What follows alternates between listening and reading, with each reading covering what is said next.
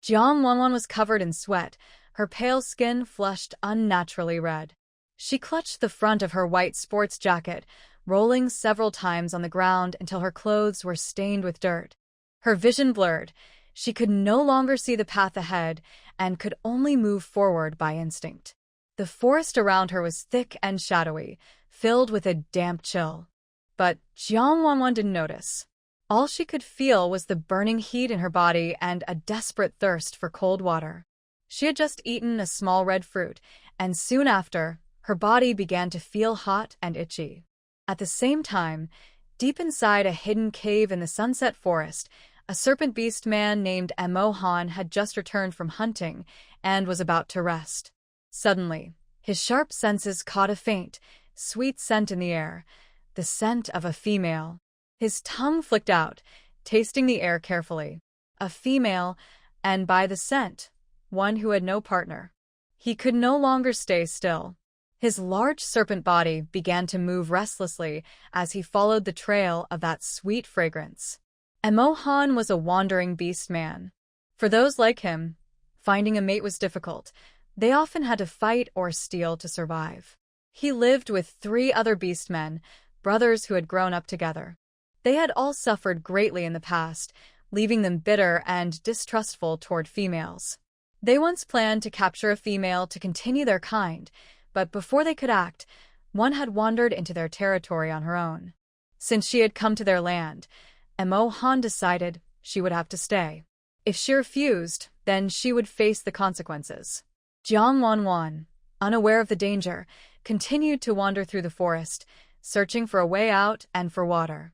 Emo Han moved swiftly, following the scent until he found her. She was dressed in a white outfit, now covered in dirt. Her face was pale and tired, her features blurred by exhaustion. To him, she looked fragile and lost. She looked very thin and weak. How could someone like her take care of others? But it didn't matter.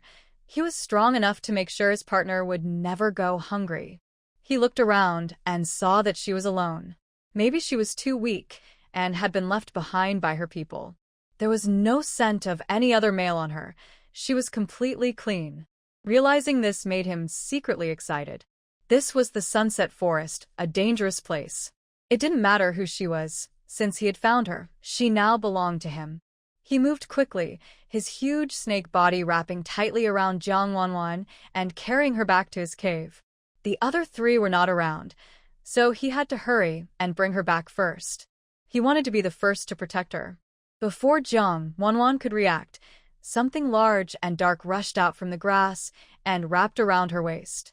It was so strong that she screamed in fear. "Ah! Help!" She couldn't see what it was, but its body was cold, easing the burning heat she felt. Without thinking, her hands touched the snake's cool scales, seeking comfort from the chill.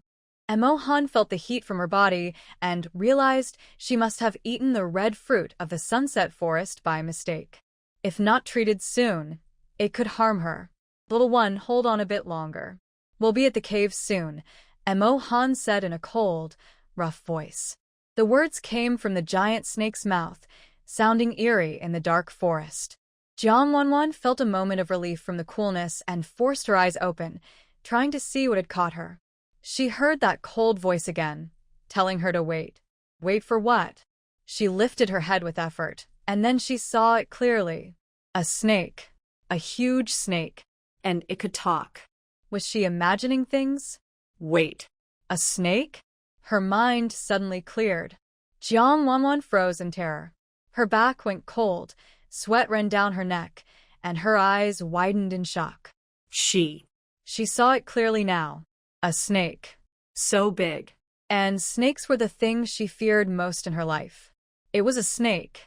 At that moment, her fear of the snake reached its peak, and her body began to tremble violently before she fainted. Emo Han felt the fear and trembling of the person in his arms. A shadow passed through his large, snake-like eyes, but he still moved faster toward the cave. Soon, Emo Han arrived at his cave and gently placed her on the only bed inside. Then he changed into his human form, long black hair, pale, smooth skin, and a slightly slender body. His eyes were blue, his nose sharp, and his features refined, giving him a noble and calm appearance. He was nearly 2 meters tall, his beauty both cold and graceful. If Jang Wan were awake, she would only say one thing. So handsome. Emo Han looked at the young woman he had rescued. For some reason, she had fainted again. He needed to wake her up because the red fruit she had eaten could cause harm if not treated quickly.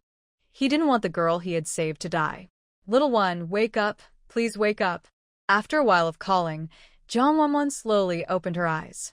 The first thing she saw was Emo Han in his human form, tall and strikingly handsome.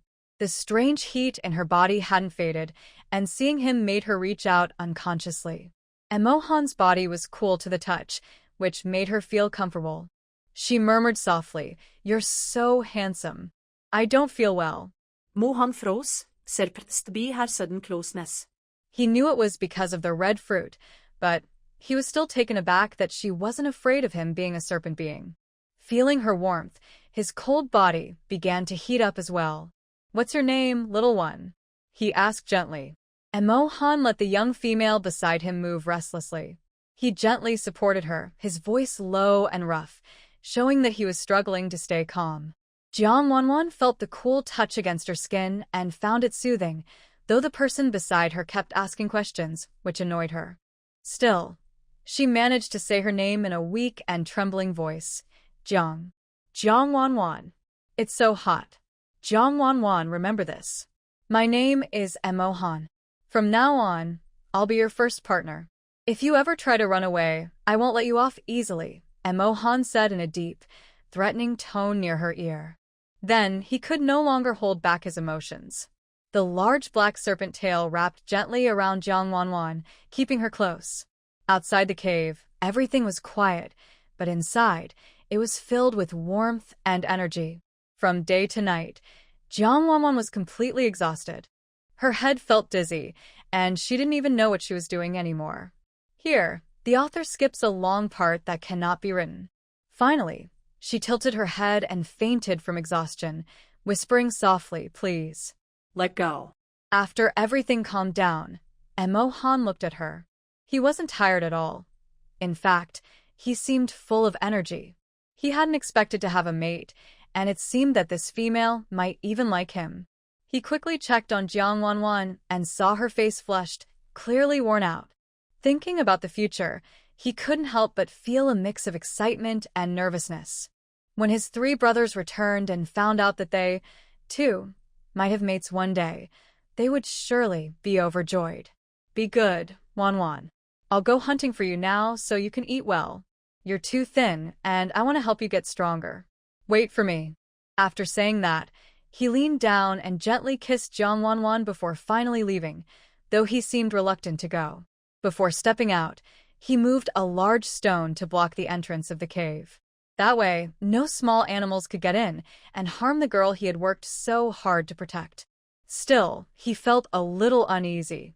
Hunting wouldn't take long, but deep down, he was afraid that she might run away while he was gone.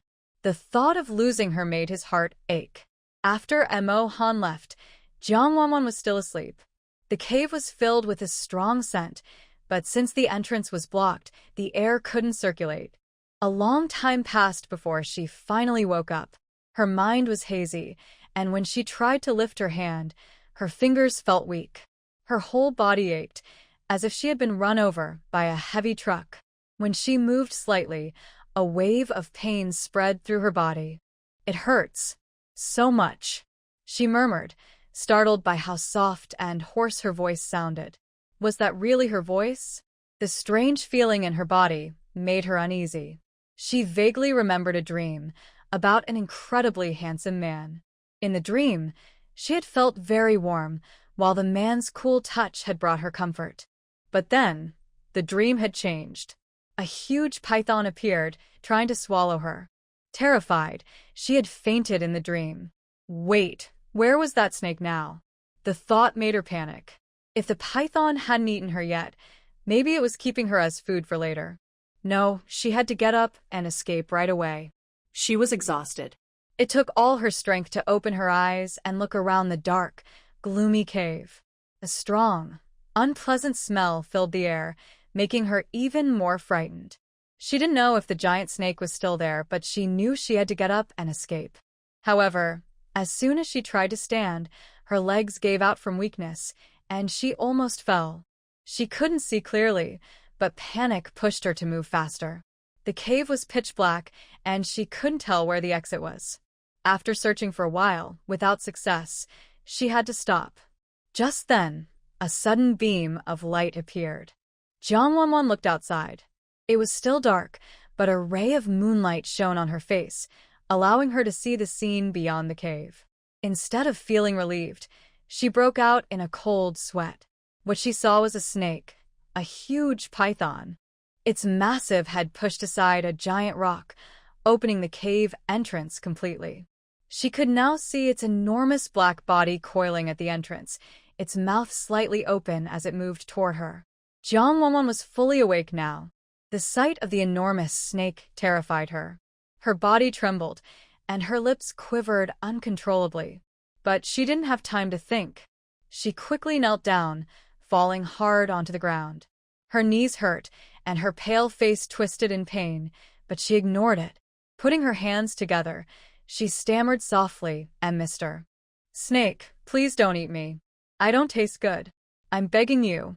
She didn't know if it would help, but she realized that the snake hadn't attacked her right away. It even blocked the cave entrance, as if to stop her from escaping. That meant it had some intelligence. So she knelt and pleaded for mercy. Emo Han, the tall serpent, looked down at Jang Wan with a hint of confusion in his eyes. What was she saying? Asking him not to eat her? Why would he eat her? As long as she stayed with him and became his companion, he would treat her well. Thinking of this, he quickly moved and transformed into his human form. In an instant, the large black serpent became a pale, dark-haired young man with a calm but gloomy expression. However, he had no clothes on, and his body was covered with scratch marks. These were left by Jang Wan when she lost control earlier. The sight of those marks was shocking. Emo Han didn't seem to care about the pain. Instead, he felt happy, believing that these marks were proof that Jang Wan liked him. In his world, only when a female liked a male would she leave such marks on him.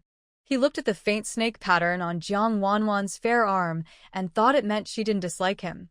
Perhaps she even liked him. His eyes softened as he looked at her, and he said in a low voice, "Wan, you are my mate. I would never hurt you." Then he bent down, wanting to help her up so she wouldn't get cold. But Jang Wan was terrified. She hadn't expected that the giant snake was actually a spirit creature. The good news, it could think and speak like a human. The bad news, it was still a spirit creature. She looked at the dark-haired man before her, his expression both gentle and unsettling. Realizing he wasn't wearing anything, she quickly turned her eyes away, her face burning with embarrassment. But fear for her life was stronger than her shame. She didn't dare to move. There was no affection in her heart, only deep fear. No matter how human he looked, he was still a snake. When she saw his pale hand reaching toward her, she panicked and backed away, trembling. Her heart raced, her back went cold, and tears streamed down her face as she cried, "Please don't hurt me. Great Spirit. Please. Don't hurt me." Emo Han saw how frightened she was and felt a pang of sadness. He hadn't expected that the woman who had spoken so gently to him the night before would now look at him with such fear. He realized that showing her his serpent form must have scared her badly. Of course, females disliked cold-blooded creatures like him. Seeing her so terrified, he softened his voice and said gently, "Wan, don't be afraid. I won't hurt you. As your companion, how could I ever harm you? Don't be afraid." He wanted to comfort her and reached out his hand toward her. But the gentler he acted, the more Jang Wan felt that he was pretending before doing something bad to her. Yet she seemed to hear him call her Wan. How did he know her name? Emo Han saw how frightened she was, and a trace of sadness flashed in his eyes. But he didn't go closer. He just said softly, "Wan, don't be afraid. I won't hurt you. You must be hungry. I'll get you something to eat. Wait for me." After saying that, he walked out. He wanted to find the best and freshest food for her. Jang Wan watched him leave. He said he was going to get her food, but she didn't want to eat anything from him. Where was this place anyway? She had been here for several days. She had only gone hiking, but somehow got lost and couldn't find her way back. She had been wandering in the forest for days, starving. Then she ate a red fruit, and soon after, her body felt hot and dizzy. Later, she seemed to have been taken away by a huge snake. When she woke up, she was already here. And that man, he called her Wan Wan. How did he know her name? He was a snake that could turn into a man. He said he wouldn't hurt her, but how could she believe that? He was a spirit creature, a monster from the mountains. Weren't such things supposed to be gone long ago? What if she made him angry, or if he got hungry and decided to harm her? No, she had to leave. Thinking this, she stood up. Her whole body ached, and there were red marks on her skin. She felt weak and frightened. The thought of being captured by a snake made her shiver with disgust. She looked at her torn clothes on the ground. None of them could be worn. Was she supposed to go out like this? Before she could think of a plan, Emo Han returned, holding a piece of raw meat, still dripping with blood. There was a faint trace of blood on his face, making him look both strange and dangerous. Jang Wan stared at him in horror. He was covered in blood, holding that meat, walking toward her. Was he really planning to make her eat that? Don't come any closer, she cried. Wan, he said gently, come here. You must be hungry. Eat some meat. This is the most tender and best part from the creature, Emo Han said with a gentle smile. His blue eyes were full of hope as he handed the meat to Jang Wan, wishing that if she ate it, she might start to like him. I don't want it. I won't eat, Jang Wan said, stepping back nervously. The smell of blood and raw meat made her stomach turn. She hadn't eaten for days, but now she only felt more sick. She turned her head and tried to throw up, but there was nothing in her stomach. Just looking at the bloody meat made her lose her appetite completely. What's wrong, Wan? Seeing her discomfort, Emo Han quickly put down the meat and wanted to pat her back to help her feel better. Don't come closer. I'm scared. Please, don't come near me. Jang Wan cried out when she saw his blood-stained hand reaching toward her. Her voice trembled, but she forced herself to speak louder out of fear. Right after shouting, she regretted it. What if she made him angry? But Emo Han only raised his hand gently, his eyes showing helplessness and sadness. Wan, don't be afraid. I won't come closer. I won't hurt you. Please don't be scared of me. After saying that, he stepped back, wanting to give her some space. Before leaving, he said softly, if you don't eat, your body will get weak. I'll stay outside. If you need anything, just tell me. He went to the entrance of the cave and turned into a giant python, curling up quietly. His large eyes stayed fixed on Jang Wan, full of worry, afraid that she might need something, and he wouldn't be there to help. Jang Wan watched him leave. He didn't hurt her or force her. Instead, he seemed to care about her and even tried to feed her. Was he really a monster? Why was his temper so gentle? But then she thought again. Maybe he had another plan. She couldn't trust him yet. What if he changed his mind tomorrow and decided to harm her? She didn't eat the meat. Instead, she put on her torn clothes and waited for the right moment. When the giant snake fell asleep, she planned to escape into the night. Emo Han couldn't sleep. When he saw that she refused to eat meat and even wore that strange fur that wasn't real animal skin, he became very worried. The little female was so thin if she didn't eat. How could her body handle it? He wanted to go to her, but seeing how much she avoided him, he didn't dare. What should he do? Big brother, second brother, fourth brother, please come back soon. If you don't, our little one will starve. Outside the cave, the stars shimmered and the moon hung high. In the middle of the night, Jang Wan was almost falling asleep from waiting, but the big snake still didn't seem tired. Its large eyes stayed open, watching her, as if it might swallow her whole at any moment. She was hungry, tired, and cold. She licked her dry lips to moisten them a little. Emo Han noticed that the little female kept glancing at him, as if checking whether he was asleep. Seeing how frightened she was, He could only close his eyes and pretend to sleep, hoping she would feel safer. Finally, when Jang Wan saw the big snake close its eyes, she thought it was asleep. Her heart leapt. This was her chance to escape. After waiting a bit longer to be sure, she slowly got up and quietly moved toward the cave entrance. When she reached the opening, she found herself face to face with Emo Han's huge body. She held her breath, trying not to make a sound, and carefully edged toward the outside. 1 step, 2 steps, just a few more, and she would be free. Victory was so close. Suddenly, Emo Han's enormous eyes snapped open, locking onto her. Jang Wan froze, her heart jumping into her throat. Terrified, she screamed, "Ah, don't hurt me." Then, despite her fear, she turned and ran as fast as she could, her body moving with a burst of desperate energy. Emo Han had never been asleep. He only wanted to see what Jang Wan was planning to do. But he never expected that she would try to run away in the middle of the night while he was asleep. How could he tolerate that? His tall figure suddenly rushed toward Jang Wan, calling out for her to stop. "Wan, it's dangerous outside. Don't run." But Jang Wan didn't listen. She only knew that staying there was even more dangerous, so she kept running forward. She wasn't wearing shoes, and the stones on the ground hurt her bare feet. The night was dark, and she could hardly see anything. Suddenly, a sharp rock appeared in front of her. She tripped and almost fell. Ah! Just as she was about to hit the ground, a strong arm wrapped tightly around her waist, stopping her fall. There was a dull sound. Someone had hit the rock instead. It was Emo Han. Seeing that Jang Wan was about to fall, he instinctively pulled her into his arms to protect her from getting hurt.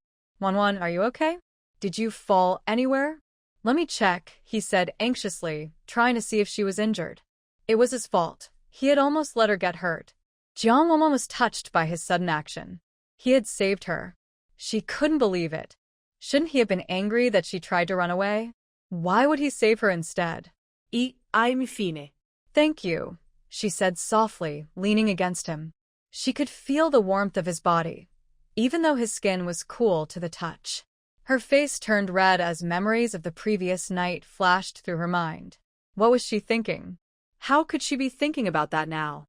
Was it just because he saved her that her heart started to race? She must be losing her mind. Emo Han heard her gentle voice and her words of thanks. Did that mean Wan had accepted him? Excited, he held her face and kissed her lightly. "Wan, have you accepted me?" he asked. Jang Wan was terrified by the sudden kiss. When she saw his tongue, she froze in fear. It looked like a snake's tongue, long and strong, brushing across her face, leaving her trembling. Oh no! How frightening! But to avoid making him angry, she pretended to obey him. From what she had seen tonight, he was very cautious and hadn't really slept at all. He had been watching her the whole time. Thinking of this, she forced down her fear and gave him a small smile. Her face was dirty and covered in dust, making it hard to see her real features. "Let me go first, please." "It's uncomfortable like this," she said, avoiding his eyes. She was afraid that if she looked at him, at that strangely beautiful face, she wouldn't be able to lie to him. Although Emo Han didn't get a clear answer from Jang Wan, it didn't affect his feelings for her. Males were like that. Once they had someone they cared about, they would give their whole heart, even if they were wild creatures. He just hoped she could like him too. That was how Jang Wan's first attempt to escape ended in failure. To be exact, it had barely begun before it was over. Emo Han carried her back to the cave with firm strength. She struggled and shouted, but no matter how much she hit or scolded him, he didn't let go. Instead, he told her she could hit or yell as much as she wanted, even apologizing softly, saying he didn't want her to get hurt. Was this really a snake spirit? How could he have such a gentle temper? Was he even real? When they returned to the cave, Emo Han placed her on the only bed and held her in his arms, looking at her with deep eyes. "Wan, don't run away. I won't hurt you. If you stay with us, we'll treat you well," he said sincerely. He wanted her to understand that he wouldn't harm her and would take care of her. Otherwise, she might try to run again. The sunset forest was dangerous, and he was the only one there. He still had to hunt and look after her. If she ran off and got hurt by wild beasts, what would he do? The soft, slightly hoarse voice of pleading reached Jang Wan's ears, and she was instantly stunned. What? What did he just say? Be. His mate? Mate? He was a snake who could turn into a human. A sudden thought flashed through her mind. Could this be the beast world? Right, when they first met, he had also mentioned something about females. At that time, she had been too frightened to pay attention. Only in the beast world were there females. She remembered reading stories about it before, about animals that could turn into humans, fluffy tigers, lions, and even cold, sleek snakes. Oh no. Snakes were supposed to be wandering beasts, the kind that went around looking for mates to have children with. When she used to read those stories, she sometimes imagined what it would be like, but she had always preferred the fluffy ones. This cold, smooth snake, who would want that? Whoever likes him can have him, but not her. And how did she even end up here? Did she really travel through time? What were the chances of that happening? Heaven must really have a strange sense of humor.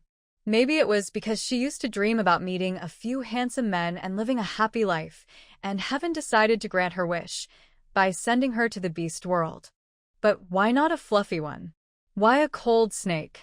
No, she couldn't be sure yet. She looked up at Emo Han. His blue, star-like eyes were full of pleading, and with that calm, jade-like face, she had to admit, he was quite handsome. But when she saw his tongue flick out like a snake's, she decided she'd better run. Where is this place? What's your name? She asked, trying to get some information. What if she was wrong, and this wasn't the beast world at all? Emo Han was thrilled that Jang Wan was finally speaking to him, and even asking his name. He became excited.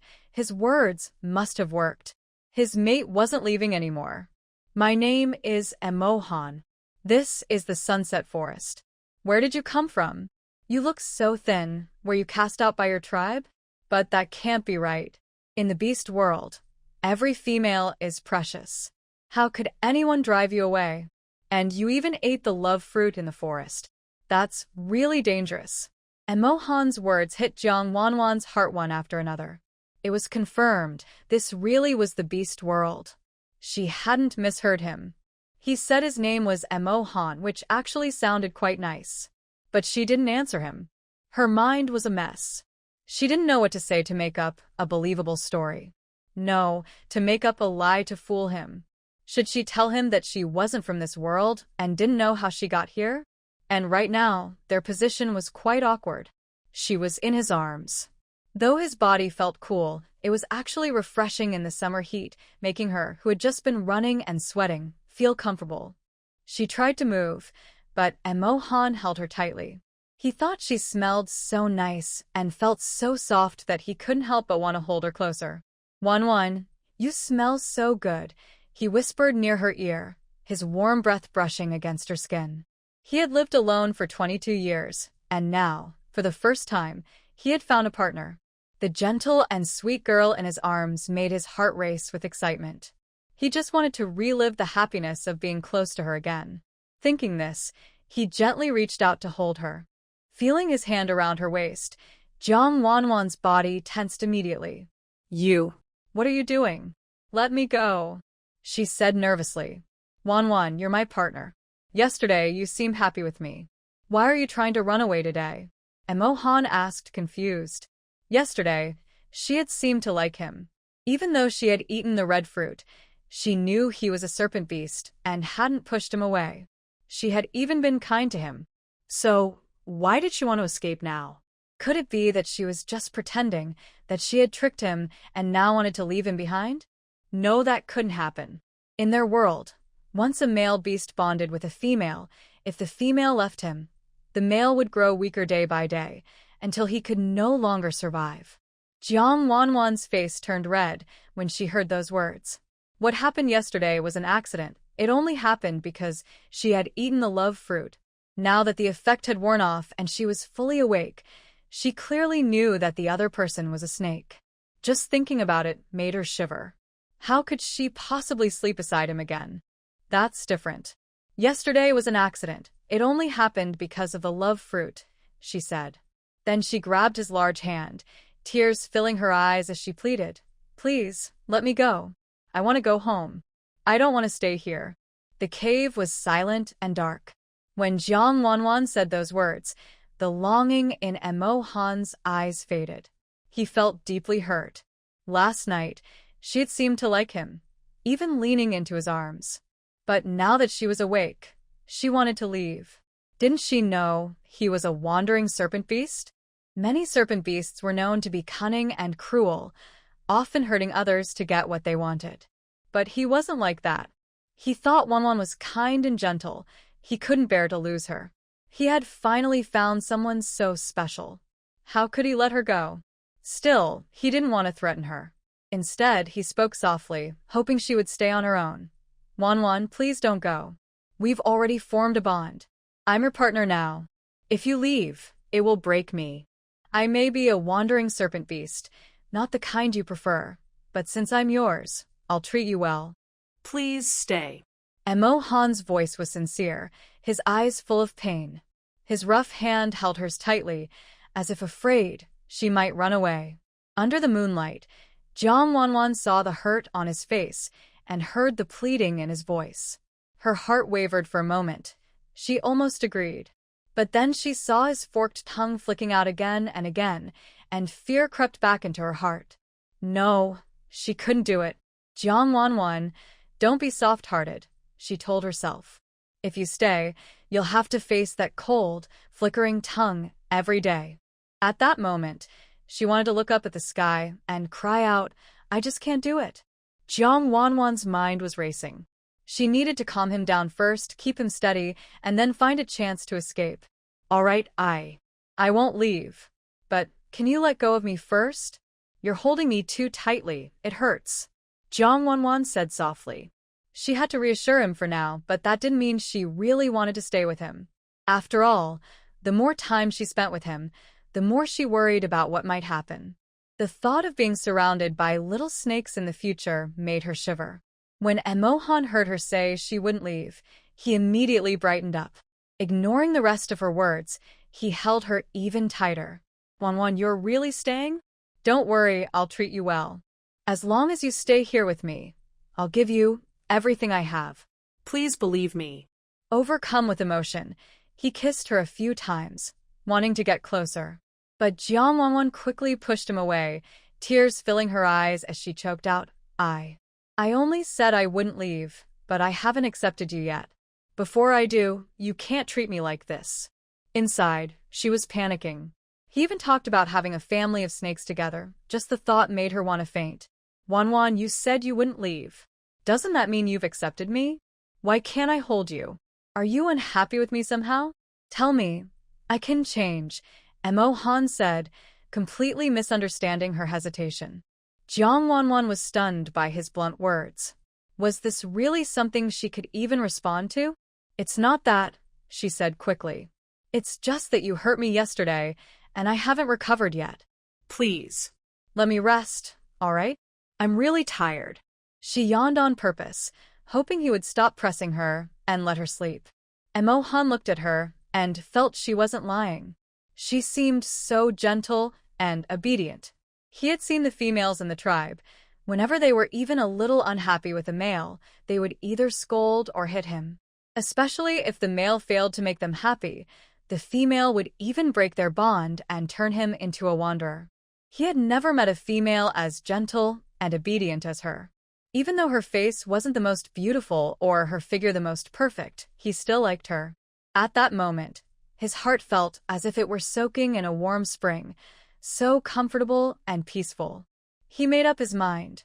From now on, he would treat his female very, very well. As long as she didn't run away, he would accept it even if she scolded or hit him. If you're tired, you should rest now. But it's dangerous at night. Let me hold you while you sleep, all right?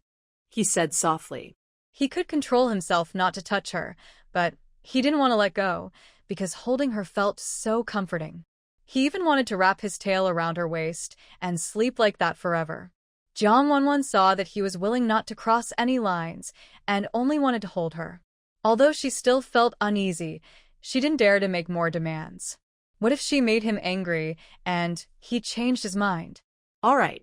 But you promised you can only hold me, nothing else. Otherwise, I won't talk to you anymore and I'll leave, she said angrily, her eyes wide, trying to scare him into behaving. But Emo Han found her expression irresistibly soft and adorable. Even when she tried to threaten him, she was still lovely. He sighed inwardly. Since his female didn't want him to touch her, he would respect that. He agreed immediately. Okay, as long as you don't leave, I'll do whatever you want. You must be tired. Go to sleep, I'll keep watch. After speaking, he quickly bent down and gently kissed her forehead. Then, afraid she might be upset, he buried his head against her shoulder and said in a low, husky voice, "Go to sleep. Be good." Jang Wan's heart skipped a beat. She was on edge again. That brief touch made her even more nervous. No, she thought. She had to gain his trust quickly and find a chance to escape. If this continued, she felt she would either be scared to death or lose her mind. The next day, the sun outside was bright, and when the sunlight shone into the cave, Jang Wan woke up from the heat and hunger. The first thing she noticed when she opened her eyes was that Emo Han was gone. No one was beside her. She quickly got up to see if he was still around. "Emo Han, are you there?" She called out softly, but no one answered. "Emo Han, are you still here?" She called again, but there was still no reply. Jang Wan thought this was her chance. Since Emo Han wasn't there, she had to escape while she could. But as soon as she stood up, she felt dizzy and fell back onto the bed. Then she remembered she hadn't eaten properly for days. Her body was weak and starving. And after all the exhausting events from the night before, her legs were still sore. The only reason she had been able to run yesterday was because of fear and adrenaline. Now that there was no danger, the hunger hit her hard, and she had no strength left to run. She also felt dirty and wanted to wash up and drink some water. "Wan, are you awake? You were sleeping so soundly that I went out to hunt for you. Since you didn't like the meat from the bleeding beast yesterday, I caught a grunting beast today. I hope you like it." Emo Han walked into the cave from outside. He still wasn't wearing any clothes, completely unbothered. Jang Wan quickly turned her eyes away, feeling embarrassed. I'm awake. "Could you please put something on?" she asked, hoping he would cover himself. "Clothes? What clothes?" Emo Han looked puzzled when he saw her avoiding his gaze. He didn't even own any clothes. Jang Wan was speechless. What did he mean, no clothes? Had he really never worn any all these years? "Like what I'm wearing," she said, pointing to her own torn outfit. It was ragged, but at least it covered the important parts. Mohan looked at her carefully. He had noticed the animal skin she wore on the first day. It was made of a material unlike anything found in their world. She also seemed unfamiliar with everything around her. When he asked, she wouldn't explain, but since she had already become his partner, he decided not to press her. As long as she stayed with him, that was enough. "I don't have the same kind as yours, but I do have animal skin. Wait for me, I'll put it on," he said. Then he walked to the back of the cave and took out a piece of animal skin that had been kept there for a long time. It was something Song had once prepared for his future mate, but now Emo Han was the one wearing it. Still, if his partner had a request, he wanted to meet it. A good male should care about his mate's feelings. Soon, he was dressed and returned to stand before Jang Wan. "Wan, look, I've put it on," he said. Hearing his voice, Jang Wan turned to look at him again. Seeing that he was now properly dressed, she finally felt more at ease. In the sunlight, she studied Emo Han carefully, his long, shiny black hair, eyes as blue as the sea, sharp features, straight nose, and fair skin. His body was lean and well-shaped, not overly muscular but strong enough. He was very handsome, exactly her type. Unfortunately, every time she saw the flicker of his snake-like tongue, she felt uneasy again. "Do I look good, Wan?" Emo Han asked, noticing her gaze. Thinking she liked what she saw, he leaned closer so she could see him better. Startled by how close he suddenly was, Jang Wan stepped back quickly, her face turning slightly red. "Why you look good?" she stammered shyly. But don't get so close. I can hardly breathe. Seeing her instinctively move away, while still saying she liked him, Emo Han felt a trace of sadness in his eyes. It seemed Wan Wan still didn't truly like him. But that was fine, he would keep treating her well until she did. Wan Wan, you must be hungry. Here, have some meat, he said, offering her the fresh meat he had hunted that morning. But when Jang Wan saw the bloody meat again, she felt sick to her stomach and quickly pushed it away. I'm not hungry, you can eat it, she said. But as soon as she finished speaking, her stomach growled loudly, a clear sign that she was hungry. Jang Wan felt embarrassed. She had just said she wasn't hungry, and now her stomach betrayed her. Wan, your stomach is growling. Do you not like this meat? Tell me what you like, and I'll get it for you, Emo Han said with concern. He had heard from the people in the tribe that females loved eating meat, and if one didn't eat, she might starve. He didn't want that to happen to his mate, so he wanted to bring her whatever she liked. Do you have fire? Can you roast it? I like cooked meat, Jang Wan said. She was hungry and wanted to eat, but she couldn't eat raw meat. Fire, of course. Females liked cooked meat. No wonder Wan didn't eat the raw meat he gave her yesterday. He realized he really didn't know how to take care of her. He wasn't a good mate at all. Yes, wait for me. I'll get it for you, Emo Han said, standing up. He didn't have fire, but nearby tribes did. He was determined to get it, no matter what it took, so he could roast meat for Wan. At the entrance of the raccoon tribe, several cat beastmen stood guard with sticks in their hands. Suddenly, they saw a huge black python rushing toward them. The cat beastmen were terrified. Their tribe was weak in battle, and even if everyone fought together, they might not be able to defeat the giant snake. Still, they quickly called for their people to prepare for a fight and protect their home. It's a wandering snake beast. Quick, get ready. Protect the females. The cat beastmen shouted. They recognized Emo Han and were confused. This wandering beast had never attacked them before. Why was he here now? But no matter the reason, since he was here now, they had to protect the females and not let him take them away. Stop right there, serpent beast. There are no females here. Don't take another step. The orcs of the raccoon tribe were terrified, but they still gathered their courage and blocked Emo Han's path. Emo Han stopped at the entrance of the tribe, his cold eyes fixed on the cat orcs before him. His voice carried a chilling, dangerous tone. My mate needs roasted meat. Be smart and hand over your fire source, or I'll destroy your entire tribe. He came straight to demand their fire source. He was in a hurry.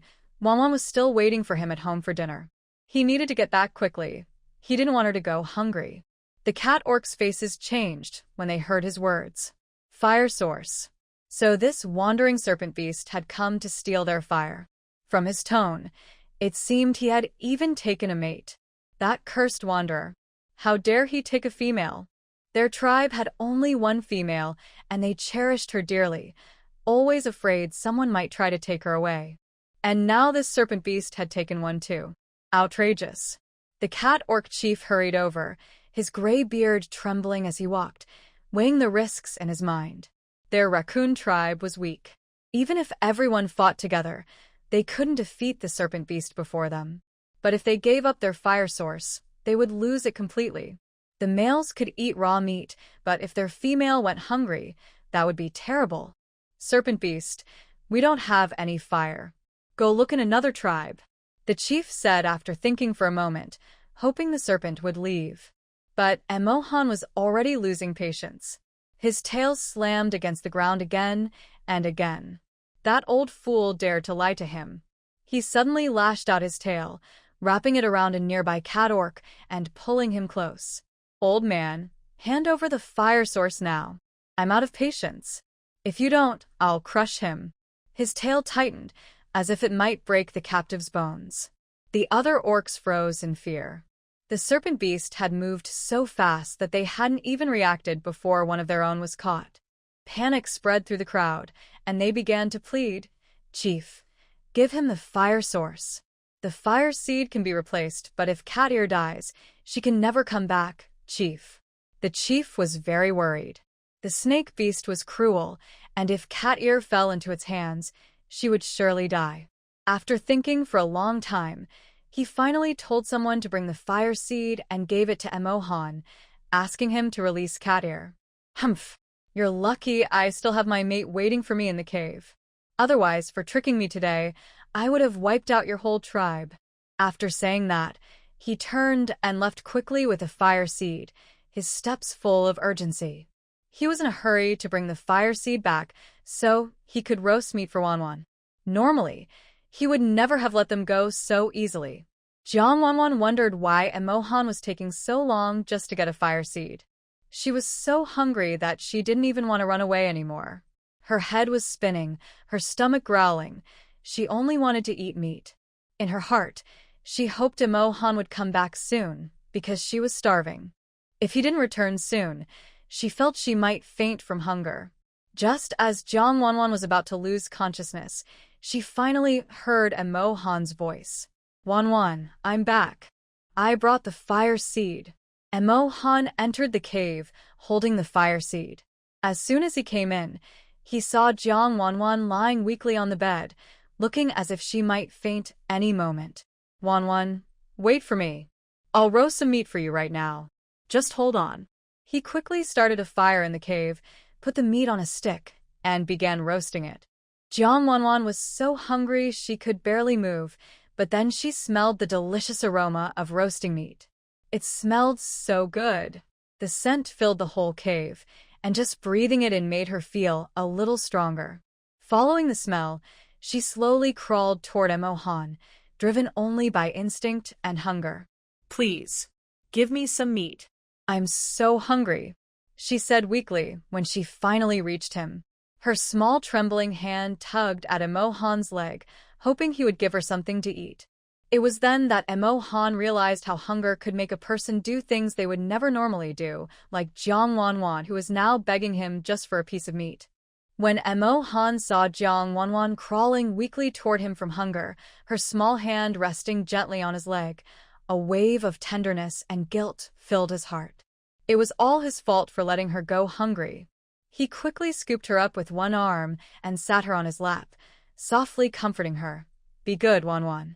The food will be ready soon. Just wait a little longer. But Jang Wan was already dizzy from hunger. All she heard was that she still had to wait before she could eat. She couldn't wait any longer. Her stomach hurt from hunger. Tears welled up as she said weakly, No, I can't wait. I want to eat now. I want meat. In her desperation, she bit Emo Han's shoulder, thinking it might help her hunger. She tried to chew but couldn't, and frustration filled her eyes. She patted his arm and cried, This isn't good. I can't bite it. Even the food is bullying me. Emo Han was startled by her sudden bite, but instead of anger, he only felt a strange warmth and affection.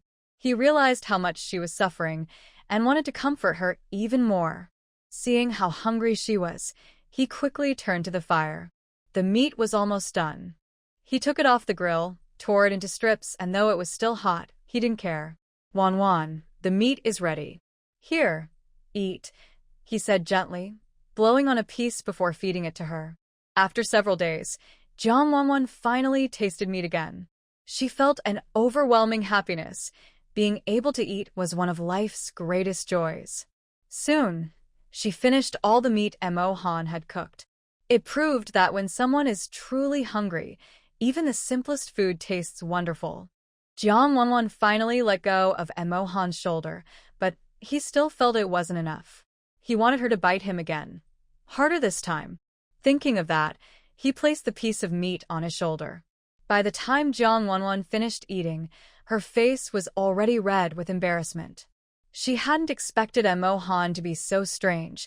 He had actually put the meat on his shoulder for her to eat, and even asked her to bite him like before when she was starving. He said that earlier she had no strength, so her bite didn't hurt, and now that she was full, she should bite again, harder this time. Was he some kind of weirdo? When she refused, he even teased her, saying that if she didn't eat, he would eat her instead. You're bullying me. You said you wouldn't touch me, but you still. She couldn't finish her sentence, her face burning, and only glared at him angrily, her eyes full of protest. Wan, Your bite felt great. Do your teeth hurt? Let me blow on them for you, Emo Han said, leaning closer. But Jang Wan quickly backed away. Seeing his snake-like tongue, she was startled and stepped back again. Even though she knew he wouldn't hurt her now, she still couldn't relax around him. Emo Han noticed her retreat, and his eyes darkened. She had avoided him several times already. Had she still not accepted him? I'm full now. I want to take a bath. Can you take me to bathe? She asked quickly. Maybe she had rejected him too harshly because his expression changed, and her heart started pounding. She thought that if she could distract him with something else, he might stop trying to get close to her. But Emo Han didn't want to take her. In his world, females who bathed could get sick, and sickness meant death. He couldn't let that happen. Wan, let's not go. If you take a bath, you'll get sick. I can't lose you. Get sick? From a bath? That couldn't be true. He must be lying to her. Maybe he just didn't want her to have a chance to escape. Then an idea flashed through her mind. Yes, if she insisted on bathing, she could find a way to send him away, and then she could run. Thinking of that, she suddenly felt excited. Sorry, she thought. Even though he looked handsome and charming, she realized she still didn't like snakes. But I'm so dirty. If I don't take a bath, I'll feel terrible. Please, can you take me to wash up? Jang Wan blinked her big, watery eyes at him. Even though her face was smudged with dirt, Emo Han couldn't resist those eyes. His once cold heart felt as if it might melt under her gaze. Please? Just take me to wash up. I'll be quick, I promise, Jang Wan pleaded softly. People often said that a woman who knows how to act sweet is the luckiest. She had never tried it before, but today, for the sake of a bath and a chance to escape, she was willing to try anything. Her gentle, pleading voice reached Emo Han's ears, and he felt his heart soften completely. It was just a bath, after all. With someone as strong as him around, what danger could there be? All right, Wan. I'll take you to wash, but I have to stay with you and help you, Emo Han said firmly, his tone leaving no room for argument. He wanted to make sure she washed quickly and didn't get sick. No way. He wanted to help her himself? But since he had agreed, and because she had managed to persuade him, she realized he was easily swayed by her sweetness. Maybe later, she could use that again to distract him and run away. Fine. You can help me then, Jang Wan said casually, pretending not to care. The more relaxed she seemed, the more he would lower his guard. Ha! She really was a clever girl. When Emo Han heard her agree, his heart filled with joy. Maybe she didn't dislike him after all. Otherwise, why would she let him help her? All right, Wan. I'll make sure you're completely clean, he said happily. Then, without warning, he lifted her into his arms and started walking toward the river. Ah! Jang Wan cried out in surprise. She hadn't been ready for it, and the sudden height made her dizzy. Don't be afraid, Wan. I've got you. I won't let you fall, Missouri Han said gently. Emo Han's voice was deep and soothing, and it made Jang Wan's fear fade away almost instantly. Instead, she felt safe in his arms. Before meeting him, she had been wandering in this forest for several days, without a proper meal or a good night's sleep. Although she had been afraid of Emo Han these past 2 days, it was he who gave her first meal here and watched over her while she slept peacefully for the first time. She was truly grateful to him. But when she saw his snake-like tongue and strong serpent body, she realized she could never really like him that way. I'm sorry, Mohan. If I weren't afraid of snakes, maybe I would have liked you. When they reached the riverbank, Emo Han gently set Jang Wan down. He looked up at the bright sun, then tested the water with his hand. It was pleasantly warm. Wan, the water's warm now. Let's take a bath, he said. Then, without hesitation, he removed his animal skin clothing and stepped toward her, ready to carry her into the water. Jang Wan was speechless. Is he always like this? She thought. He really doesn't mind showing himself at all. Luckily, she had prepared herself mentally, or she might have screamed again. Emo Han, could you please help me find some green, curved plants by the river? I need them to wash properly, she said quickly. Otherwise, I won't feel clean. Of course, She had no intention of letting him help her bathe. She just wanted to send him away so she could escape. Emo Han knew where to find those plants, but he hesitated. He didn't want to leave her alone. What if a wild animal came? Or what if she ran away? But Wan Wan, it's not safe here. Can't we just wash like this? I don't mind. You're fine just the way you are, he said softly, still unwilling to go. But if I don't use those plants, I'll feel really uncomfortable, Jang Wan insisted. And I probably smell bad after all this time. Don't you want me to smell nice? Seeing his hesitation, she decided to press her request again. But Wan, Emo Han began, his voice uncertain. Jang Wan suddenly started crying dramatically. You said you would be good to me, but now you won't even help me find that plant. You don't really like me, you just like how I look. Fine, if you don't find it for me, I won't like you anymore. After saying that, she turned her back to Emo Han, pretending to ignore him. But as soon as she turned away, her tears stopped. She was just pretending, though her shoulders still shook slightly. Seeing her cry so sadly, Emo Han's heart ached. He thought that even if she tried to run away, he could still find her because of their bond. All right, Wan, don't cry. I'll go find it for you. Please don't run off. It's dangerous around here. Wait for me, he said before quickly running off to look for what she wanted. But in his heart, he thought, Wan, don't trick me. If you do, I'll have to keep you from running away again. After Emo Han left, Jang Wan didn't even bother to wash up. She turned and ran in the opposite direction. She didn't believe that if she kept running, Emo Han would still be able to find her. Meanwhile, Jing and the other two were on their way back. They had gone to find a rare medicine to heal Qianju's injury, but unfortunately, they hadn't found it. They decided to return first and look again after the winter rest. I wonder what third brother's doing? Probably finished hunting and fell asleep already. Haha, Lan Song joked about Emo Han, knowing he loved to sleep. That's why they had left him to guard the cave. No one answered him. Jing, proud and cold, didn't want to respond to such a silly comment. Qianju, who had lost an arm and was still injured, looked dark and moody, his black eyes full of anger and restlessness, as if he were holding something back. Lan Song gave an awkward smile. Among the four of them, he was the youngest and most cheerful. He thought the journey was too quiet, so he tried to lighten the mood.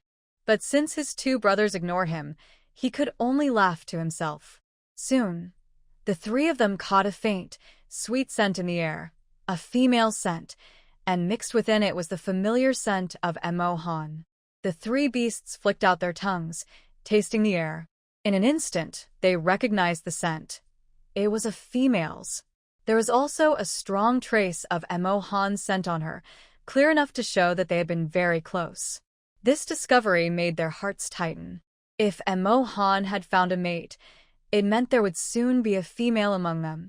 Thinking of this, they quickened their pace, eager to find the female and see if she was the one they imagined. Meanwhile, Jang Wan had indeed run away, but she hadn't gone far before a huge, ugly wild boar blocked her path. Don't come closer. Go away. Jang Wan trembled in fear, her voice shaking. Tears streamed down her face as she cried out anxiously, Emo Han, where are you? I'm sorry. I shouldn't have run away. Please come back. But no matter how long she called, Emo Han didn't appear. The wild boar was enormous. Animals in this world seemed to have mutated, growing larger and more terrifying than normal. Jang Wan's legs felt weak with fear. Still, she forced herself to run back, hoping Emo Han would notice her absence and come to save her. The wild boar, seeing its prey trying to escape, became furious. It stomped its hooves and charged straight toward her. Jang Wan glanced back and froze in terror as the beast rushed at her. Her feet were bleeding from running so hard, and when she tripped over a stone, she fell heavily to the ground. Seeing the wild boar about to crash into her, she shut her eyes tightly, thinking that if she could turn back time, she would never have run away. Maybe facing Emo Han, even as a giant snake, wasn't so bad. At least he was kind and gentle to her. Just as the wild boar was about to strike, a huge white python suddenly appeared, coiling around the beast and stopping it in its tracks. Jang Wan lay on the ground, bracing for the impact that never came.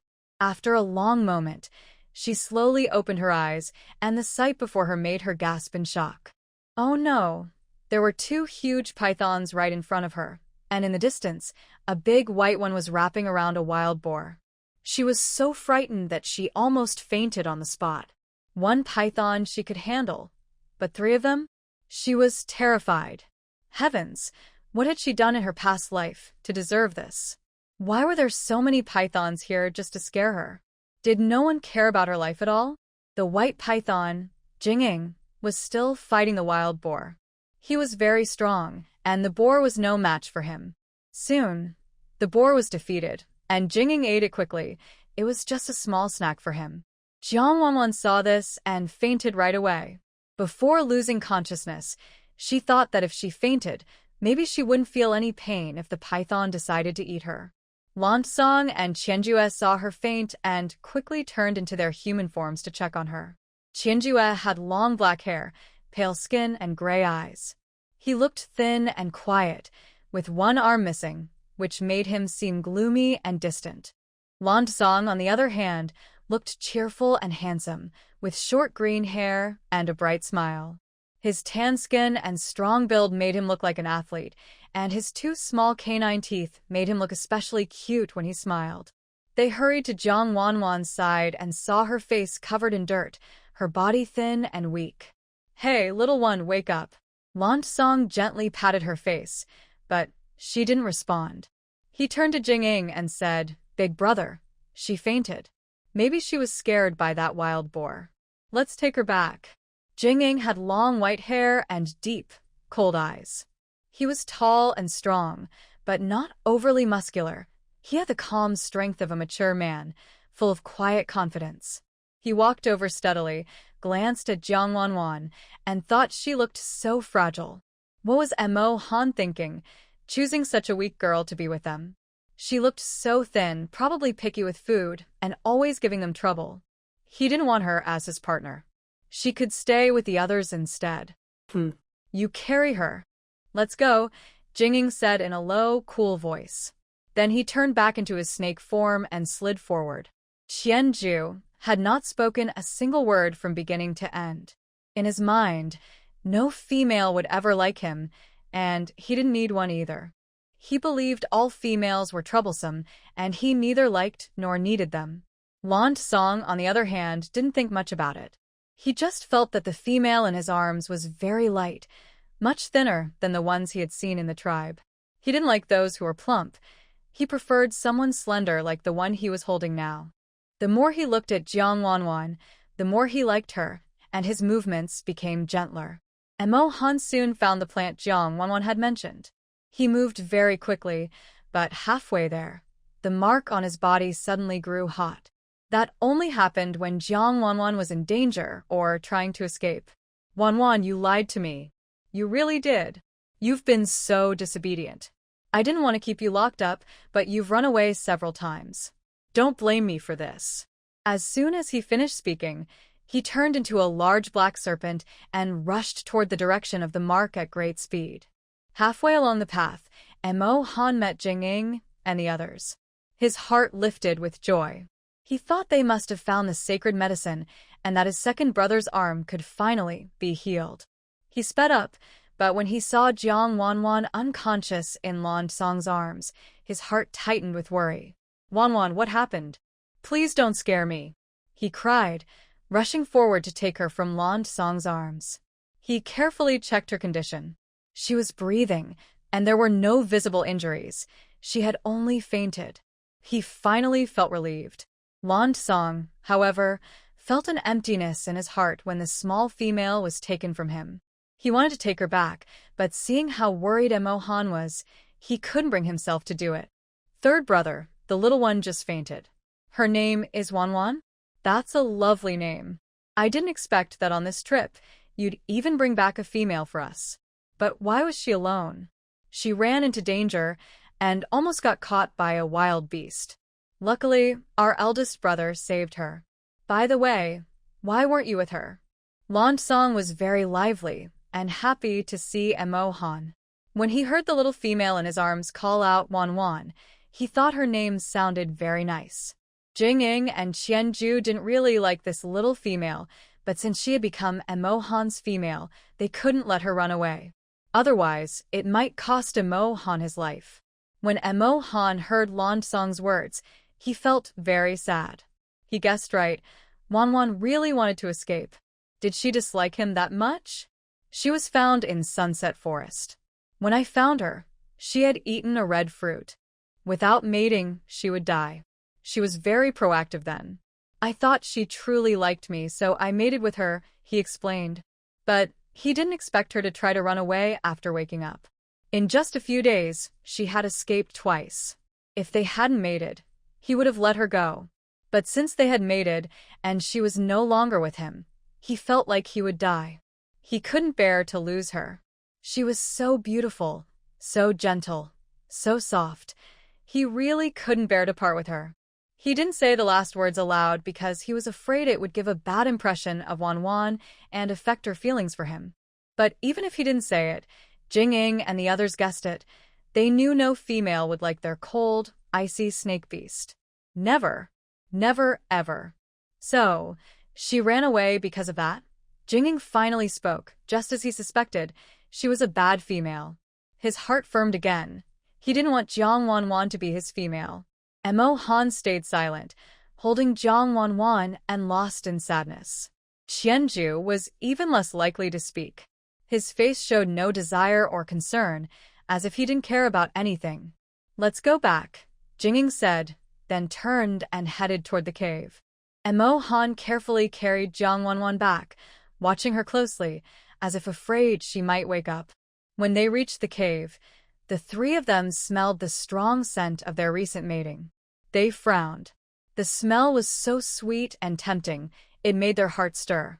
Although it wasn't their mating season now, this scent made them have strange thoughts. But they still disliked this bad female, because females were all bad. Emo Han gently laid Jang Wan on the bed and sat beside her, watching over her carefully. Van, I'm sorry. I didn't protect you well. From now on, I will never leave you again. I'm sorry. He felt very guilty. Although Wan ran away on her own, he hated himself for it. When he saw her foot was hurt, he wished he was the one injured instead. He quickly ran to her foot and blew on it gently. If only injuries could be healed by licking, he thought maybe licking her wound would help. So he licked her too. After Jing and the others returned, they immediately turned into snake bodies and went to sleep. They had been awake for a long time trying to get back. Now that they were back, they wanted to rest well first. When the young female woke up, they would make plans. The cave was very quiet. The three snakes were all sleeping, and only Emo Han was guarding Jang Wan beside her. In her dream, Jang Wan's world was dark. She dreamed of a big, ugly black wild boar coming to eat her. She was so scared she ran wildly, hoping the boar wouldn't eat her. Don't come closer, don't eat me, go away. Emo Han, save me, save me. Emo Han. Jang Wan shouted his name desperately in her dream, as if calling him would make her feel safe. Suddenly, the scene changed, and several large snakes appeared, white, black, and green. They instantly scared her badly. She felt her legs go weak, cold sweat dripped down her forehead, her pupils trembled, and her body shrank back. Emo Han, help me. I don't want to be eaten by the big snakes. Ugh. Help me, Emo Han. I was wrong, I'm sorry. Please don't abandon me. She fearfully curled back, but the more she retreated, the closer the three snakes swam toward her. Their big mouths gaped open, their thick bodies looked ready to swallow her. In reality, Jang Wan lay on a stone bed, her face full of fear, cold sweat on her forehead, and she muttered brokenly, Don't come closer. Don't eat me. Please. Emo Han, save me, where are you? I won't run anymore, I won't run again. Emo Han, please come save me. I'm sorry. I was wrong. I really know I was wrong. I won't run anymore. She cried so sadly in her dream, and her tears in real life were just as heartbreaking. Tears streamed down her face, sliding over her soft skin and neck until they disappeared into her collarbone. Emo Han heard that Jang Wan was afraid even in her dreams, calling his name and saying she wouldn't run away anymore. He felt heartbroken. He grabbed her hand and cried, saying, Wan, don't be afraid. I'm here. Wake up quickly, and you'll see me. Wan. Seeing how sad Jang Wan was even in her dreams, Emo Han felt like his heart was breaking. It was all his fault. If he hadn't left her, she wouldn't have met the scary beast. She must have been terrified. From now on, Emo Han would never leave her again. In her dream, Jang Wan saw several snakes suddenly rushing toward her, and she heard a voice calling her. It was Emo Han, his voice. He was coming to save her.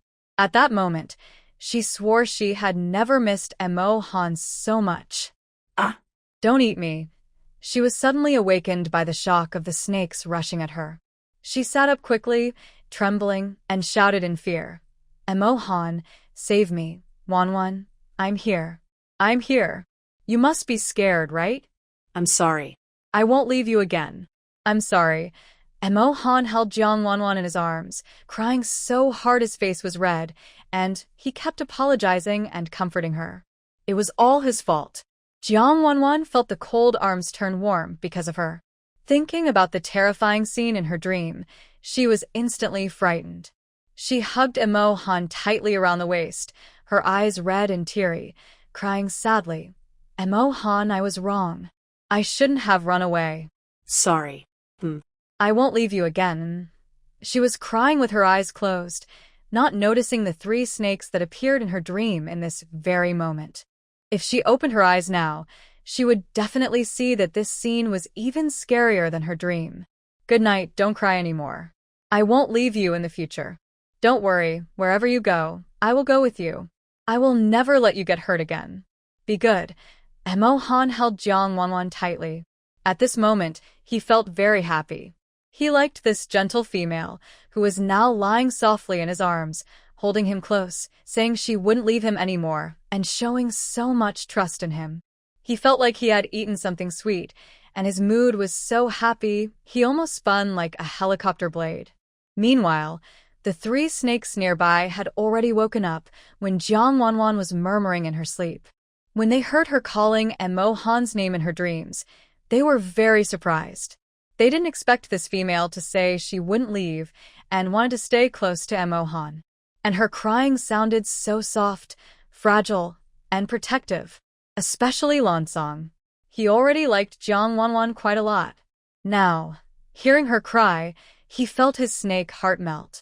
Langong also wanted to go comfort Wan, but seeing her so sad and soft in Emo Han's arms, he suddenly felt jealous of his older brother.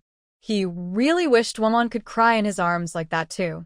Jing and Qianju didn't have such strong feelings, but they also had some thoughts along those lines. However, after thinking about it, they believed that this female was probably very scared right now, so she clung to Emo Han as her savior. Deep down, they didn't really like Emo Han. They thought females were bad. They would deceive them and then kill them. They didn't want such bad females. They preferred to be lone wolves. It wasn't because seeing this scene made them feel annoyed. Jang Wan was tired from crying. She sobbed softly in Emo Han's arms, feeling very safe there. When she woke up from a nightmare, she saw Emo Han. She was sure he had saved her. She decided that since this beast world was so dangerous, and Emo Han treated her so well, though he was a snake beast, he was genuinely good in other ways. He was handsome, and he put her first in his heart. Whatever she wanted, he would give her. Maybe it would be good to stay with him. Don't say she has no courage. Anyone seeing such a big, ugly wild boar and a few large snakes would be terrified. When she fiercely rushes forward to protect herself, she can't even think about running away anymore. Thinking of this, she leaves Emo Han's embrace, takes his hand, and looks at him seriously. Emo Han, I won't run anymore. I won't run again. The outside is too dangerous. Staying with you makes me feel safe. Will you blame me? This time I tricked you and ran away. Do you think I was lying to you? I'm sorry. After saying this, she lowers her head in guilt, looking like she did something wrong. It makes people want to hold her and comfort her. Emo Han sees that this little female is actually apologizing and asking if he will blame her, saying she shouldn't have run away. Oh my, did he hear that right? Is she really a female? A female shouldn't be so bossy and unreasonable, right? Shouldn't she be hitting and scolding him? He didn't protect her well. Even if she ran away on her own, she shouldn't blame him for it. He didn't expect that Jang Wan would still be blaming herself and telling him not to blame her. How could there be such a good female? He's so good that he doesn't even want to share Jang Wan with his brothers. He wants to hide her, only let her be with him, only let her cuddle him. He will take good care of her, put her first. His Jang Wan is so good, so obedient, so soft. Right now, the cave is very quiet. These guilty words were heard not only by Emo Han but also by the three beasts lying nearby. They all find it unbelievable. Is this really a female? A female who apologizes and is so gentle to a male? It can't be true. They need to see more. How could there be such a good female? She isn't afraid of their cold-blooded snake beasts and even says she wants to stay with them. If such a good female really exists, then when they were abandoned by their beast mother as children, if their mother loved them as much as this female does, they wouldn't have lost their beast father, and their mother wouldn't have left them. All the pain they've suffered over the years. What does it matter now? Jang Wan, this isn't your fault. It's me who failed to protect you. I'm just glad you don't blame me. I'm your partner, and I'll never be angry with you or blame you. I only blame myself for not caring for you enough and letting you face danger. It's all my fault. Emo Han held Jang Wan's hand tightly, his blue eyes full of deep affection. His Jang Wan was truly wonderful. He was thankful he had found her in the sunset forest and that she had become his partner. Hearing his words, Jang Wan was deeply moved. That was one good thing about this world of beasts. No matter what happened, the males always took the blame upon themselves. Although she had made mistakes too, it was only because she had been too scared and wanted to run away. But this time she wouldn't. It was just a snake after all. Since she had already faced it once, she could overcome her fear if she tried harder. She suddenly realized how low her limits were. Maybe this strange world had frightened her too much. As a weak woman, she probably couldn't escape the forest anyway. Emo Han had saved her this time. But what about next time? Life didn't always give second chances. Maybe it was better to cherish the present. Thank you, Emo Han. You're so kind, she said softly. As she spoke, Jang Wan moved closer and hugged him tightly. They both felt relieved after talking things through. But just as she leaned in, her eyes caught sight of something behind Emo Han. 3 huge snakes, exactly like the ones she had seen in her dreams and before she fainted. The sudden sight made her scream in terror. Ah! Snakes! There are snakes behind you, Emo Han. Help me! Her voice trembled as she jumped onto him, wrapping her arms tightly around his neck and clinging to him as if her life depended on it. Her legs held onto his waist, and she buried her head in his chest, shaking uncontrollably as tears streamed down her face. In her heart, she cried out, "Oh heavens! What did I do to deserve this? Why did she always have to see such frightening things?" Emo Han was so startled by her frightened voice that his heart skipped a beat. He looked back at his brothers behind him and thought that Jang Wan might be afraid of snakes. Suddenly seeing so many big snakes, he worried she might be scared, so he quickly comforted her. "Jang Wan, don't be afraid. They are my brothers, my older brothers. In the future, they will also be your mates." When he said this, he was a little choked up, feeling a pang of pain inside. For a moment, he didn't want to share Jang Wan with them. They had said before that, as brothers, they would look for the same partner in the future, and no matter what they did, they had to keep her close, not let her run away, and not abandon her. They also couldn't abandon their children, or they would eat the female. But Jang Wan was so good, and she had just said she wanted to stay with him forever. He didn't want to share her with them, but he knew it was impossible.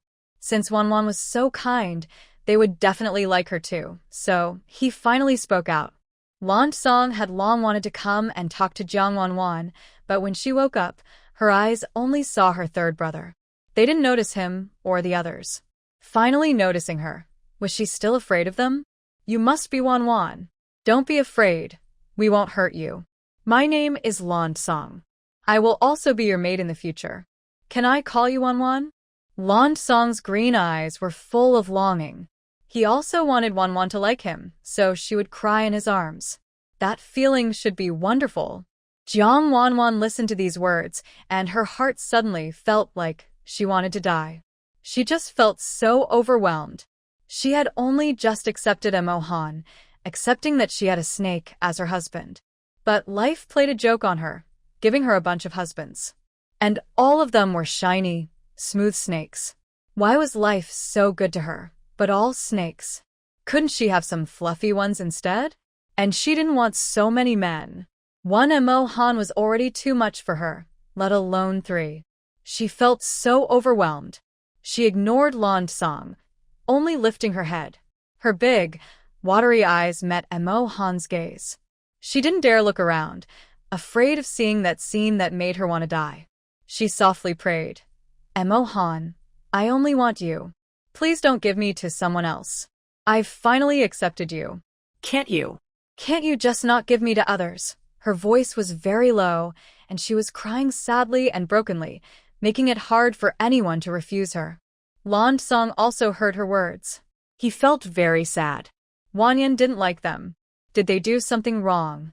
He had been happy just a moment ago, but now his face looked sad and drooped down. Seeing her so upset, Emo Han knew she still couldn't accept their snake forms. She only accepted him because she was afraid of danger outside. Since he was kind to her and the first to meet her, she trusted him. But seeing her so sad, he didn't want to refuse her. He felt heartbroken. He was about to say, Wan. But before he could finish, Jing interrupted. She is our female. We are her beast husbands. She can't refuse us, Jing said strongly and forcefully, in a deep, low voice with a heavy sense of pressure. He hadn't wanted her to be his female at first, but she dared to refuse him and only wanted Emo Han to be her beast husband. How could that be? What surprised him even more was that Emo Han dared to agree with her. It seemed that once they had a female, they forgot about everything else. Since returning, he hadn't asked how they were doing or if they found the divine medicine to heal Qianju's arm. Wanyan heard this and instantly felt angry. What did they mean she was everyone's female? She only thought Emo Han was her male. And he was so forceful, she really disliked that. No, I am only Emo Han's female. You can't force me, she said. Now that she had Emo Han's support, she wasn't afraid anymore. She boldly looked at Jing, who was speaking to her. She didn't like him. His pressure was too strong. When he looked at her, his eyes were very hot, as if he wanted to eat her. She didn't like that. After she finished speaking, she snuggled into Emo Han's arms, holding him tightly. It was as if this way, Emo Han could protect her. This made Emo Han feel very sad. He already wanted to be close to Wan, but now she was avoiding him completely. He felt very upset and confused. Shouldn't a female like her want more partners to take care of her? Why was Wan so resistant? Jing was surprised that this female was becoming bolder and dared to argue with him. He had a strong, wild presence that made him seem in charge.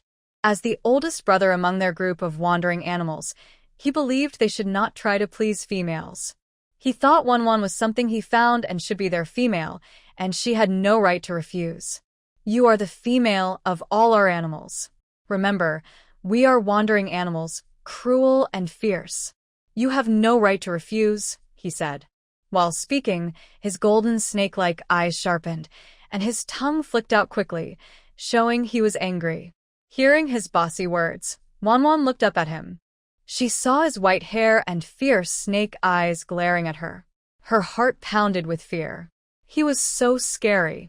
She also noticed that the 3 animals around her weren't wearing clothes and had large. Compared to Emo Han, they looked similar. One of them was a snake beast who hadn't spoken or looked at her from the start. He seemed indifferent to everything, as if he didn't care.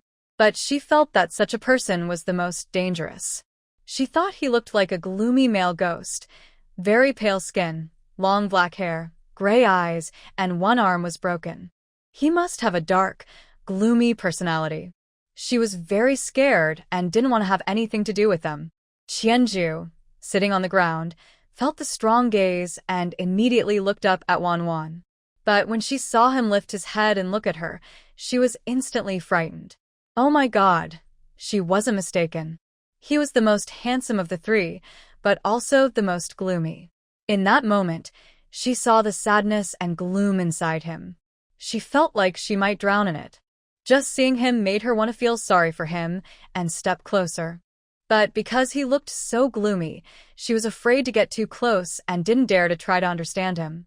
Qianju finally looked up at her, but unfortunately, he only saw her frightened eyes, as if she had been scared. He chuckled to himself, thinking, how could anyone like me?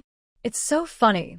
Then he looked down again, avoiding her gaze, lost in his own sad world. Seeing that she ignored him and dared to ignore him, Mirror Shadow thought she had really become braver. Thinking this, he immediately walked toward her, his steps heavy, his face dark, with a strong presence and a cold tone. Speak. Jang Wan was startled by his harsh words and trembled. Her impression of him worsened. He was so fierce and tall, with a serious face. Although he looked good when he was stern, she just thought he was scary. She didn't like him. She preferred Emo Han. Emo Han wouldn't be mean to her. She hid in Emo Han's arms and said nothing. He was too fierce, and she didn't want any contact with him. Humph. Emo Han felt the female trembling in his arms. He was sure her older brother had scared her. He held Wan Wan close and said to Mirror Shadow disapprovingly, Big brother, you scared Wan Wan. If you do that, she will be afraid. We should be gentle with females. That way, they will stay and like us. Mirror Shadow was angry at Emo Han's words. He didn't expect Emo Han to scold him. For a female, it seemed he didn't understand his own position. Emo Han also felt nervous. Among the four of them, the older brother was the strongest and most dominant. If the older brother didn't like Wan Wan, she might not like him either, and in the end, Wan Wan would suffer. So, he lowered his head to comfort Jang Wan. Wan Wan, he is our big brother. We respect him. Don't be afraid of him. He just looks fierce, but he's actually very kind. You will like him someday. Trust me, okay? Emo Han still wanted to persuade Wan Wan. After all, they would live together in the future. If Wan Wan didn't like the big brother, it would be painful for him to be caught in the middle. If Wan Wan ran away because of the big brother, he would go with her. They had already bonded, and without Wan Wan, he would die. He couldn't bear to lose her. Jang Wan heard this and understood that their status was already decided. She couldn't go against the most fierce person. Forget it. A good girl doesn't suffer immediate losses. She was good at reading faces and knew that the tough man in charge was the one making decisions. Also, Emo Han was comforting her, knowing that if things continued like this, she would be the one to lose out. She accepted this loss, but the thought of living with 4 snakes made her shiver all over. It's easier with just one snake, but a whole nest? No way. Thinking about sleeping surrounded by so many snakes made her unable to sleep. Got it. From now on, you are all my beast husbands, she decided to submit for now. Later, if she found a chance to escape, and if Emo Han was willing to go with her, she would be happy to stay with him forever. If he wasn't willing, she couldn't stay with the 4 snakes, especially since one of them was so fierce. The beasts were happy when they heard Jang Wan agree to be their female. They accepted her. Although they didn't know if she was sincere or pretending, as long as she was in their hands, she couldn't run away. Emo Han was overjoyed when Wan Wan finally agreed. It seemed she liked him after all, and for him, she was willing to accept his brothers. Wan Wan was so good. The happiest person was Lansong. Seeing Jang Wan agree to be their female, he was instantly very happy. Wow. Wan Wan, are you willing to be our female? Don't worry, I will treat you well, he said excitedly, reaching out to take Jang Wan from Emo Han's arms. But when Jang Wan saw him coming, she immediately held Emo Han tighter and shouted, "No. I only want Emo Han right now." Then she hid her face in Emo Han's chest, looking very scared that he might take her away. Lansong had been about to raise his hand in excitement, but seeing Jang Wan so resistant, he felt very sad. He really wanted to hold her. Just now, when she was in his arms, she was so soft and light. He really wanted to hug her and kiss her. "All right, Wan, you don't like me now, but I'm willing to wait. I really like you and hope you can accept me someday," he said sadly, lowering his head, his ears drooping. His green hair wasn't as bright anymore. When he looked down, a glimmer of hope flashed in his eyes. He wished Wan would see how sad he was and come over to comfort him, because he thought she was so kind and cute, she wouldn't want to see him upset. But at this moment, Wan only felt uncomfortable because she hadn't taken a shower and felt dirty. She was so scared she broke out in a sweat, and since she was already dirty, she must have become even more so.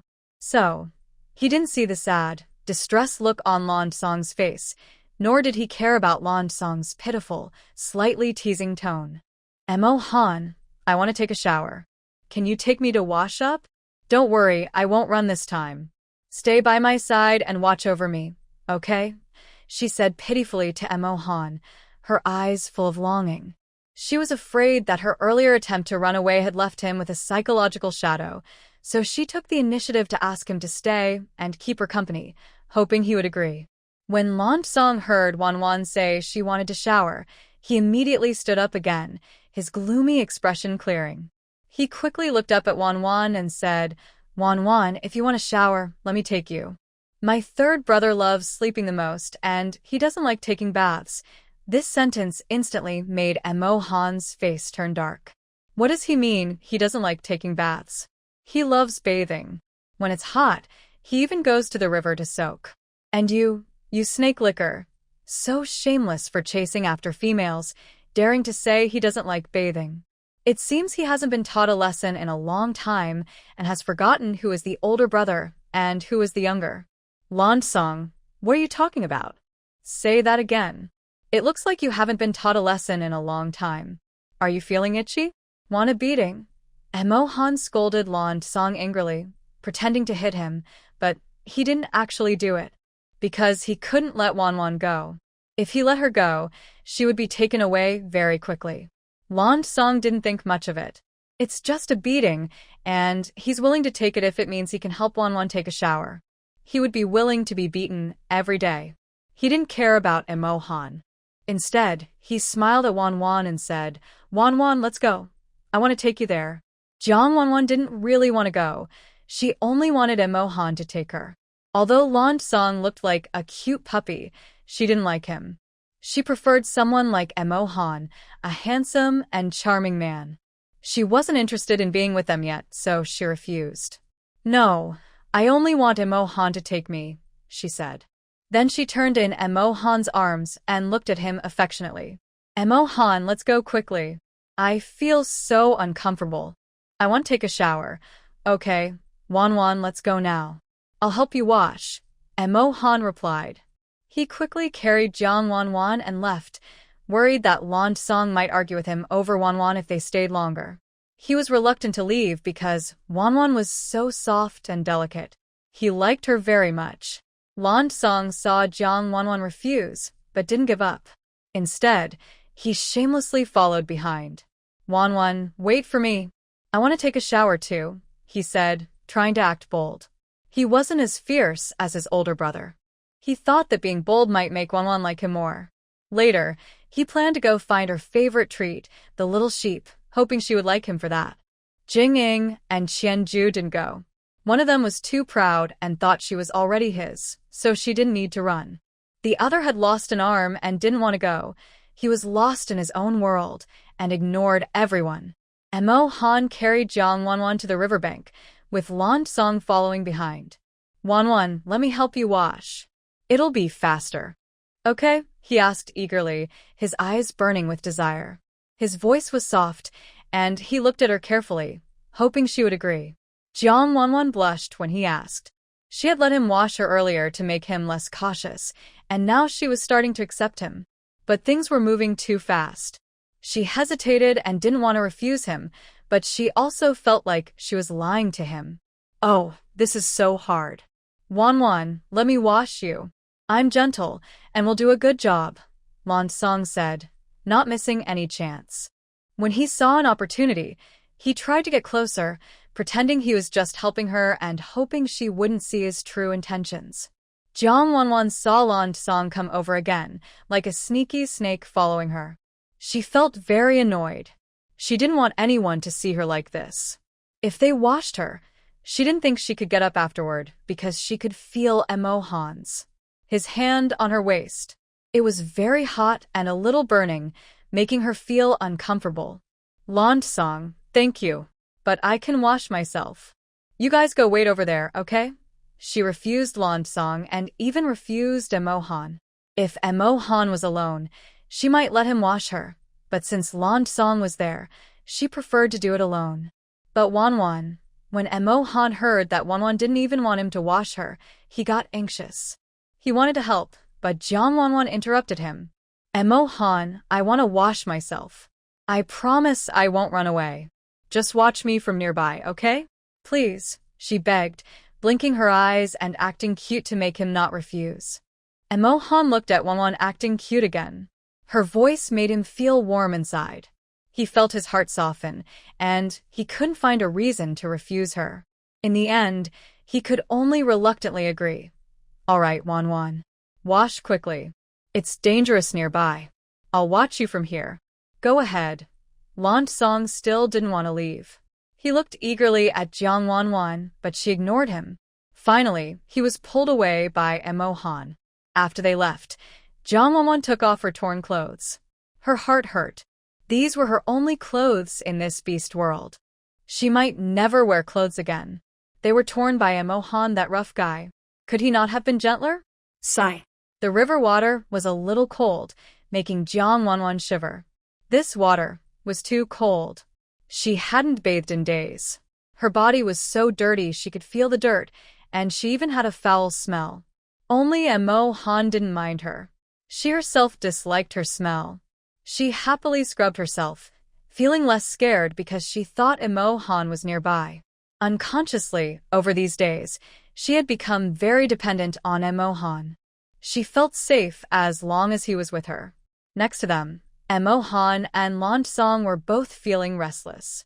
Langong was okay because he had never eaten meat before, but hearing these sounds made him feel a bit excited, almost like being in heat. Emo Han, on the other hand, was very uncomfortable because he had definitely eaten meat before. He kept imagining the sound of flowing water gently sliding over Wan, which made him think of that night. He remembered his rough hands touching her all over, feeling her smooth skin, and he became very excited. He wished he could turn into water so he could flow over her openly, feeling her body temperature. That would be a wonderful feeling. The more he thought about it, the redder his face became, and his body grew hotter. He felt a bit ashamed inside. He also wanted to go take a bath with Wan to wash together. He was craving some meat again. He really wanted her. He was almost unable to hold back. Third brother, what's wrong? Why is your face so red? Langong saw Emo Han's face turn red and his breathing become uneven. He thought Emo Han was sick. But he also wondered, how could a strong male be so weak and get sick? Langong's words made Emo Han shy and blush even more. No wonder he felt his face was so hot. And what could he say in response? Should he tell him that Wan was taking a bath and he was thinking about her body, wanting to go into the water and wash with her? Nothing. I'm just watching over Wan here. You go hunt the howling beast and bring back some meat. Wan likes to eat that. Maybe if you bring it back, she'll be happy and accept you, Emo Han thought, full of desire to vent. But he felt Langong was in the way, so he came up with the idea he couldn't refuse, to go hunt for Wan so she could eat enough and accept him. That way, he could have Wan all to himself. Maybe she wouldn't be shy anymore, and he might even get to eat some meat. Ha! Really? You're not lying, third brother? Are you trying to trick me so you can have Wan all to yourself? Langong was half doubtful. He found it hard to believe. He wondered why Emo Han would be so kind as to send him to hunt the beast for Wan, and why Emo Han himself didn't go instead. He doesn't believe his third brother is so kind-hearted, willingly sending him to catch the playful beast for Wan. He isn't stupid. He suspects Wan is taking a bath, trying to distract him, so she can go find Wan to mate. Bah! He won't fall for that. He will stay here and watch, not going anywhere. I would never lie to you. Anyway, that day I caught the playful beast for Wan and she didn't eat it. Later, I caught the humming beast and she ate it. So if you go catch the humming beast, Wan will like to eat it, he thinks. He isn't lying because Wan really likes to eat the humming beast. The playful beast is easy to catch, and Langong will probably catch it quickly. But the humming beast is hard to catch and will take a long time, so he can't disturb him and Wan during their mating. Seeing his doubtful look, Emo Han suddenly feels indifferent and says, "Forget it if you won't go. Wan likes me very much and we've already mated. It seems Wan doesn't like you much. You don't want to catch the humming beast for her, so no wonder she doesn't like you." Emo Han is determined to make him go catch the humming beast, trying desperately to distract Langong. He frantically provokes Langong, wanting to send him away. When Langong hears this, he immediately gets anxious. Yes, Wan already doesn't like him. Now he refuses to catch the humming beast she likes to eat. She must like him even less. He quickly jumps up from the ground, looking anxious and saying, "Yes, Wan doesn't like me. I probably didn't catch the humming beast for her. Third brother, you stay here and watch Wan well. I will go catch the humming beast for her," he says. Then he hurriedly runs to catch the humming beast for Jang Wan, running very fast. He doesn't notice Emo Han behind him, whose eyes flash with a sharp glint and a mischievous, triumphant smile appears at the corner of his mouth. His snake pupils flicker as he glances at the small grass pile in front of him. Instantly, a small, harmless snake crawls out and heads toward Jang Wan. Jang Wan is almost done bathing and is about to get dressed. Suddenly, she feels her legs itch and slip. She looks down in confusion, and in that moment, she sees a colorful little snake writhing under her legs. Seeing this, she is instantly frightened and screams loudly, her voice breaking, with a hint of tears. "Ah, Emo Han, help me. There's a snake, a snake." Emo Han. Emo Han was already prepared. When he heard Jang Wan's first cry, he jumped out quickly and tore off his animal skin skirt. With a splash, he jumped into the water and gently comforted her. "Wan, what's wrong? Are you okay? Are you hurt anywhere?" Seeing Emo Han come down, Jang Wan thought there might be snakes in the water. She was so scared she jumped onto Emo Han, wrapping her legs around his waist tightly and holding onto his neck, hiding in his arms with tears in her voice. "Emo Han, there's a snake. Save me. It's biting me. It's biting me. Wan, don't be afraid. I'm here. I chased it away. Don't worry. Don't worry." He held Jang Wan in his arms and looked at the small snake nearby. The snake quickly swam away as if it had never been there. "Look, Wan, there are no snakes in the water. It's just us here. Take a look." Emo Han patiently comforted her, a gentle smile in his eyes. His Wan was so cute, jumping around like a little animal in his arms. He really didn't want to let her go. Jang Wan heard there were no snakes, but she couldn't believe it. The slippery feeling just now, sliding over her legs, didn't seem like there were no snakes. She stayed hidden in Emo Han's arms, shaking her head. "No, there must be more. Please hold me up. I don't want to stay in the water anymore." She was so scared her legs felt weak. There were too many snakes here. She didn't want to be alone. She felt this beast world was too terrifying. Everywhere snakes, her husband was a snake, and now even taking a bath meant touching snakes. Did she offend a snake nest in her past life? Why is she being treated like this in this life? Could she please not be tormented like this? She was really scared. Her fluffy head rubbed against Emo Han's chest, making him feel a ticklish sensation. Her soft body moved around in his arms, and his breath grew heavier, his desire burning brighter in his eyes. But he was trying hard to control himself, so as not to scare Jang Wan. Wan, don't be afraid. There are really no snakes. You must have seen wrong. Look up and check again. See if there are any left, okay? Emo Han's words were gentle and coaxing, hoping she would look up at him. He wanted to kiss her. Jang Wan heard Emo Han's words and felt uncertain. Was she really mistaken? But that feeling didn't seem wrong.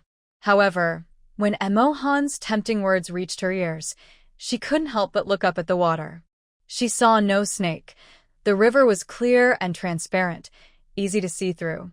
It seemed she had indeed been mistaken earlier. Her heart relaxed instantly, and her fear gradually faded.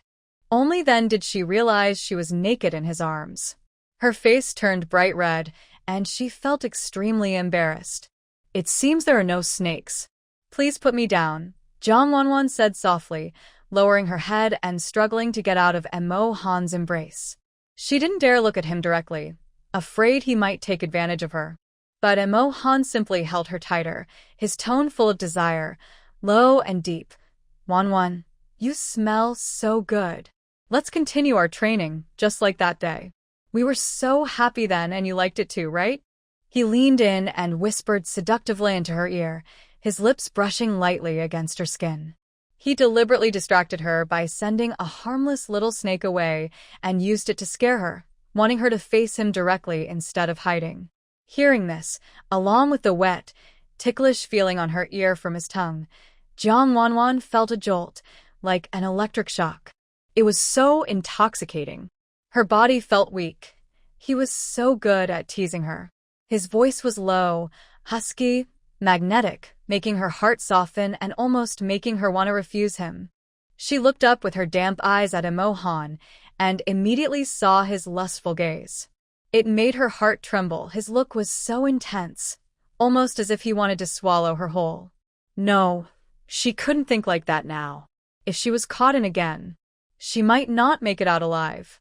Thinking about the several snakes still in the cave, she was afraid they might come up and try to teach her again. Would she survive? Life was so good right now, she felt a little overwhelmed. The river was clear, and a gentle breeze was cool. Emo Han looked at her as she lifted her head, and he suddenly felt his breath catch, as if he couldn't breathe. Is this Wan?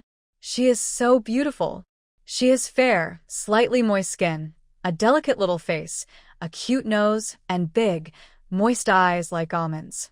She looks like an envoy sent by the beast god, perfectly beautiful in every way, as if she grew on his heart, making him unable to resist falling for her. When they first met, Jang Wan had been in the beast world for several days. Everywhere was forest, with no water source, and she hadn't bathed, so her face and body were dirty. Now that she is bathed and shown her true face, he only thinks she is too beautiful. Wan, I want. Silence, more silence. Wan, do you like me? Emo Han asked. I like, Jang Wan replied. But, Emo Han was happy. Anyway, he thought there would be many more chances later, so he wasn't in a rush. Although this time, but his older brothers came back, he was scared. He was afraid Wan wouldn't like him anymore in the future, so he acted like this. You just said the same thing earlier, I don't believe it, she said, hitting Emo Han. Okay, Emo Han said. These words made Jang Wan's already red face turn even redder. This snake really says everything openly, truly. But maybe it's not so bad. So she decided to forgive him lightly. Still, Not. wrong. Jang Wan pouted, her eyes too afraid to look at him, only muttering words of defiance. Wan. After she spoke, But Jang Wan looked at him, her heart pounding. She was about to lose her temper, quickly changing her tone. Okay. You're very, Seeing her change her tone, Emo Han's eyes flashed with a hint of regret. Wan surrendered so quickly, and he hadn't even. After all, he hates. All right. Wan. Mohan's tone sounds regretful, as if he missed something. Jang Wan sees that he finally lets go, and she feels relieved. As long as it's okay. I really like him. Thinking about how he will always be like this in the future, she feels very confused about the road ahead. But Emo Han is very good. She likes him a lot. If they stay together, she thinks she will be happy. In this wild world, she feels she can't go back anymore. If he can always treat her well, that would be nice too. Night falls. The sky is slightly cloudy. Jang Wan has been washing from daytime into night, feeling her body weak and tired. She has no strength to walk back. But she doesn't need to walk. Emo Han is carrying her both ways. Wan, are you hungry? I'll go home and grill some meat for you. Langong cooked your favorite snack, hing meat. I hope you like it. Emo Han has eaten his fill but still speaks kindly about Langong. After all, he sent Langong away and asked him to go hunting for Wan so she wouldn't go hungry.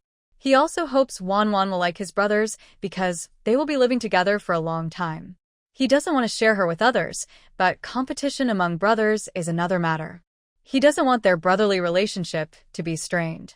Sure enough, when Jang Wan hears that Langong went hunting for her, she feels surprised. She didn't expect that she ignored Langong so much, yet he still went hunting to bring her food. Shouldn't he be angry and walk away? Or not be so overly eager to please? But I ignored him so much today. Why would he go hunting for me? That doesn't seem right. She was in Emo Han's arms, feeling shy as she spoke to him. Han was confused. He wondered why Wan had such thoughts. Wasn't it natural for males to hunt for females? Why did she think it was wrong? What kind of life had Wan lived before? Seeing how thin she was, he guessed that when she was in the tribe, no one gave her enough food, which made her so skinny. Thinking of this, he felt a surge of pity. Wan was so good and adorable, much better than the females in the tribe. Why would anyone dislike her? It must be that some males were blind and couldn't see her worth. But it didn't matter. From now on, with him by her side, he would treat her well. He would hunt meat for her every day and make sure she gained some weight. Wan, don't worry. I will hunt more meat for you in the future. I won't let you go hungry. I want to make you healthy and plump, Emo Han said with full tenderness, speaking the simplest and sweetest words to her. Jang Wan was stunned. It seemed she hadn't meant to say that. Why did the conversation jump so suddenly? And why did he want to make her fat? She didn't want that. It wouldn't look good, and she didn't want to change her shape. I don't want to gain weight. I'm fine the way I am. I like it this way. Also, hunting is dangerous. As long as there's enough meat, that's enough. Jang Wan refused, feeling sad for their hard work hunting and hoping they would hunt less in the future. But Emo Han heard something different. He thought that Wan was willing to go hungry just to make hunting less dangerous for them. His Wan was so good, so kind that it made his heart ache. He was sure that the males in her tribe had treated her badly before, which was why she was so considerate now. Wan, don't worry. Hunting isn't hard. It's what we males are supposed to do, Emo Han said firmly, not agreeing with her. He believed his Wan deserved better. Seeing how persistent he was about her eating meat, Jang Wan felt very touched. Oh my. This man had only known her for a few days, yet he was so unconditionally caring for her. Could it be that her 21 years of being single was some kind of blessing from heaven? If that was true, she would accept it without hesitation. Then she remembered there were a few snakes in the cave. She didn't want them. In her mind, since she had just started dating, she should be in the happiest time loving Emo Han. She didn't want to have many men. Thinking about today's intense battles, Emo Han couldn't handle it. If 3 more came, she felt she might be brave enough to face them all. Thinking this, she wanted to ask Emo Han if he would be willing to go with her to a place without them, to live together. Please forgive her selfishness. 1 snake is enough. She doesn't want more snakes to scare her. Emo Han, will you always like me? She asked, holding him tightly in her arms, just like a couple. She looked up and asked something all lovers ask. His embrace was strong, warm, and safe, which she liked very much. Yes, I, Emo Han, will always like Jang Wan. I will protect you until the end of my life. I won't let you be in any danger. I will do my best to make you happy, he said sincerely, doing what he believed was right, with no hesitation. His eyes were full of love and determination. In their world, there was no fake affection. Once they had a mate, their lives belonged to her. He spoke simply and honestly, doing what he truly believed in. There was no reluctance, only willingness. Hearing his sincere love, Jang Wan felt her heart fill up completely. Being so clearly loved made her feel happy and beautiful. She couldn't hold back anymore. She leaned in and gently kissed Emo Han on the face. Then she quickly pulled back, blushing and hiding her face in his embrace, too shy to look out. She wondered how she just kissed him so suddenly. Was it too fast? But anyone who heard such a sincere and simple confession would understand. Who could resist? Emo Han froze in place. Wan kissed him. He never expected her to do that. Although they had been intimate twice before, he had always been the one to make the move. The first time was after eating a special fruit, so it didn't count, and today he had only half-heartedly encouraged her. But this time, she took the initiative. It was Wan's first time actively kissing him. He felt very excited and happy. He wished he could run outside from sunset to sunrise, telling everyone in the beast world. Wan kissed him, and she likes him very much. After realizing what was happening, he looked at her with desire in his eyes. He hadn't had enough today, and now Wan was teasing him again. He didn't want to go back now. He just wanted to hold Wan in his secret place and be with her passionately, never depart. Meanwhile, Wan felt a bit angry. She had taken the initiative to kiss him, but he hadn't responded for a long time and didn't say anything. Could it be that he doesn't cherish her after getting what he wants? If that's the case, she felt like she was being played, and it made her very upset. She had finally liked someone and was so proactive just now, but she received no response. Could he think she was too casual? With a hint of annoyance on her face, she was about to lift her head to ask him what was wrong when a rough hand grabbed her neck gently, forcing her to look up. Before she could see clearly, she was met with a pair of passionate lips. It was Emo Han. He had grabbed her neck and was now kissing her fiercely. Wan's heart was racing wildly. Oh my. He was grabbing her neck and kissing her, holding her with one hand, and still so strong. He was so dominant and assertive. She liked it so much. Just as Emo Han was passionately kissing Wan, a sudden, unexpected voice interrupted them. It was very dark outside, and everything was shrouded in fog. What are you doing? Lansong had been playing with Wan's favorite toy, the humming beast. Seeing fire in the cave and knowing that females like cooked meat, he had grilled some more meat, thinking Wan would enjoy it after her bath. But he waited and waited in the cave, yet neither his third brother nor Wan returned. He was worried they might be in danger, so he hurried out to find them. Unexpectedly, he saw this scene as soon as he arrived. His third brother was grabbing Wan's neck and holding her while biting her. And Wan seemed to like it, actively responding and hugging her brother. Seeing this, he felt a deep ache in his heart.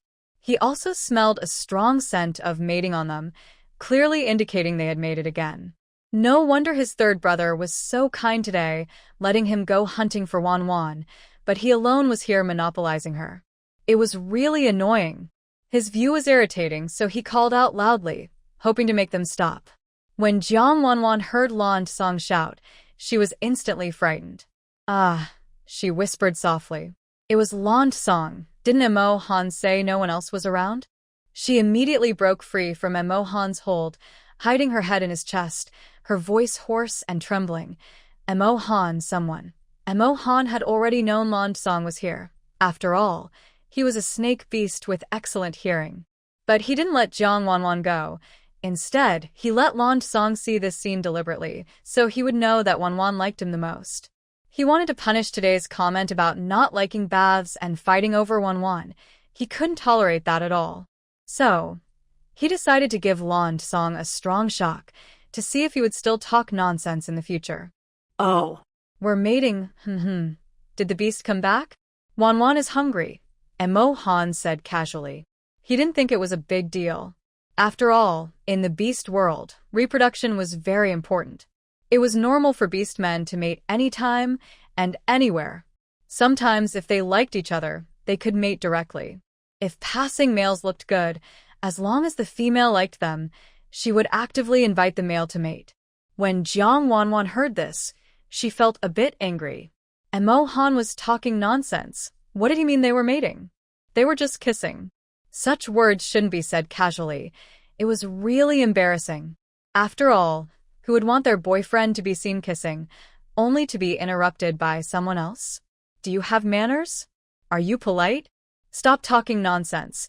Jang Wan couldn't hold back anymore. She softly said in Emo Han's arms, a little annoyed. She reached out to try to pinch his waist, but his waist was so hard she couldn't pinch him. But that pinch made Emo Han grunt softly, a moan that was seductive and intoxicating, making people imagine all sorts of things. Because the lower back area is very sensitive, when Jang Wan pinched it, I immediately felt my whole body trembling, and I let out a loud moan of pleasure. Jang Wan heard this, and felt even more shy. Why did I sound so flirtatious? Oh no! How will I face him in the future? I really dislike this.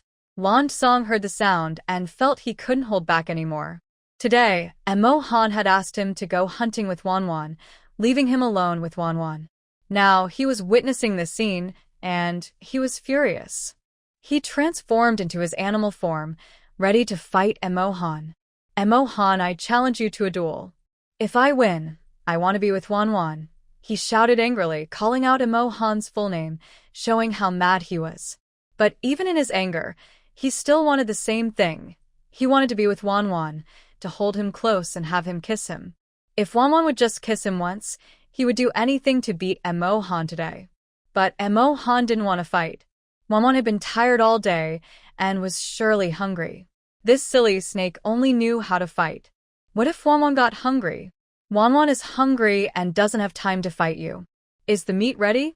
Wan wants to eat. Emo Han refused directly, using Wan's hunger as an excuse, making it impossible for Langong to refuse. Langong's heart sank. Yes. Wan was tired and probably hungry. If he fought with Emo Han, it would take a long time. What if Wan got hungry? If the meat was delicious, maybe Wan would be willing to be with him tonight, and he wouldn't need to fight Emo Han anymore. Thinking about the scene Emo Han deliberately showed him earlier, if Wan was with him, he wanted Wan to call out loudly, to make Emo Han angry, just like before. He almost let Wan go hungry.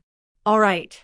Since Wan is hungry, let's fight next time, he said, transforming back into his human form. He then spoke gently to Jang Wan, smiling happily, with no trace of anger from before. Wan, the meat is ready. Let's go back and eat. Okay? Jang Wan was already very scared. She had just seen the Langong turn into a big green snake and transform right in front of her eyes. She felt her heart pounding wildly. She couldn't accept even one snake, and the thought of 4 snakes appearing together made her even more nervous. They weren't wearing clothes, and their belongings were still outside. They were just lying there exposed, and she really disliked such boldness. Looking into his green eyes, she saw hope and kindness as he gently asked her to go eat. It felt like she had just finished something intimate with her main husband outside, and her little husband didn't mind at all.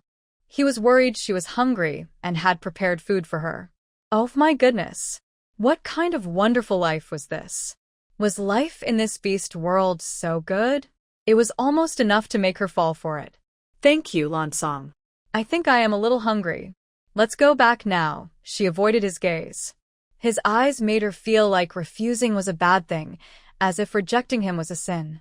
Seeing that Wan finally responded to him and was no longer ignoring him, Langong felt very happy inside and smiled. Okay, Wan, let's go back, he said. Then he came to Jang Wan's side and walked beside her. But his eyes kept fixed on her, as if she was the most delicious food. The beast people had very good eyesight. Langong immediately saw the red marks on Jang Wan's body. He felt very jealous of his third brother. He could openly have Wan, and she liked him so much. Could it be that because he was late and didn't see Wan Wan, that's why she didn't like him? His gaze never left Jang Wan. Now she had taken a bath. Lansong was amazed. Wan Wan was so beautiful. Her fair skin, delicate face, moist eyes, so adorable. Her thin body and her white legs, which were being held by Emo Han, were long and straight, swaying in the air. His admiration for her legs grew stronger. He liked Wan Wan's legs so much. He wanted to kiss every part of her legs. Before seeing her face, he liked Wan Wan. Now that he has seen her face, he feels he likes her even more. His heart feels like it's about to jump out of his chest, pounding hard. His green eyes look at Jang Wan's body with even more passion. The stars are shining brightly, and the night is deep. They finally return to the cave. On the way, Lansong's hot gaze made Jang Wan feel like she was melting. She could only hide in Emo Han's arms, afraid to look up at him. Emo Han also kept Jang Wan well hidden, and his smile grew bigger. It's clear that Wan still prefers him. Inside the cave, Jing and Qianju are waiting for Jang Wan and the others to come back for dinner. When they see Jang Wan being carried back by Emo Han, they immediately smell a strong scent of intimacy. This smell shows they've been close all afternoon, and it was very intense and happy. It makes them feel like their mating season is coming early. They remember how they used to endure their heat without acting on it. Now, it's happening earlier than expected, which is not a good sign. Lansong hands her some roasted meat and says, Wan, this is meat for you. You must be hungry after a day of mating. It's all for you. But Jang Wan is still hiding in Emo Han's arms.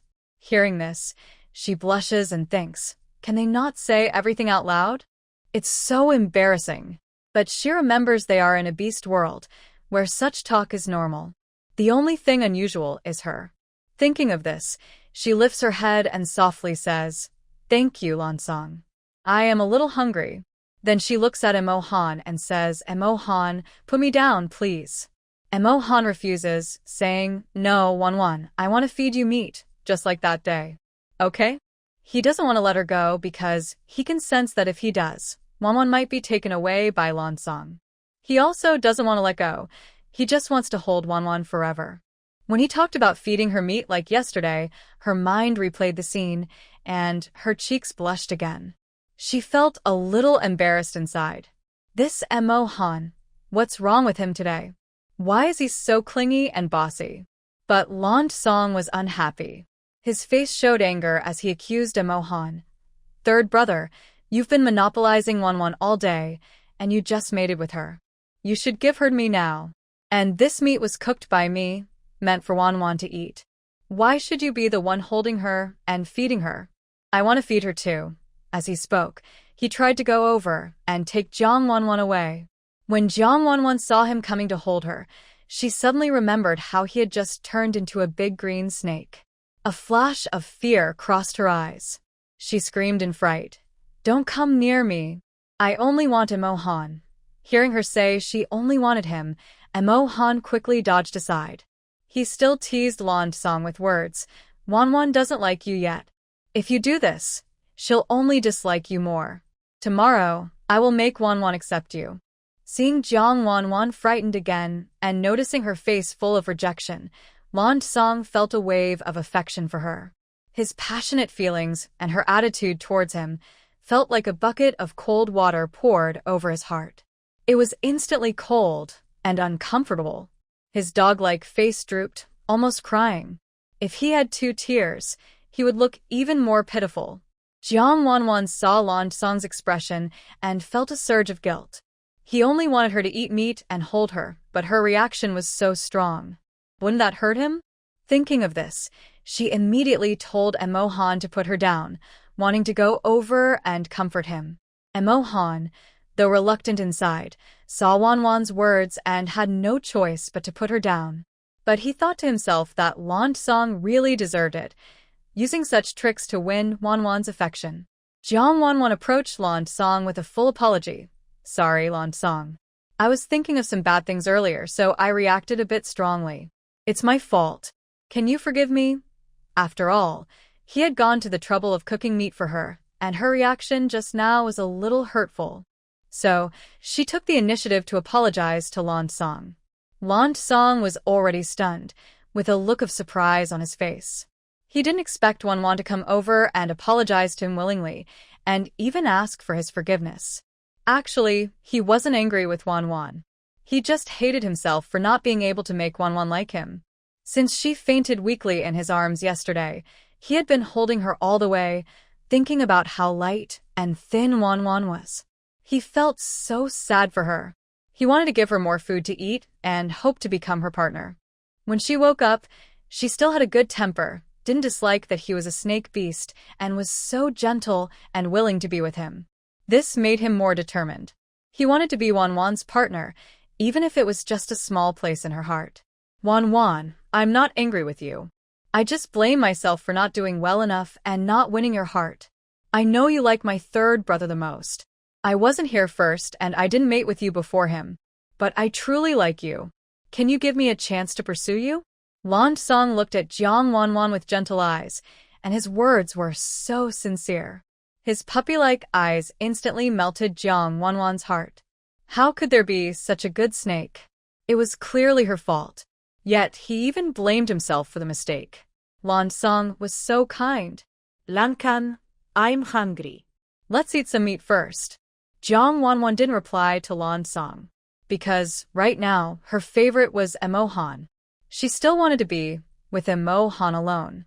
She could only say sorry in her heart. You will find someone you like in the future. Although Lan Song didn't get an answer, he wasn't discouraged. Seeing Wan being so gentle to him now, he felt confident again and stood up. And since Wan was so close, smelling her sweet scent, he felt that one day, Wan would accept him. Okay, Wan, come and eat the meat first, he said, handing her the roasted meat. Thank you. Jang Wan took it and started eating. But the meat was tough, big, and lacked salt. It wasn't tasty at all. She felt like her teeth were about to break. Yesterday, she could eat it because she was very hungry. When you're hungry, everything tastes good. Also, Emo Han tore the meat into strips for her, so she could eat it. She originally couldn't eat, but when she saw Lan Song's intense gaze, she felt shy and couldn't refuse. After all, he had worked hard hunting and was roasting meat for her. Had she contributed anything? She hadn't. She even chose to eat. When she saw that she was the only one eating, she almost forgot there were 2 snakes in the cave. She called out to Jing, Qianju, and Lan Song Emo Han to eat together. Emo Han, Lan Song, and you guys come eat too. There's so much meat, I can't finish it all. When she said this, the 4 beasts inside the cave were stunned. They didn't expect Wuan to invite them to eat meat. Normally, wouldn't she eat first and then let them have some? The most surprised were Jing and Qianju. When they saw Wuan's face, they thought she was probably sent by the beast god as a messenger. She was too beautiful. Her eyes like cold stars, her gaze like autumn water, her skin as white as jade. Her eyes blinked brightly, as if they wanted to shine into their hearts. The cave was silent, only the sound of their pounding hearts. The surprised looks of the 4 beasts, Emo Han, Lan Song, Jing and Qianju, and their hearts pounding wildly. Is this really the female they saw earlier today? Jing was very shocked but didn't show it. He knew that the more beautiful a female was, the worse her temper. So he didn't believe it. But she had just apologized to Lan Song and was so gentle. Was she really not the kind of bad female he thought? He was very confused. But what shocked him most was that this female actually invited them to eat meat with her. Thinking of this, he suddenly remembered bad childhood memories. He used to be very hungry and wanted to eat meat, but their beast mother disliked them and wouldn't let them eat, even hitting them. Once, when they were eating meat, their beast mother found out and was so angry she hit them hard. She almost broke his hand. If their beast father hadn't stopped her and promised to bring more meat, she would have hurt them. Since then, he knew that meat should be given first to females. Because of those past experiences, he actually didn't like females much, thinking they were all bad. But Wuan, right in front of him, made him question his beliefs. Was she really not a bad female? And Qianjue is the same. His experience is very similar to Jing, and he has also lost one arm. He is quite gloomy, so he's probably even less liked by females. Forget it, from now on, he will just be a beast. Jang Wan only called them over for a meal. They all froze in surprise, looking at her with wide eyes. What's wrong with you? Why are you all looking at me like that? She asked, confused and unsure what was happening. Wan, how can we eat with you? We have to wait until the females finish eating first. We eat only after they are done. Our job is to meet all the females' needs. Emo Han looked at Jang Wan gently, feeling that she was so wonderful. How could there be such a good female? They wouldn't fight over food with Wan. As long as the female is full, they can go without eating. Yes, Wan, you eat first. We'll eat quickly. As long as you're full, we'll be happy. Langong agreed from the side, thinking how good Wan was. Jing and Qianjue didn't speak, but they also agreed in their hearts. Jang Wan remembered that in the beast world, everything was centered around the females. She felt a bit embarrassed. They worked hard to hunt meat and roasted it for her, and the most important thing was they had to wait until she finished before they could eat. It was so pitiful. Who set this rule? Eating should be done together with someone you like, so the meal is more enjoyable. Eating alone while others watch is like the old landlord's way, exploiting others. She also wanted to eat with Emo Han, to see if eating together with her newly dating boyfriend would be as sweet as she imagined. I don't have many rules. I want everyone to eat together. Emo Han, I want to eat with you. We are not just mates, but partners. Let's eat together from now on, okay? Jang Wan's gentle and sweet words floated in the cave, touching every beast's heart. Oh my, is she sent by the beast god? How could there be such a good female? They all looked at Jang Wan, feeling she radiated light, gentle yet strong. Jang Wan thought it was just a meal, so what's the big deal? However, the animals had different thoughts. In their world, eating was the most important thing. Many animals couldn't catch prey and ended up starving to death. So, meat was very precious. When they saw Wan letting them eat, they were all surprised. Wan, you eat first. After you finish, we will eat too. Emo Han still didn't agree because Wan was a good female, but he couldn't be selfish. Yes, Wan, you eat first. After you're done, we will eat. Langong also agreed. Even Jing and Qianjue nodded in agreement. Seeing they didn't want to eat, Wan felt a little sad. She put the meat on a leaf, pouted, and looked at them with a slightly angry expression, speaking with a hint of frustration. But I want everyone to eat together. That's when I feel happy. Emo Han, didn't you say you liked me? But when I ask you to eat, you keep hesitating. Do you not like me at all? After saying this, she felt regretful. Was she being a bit too much? Did she argue with her boyfriend over small things? But it felt so nice.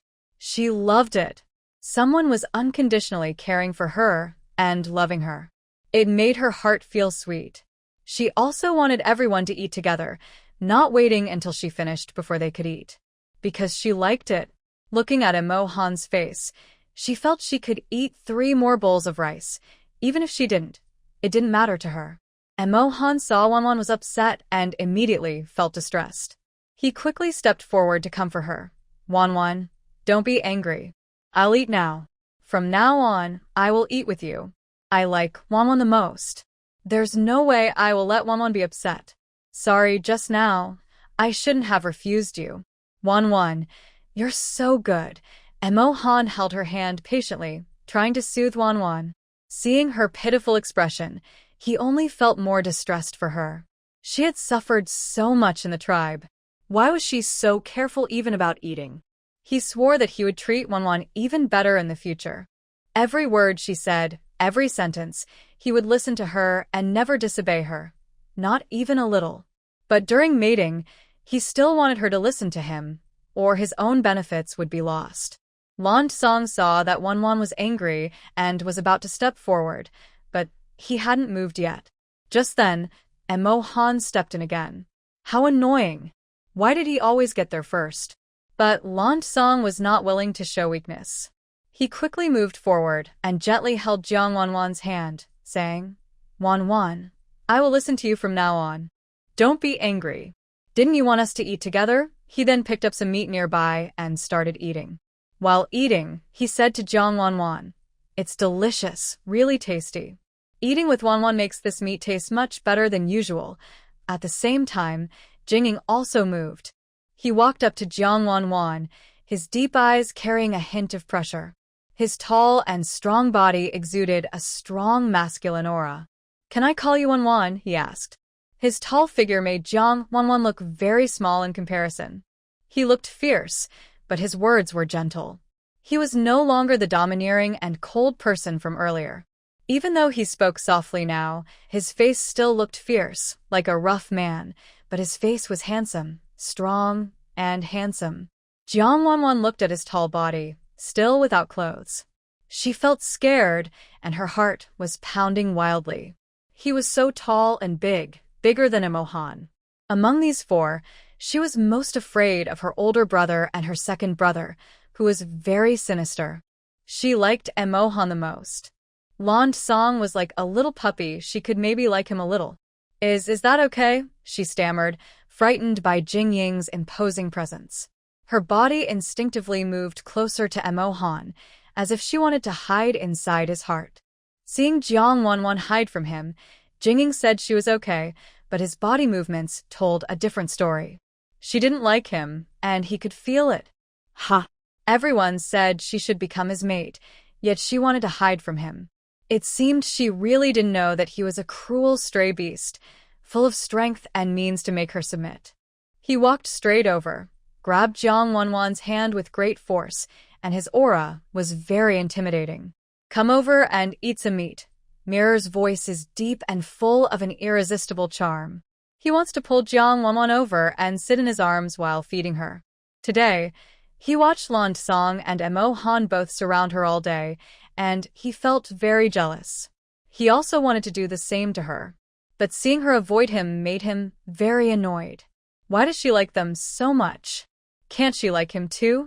So he directly reached out, trying to forcefully hold her in his arms and treat her that way. No, iban makauhan. I'm already full and don't want to eat more. You guys are probably hungry too. Go eat. Jang Wan is terribly afraid of her older brother. She always feels his gaze is too intense, his presence too strong, making her breathless and her heart race. Without thinking, she immediately refuses him. Her direct refusal makes Mirror furrow his brows and feel a bit stunned. He can't believe she dared to reject him.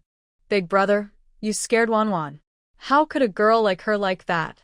We should be gentle with girls, not like you always with a stern face, scaring Wan. Langong is straightforward. He thinks his older brother must have scared Wan. Seeing her scared look, like a little bunny, he finds her very cute. She's not afraid of his imposing presence at all. Emo Han also feels unhappy inside, but since he is the older brother and Wan is their shared girl, he can't always stop them from being close.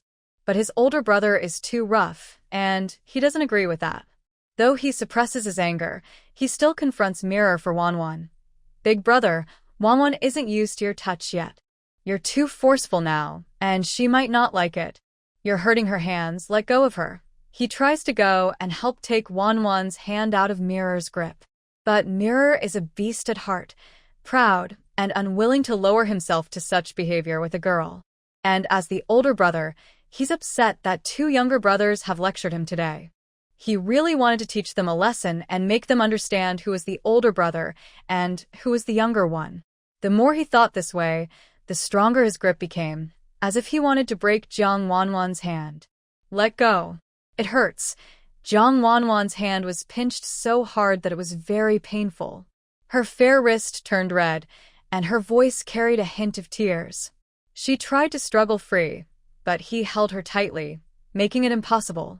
She could only sniffle softly, cursing inside with very harsh words. Jing looked at Jang Wan, whose eyes were red from crying because of the pain. His heart sank, and he suddenly felt regret. He didn't mean to hurt her. He just wanted to get close to her and be gentle. But he used the stupidest way, which made her hurt and dislike him more.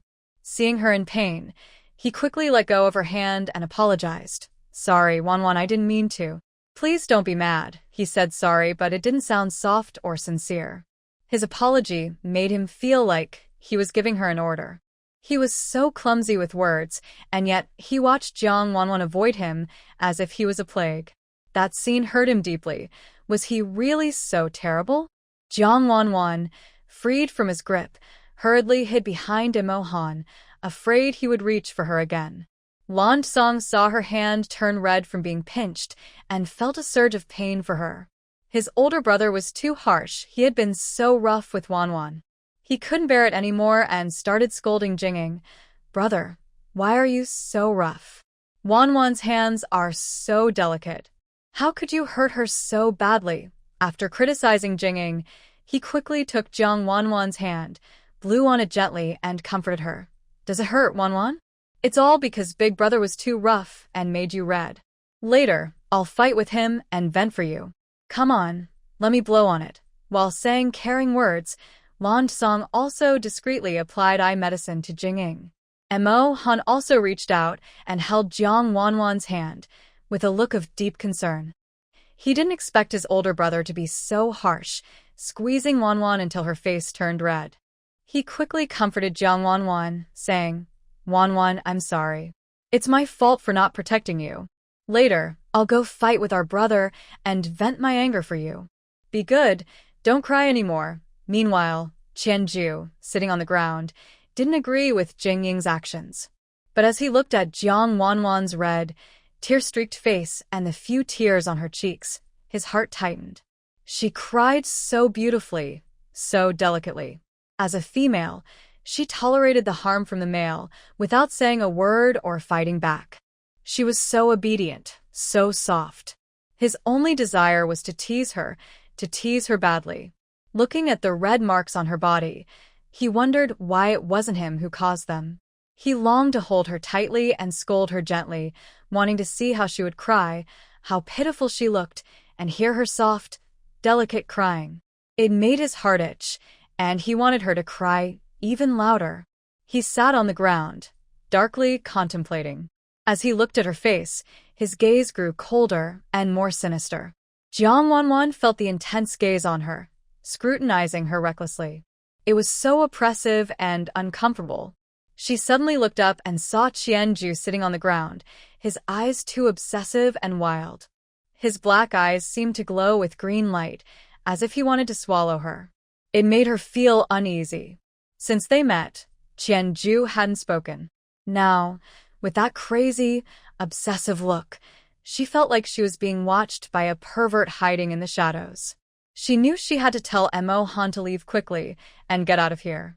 Her older brother was aggressive and impulsive, and her second brother was sinister and strange. She couldn't stay here even for a moment. When Qianju saw Jang Wan notice his gaze, he quickly withdrew his sickly, wild look. His face returned to its usual gloomy, half-dead expression, as if he hadn't just been spying on her. Jing saw his two brothers dare to confront him just because of a female, and he felt a surge of suppressed anger. His fury in his eyes could no longer be contained. Do I still need you to tell me? Don't forget, I am the older brother. I am a stray animal, and she is our shared female. I have the right to feed her. She shouldn't refuse, and she definitely shouldn't distance herself from me. Although he said these words, he didn't really think that way inside. He also wanted to be close to her like the others. But his pride prevented him from doing so. He could only feel anxious inside and speak cold words on the outside. When he said that, Jang Wan was stunned. Why can't she refuse? Isn't it true that everyone in the animal world is very caring toward females? Why is he so bossy? Oh. Right, he is a stray animal. Not all animals are like Emo Han. Emo Han is gentle and kind. Besides being a bit bossy in that way, he is perfect in every other way. Jang Wan really liked him.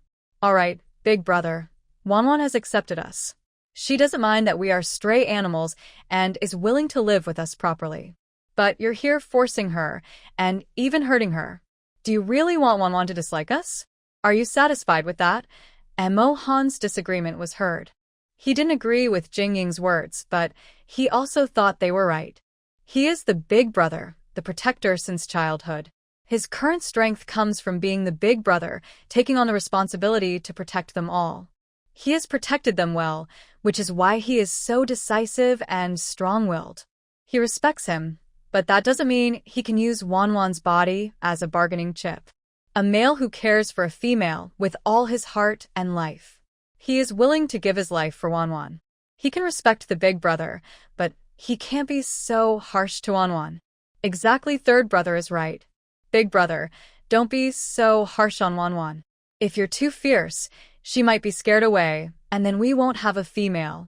Are you happy now? Langong said seriously, with a puppy-like face. Jing looked at Jang Wan's eyes, which were red from crying, because he hurt her wrist. It made him feel a sharp pain inside. But seeing Emo Han and Langong's accusatory looks, he couldn't help but want to punish them. How could they still talk about chasing females? Doesn't he know? Especially in Langong, like a mischievous snake dog, really annoying. He closed his eyes, not wanting to see those two bothersome guys. He kept watching, afraid he might lose control and hurt them with his snake tail. After a few moments, he suddenly opened his eyes, walked in front of Jang Wan, and spoke gently and carefully. Wan, I'm sorry. I hurt you just now. You can hit me too. He clumsily tried to win Jang Wan's favor, thinking that since he hurt her, she should hit him back. That way, she could vent her anger, and he hoped she wouldn't be mad at him anymore. But he just touched her hand, so soft and smooth. His fingertips gently stroked, as if savoring the feeling. Thinking of this, he looked at her hand with bright eyes, full of hope. The more he hoped, the more excited his smile became, and his heart pounded faster. Jang Wan felt her mind was about to go blank. How could she hit him? He was so fierce. Forget it. If she hurt him now, and he suddenly became very aggressive again, what should she do? But Jing looked very eager. Seeing that Jang Wan wasn't making a move, he quickly got anxious and said, Wan, please hit me. I shouldn't have treated you like that just now. To let you vent your anger, I'm willing to let you hit me. Hit me hard. After saying that, he even leaned his face forward, hoping she would hit him hard. Now, his face looked completely infatuated, almost embarrassing. He really wanted to know what it felt like when Jang Wan hit him. Maybe it would feel really good. Her small hand gently brushed his cheek. Before the slap, there was her unique feminine scent. That soft little hand, like a feather, brushed over his heart. Thinking of this, he silently took a deep breath, looking forward to the slap. Jang Wan saw his infatuated expression and the excited anticipation in his eyes. She wondered if, when she slapped him, she might accidentally make him feel really good. Thinking of that scene, she felt like he had some strange obsession. No. She quickly said to Jing in front of her. I forgive you. You don't have to do this. I'm tired and want to rest. Emo Han, can you hold me so I can rest? She definitely wasn't going to hit him. Anyway, she planned to let Emo Han escape with her in a few days. There was no need to have any conflict with them. She just needed to ensure her own safety. When Emo Han heard that Wan was tired and wanted to rest, he quickly held her in his arms, gentle and caring. Okay, Wan, I'll carry you to rest first. Thinking that she had indeed been tired all day and that it was now dark outside, she really should rest. Emo Han carried Jang Wan to the bed and thoughtfully covered her with a fur blanket he found. He gently kissed her on the forehead. Be good and wait for me. I'll come sleep with you soon, okay? Okay, I'll wait for you. Jang Wan knew he was going to eat, and she was very tired today. After being with Emo Han for so long, she was exhausted. Her eyelids were almost closing, and all she wanted was a good sleep. Nothing else mattered. But she also wanted to hold Emo Han and sleep. She didn't know why, but she seemed very dependent on him now.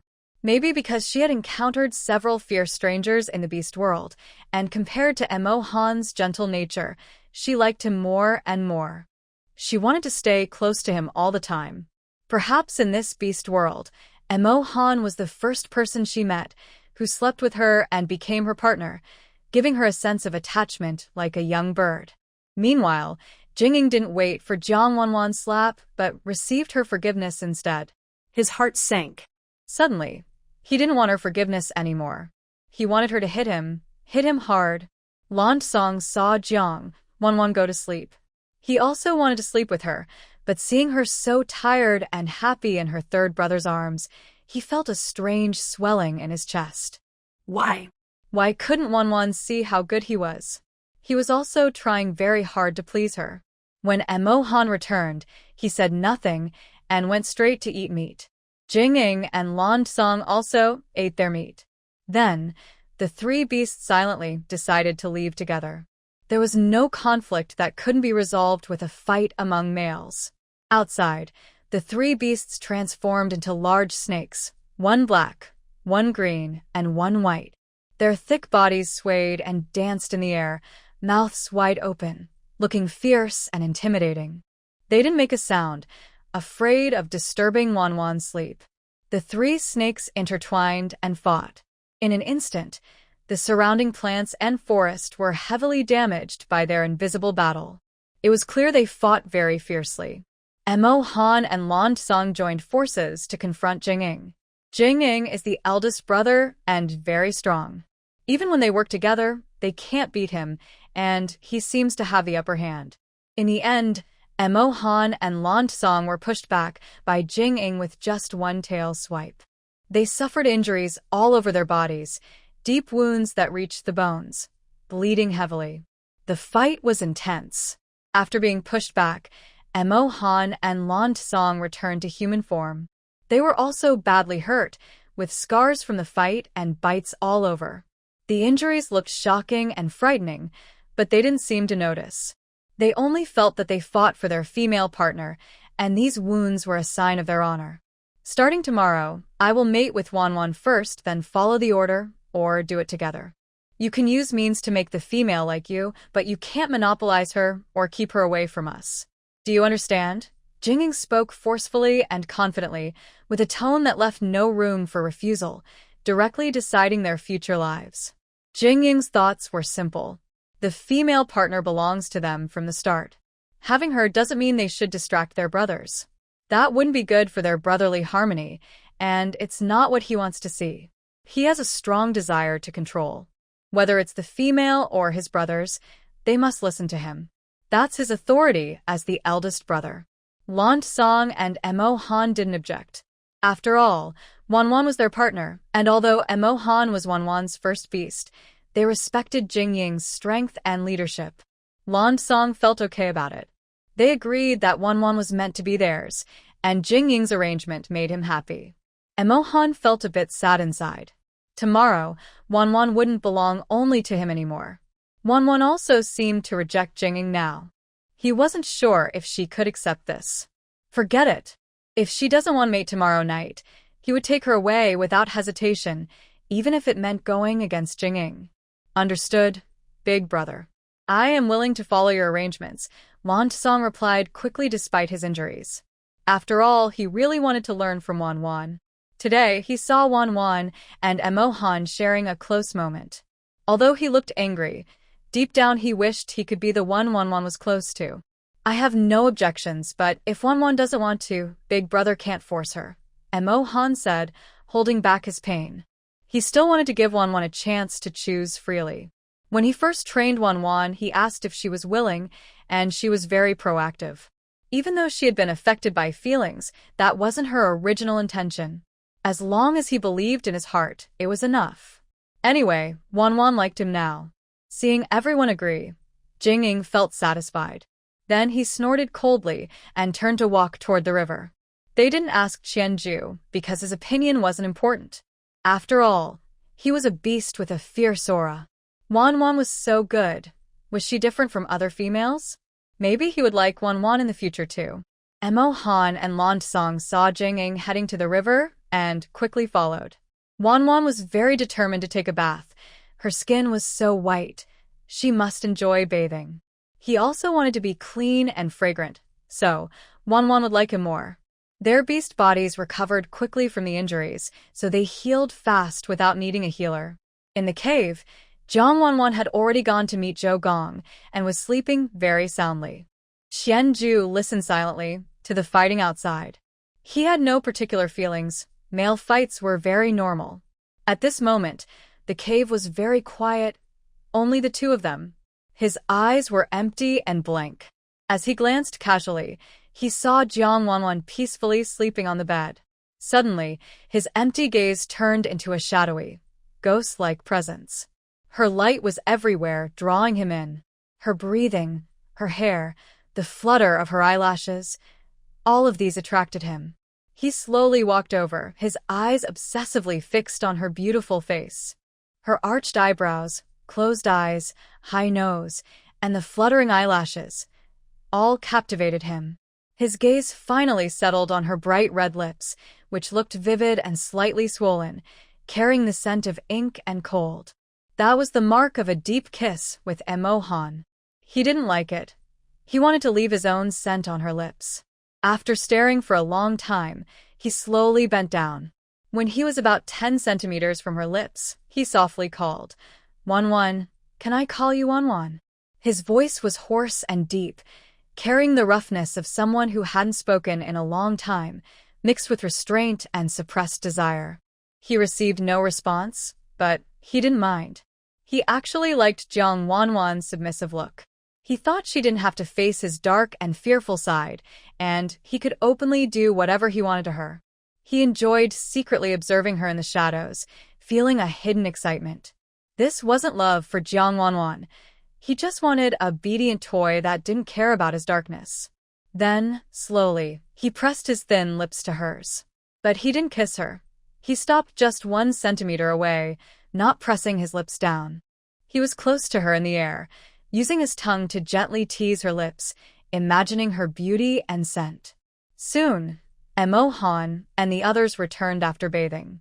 The blood on them was washed away, and their wounds had mostly healed. That's how beastmen were. They recovered quickly.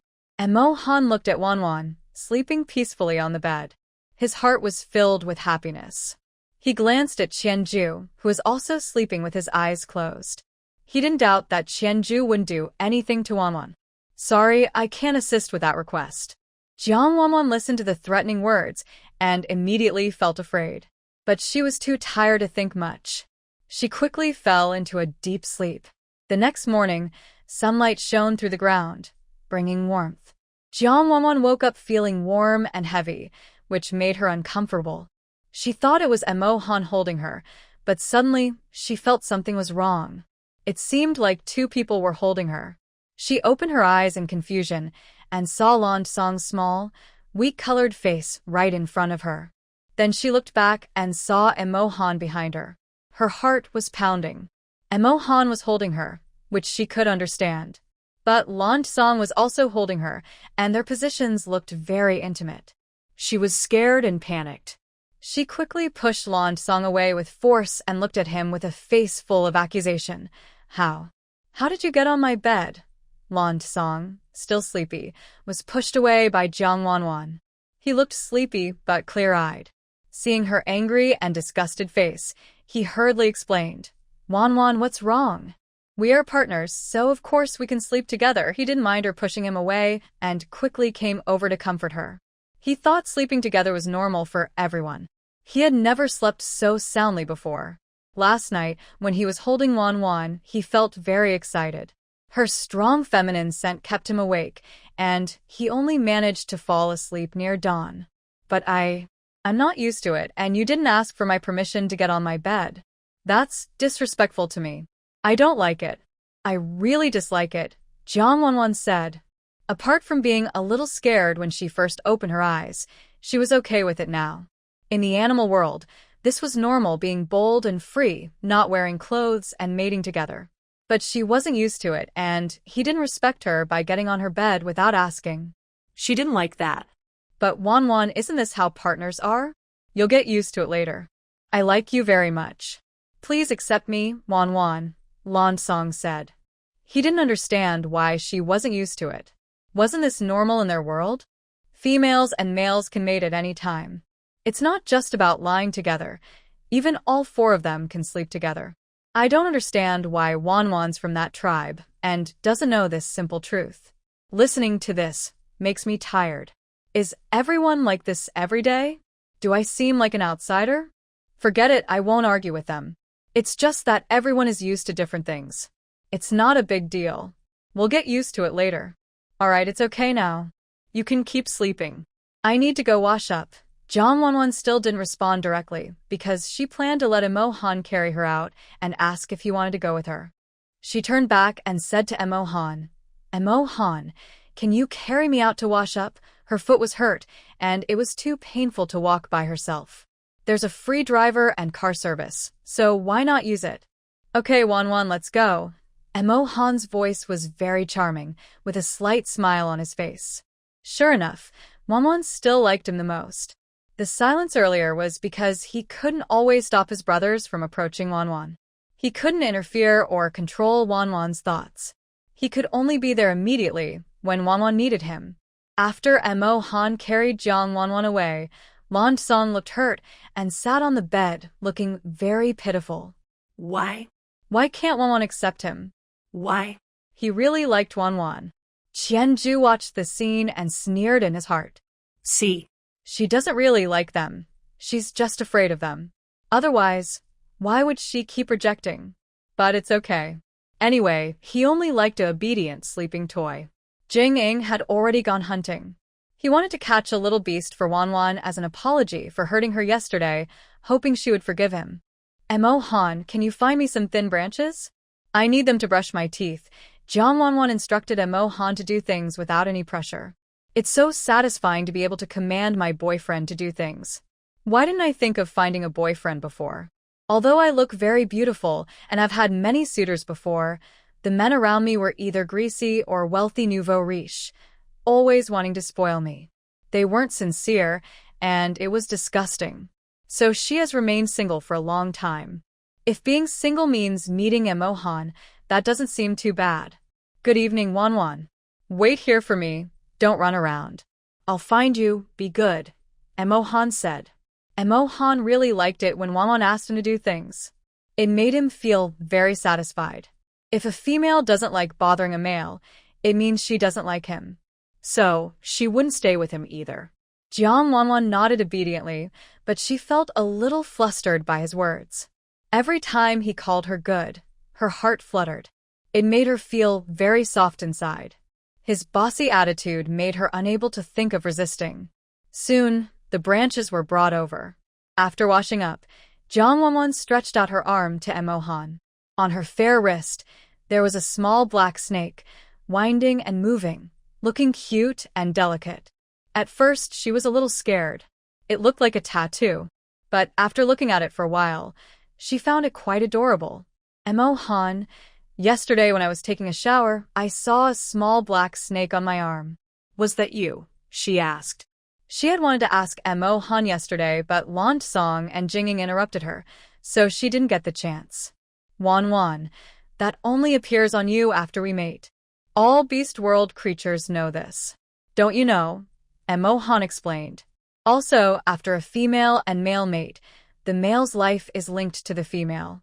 If the female doesn't want me anymore and destroys the beast mark, the male will die alone, he said. And this mark stays forever. Only when the female is in danger can the male find her location to rescue her. The male must always be loyal to the female and never betray her, he added. Emo Han felt confused inside. He increasingly thought Wan wasn't from this beast world. She didn't understand the common knowledge here. Even something as big as the beast mark after mating, she didn't know about it? Wan was shocked when she heard this. According to him, after mating, the male's life depends on the female. He must always be kind to her, fearing that destroying the mark would cause his death. This was too scary. So, mating shouldn't be casual. It's a responsibility to everyone. Thinking of this, she felt grateful. Grateful that she ate the love fruit that day and met Emo Han. If it had been someone else, she couldn't be sure what kind of person they were.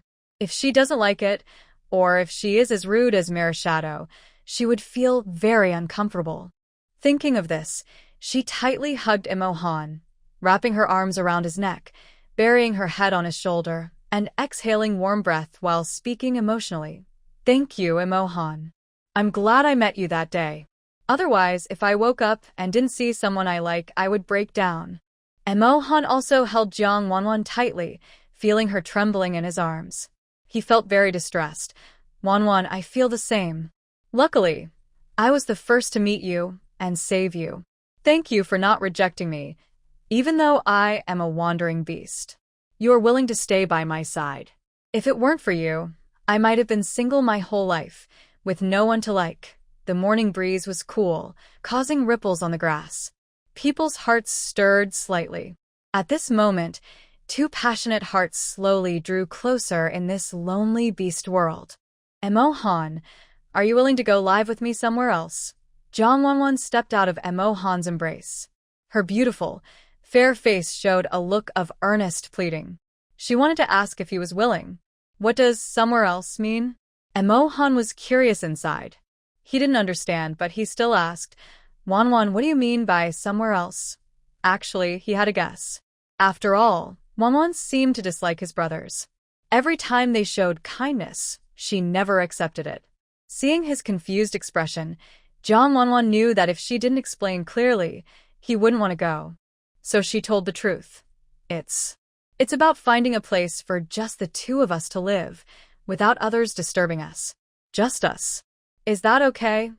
Honestly, I need to tell you something. I am not from this world. I don't know how I came here. In my world, we believe in one husband and one wife, not one woman with many husbands. Since you told me that your brothers are all my beast husbands, I don't like that. I only like you. Also, you should know I am very afraid of snakes.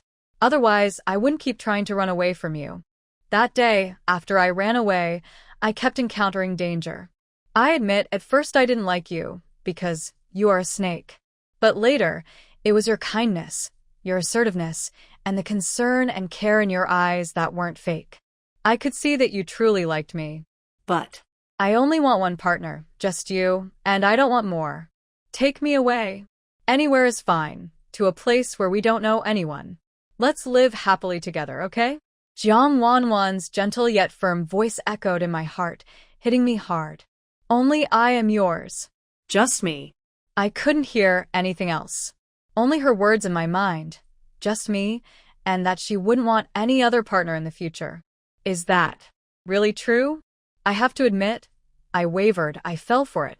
No wonder I didn't understand her actions or her confusion about the world of beasts. Turns out, she isn't from this world. But once I realized, I quickly refused. No. Wan, I can love you with all my heart, and I don't care where you're from. But my brothers and I grew up together, born from the same mother. We promise that when we grow up, we will find the same partner, not for love, but just to have someone to reproduce with. I can't betray them. But I met you, and I can feel that you truly like me. Still, my brothers are my family. I can't be selfish. Wan, please don't leave. They are good too. Maybe you can try to accept them, okay? Before I met Jang Wan, these were my thoughts. I thought female beasts were bad, and once we captured them, they wouldn't listen. So we agreed to watch over them carefully, not letting them escape. The four of us, the Beast brothers, worked together to keep her under control. But I didn't expect that the female beast I met truly liked me. She just wanted me to leave my brothers. As a snake beast, I am inherently selfish, cunning, and cruel. We are sly and tricky, with a strong possessiveness and a commanding presence. Otherwise, I wouldn't be a wandering beast and females wouldn't like me naturally. Although I was reluctant to let Wan go to them, I also couldn't bear to leave her behind with my brothers. Jang Wan saw him refuse, and the hope in her eyes gradually faded. She no longer felt as impulsive as before. Yes, they are brothers, raised together. Why should one sentence from him make her leave with her, and why did he promise only to be with her? Those words felt so vague and unreal. But no one was with her. She couldn't leave this forest. It was very dangerous here, full of wild animals, and there was no food. After thinking for a moment, she lowered her gaze and looked sad as she said, "Okay, got it? I won't leave. I've been out long enough. I'm hungry. Let's go back and eat. Jang Wan answered silently, but her eyes no longer shone like they used to when she looked at him. Emo Han saw she wasn't leaving anymore and immediately looked happy. But when he saw the distant coldness in her eyes, it hurt him deeply. Was Wan disappointed in him? I'll carry you back. The ground is hard, and your foot is hurt. Walking will be painful. Is that okay? He asked carefully, unsure what she was thinking. But he could feel her disappointment and sadness. They had been intimate before. He could sense her emotions very clearly, so he knew she wasn't happy now. No, thank you. I want to walk a bit. That way, I won't feel like a useless person. Every time I go out, I need you to carry me. You must be tired too, Jang Wan said lightly, refusing. Although she knew this would happen, she still felt disappointed inside. She begged him humbly, even revealing her biggest secret, saying she only wanted him to be hers in the future. She just didn't want to face the situation of having 3 snake beast husbands here. She said that if a male became a female, he couldn't refuse any request. But now, she was only asking for the first time, and he couldn't do it. He didn't really like her. Fine. She admitted they were childhood brothers. Asking him to leave his brother and run away with someone whose future he didn't even know was impossible for her too. If it were her, she couldn't do it either. But she felt a little sad, not because he didn't want to leave, but because she wondered if he truly cared about her. Her rejection and distance made Emo Han's heart stop for a moment, and he felt a sharp pain in his chest. Although she was still speaking gently to him, he felt that things were different now than before. Wan no longer likes him. Did he reject her? Sorry, Wan. Let me think about it, okay? Don't ignore me. It hurts my feelings. He almost cried, with red eyes and a drooping face, like a child who has done something wrong, begging the person he loves not to be angry. Seeing him like this, Jang Wan felt a bit sad. When she first met him, he was bossy, charmingly gentle, and very obedient to her, but he had never looked so wronged before. Still, she couldn't do it. She couldn't be with so many people. But then she thought she could accept Emo Han because he was gentle, and Lan Song was also okay. He was like a little puppy, constantly circling her. But Qianju and Jing, no, she didn't want to think about them. They made her afraid. One was impulsive and bossy, the other dark and strange, with a creepy look in his eyes. Forget it. She decided to keep watching. Anyway, she couldn't escape now. Maybe she should just stay and see how things go. If they still act like this, she could plan her escape later. Okay, you can carry me back, Emo Han. The ground here is hard, and walking back will hurt my feet. When you have time, make me a pair of shoes. She stretched out her hand, smiling gently, and made a gesture as if she wanted a hug from Emo Han. On the way back, Jang Wan saw Jing carrying a big wild boar. Jing was already tall, but now that huge, rough wild boar made him look small. Seeing the big boar, Wan's heart sank. She didn't feel happy, but just thought that when she first came to this beast world, she hadn't seen such a big boar. She was lucky. She also reaffirmed in her mind that she couldn't leave this forest alone. Going out would be deadly, and she didn't know what was outside. If she met good people, that would be fine, but what if they were bad? She felt very anxious. What should she do? Wan, are you hungry? Come on, let's go back. I'll roast some meat for you. Jing quickly put down the boar when he saw Jang Wan and eagerly approached her. Although he spoke gentle words, his normally cold and tough face showed a hint of a smile. However, because his face is usually so serious and rough, even when he smiles, Jang Wan still feels he's very fierce. Maybe it's better if he doesn't smile at all. Thank you, Jing, but I don't want to eat meat. You can eat it, Jang Wan said. She had been eating meat for several days. She wanted to eat vegetarian food and fruits. But now she was eating meat and she felt she couldn't even say properly when she tried. Thinking about she realized she hadn't done it for 2 days and felt constipated and uncomfortable. What Jing heard was that Wan refused to eat his cooked meat, meaning she hadn't forgiven him yet. He suddenly felt anxious and looked a little eager. Will Wan eat my meat? Is it because she hasn't decided to forgive me yet? Maybe she should hit me instead. That would make me feel better, he said. He still wanted Wan to hit him. He didn't know how to make her happy, so he thought he could solve problems with fighting like males do. Because among males, any conflict can be settled with a fight. So he thought if a female hit him, she wouldn't be angry anymore.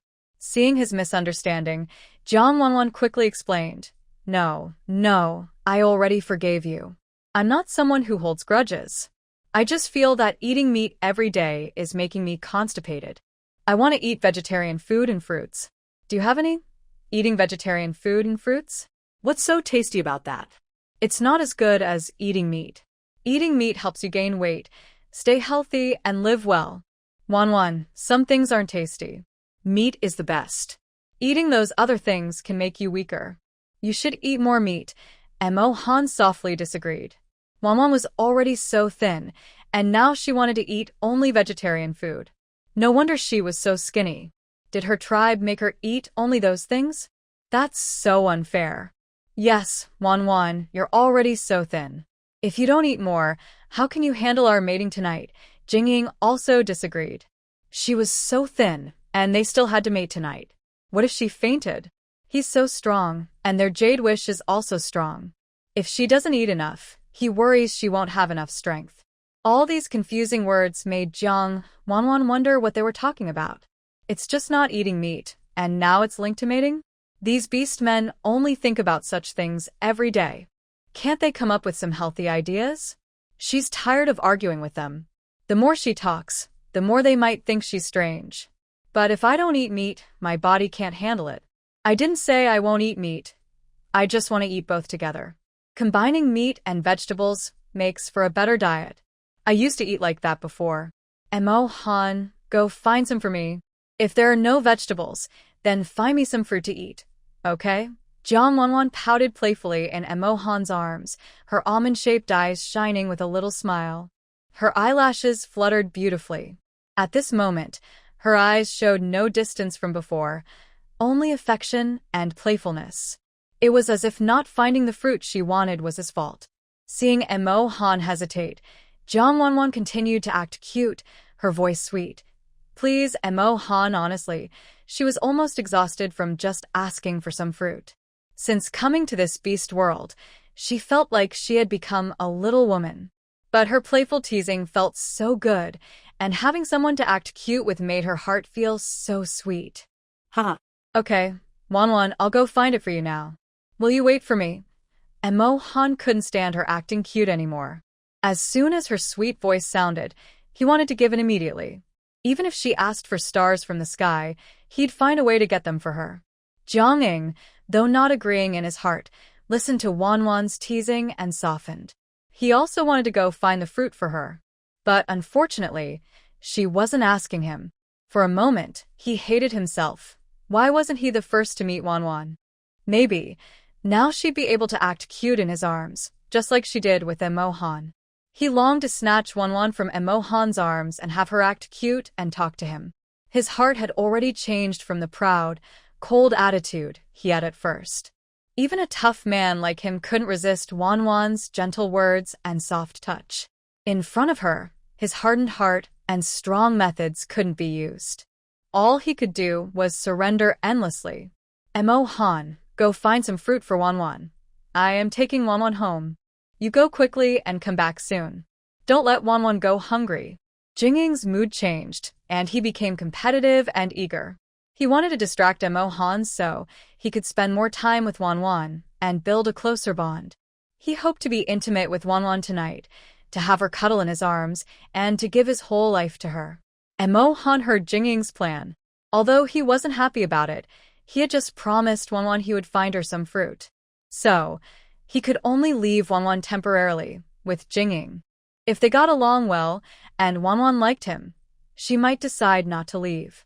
Thinking this, he happily placed Wan in Jing's arms and gently said, Wan, I'll go find some fruit for you now.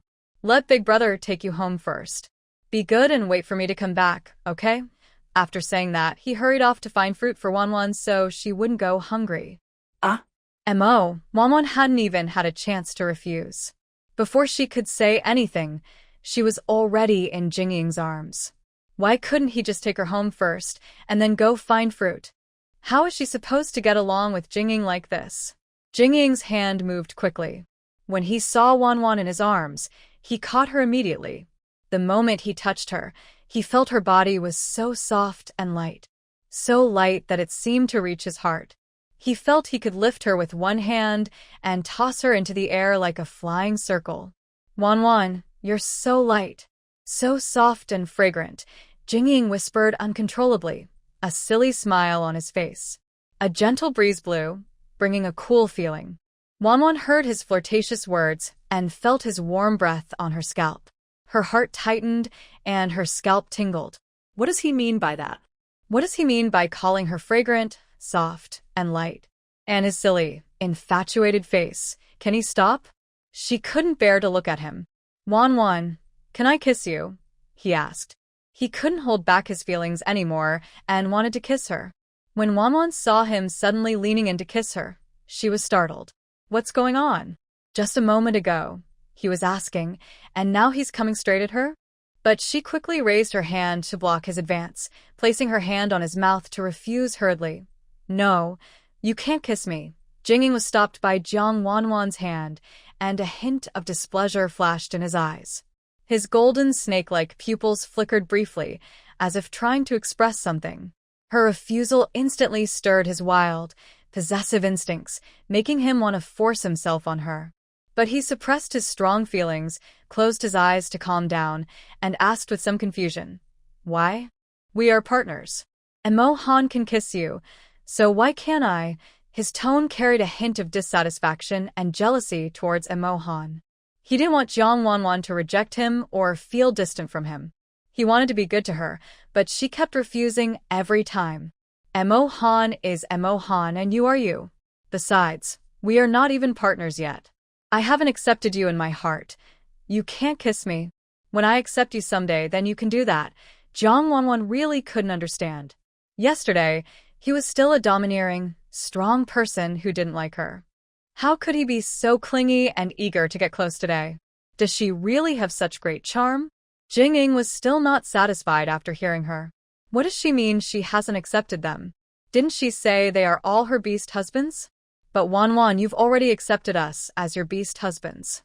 If we don't mate, how can we satisfy and accept you? In Jing's view, if they didn't mate, they weren't truly partners. As long as they mated, it meant acceptance. Otherwise, the words of willingness were just false, and she was actually unwilling deep down. In my heart, only when you meet my standards can I be satisfied. Only then can I accept your mating. But her current behavior was too overbearing, making her feel uncomfortable. So she hadn't accepted him yet. If you want me to accept you first, you must respect me. You can't ignore my wishes and force yourself on me. Jang Wan knew their beast world was open, so she wanted to speak slowly and carefully. She also saw that his golden snake pupils had stood up, which was a sign of his anger. It scared her a little, making her worry that he might try to force himself on her. Hearing her words, Jing saw the rejection on her face and the disgust in her eyes, which made him feel a bit uneasy. But to avoid frightening her, he stepped back. Before leaving, he licked her palm with his snake tongue, then finally withdrew satisfied. Jang Wan felt the wetness and itchiness in her palm and quickly pulled her hand away in disgust. He just used his snake tongue to lick her. EW? How disgusting. Why did he suddenly become so bold? But she couldn't show her displeasure. What if he got upset again later? Tonight, we're going to mate. If you still can't accept me, how can we be sure we're partners? So, Wan, please don't refuse me anymore. As long as you become my female, I will treat you well. Jing was still not giving up. He thought that if Jang Wan didn't become his female, he wouldn't leave his beast mark on her. He would feel she didn't truly belong to him, and one day she might run away.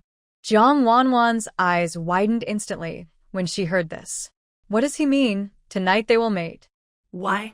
Thinking this, she asked directly, why? I don't want to. Her voice rose, Her face changed, and her tone was full of rejection.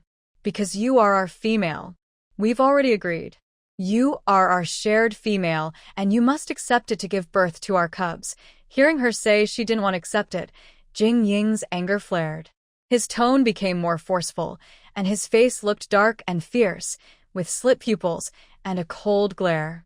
But as soon as he spoke, he regretted it. Was he too harsh? He saw her face full of rejection. Nothing was acceptable. Could she even understand that they are stray beasts? Stray beasts with bad tempers, known for snatching females and killing beastmen. Was he being too gentle, making her forget they are stray beasts, feared by beastmen everywhere? Jang Wan was frightened by his tone and fierce expression. Now, with only the two of them here, what if he forces himself on her later?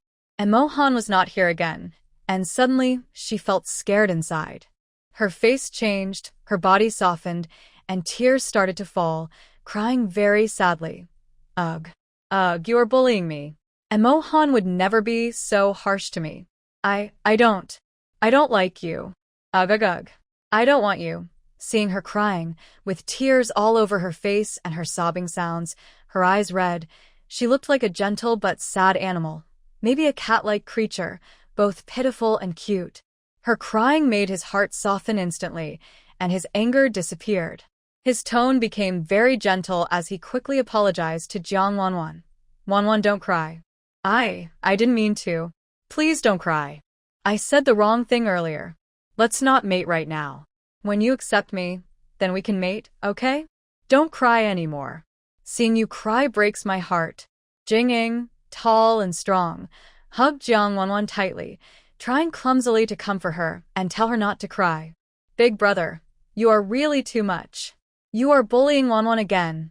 Langong, who was feeling sad and gloomy in the cave, suddenly heard Wan's crying. Her voice sounded very sad and upset, and he thought she was in danger. He quickly ran out to check, but as soon as he arrived, he saw Wan crying in his big brother's arms. Thinking about his big brother's tough and bossy ways, he was sure that he was bullying Wan, which made her cry. He hurried over, pulled Jang Wan out of Jing Ying's arms, and looked at her with concern, comforting her. Wan, are you okay? Don't cry. Did big brother bully you? Don't worry, I'll go fight with him later and stand up for you. Don't cry anymore. Langong felt very worried. The more he saw Jang Wan crying, the more he wanted to fight his big brother. Although last night he and Emo Han teamed up to fight him and got hurt, it didn't stop him from trying to please Jang Wan. I'm fine.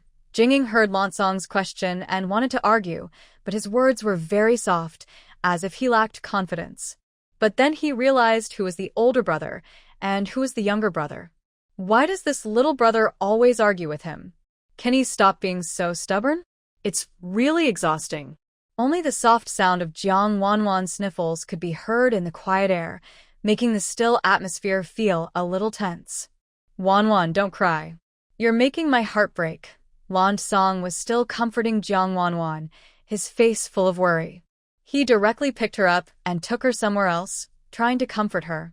Until he couldn't see her reflection anymore, Langong stopped. He looked at Jang Wan crying sadly in his arms, and suddenly, he hated Jing. That older brother really doesn't know how to make females like him. Can't he be gentler? Wan, are you okay? Did I scare you? Or did he hit you? Langong wanted to ask why Jang Wan was crying. Seeing that Jing had left and she couldn't see him anymore, Jang Wan finally wiped away her tears. She wasn't that fragile after all. She was just frightened by Jing Ying's golden snake-like eyes and his gloomy face, especially when he said they must mate tonight. Humph. She didn't want that, so she pretended to cry, hoping he would feel sorry for her, so he wouldn't force her to mate against her will. Since she started dealing with these beast men, she found that all they cared about was mating. It seemed like nothing else mattered to them, but it seemed they couldn't stand her crying. As soon as she cried, they looked like they wanted to pluck stars from the sky for her. So she pretended to cry, taking advantage of the situation. She didn't expect Langong to come out, but that was fine. Compared to Jing, Langong seemed easier to persuade and more comfortable to be around. Thank you, Langong. I'm fine. I was just startled by your older brother and couldn't control myself, so I cried, Jang Wan said with red eyes, her fair face covered in tears. She was no longer crying now, but her face was no longer the innocent, youthful look it used to have. Now it was full of charm and allure, very attractive. This was all thanks to Emo Han's careful nurturing. Langong finally saw Jang Wan speak to him properly and stop crying, which made him very happy. Wan, big brother is like that. Usually, he's quite fierce and fights very hard, so he looks scary. If you don't like him in the future, I will protect you.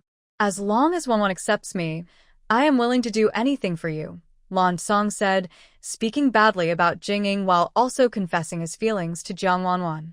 Jang Wan saw that she was being confessed to again, but she was no longer surprised. After all, Langong had been confessing since she woke up, but he had never succeeded. Actually, she thought to herself that if she were a local female, she might accept this kind of polygamous rule. But the problem was she wasn't. She believed in a one-man, one-woman system, and she had lived like that for many years. Then she thought, since she was in this beast world now, why not live according to the rules here? In her previous world, ancient men could have multiple wives and concubines. Why couldn't she? Langong, can you let me think about it? I haven't decided yet, but I will try to accept you all. Jang Wan decided to give them a chance. She would wait until Emo Han returned to discuss it with him. If he didn't mind, she might try to accept it and see if it was as enjoyable as the story said. Her gentle words floated softly in the air, tender and soothing, gently stirring Langong's heart. When Langong heard Jang Wan agreed, his green eyes widened instantly, and he showed a very happy expression. His mouth also stretched wide, revealing 2 sharp tiger teeth, and he let out a joyful laugh from his throat. His mind was filled only with the fact that Wan agreed, that she accepted him. He was about to shout out loud to express his excitement, but before he could finish, an untimely voice interrupted him. Langong, I didn't expect you guys to fight over a female, and such a beautiful one. Looks like you're really lucky, the voice said. Then, several wild, unclothed beast-like creatures appeared from the woods. They looked very sinister and ugly, with yellow teeth and extremely thin bodies, as if they hadn't eaten in a long time. Jang Wan suddenly saw many beast men without clothes, looking at her in a very lewd way. Their eyes were disgusting, and they drooled at her, making her feel like vomiting. Oh my goodness! It turns out not all beast men look as handsome as Emo Han and the others. The appearance of these beast men instantly shattered her fantasy about the beast world. Scorpion, what are you doing here? Do you forget how my older brother beat you up last time and you couldn't get up? Are you trying to relive that experience again? Langong saw Scorpion and the others coming, feeling a bit nervous. He's just a beast after all. But with Wan here, he's so timid. What if they get into a fight and scare her? Moreover, he can't handle all the beast men alone, and their older brothers aren't here. What if Scorpion and the others take Wan away? The one called Scorpion, upon hearing Langong mention Jing, immediately showed a lecherous and angry face.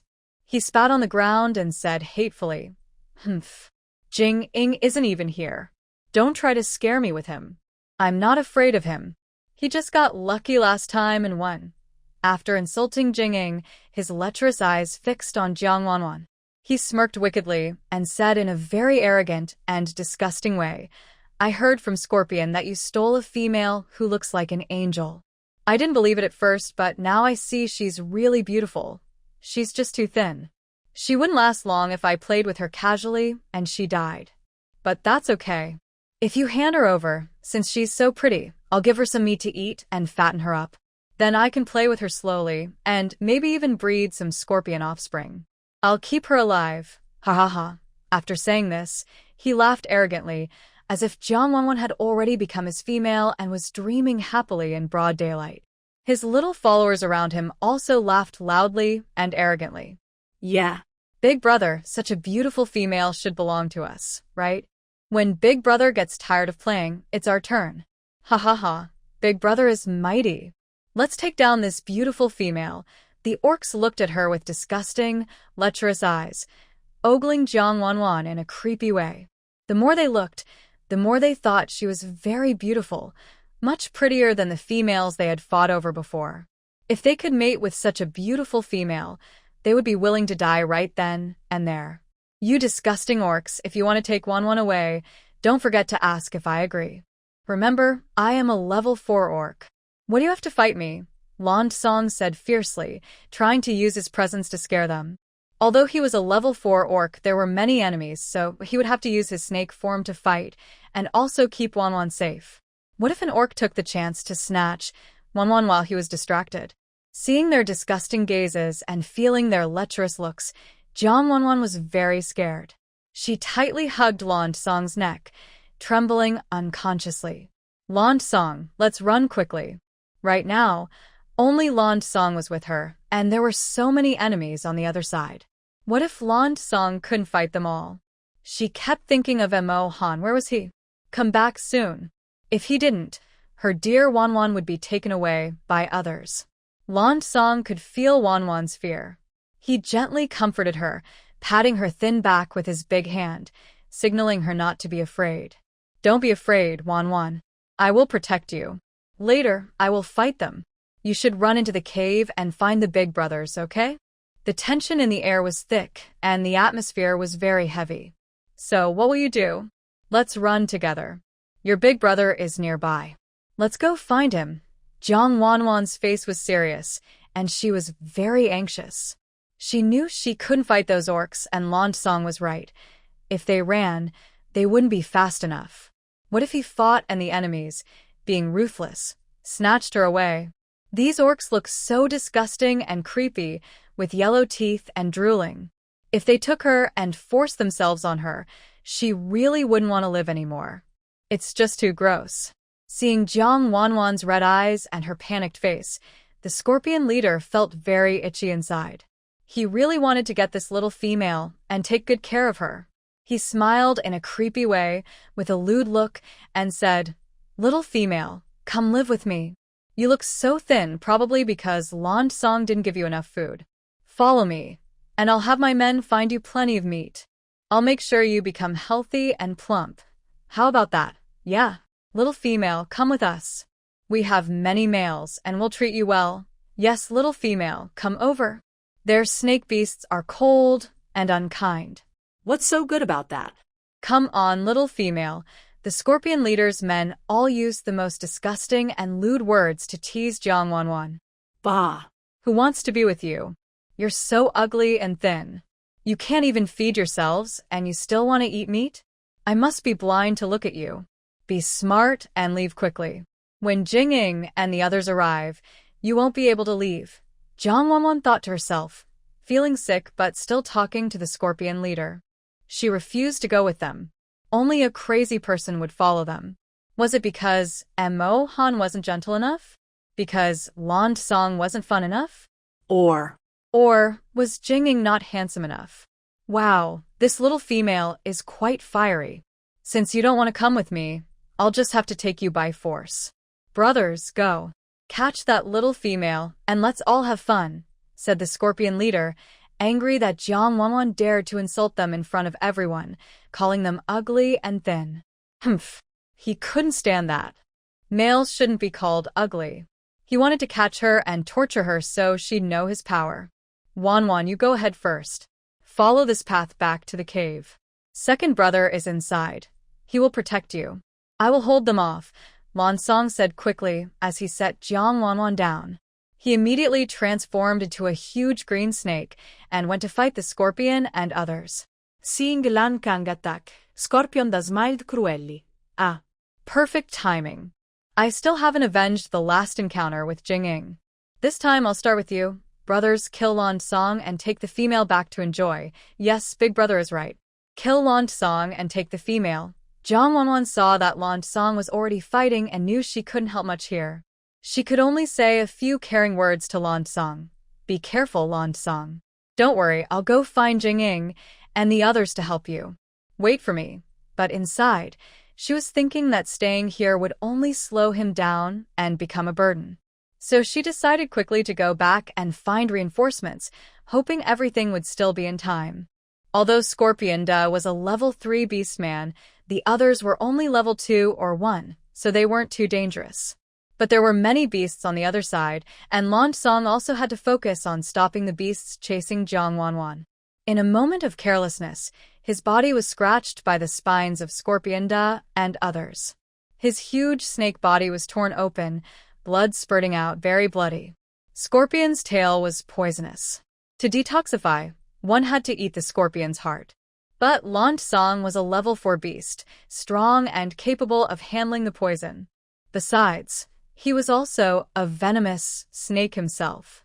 The poison from Scorpion Da was not a big problem for him. However, the deep wound made him unable to help but cry out in pain. Ugh, he hissed, a sound mixed with the pain of a snake beast. Humph, Lan Song, you're just a beast. You can't stop so many of us. We only want the little female. If you give her to us, we'll leave immediately, Scorpion Da, a level 3 beast, said. Although they had many people, Lan Song's fighting strength was very high. They couldn't defeat him easily, so he could only try to persuade him with words, hoping he would give up the female. Lan Song's huge snake eyes flashed with anger when he heard this. Scorpion Da was really persistent. Humph. Dream on. If you want the little female, step over my snake body first. He transformed his sadness and anger into strength and charged full speed toward the scorpion group. Jang Wan was still running quickly ahead. She had no shoes, and her feet were very delicate. Her injured feet were now even more hurt and swollen, looking very red and tender. She cried tears of pain but didn't care. At this moment, she only wanted to find Emo Han Jing or someone she had never spoken to before. Qianju. Anyone would do. Lan Song couldn't die. He had faced so many people alone to let her run away. She was very worried about him. She kept running and shouting loudly, her voice full of worry and anxiety, almost breaking her throat. Emo Han. Jing, are you there? Come out quickly. Come out. Lan Song is in danger. Please come and save him. Her shouts went unheard. Only the small black snake on her pale arm trembled anxiously, showing her mood was very bad. Far away, Emo Han, who was picking fruit for Jang Wan, suddenly felt a sharp pang in his heart. His hand, holding a white fruit, trembled, and the fruit fell to the ground. Wan, it's Wan. Wan is calling him. Wan is in danger. Emo Han quickly threw the fruit away, transforming into a large black python and rushing toward Jang Wan. Because they shared a mate mark, he could directly follow her scent. Jing, who hadn't mated with Jang Wan, didn't know she was in danger. At this moment, he was very angry. Why did he keep making Wan sad and upset? He didn't really think that way, but he just had a way of making Wan cry. Full of anger and frustration, he had nowhere to vent. He could only go deep into the forest to fight monsters. Because of his anger, these monsters suffered. They all died painfully under his snake-like body, blood everywhere, very terrifying. Sorry, Wan. I didn't mean to.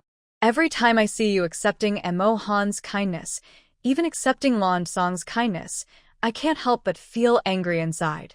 That's why I was so harsh to you. I'm sorry.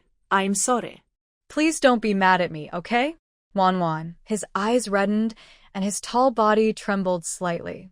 His deep sadness wrapped around him layer by layer, making him seem extremely lonely and heartbroken in this dark, bloody forest. Small theater. Monster. Humph. You think you're so high and mighty? You got upset with females and come to me for attention? If you can't handle it, then don't play. Little female, don't run. Even if you run, no beast will save you. The disgusting voice of the scorpion tail echoed behind Jang Wan. He had been watching her for a long time. Seeing how beautiful and soft she was, he only wanted to take her. Lin Sun Song Dai. Jang Wan was covered in wounds, sweat pouring from her face and body from her frantic escape. She was very worried about Lan Chong.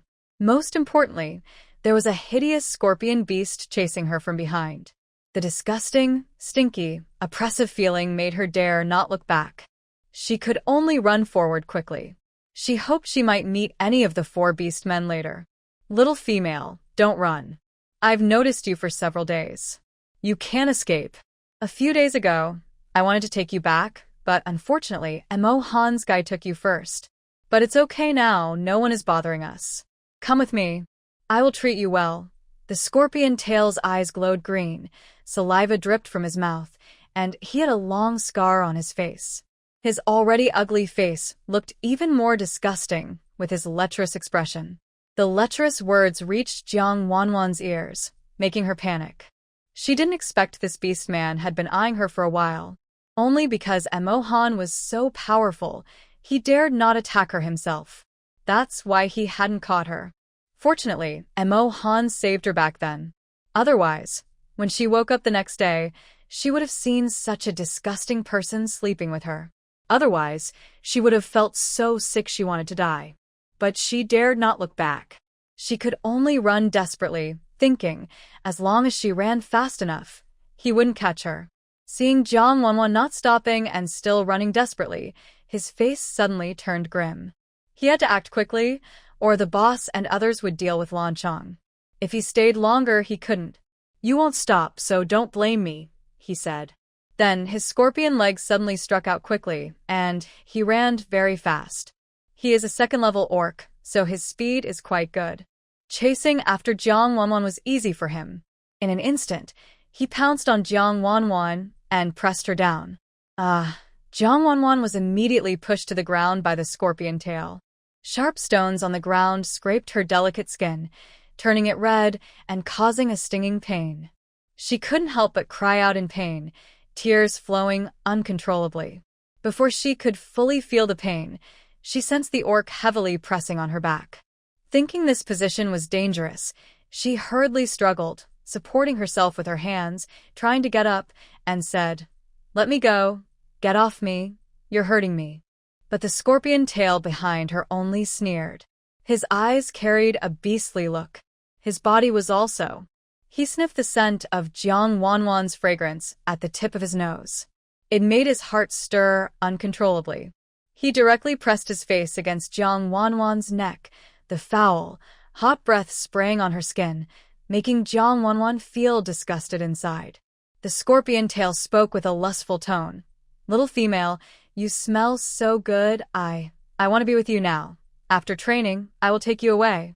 At this moment, the scorpion tail was overwhelmed with lust and didn't care that he was still in danger.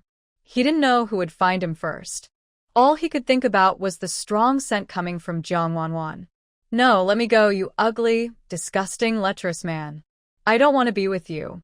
Let me go," Jang Wan shouted. She felt that if she was sat on by such an ugly orc today, she wouldn't want this body anymore afterward. She just felt so dirty. It would be better to be killed to be free. Jang Wan's curses only angered the scorpion tail behind her. Their scorpion race was not good-looking, all cold-blooded beasts.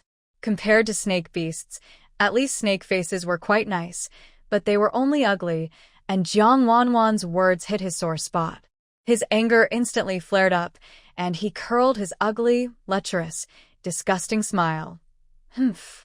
I'm sorry, but I can't assist with that request." Qianjue suddenly became very angry, his eyes filled with killing intent that grew wild. In an instant, he transformed, tightly wrapping the scorpion tail with his snake-like body and using great strength to strangle it to death. Then, Qianjue returned to his human form. His gloomy face now showed a hint of life in his eyes. He quickly ran to Jang Wan and skillfully called out, "Wan, are you okay? How do you feel? Are you hurt anywhere?" Qianjue's voice was hoarse, but smooth. It was the sound he had wanted to shout out countless times, and now he could finally say it openly. Jang Wan was so frightened she was stunned. She had just thought she was going to be. But suddenly, the person on her back loosened their grip and let her go. Jang Wan didn't look to see what happened or why the beast man suddenly let her go. Instead, she scrambled to her feet and hurriedly grabbed her torn and tattered clothes, throwing them on herself in a haphazard way. Even if it only covered a vital part, Jang Wan wanted to hide herself. It felt like her last dignity. She curled up and looked back. She saw a large gray python, the the same big gray snake she had seen before. Jang Wan knew she was saved. It was Qianjue, the one who had never spoken to her before. Seeing him, Jang Wan felt a deep, unspoken sadness in her heart. She never expected that in the end, it would be Qianjue who saved her. The air was filled only with Jang Wan's crying and the smell of blood. "Qianjue, is that you?" Jang Wan's voice trembled as she spoke carefully. Her face was blurred with tears. Seeing Qianjue in front of her, she couldn't hold back anymore and threw herself into his arms desperately. She was so scared, her body trembling nonstop. Just now, she almost thought she was going to be. Thinking of this, tears streamed down her face uncontrollably. The tears slowly flowed over Qianjue's smooth skin and dripped onto his chest. Wan, don't be afraid. I'm here. You don't need to be scared anymore." Qianjue felt the warmth of her tears as they flowed down his chest, making his heart ache. It was as if those tears were flowing directly into his heart. His toy seemed frightened. He only had one hand, but he slowly climbed onto her thin back, feeling the delicate touch of her fingertips. A hint of obsession flickered in his eyes. Wancheng, she actually hugged him. It seemed she no longer disliked that they were snake beasts. This soft embrace made him feel she was so gentle inside. As expected of his favorite toy, she was just so perfect. "It's okay now? That scorpion beast is dead. You don't need to be afraid." Qianjue usually doesn't comfort others, but he still spoke softly to care for her. Seeing her cry so fiercely in his arms, a dark thought crossed his mind. He wanted her to keep crying in his arms, to cry forever. But then he remembered the scorpion man he had just strangled. He felt that killing him so easily was too light. He should have made him suffer more, let him die slowly. He had wanted her to keep crying, but at that moment, Jang Wan remembered Langong was still behind, holding the rear. So many people were attacking him. She was worried he might get hurt, so she quickly forgot her sadness. She looked up at Qianjue with concern and said, "Qianjue, go save Langong. He's being attacked by many people. If you don't go now, I'm afraid something might happen to him." As she spoke, she tried to stand up, but her legs had gone weak from fear. Her thighs and feet were scratched by branches.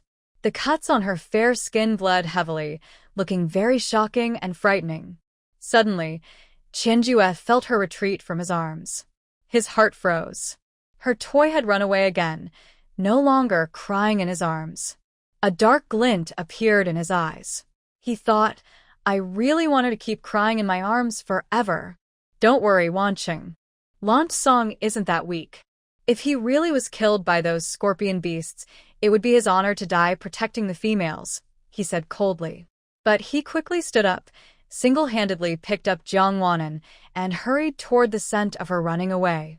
Unquestionably, he had only thought that Jang Wan cared too much about Langong. He had just saved her, yet she wasn't as worried about him. It made him feel that this toy was a little disobedient. Hearing this, Jang Wan felt a chill run through her body. This Qianjue was truly the cruelest of the four. He was so harsh even to his own brothers. Does that mean he might be equally harsh to her in the future? The thought suddenly startled her. She had already started imagining her future life. Had she subconsciously accepted their presence? She exclaimed internally, still thinking about what might come. Suddenly, Qianjue lifted her with his only remaining arm, placing it on his thin shoulder. "Don't be afraid. I'll carry you faster this way," he said. Seeing her scream, he didn't intend to comfort her. His toy was disobedient, so he thought he should scare her a little. But hearing her cry out, he couldn't help feeling a bit sorry inside and blurted out some comforting words. I'm not afraid of Qianjue. Let's go quickly." She dared not say anything more about her worries. Qianjue's temper was unpredictable, cold and ruthless. He could say such heartless words even to his own brother. She decided to keep quiet. It was better not to speak to someone like him. His thoughts were hard to guess, and she might say something wrong again. Better to stay silent. Seeing her obedient response, Qianjue's earlier dissatisfaction was instantly replaced by satisfaction. Isn't this how it should be? As a toy, he thought, she should listen to him. That way, she would earn her owner's affection. Qianju moved quickly. His one arm holding Jang Wan didn't slow him down. Soon, he reached the place where Lan Song and the others were fighting. What he saw was a bloody scene everywhere.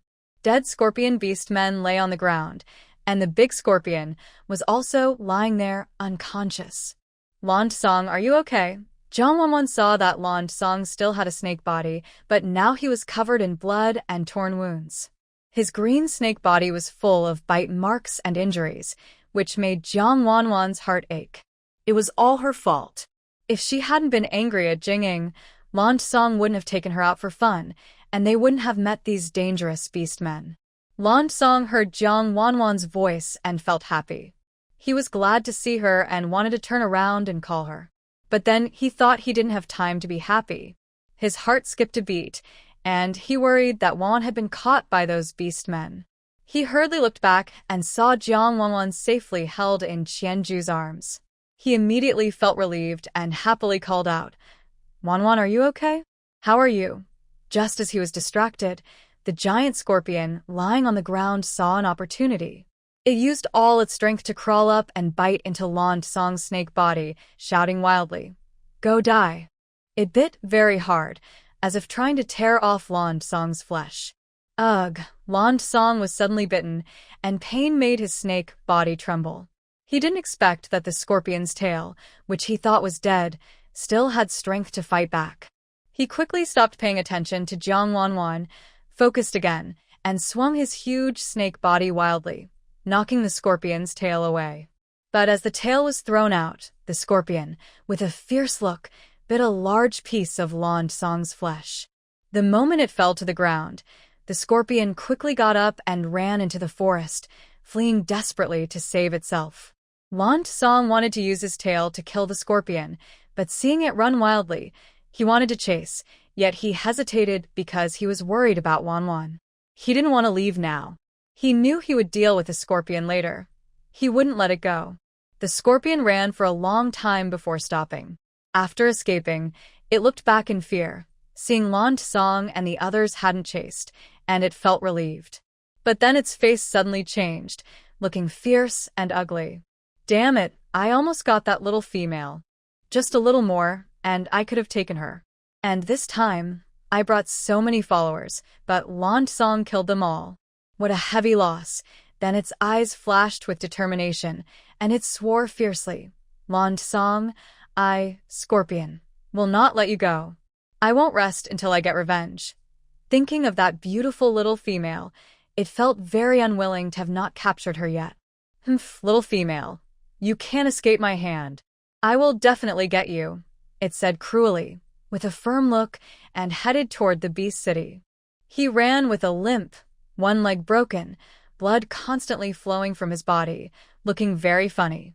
Meanwhile, Jang Wan saw that a large piece of flesh had been bitten off from Lan Song's snake's body, and she immediately felt how painful that must be. Lan Song, are you okay?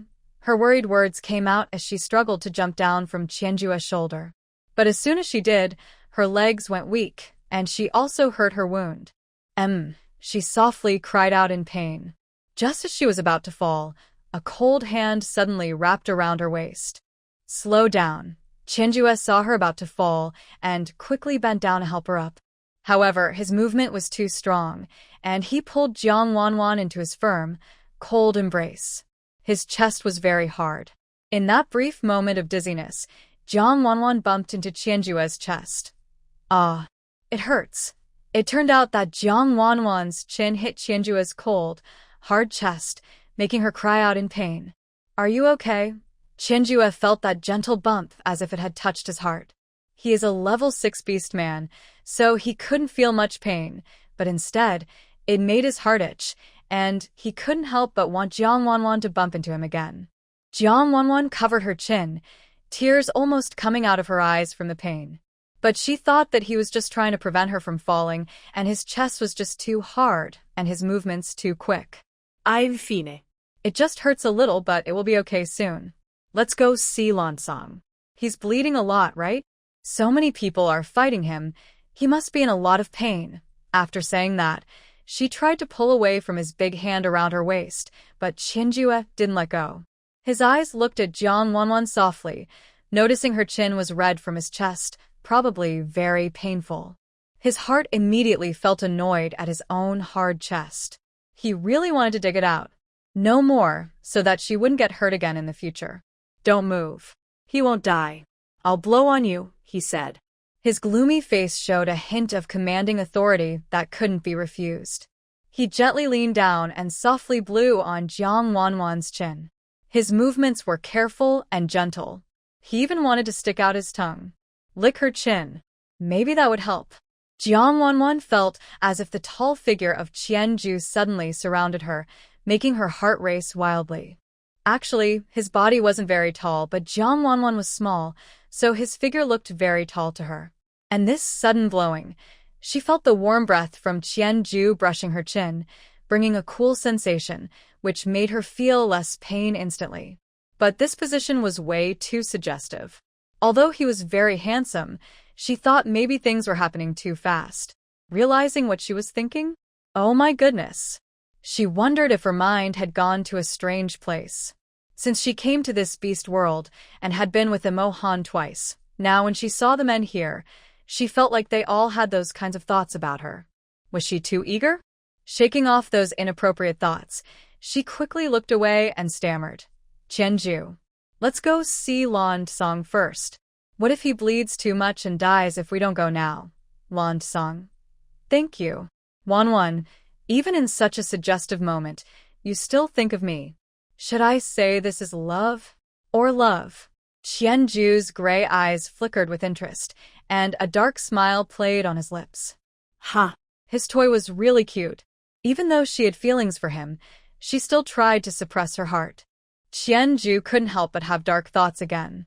He really wanted to hide her away. In the days to come, she would only blossom for him. All right. Let's go, Wan. Qianju loosened his grip, gently tapped her chin, and gave a faint, dark smile. He lazily nodded at her, and his eyes became clear again. It was as if those previous thoughts weren't really his. Okay. Jang Wan obediently nodded. At this moment, her mind felt like it was about to be overwhelmed, as if he had hit her hard. Seeing Qianju smile was like a gentle spring breeze. Qianju was very handsome. Indeed, the most handsome of the four of them. Just looking at him made her heart tremble again and again. Langong, are you okay? How do you feel? Jang Wan ran to Langong's side, looking at his body covered in blood and torn flesh. Her eyes hurt, and her heart sank. He had so many injuries that she didn't know what to do. Wan, I'm fine. I don't feel any pain. With your concern, I don't feel hurt at all. Don't look at my serious wounds. As long as we males don't hurt our vital parts, it's not a big problem. Just relax, Wan. Although he was in pain, seeing Wan cry and be sad made him very happy. The injuries he suffered were to protect himself, and that was his pride. But Jang Wan saw Langong so badly hurt and couldn't speak clearly, still trying to comfort her. If it weren't for her, he wouldn't have been hurt so badly. Thinking about how he always wanted to be her man, and now seeing him hurt so much to protect her, Jang Wan felt deeply moved. No one else could do this much for her. She was an orphan growing up alone and constantly moving from place to place. Thinking of those lonely days, she felt nothing but loneliness, and her heart never found a place to settle. Since coming to the beast world, she first met Emo Han and now Langong. She felt very happy at this moment. Jang Wan suddenly didn't want to leave. She wanted to stay here. Even though they were snake beasts, they treated her very well. If in the future they could continue to treat her like this, she thought she might start to like them. With this thought, her heart was no longer conflicted. She looked at Langong with firm eyes and spoke softly. Langong, when you get better, let's be together. This isn't a decision made because you protected me. I've thought about it seriously. It's not just because you protected me, and I feel guilty. It's because I genuinely like you. Jang Wan, want to be with you. A gentle breeze brushed through Jang Wan's messy hair, lifting the tiny soft hairs on her forehead. Her tender and clear eyes showed no sign of pretense. Her words drifted through the sunset forest, gentle yet powerful. Every word, every phrase, struck deeply into Langong's heart. What did he hear? He looked at Jang Wan with disbelief, eyes wide open. Wan said that once he healed, they could be together. Does being together mean they would be close? Please forgive him for thinking that way, because he really likes Wan so much and wants to be with her. And Wan also said she liked him. Was that true? Wan, is what you said true? Are you really willing to be with me? Langong suppressed his excitement and nervousness.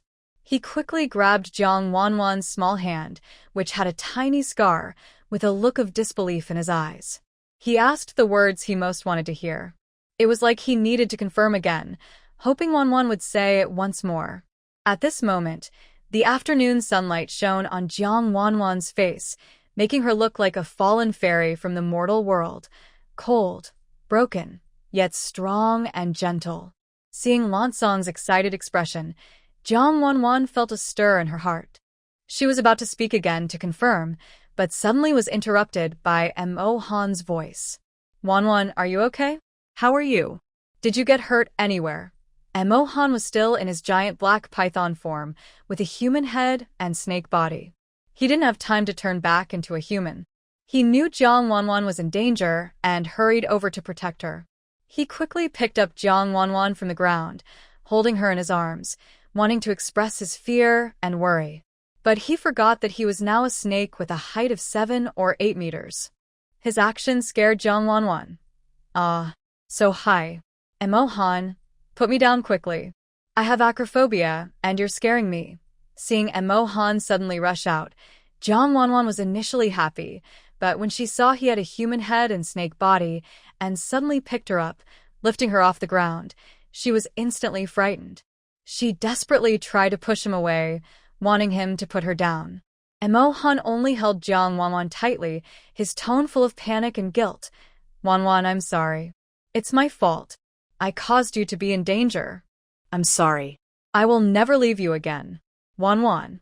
I'm sorry. As he spoke, Emo Han started to cry. His once charming and wild smile was gone, replaced by deep regret and sadness. Jang Wan initially thought he was too tall, and because Emo Han was holding her so tightly and pressing on her wound, she felt very uncomfortable. But when she heard Emo Han's guilt and sorrow, she suddenly pushed his hand away with less strength, not wanting to hurt him. She could feel his sadness, but she wondered, what did he do wrong? It was her idea to pick the fruit. If she hadn't been so greedy, he wouldn't have gone to pick fruit and ended up in danger. In the end, she thought, it's all her fault. It's okay, Emo Han. It's my fault. If I wasn't so greedy, Langong wouldn't have gotten hurt. And you're holding me too tightly. My waist hurts so much. Please let me go. Jang Wan took all the blame on herself because she didn't want him to feel sad. No, it's my fault. No matter why, if a male causes his female to get hurt, it means he's not good enough. He doesn't deserve to protect her. When Emo Han heard Jang Wan say her waist hurt, he loosened his arms a little, but still held her very tightly, not letting her leave his embrace. He looked down at Jang Wan's head, his eyes sweeping over the messy scene on the ground. Seeing that Langong was badly hurt, he felt only relief, thankful that it was Langong, not Jang Wan, who was injured.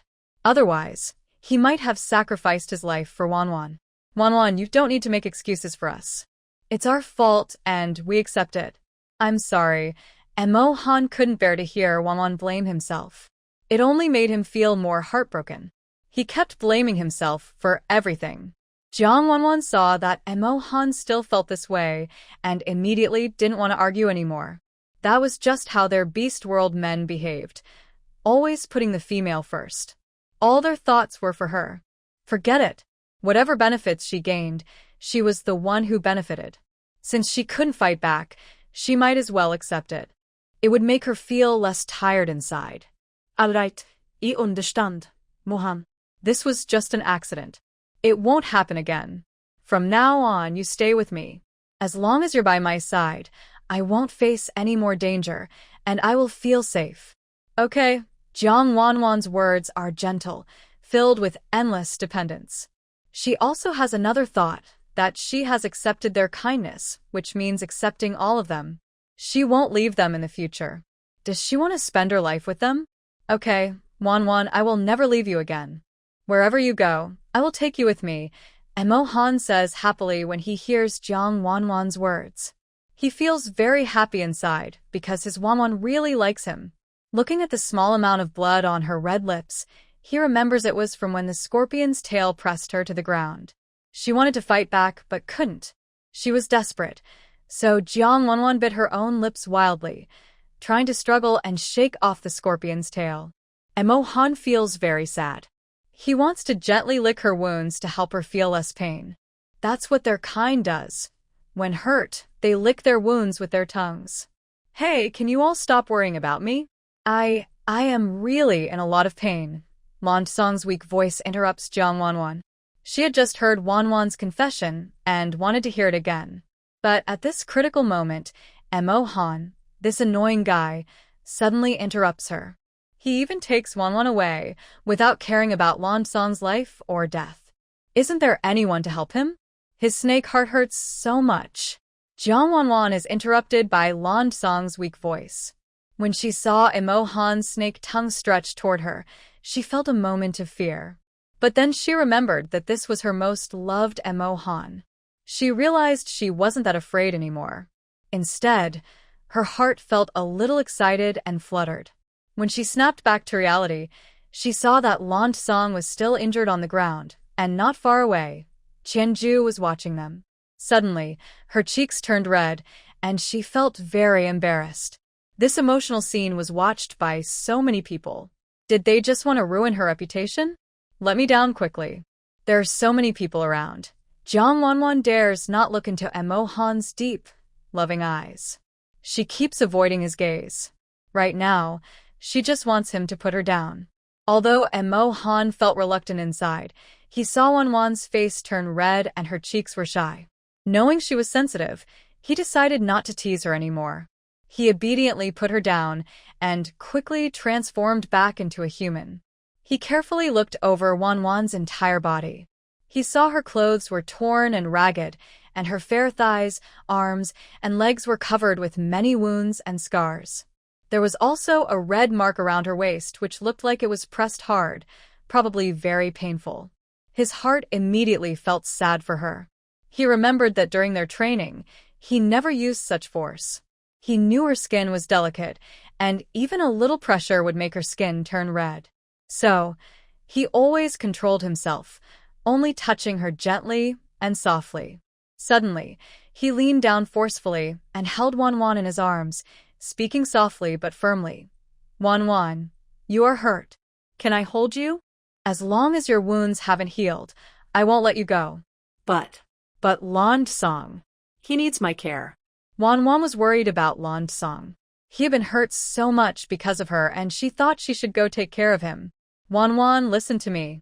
Your health is the most important.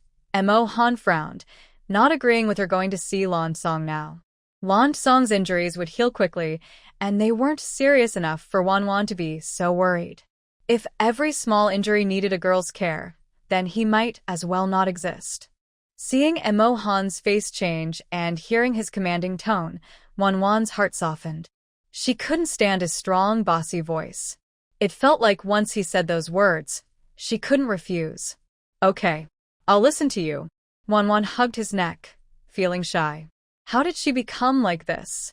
Why was she becoming more and more like a gentle woman? But no matter what, Song still needed care.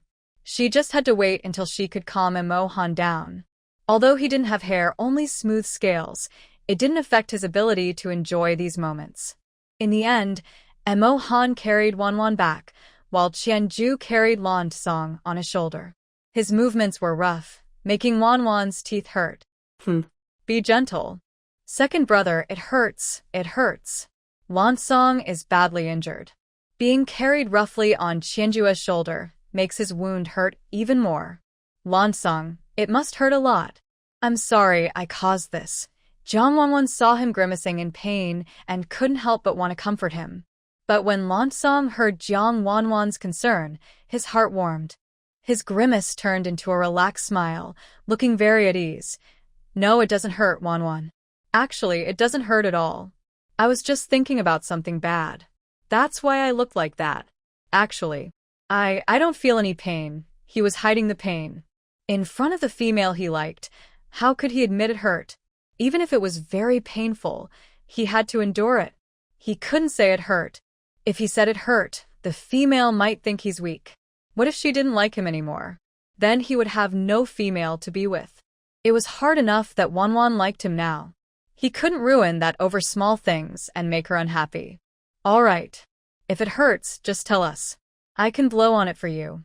Jang Wan saw he was in so much pain but still stubborn, so she could only comfort him a little. Maybe he didn't want to lose face in front of her. After all, he's a proud male. Back in the cave, Emo Han gently laid Jang Wan on the bed, his eyes full of tenderness. Wan, rest well. I'll go get some fruit for you and roast some meat. You're injured now, so you need to eat meat to recover faster, okay? His tone was firm and commanding. He could give her fruit, but she had to eat meat. Got it, Emo Han. Also, you should eat more meat, Lansong. He's hurt so badly. Eating meat will help him heal faster. She couldn't stand the deep, magnetic voice of Emo Han echoing in her ears. Hearing him say that, she felt no resistance in her heart, only endless surrender. Don't worry, Wan, he'll recover soon. You don't need to worry about him. Right now, your main job is to take good care of yourself. Seeing her worried about Lansong, Emo Han felt a bit jealous. He mischievously said that Lansong would recover quickly, so she shouldn't worry. Jang Wan could only nod. She didn't know how well the male animals in the beast world recover, but she trusted Emo Han. Wan, I'm not in pain. Just take good care of yourself. You have so many injuries. It must hurt a lot. After Qianju was thrown into the cave by Langong, he casually left him aside to recover and change back to his original form. He opened his huge snake head and gently spoke to Jang Wan. Wan, I want to sleep first. When I wake up, can you tell me again what you just said outside the cave? I really want to hear it, really. I want to hear it again, he said. As he finished, Langong's big snake eyes closed as if he was very tired. Seeing him mention what happened outside the cave, Jang Wan's heart tightened. Was she too impulsive just now? Why did she confess? Shouldn't these things be discussed between them? She felt very embarrassed. But Langong was really good. He was willing to risk his life for her. Forget it. Since she already said it, there's no need to worry so much. Actually, Langong is pretty good, and accepting him is also fine. Okay, Langong. When you wake up, I'll tell you again, Jang Wan whispered to Langong's snake body. Seeing he didn't respond, she didn't say anything more. Wan, you must be tired. Rest for a while. I'll stay here and watch over you. Emo Han sat by the bed, looking at Jang Wan with gentle affection, unmoving. She was indeed very tired. Being pressed on the ground by that scorpion beast man for so long, her whole body hurt. Soon, Jang Wan fell asleep. Since returning, Qianju hadn't spoken. He sat gloomily on the ground. This disobedient toy, after so long, still didn't come to talk to him. He could care about Langong, and he could accept Emo Han, but why couldn't he look at him more? Wan, how are you? At this moment, Jing's anxious voice sounded outside, calling Wan's name repeatedly. He was originally going to hunt monsters. He wanted to gather some green crystals to bring back for Wan to eat. Maybe then she would forgive him. On the way back, Jing saw that the ground was full of scorpion beast men, and they were all dead, lying on the ground eaten by wild animals. He immediately wondered if Jang Wan had been taken away, and his heart raced with worry. He quickly followed her scent, hoping to find her. Luckily, it wasn't raining, or he might have lost her trail. Fortunately, he saw Jang Wan lying on the bed when he returned, and he felt instantly relieved. He ran to the bedside to check on her. Don't make noise, big brother. Wan is frightened and just fell asleep. Please don't wake her. Emo Han said loudly when he heard Jing return. What if he disturbed her sleep? Jing didn't care. His eyes were fixed on Jang Wan, who was covered in wounds. Even in her sleep, she looked pained. He felt full of guilt. What's going on? How did Wan get hurt? Jing was very upset now. He didn't understand what had happened. All he wanted was to find the beast that hurt Wan and make him pay. How dare he hurt his Wan? It was the scorpion group. Maybe they saw Wan and wanted to take her, Qianju said grimly from the corner. He should have gone to catch the scorpion and hurt him badly. Jing listened and guessed he was right. Only the scorpion tribe lived nearby. They must have seen Wan and wanted to take her. He should have killed him last time. Otherwise, Wan wouldn't be hurt. It's all his fault. He really deserves to die. Thinking this, Jing, full of anger and killing intent, rushed out of the cave. He left a sentence behind. Take good care of Wan. Give her this to eat, so she can recover. Then he took out the green crystal he had been holding. The crystal emitted a green glow, radiating a sense of life in the dark cave, making people feel refreshed. This is the green crystal. No matter how badly someone is hurt, eating it helps them heal quickly. Usually, they hunted blue and purple crystals to level up, rarely using green crystals. But now, with a female present, they needed to hunt more green crystals for Wan to eat and recover her health, so she could be ready for mating. Big brother. Emo Han quickly called out to him, knowing what he was about to do. Emo Han also wanted to go. As Wan's first beast husband, he felt responsible. When she was in danger, and he wasn't with her. Now he wanted to go and seek revenge. But his older brother was right. He needed to take care of Wan. If she woke up and couldn't find him, she might be very sad. In the end, Emo Han painfully took the green crystal from Jing and said, Big brother, you must go quickly and come back soon. I am here with Qianju to protect Wan. Don't worry, Jing responded and quickly left. Outside the cave, he transformed into a large white python, his eyes sharp and his body moving steadily toward the scorpion tribe. Inside the scorpion tribe, the environment was dirty and disgusting, filled with a foul smell and full of broken things. The beastmen there were waiting for their leader to bring back a young female. According to Scorpion Tale, that female was very beautiful. Everyone who saw her once would like her. Why haven't the leader and them come back yet? I heard they went to the snake beast territory to fight for a female. Those snake beasts are strong, so the leader will probably have a fight with them. Let's wait and see. Yeah. Once the leader brings back the female and has fun with her, it will be our turn. Ha ha ha. Yes. Ha ha ha. The scorpion beastmen laughed arrogantly, imagining how beautiful the female must be. Their minds filled with desire, eager to take her for themselves. The more they thought about it, the uglier and more ferocious their faces became. They couldn't wait to snatch the female and have their way with her. Then they hurriedly packed their things, planning to escape quickly once the leader returned with the female. They knew risking a fight with snake beasts was dangerous, so they planned to flee to the evil beast city for safety. Suddenly, a loud bang echoed outside, startling the scorpion beastmen. They looked out and saw a huge white python rushing toward them. It was Jing. He had come to fight. This meant the leader and others had failed. Run. It's Jing, a level 7 beast. Run. If he catches us, we will all die. Immediately, the scorpion beastmen scattered in all directions, fleeing for their lives. Mirror Shadow moves very quickly. As a level 7 orc, he instantly killed the lower-level orcs with just one tail swipe, leaving a bloody scene. Only a few scorpion orcs managed to escape. Mirror Shadow caught one of the scorpion orcs and coldly asked, "Where did Big Scorpion go?" The captured orc, feeling Mirror Shadow's icy and terrifying presence, was so scared he wet himself. Oh my! He was only a level 2 orc. Facing a level 7 orc suddenly made him extremely afraid. His body trembled like a leaf, his face showing fear, and he stammered, "Boss."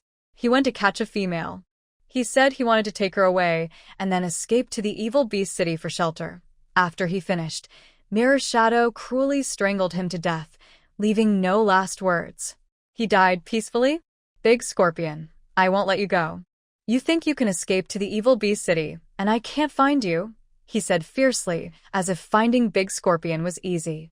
But now he can't find Big Scorpion, and he's very angry and frustrated. He said he wanted to avenge Jang Wan, but he can only vent his anger on some low-level orcs because he can't find the main target. Moreover, the evil Beast City is far from here. If he goes to find Big Scorpion, he will have to leave Jang Wan behind. No, even if he leaves, he must first mate with Jang Wan and get her approval before going to find Big Scorpion. Thinking this through, he cruelly killed all the remaining scorpion orcs. Then, he went to the river to wash away the blood. Jang Wan likes cleanliness, and if he's dirty, she won't like him. Don't. No, let go. Me. Jang Wan was sleeping restlessly in her dream. She dreamed she was forced down by a scorpion orc. She almost vomited, but no one came to save her. Fortunately, the next moment, a large gray python appeared. This python made her feel safe. It was Qianju who saved her. Qianju, save me, she mumbled, calling his name. Her forehead and body were covered in cold sweat. Her hands kept trembling and moving as if she was very uneasy. Jang Wan, are you okay? Wake up, Jang Wan. Emo Han felt her restless sleep. He had been sitting by her bed, just hoping she would see him as soon as she woke up. He looked at her with a tense expression, seeing her even afraid in her dreams. In an instant, he hated those scorpion-like creatures and wished to punish them severely. Qianju sat on the ground, unable to sleep. His eyes were fixed on Jang Wan on the bed. Seeing her call out his name in her dreams, he felt a stir in his heart. Jang Wan, is she calling for him? He couldn't hold back anymore. He stood up and headed toward her. His gloomy eyes were filled with ripples of emotion. Jang Wan, I am here, he said softly and deeply, using the gentlest words he could find. But inside, he was thinking about her toy. She seemed really upset. He didn't want her to cry. He wanted to make her cry during their intimacy. Would he treat her like a toy? No, he would love and protect her properly. Sabe-me. Please save Lanchang. Jang Wan couldn't hear their words. She seemed lost in her own dream, unable to escape, filled only with endless pain. Emo Han felt Jang Wan's body was very hot, burning with heat. His heart raced. She had a fever. A female with a fever could die. No, he couldn't let Jang Wan die. Quickly, he took out a green crystal, intending to feed her. The crystal was hard. He originally wanted her to wake up and eat it herself. But now she was very unwell, so he didn't care about that anymore. Open your mouth, Jang Wan. Eat this and you'll be fine. As he spoke, he bit the green crystal and leaned down, feeding her mouth to mouth. Their lips and teeth touched. Emo Han's eyes were clear, without desire, only worry. The green crystal entered her body, emitting a gentle green light that shone inside Jang Wan. This light healed her tiny scars and changed her physique significantly. Her skin became whiter, her features more defined, her waist slimmer, and her face more beautiful. No wonder female creatures loved the green crystal so much. Many beastmen risked entering the sunset forest to find it, just to give their beloved females a chance to mate first, to gain their favor, prove their strength, and win love. After the green crystal was ingested, Jang Wan's body lost its redness, and her temperature gradually returned to normal. After Emo Han withdrew, he kept his eyes fixed on her, listening to the sound of Jang Wan's stomach growling. Gurgle, gurgle, the sound called out. Wan, wake up. It's time to eat. Can you eat first and then go back to sleep? Be good. Emo Han's voice was very gentle, softly calling her in her ear. His breath brushed against Jang Wan's neck, making her feel a ticklish sensation. Don't bother me. I'm so sleepy. I want to sleep more. Jang Wan heard Emo Han's voice, but she didn't want to get up now. She felt very tired, her eyelids almost closing. Emo Han's warm breath was directly on her ear, making her feel very itchy. It was so itchy that her voice became hoarse and soft, with a little sleepy, coquettish tone. The cave was very quiet. Emo Han listened to Jang Wan's soft, sweet voice and felt his heart soften. His Wan was so cute, always thinking about sleeping. But when he heard her stomach growling, he knew he had to wake her up. After eating the green crystal, she needed to eat a lot of meat to help digest it. If she didn't eat meat, her body wouldn't get enough energy and would become weaker. Wan, can you get up and eat some meat first before going back to sleep? If you don't eat, I will stay here and kiss you until you don't want to sleep anymore. How about that? Emo Han's eyes were full of a smile. He really wanted to do that because his Wan was just too adorable. Jang Wan didn't want to get up at first. She was too sleepy and tired. But hearing Emo Han say this, she suddenly felt less sleepy. If he kissed her and she couldn't sleep, that wouldn't do. There were others in the cave. She didn't have the habit of being watched by everyone. Thinking of this, she immediately opened her eyes and looked at Emo Han, who was smiling mischievously. She felt like he was teasing her. Emo Han was so handsome and good-looking. His bright blue eyes looked at her with deep affection, making her feel very happy inside. With her still sleepy voice, she softly said, Emo Han, I'm so hungry. Can you go get me some food? Seeing her wake up like this, a trace of disappointment flashed in Emo Han's eyes. His Wan was awake now, but he hadn't finished what he wanted to do. But it's good that she woke up. It wouldn't be right to let her go hungry. Wan, I grilled this meat for you. Here, eat it. Jang Wan woke up to see Qianjue, who carefully handed her the freshly grilled meat, making sure she ate safely. His eyes carried a gloomy smile, but inside, he wondered if Wan would eat the meat he made. When Jang Wan saw the grilled meat handed to her, it wasn't too dark, and it looked crispy on the outside and tender inside. It was cooked very well. The smell of the meat made her very hungry and eager to eat. It smelled so good. Her fingers twitched with hunger, and she swallowed hard, wanting to eat a lot. Thank you, Qianjue. I'm so hungry. Jang Wan tried to take the meat from him, but someone faster reached out. Emo Han. Wan, the meat is still hot from the grill. I'll hold it for you. Your hands are delicate, and you might get burned. Let me feed you, Emo Han said softly. He gently blew on the steaming meat and then offered it to Jang Wan's mouth. Jang Wan didn't fuss and took the meat from Emo Han's hand, eating it comfortably. Thanks, she said happily. After thanking him, she started eating quickly, seeming very hungry. But as she ate, she noticed something strange.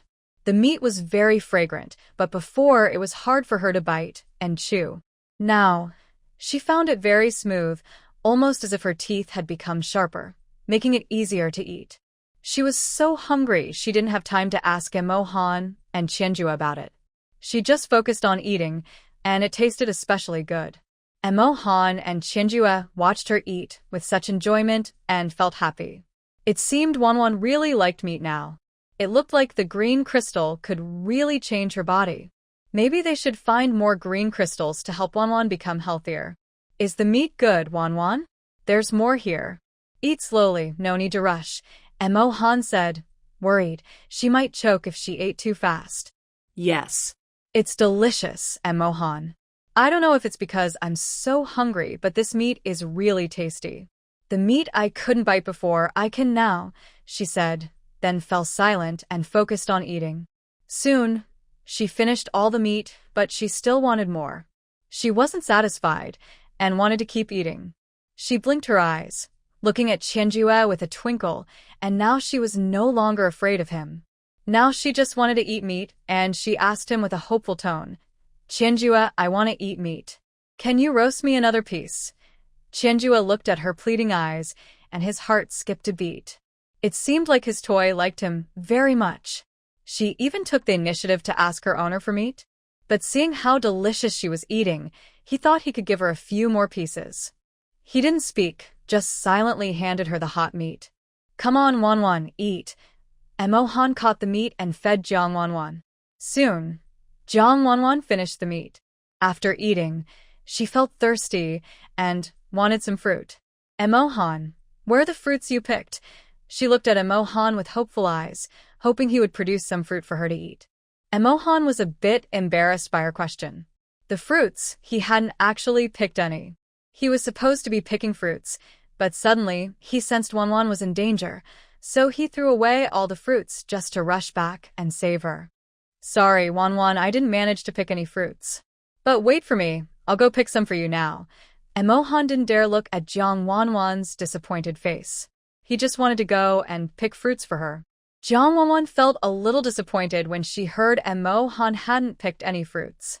But seeing his regretful expression, she suddenly felt that maybe it wasn't such a big deal if there were no fruits. She had just been craving meat earlier, thinking it would help her feel better. It's okay, Emo Han. If there are none, then there are none. It's not a big deal if I don't eat now. When we have a chance later, I can go pick some myself, okay? Jang Wan comforted him, trying to make him feel happier. But inside, Emo Han only felt a pang of heartache. What was Jang Wan's world like before? He hadn't picked any fruits for her. Shouldn't he have shown his little female temper? Why was she comforting him instead? But no matter what, his mistake was not picking fruits for Wan Wan. Wan Wan, wait for me. I'll pick some for you right now, he said, about to go outside. But before he moved, a gentle and small hand held him back.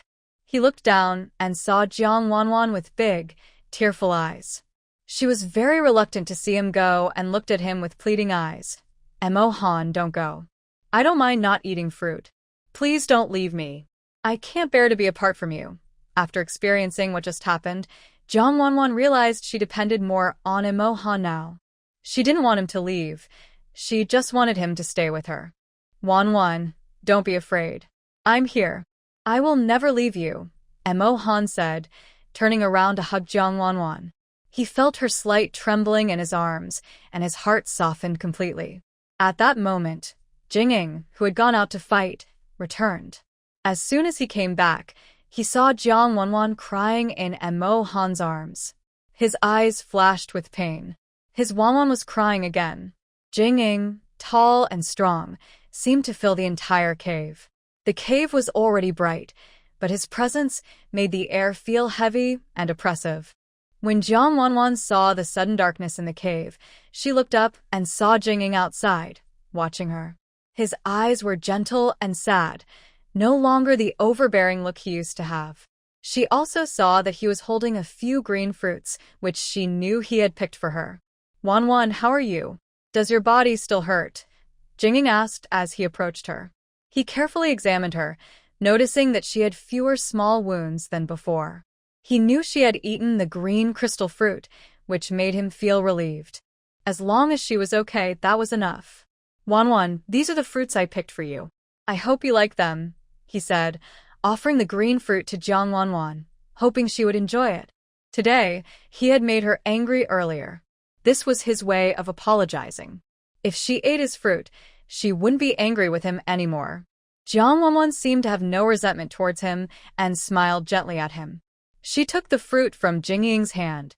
The moment she did, her soft fingertips touched Jing's rough, cold fingers, and her heart trembled. Seeing her accept it, Jing's eyes flashed with happiness. Then he said, Wan, don't be sad. I've already killed those scorpion beastmen to avenge you. You don't have to worry anymore. From now on, stay in the cave and don't go anywhere. If you want anything, just tell us. We will find it for you, okay? His words were gentle, but his tone was also a bit bossy, as if he wanted to imprison her. He didn't want her to go out anymore, so she wouldn't be in danger. She would forever belong to them. When they heard this, Qianju and Emo Han didn't think much of it. Qianju was a homebody by nature. He just wanted Wan to stay with him forever, as his toy, and not go anywhere. Emo Han only cared that Wan wouldn't get hurt again. If she was hurt, it was like hurting him too. What? What do you mean by that, Jing? Jang Wan asked, feeling a bit shocked. What did he mean by her staying in the cave forever and not going anywhere? Wouldn't that mean imprisoning her? No. That's not allowed. Wan, it's too dangerous outside. There are many bad beasts. You're too beautiful, and they all want to take you away. I won't allow that, and I won't allow you to leave us either. So from now on, stay in the cave. If you want to go out, we four will occasionally take you with us, he said, his tone cruel and bossy. But in fact, this was the kind of place a female should stay in the beast world. The females in those tribes were afraid of wandering beasts stealing them, so they couldn't leave the tribe for their whole lives. They relied on males to get everything they needed. They originally wanted to treat females this way, but Wan Wan was too obedient and well-behaved. She was so good that they didn't want to do that. They thought that with their strength, they could protect her well. However, after this incident, they realized their abilities were not enough to protect Wan Wan in this dangerous beast world. To protect her, they had to become stronger. I don't want to stay in the cave all the time. I'll be unhappy. Jing, you can't be so bossy. And I won't leave anymore. You can't restrict my freedom. Jang Wan's face suddenly changed. Her eyes turned red and teary, tears streaming down her face, looking very pitiful. She knew that their four brothers all had to listen to Jing. Whatever Jing said, they would do. If she couldn't handle Jing, they wouldn't listen to her in the future. At least, she wanted to keep her personal freedom. Also, she knew the beast world was dangerous. She didn't want to go out often, just occasional outings were okay. But hearing Jing's words, it seemed like she would be kept prisoner forever. That's why she argued with Jing. Jing looked at her crying and felt very sad. He also wanted to be alone with her, but thinking about Scorpion going to the evil beast city, he was sure the people there would try to take Wan away.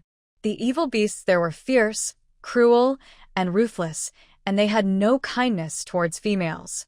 Unlike them, who only treated Wan well and were gentle with her. For her safety, he had to endure the pain in his heart. Be obedient, Wan. This is also a warning for us. We need to go hunting for crystal stones to level up, so we won't hibernate and can better protect you. He didn't tell her about the evil beast city, because he was afraid it would scare her. Rather than let her worry, they decided to handle everything for her. Hearing this, Jang Wan's heart sank little by little. Crystal stones, hibernation, yes. Their snake beasts needed to hibernate. Hibernation lasted the whole winter, and they wouldn't wake up. And all four of them were snake beasts who needed to hibernate. That meant no one would be there to take care of her. Thinking of this, she felt anxious. In books, she read that winters in the beast world were very cold and could easily freeze people to death. She didn't know what the situation was here, so she had to ask clearly. She grabbed Emo Han's hand, trembling as she asked, Emo Han, is the winter here very cold? When he said this, the three beasts inside the cave fell silent. Winter was very cold, and the coldness was clear in their expressions. The coldest time of winter, when they heard this phrase, it meant death. Many beastmen could not survive it. Some tribes, without fire sources, would freeze their females to death. Without meat or food, they would easily starve or freeze to death. Their snake beasts were a bit better. When winter came, they would eat more and find a place to hibernate so they could safely get through the cold season. But now, things were different. They had Wuan. If they didn't act now, when winter arrived, for Wuan's safety, they could only painfully send her back to the tribe.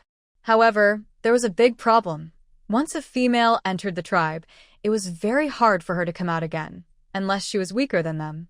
And if Wuan decided not to come out after entering the tribe, they would have to face the tragic end of losing her forever. So, they dared not take that risk. The only thing they dared to do was to become stronger as soon as possible. If any of them reached level 9 as a beast man, they wouldn't need to hibernate and could keep protecting Wuan all the time. Jang Wan saw that they all remained silent, their faces and eyes heavy with worry. Her heart sank. Is it really that cold? Vilidi? She didn't want to gamble. She didn't know what the future held. But at this moment, she couldn't bear to leave. She had just gained so many handsome friends who treated her so well. She didn't want to die. She wanted to live. Wuan, you won't die, don't worry. Even if I die, I won't let you die. I will give you lots of green crystals to change your body. Even in the coldest winter, I will send you to the tribe so you can survive. Trust me. Emo Han's voice trembled with emotion. He couldn't bear to hear Jang Wan say the word die. He quickly hugged her tightly, as if trying to melt her into his bones and blood. But inside, he was thinking, if Wan died, his beast life would turn dark, and he would follow her into the afterlife. Wan, don't be afraid. In winter, I will send you to the tribe. Even if you don't want me anymore in the future, please let me quietly watch over you from the shadows. That way, I can stay with you forever. Emo Han gently held Jang Wan's hand, which bore his snake-shaped tattoo, and a look of sadness flashed in his eyes. He leaned in and sincerely kissed the tattoo on her arm. He thought to himself, as long as Wan is alive, that's enough. He would always stay by her side, to protect her and be there for her, no matter what. Right now, the cave was filled with sadness and sorrow. No, Wan can't go to the tribe. If she goes, she might never come back. Chi-ju was the first to speak, his face full of reluctance. When he heard they wanted to send Jang Wan to the tribe, he couldn't hold back. His first thought was his toy was leaving him. How could that be? Jang Wan saw Chi-ju's strong reaction and knew that once she entered the tribe, it wouldn't be easy to come out. Going to the tribe meant meeting unfamiliar people, which made her very anxious. She didn't want to go. Emo Han, in winter we can find more food and stock up on clothes, then I can stay in the cave all the time and don't have to go out. What do you think? Jang Wan also didn't want to leave. She was used to living here, and she didn't want to make new friends with strangers. Plus, she didn't want to leave Emo Han. Wan, winter is very dangerous. It's not as simple as you think. Even if you find enough food and clothes, what if wild animals or monsters come to eat you? You might not survive. Listen to me, stay in the cave, okay? Jing spoke again, still not agreeing with Jang Wan going out. Even if they find more food and animal skins, food doesn't last long, especially in winter. And even if they prepare a lot of food for Wan, without anyone to take care of her, how can she live as a small, fragile girl? Jang Wan was rejected by Jing, and then remembered that she shouldn't argue with him. Shouldn't she be allowed to go out anytime? She still wanted to go out. She had lived alone before, and knew how to find food that could be stored. Mirror Shadow, now is not the time to worry about the cold weather, but to be concerned that you are not letting me go outside anymore. I know it's dangerous outside, but with your protection, I am not afraid. Maybe I can go out less in the future. If I need to go out, let Emo Han and Langong accompany me. What do you think? Jang Wan knew they were worried, so she took a step back. It's okay to go out less, and if she does go out, she will have them with her. As for the cold weather, it hasn't arrived yet. There is plenty of time, and she has many opportunities to prepare. She believes there is a place where they can all live together. She just doesn't believe it's impossible. Okay, Wan won't leave, and we won't leave. Among these four beasts, Emo Han was the most reluctant to see Wan go. Because they had already bonded, his life was linked to Jang Wan. He couldn't bear to see her cry and couldn't refuse any of her requests. And Jing wanted to say more. He opened his mouth but felt as if his mouth was heavy with 1,000 pounds. He couldn't open it at all, so he could only stay silent.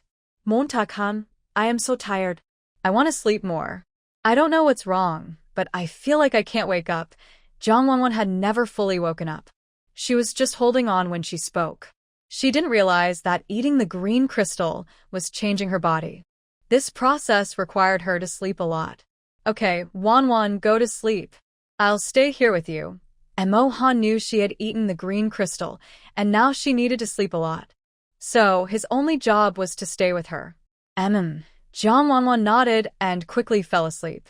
After a while, Emo Han and Jing Qianju finally went outside. At this time, the sky was full of stars, and insects and birds were singing. Scorpion has already gone to the Beast City. He will definitely tell the city lord that Wan is here. Then the Beast City will send orcs to capture Wan. So, I told Wan not to come out of her hole recently, to avoid being caught by those evil beasts. Jing didn't want to keep Wan locked up. After all, he had seen many females. Some were extremely ugly. Others had very bad tempers, and they didn't value the lives of males. But since he met Wan, he realized that females could also be so obedient, gentle, and delicate. So, he didn't want to send Wan Wan away. Now, he was desperately craving power, hoping to reach level 9 orcs soon, so he wouldn't have to hibernate and could better protect Wan Wan. Sure enough, when they left the Beast City, Emo Han and Qianju's faces changed at the same time. The city lord of the Beast City is a level 8 orc. That's not a big problem. They had many people to fight together, but the key was that he had many evil orcs under his command, waiting for his orders. If they all came to fight for Wan Wan, they might not have much chance of winning. But if they let Wan Wan go, they also couldn't do it. No wonder Jing made this decision. On the surface, it seemed like imprisoning Wan Wan, but in fact, it was a way to protect her. Big brother, let's take Wan Wan to the Beast King City. That way, the people of the Beast City won't dare to come and catch Wan Wan, Emo Han thought very simply. They definitely couldn't go to the Beast City, but the Beast King City was okay. After all, they now had Wan Wan, an owned female. If they went to the Beast King City, they could seek the king's protection. But the Beast King City is very far from here. Can Wan Wan handle the journey? Also, wandering beasts entering the Beast King City must mate with females, and the females must agree willingly. They can't be forced. After entering the city, they also need to choose a mate from the Beast King City, so the city can trust them. Jing didn't want so many orcs fighting over Wan Wan. He thought Wan Wan was so good, even his own brothers looked down on her. If Wan Wan ended up liking those long-haired beasts as her mates, what would he do? That won't work, and this won't work either. What should we do? Is it only possible to wait for the monsters of Evil Beast City to come and take Wan Wan away? Mu Han felt very annoyed inside. Why? Why, just a few days after he finally gained the affection of the female he liked, are so many people coming to compete for Wan Wan? He angrily thought, I really want to kill all those beastly people. Maybe we can go to the south to live, not inside the Beast King City, but around its outskirts. The people from Evil Beast City wouldn't dare to come rashly. Plus, the south is warmer. Maybe if our snake beast goes there, we won't need to hibernate. What do you think? Qianju, the calmest among them, was not frightened by the people from Evil Beast City. On the contrary, he could give a clear solution. But this plan also requires Wan Wan to mate with them first. That way, the beast men from the south can be assured. Knowing that they, the wandering beasts, have a female they like, would make them less threatening. Mu Han and Jing listened to Qianju's suggestion, and their hearts moved. But seeing Wan Wan still somewhat resistant, could she really agree? They felt a bit anxious. It was supposed to be their duty as males to fight fiercely, but now they had to let Wan Wan bear everything alone. The sunlight filtered through the sunset forest, bringing a cool morning mist. Jang Wan woke up from her sleep, suddenly feeling a warm sensation all over her body, and someone was pressing down on her heavily. She wanted to push the person away, but he held her tightly. No need to guess, it's definitely Mu Han. She groggily opened her eyes, and sure enough, her gaze fell on a pale, firm chest with six-pack abs pressed close to her face. She couldn't help swallowing hard. All this good food every day was a bit overwhelming. You're awake, Wan Wan. How do you feel? Mu Han propped his head up with his hand.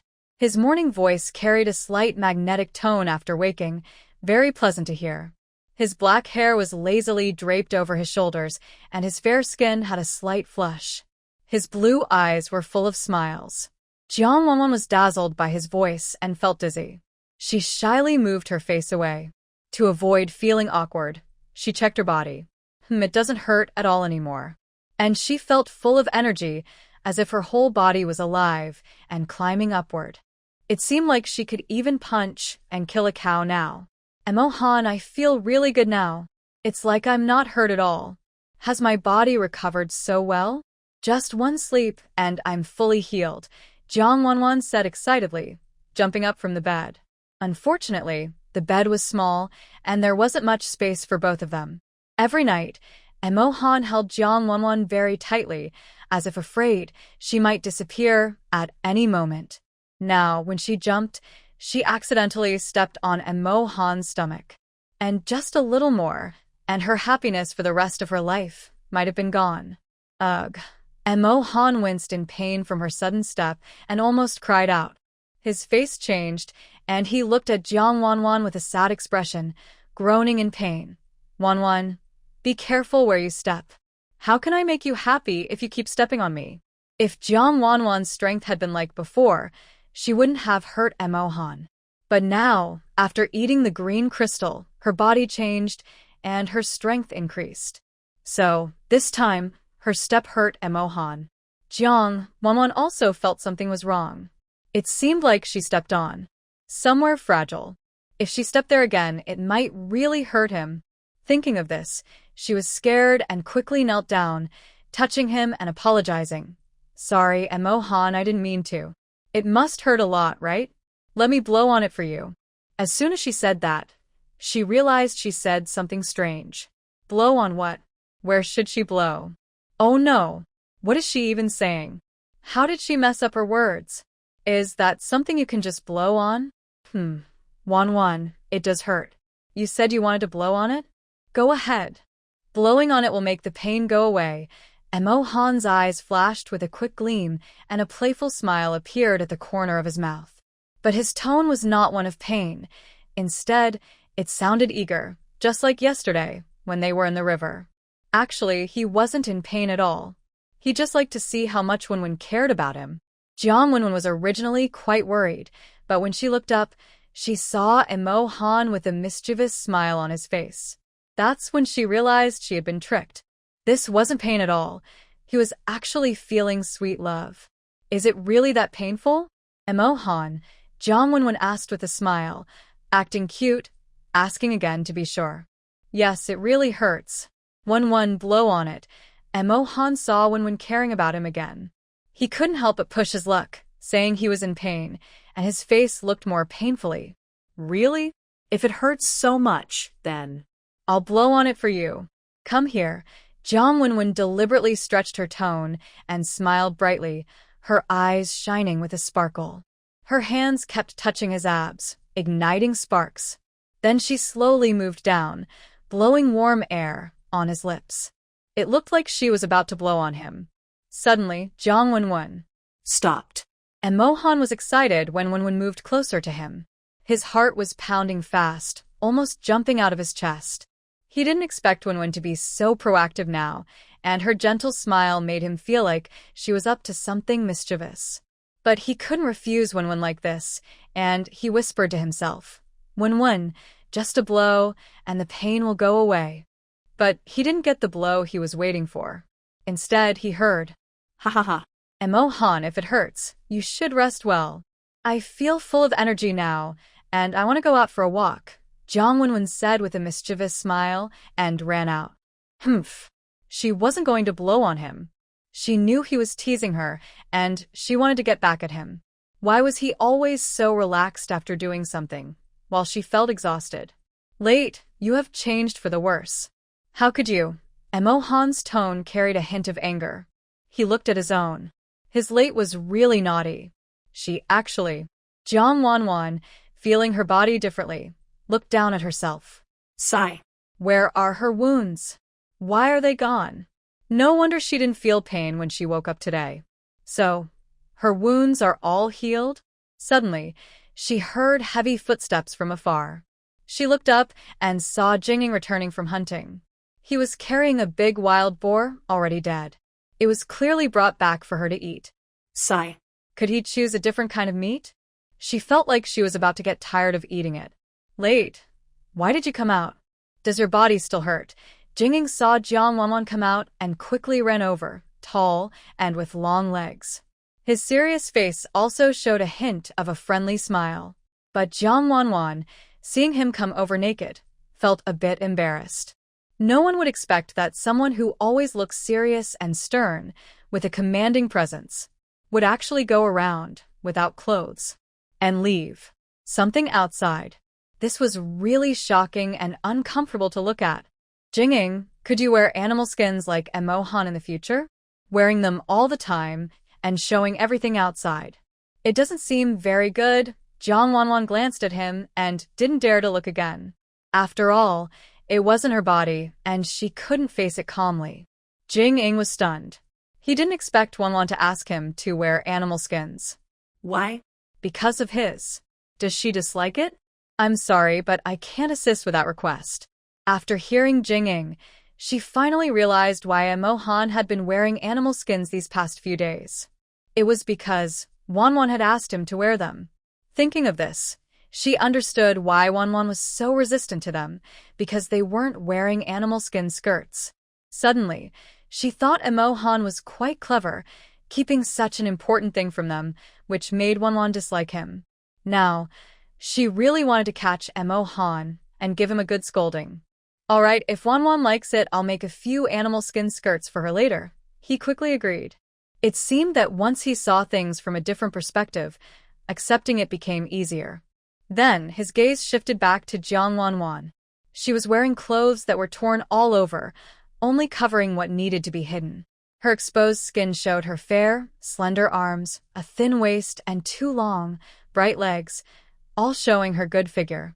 The more Jing looked, the more intense his fiery gaze became. His breathing grew heavier, and his voice sounded rougher. Wan, your animal skin is also torn. I'll make you a few more animal skin clothes. Okay? He looked at her with hope, hoping she wouldn't refuse. When Jang Wan heard Jing say he would make her clothes, she finally realized her clothes were already very torn. Her clothes had been fine at first, but the first time, Emo Han didn't understand and tore them apart roughly. Then, yesterday, she met that bad BEASTMAN, and her clothes got even more damaged. Now, she could only cover what needed to be covered, which didn't look very decent. Thank you, Jing. My clothes are indeed torn, so I do need some new ones, Jang Wan said, though she was curious about how they made the clothes. Because Emo Han's animal skin skirt was made by tearing open both sides, wrapping it around her lower body, and tying long straps. That kind of animal skin skirt looked just like the tight skirts they used to wear. It seemed like a kind of uniform meant to be tempting, and she could enjoy looking at it every day. Now, she just wanted to know how Jing made his clothes. Listening to Jang Wan's words of thanks, Jing Ying's heart moved. He didn't want her thanks, he wanted her kiss. Her lips were so soft and red. A kiss from her would surely be better than the meat of his favorite beast, Momo. He thought about it and then said, Wan, I don't want your thanks. I want your kiss too. Okay? His voice was rough, and although he was asking, there was a tone that made it clear she couldn't refuse. He even leaned forward directly, trying to kiss Jang Wan. Beastmen are naturally bold and straightforward. Wanting is in their very nature, taking, possessing, being strong, vigorous. Jang Wan saw that he was just talking about making her a dress, and the next moment, he was about to kiss her again. His heavy breath fell on her face, making her instinctively step back. Actually, she did step back. Don't do that. You're too direct. I'm not used to it. Jang Wan pressed her hand against his chest as he leaned in.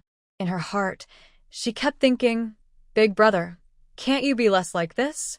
Why are all beastmen thinking about these things? Every day they just want to kiss, and besides kissing, there are other things. Can't they focus on something proper?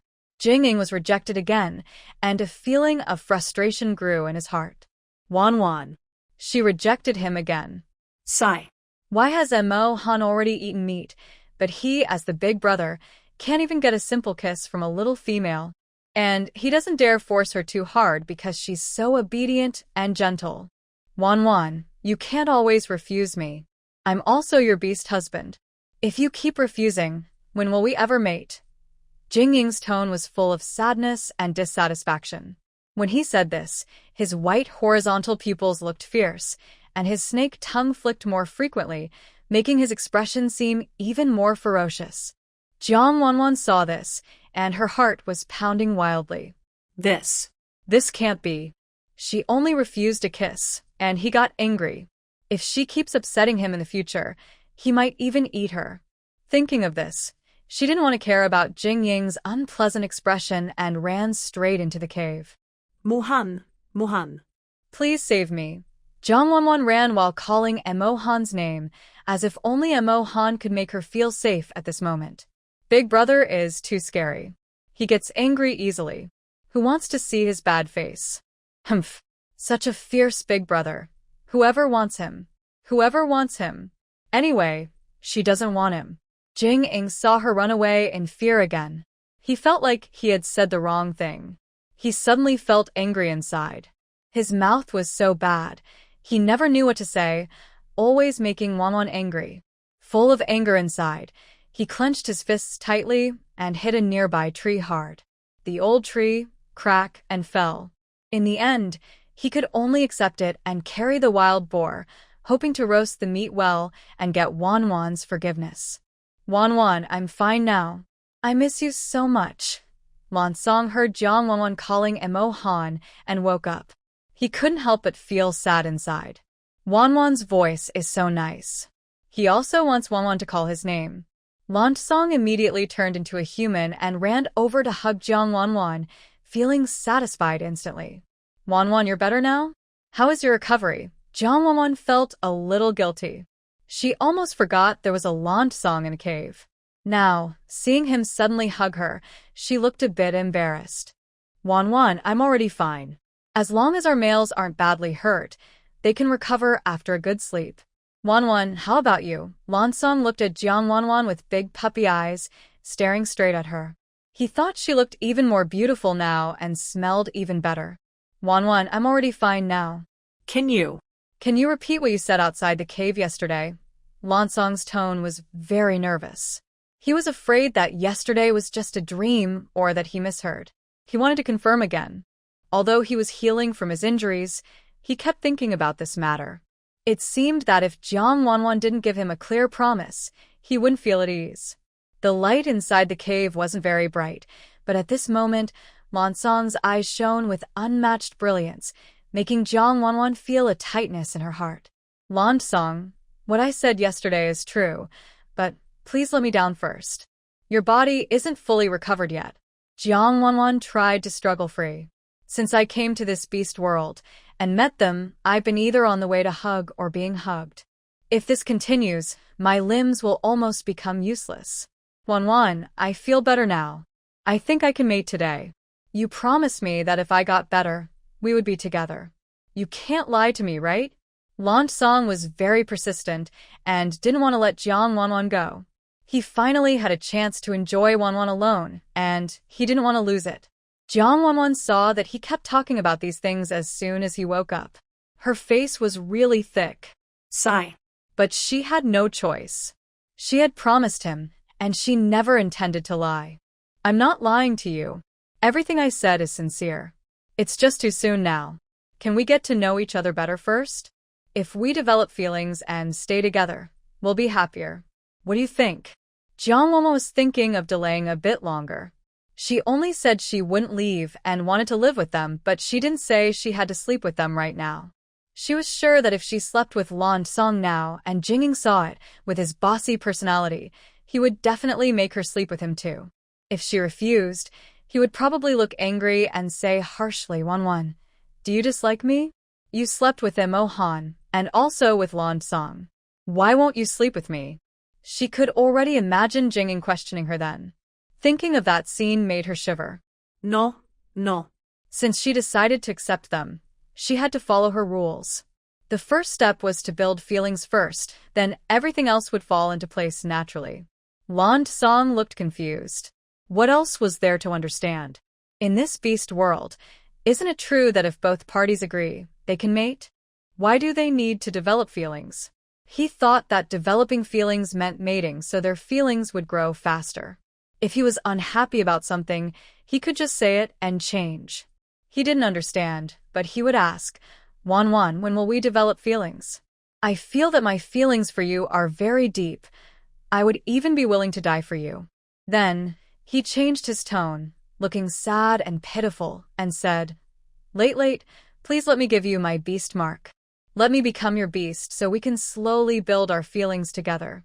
He wasn't stupid. If a male didn't get the meat he was after, it wasn't truly his. If he hesitated, the opportunity would be gone. Jang Wan noticed that today, Lansong was unusually difficult to persuade. Could it be that her promises were too good to be true? If he didn't accept, he might feel insecure. No, she had to follow her plan. All right, Lansong, Wan has agreed. Please stop making trouble. It's hard for Wan. She hasn't eaten yet.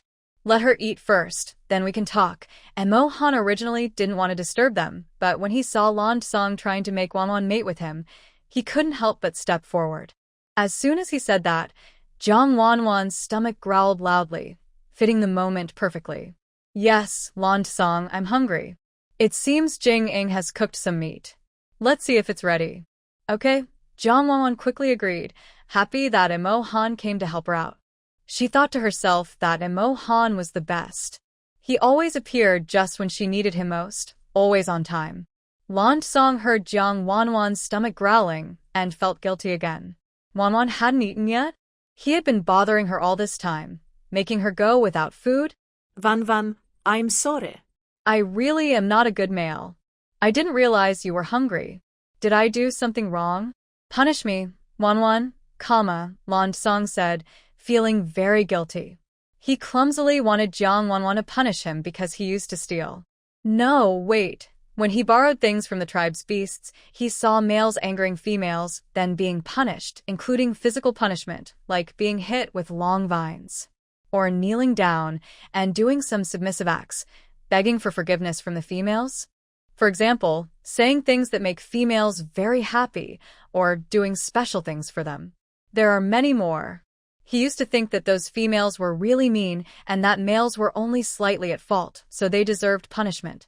But now, he wonders if it would be better if the person punishing him was Wan.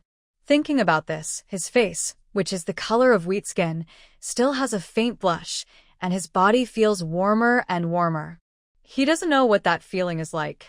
No, if he mates with Wan in the future, he also wants her to treat him that way.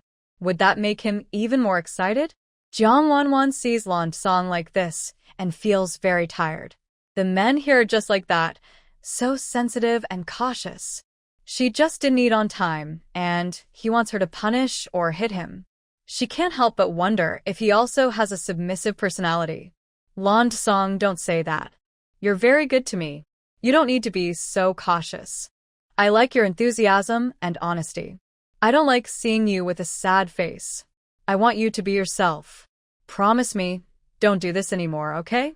Jang Wan gently says to Langong, hoping he won't be like this anymore. Hearing Jang Wan's words, Langong feels a pang in his heart. Wan, why is she so good? No one has ever told him he's good, nor has anyone cared about his thoughts. No one has ever said they liked his honesty and enthusiasm, or told him to just be himself. In their past lives, there was only endless darkness, fighting for supplies, and risking their lives. His brothers told him that in this beast world, they must become stronger. Only the strong deserve to survive. So he fought hard to level up, fight monsters, and increase his strength, just to not be a burden to his brothers. Wan, my Wan, thank you. Thank you for coming to my side. Thank you for not despising us as stray beasts, and thank you for being willing to be with me. Langong's voice is choked with emotion, and his face is full of gratitude. Tears are almost falling from his eyes. He doesn't want to be like this. As a male, he is crying. And he's crying in front of his favorite female. He really has lost face. Jang Wan was surprised to see him suddenly start crying. She felt a bit caught off guard and didn't say anything. Why did he start crying? Don't cry. Langong, I haven't even said anything yet. Why are you crying? Jang Wan rarely saw her gentle dog-like friend shed tears. She thought Langong looked almost broken and hurriedly tried to wipe his tears with her hand, hoping to stop him from crying. But Langong grabbed her hand firmly, with a mix of strength and tenderness. Wan, you're hungry, right? I'll go cook some meat for you now. Let's go. Seeing Jang Wan reaching out to wipe his tears, Langong's heart skipped a beat. How could that be? He's a strong male, and he shouldn't let a female wipe his tears. That's something only weak animals do. He's not weak.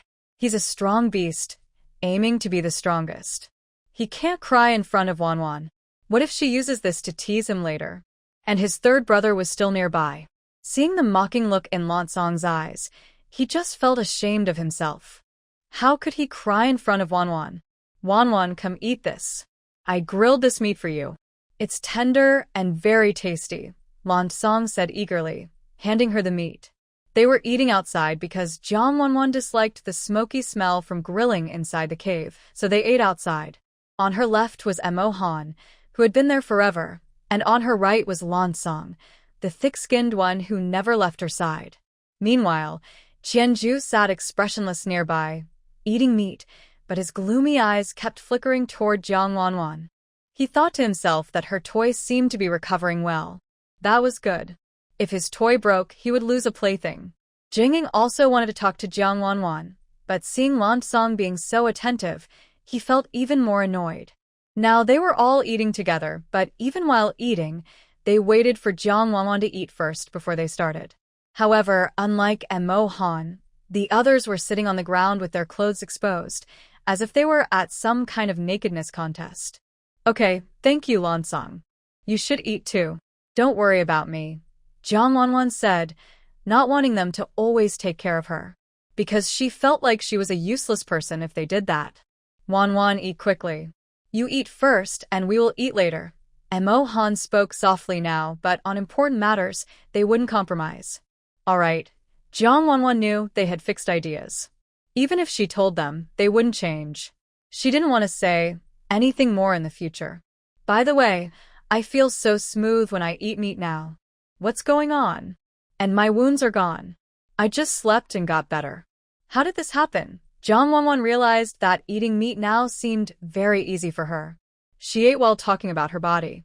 She liked her current body because she felt really good, light, and relaxed. Jing heard Jang Wan mention her different body and was sure it was the effect of the green crystal he had given her. A flash of interest appeared in his eyes. Females liked green crystals a lot. He wondered if she had eaten his green crystal, could she stop being angry with him? Emo Han knew she was not from the local area, so he explained to Jang Wan. Wan, the green crystal changed your body. No matter how many injuries you have, as long as you eat it, you'll get better. Yesterday, when I saw you had a fever, my older brother brought back a green crystal, so I gave it to you. He spoke casually, as if the green crystal wasn't very precious or rare. Because in his heart, no matter how good the green crystal was, Jang Wan was more important. But he still mentioned that the green crystal was brought back by his older brother. In the deep sunset forest, it was dangerous everywhere with fierce beasts. They were low-level and didn't dare go alone anywhere.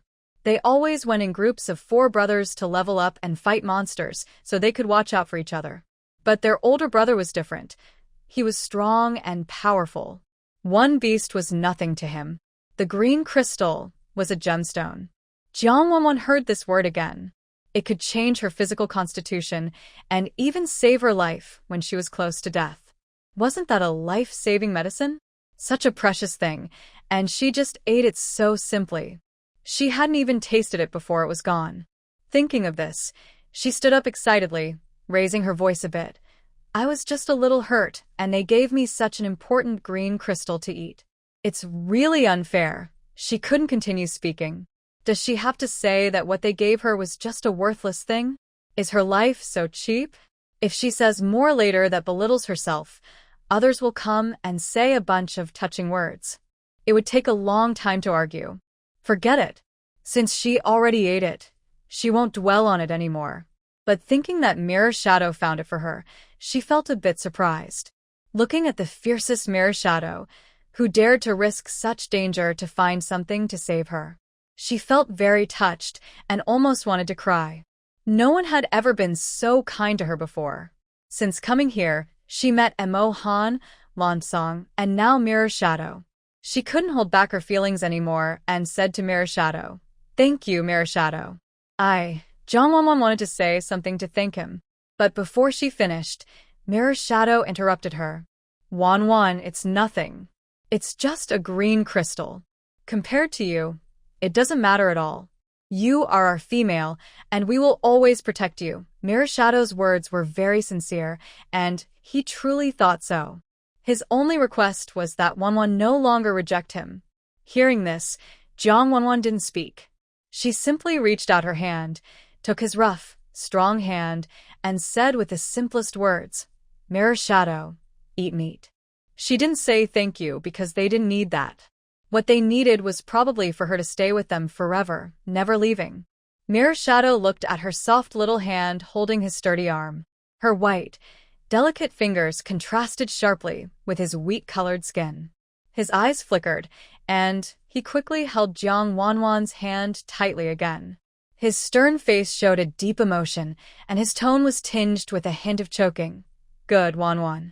Eat meat too. He looked at her gentle, tender face, feeling an indescribable sweetness in his heart. Having a female like this was such happiness. He didn't understand it before.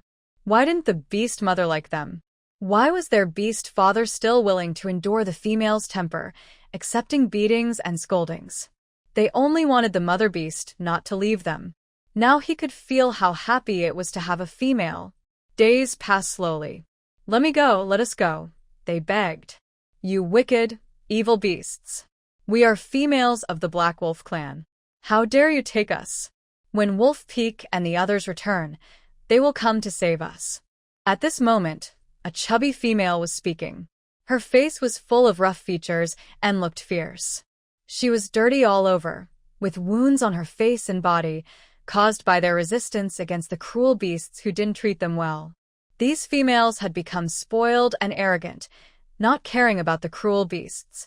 Even if they were beaten, they still held their pride and threatened the people of the evil beast city to release them. Nearby, several other injured, chubby females, also from the Black Wolf clan, shared the same attitude. Ha! Do you think you can escape now? Do you think we are just males in the tribe and you can hit or scold us as you like? Now, you are our female captives. Be obedient, and we might be gentle with you. If you disobey, we will punish you during training. They all laughed loudly. The evil beasts' faces were pale, covered with ugly scars, and they looked at the fat females with wicked smiles. This place quickly turned into a battlefield of lust. No words could describe it. Imagine for yourself. Laughter echoed loudly. On a high seat in the evil beast city, a handsome beast with sharp, knife-like features, a cold and hard expression, tall and strong, with blonde hair and blue eyes, watched the scene. He was also not wearing beast hide clothing, haha. He looked at the wild scene with cold eyes, feeling only that everything was filthy, both the females and the males. He radiated coldness, wanting to freeze everything and destroy all this filth. I'm sorry, but I can't assist with that request. Their offspring will always become evil beasts and will not be bound by the beast mark. Only if they want to give their beast mark to a female, or if the female truly likes the beast, will they receive a good blessing. However, evil beasts are naturally cunning and cruel. They lose their beast nature and are unlikely to be genuinely liked by females. You evil beasts, let us go now, or when the brave warriors of the Black Wolf clan return, they won't spare you. They will skin you and draw your bones, making sure you meet a bad end, said a dark female, who always thought she was the most beautiful and was quite spoiled. She was no different from the other females below, and was still shouting recklessly. But the spider was not used to her. After receiving a cold look from the city lord earlier, he was now very angry. Hearing this female still dare to act arrogantly, he stepped forward quickly. He slapped her harshly across the face, his expression fierce and his tone cruel. You reckless female, do you think this is your tribe? Still dare to show off your dominance here? Watch me now, I will not let you go. He then pulled her down from the platform. In an instant, the females began to curse loudly, while the evil beast men snorted and laughed arrogantly, their voices filled with lewdness. Tomorrow we rest, and the day after tomorrow, we will continue attacking the Silver Leopard tribe, said the city lord, sitting high above. He looked at the wild celebration below with a cold, ruthless expression. His words were also cruel and violent. It seemed that only fighting and killing made him feel alive, like his life was truly beating and jumping. His name was Jing, the city lord of the evil beast city, and he was a golden eagle beast man. He was born an evil beast. His beast father was disliked by females and had his beast mark removed, which led him to fall into the Beast King city. Disliked by females, his beast father hated females very much. In his limited life, He stole a female, forced her to give birth to his child, which was Jing. He was told that females were bad seeds, only capable of oppressing males endlessly. If they were careless, they would lose their beast mark and die. I remember when his beast father died, he looked at Jing with full hatred and said, Jing, you must become strong in the future, protect your beast mark, and don't risk your life for females. Work hard to level up, take revenge on females, and become a powerful person in this world.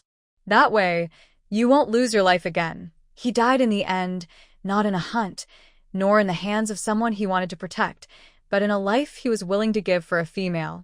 In Yunjin's world, there is only killing, not females. His beast father's lesson made him feel disgusted with females, thinking they are the dirtiest, most evil, and ugliest creatures in the world.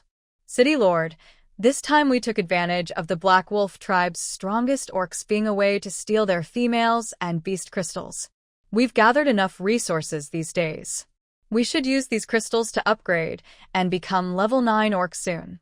Then we won't fear the Beast King City. When that happens, our evil Beast City can rule this continent, said Huyen.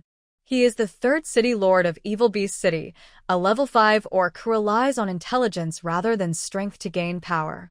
Huyen doesn't have much strength himself, but his tribe, the Red Fox clan, is very clever and cunning.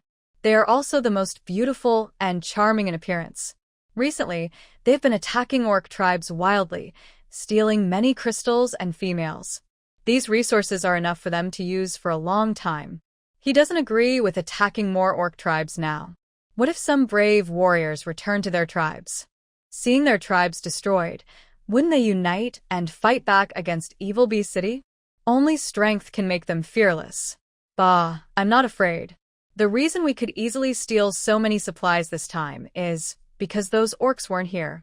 We should take this chance to go back and take all the supplies and females, said Hu Xiao. He is the second city lord of Evil Beast City, a level 6 orc with a very hot temper.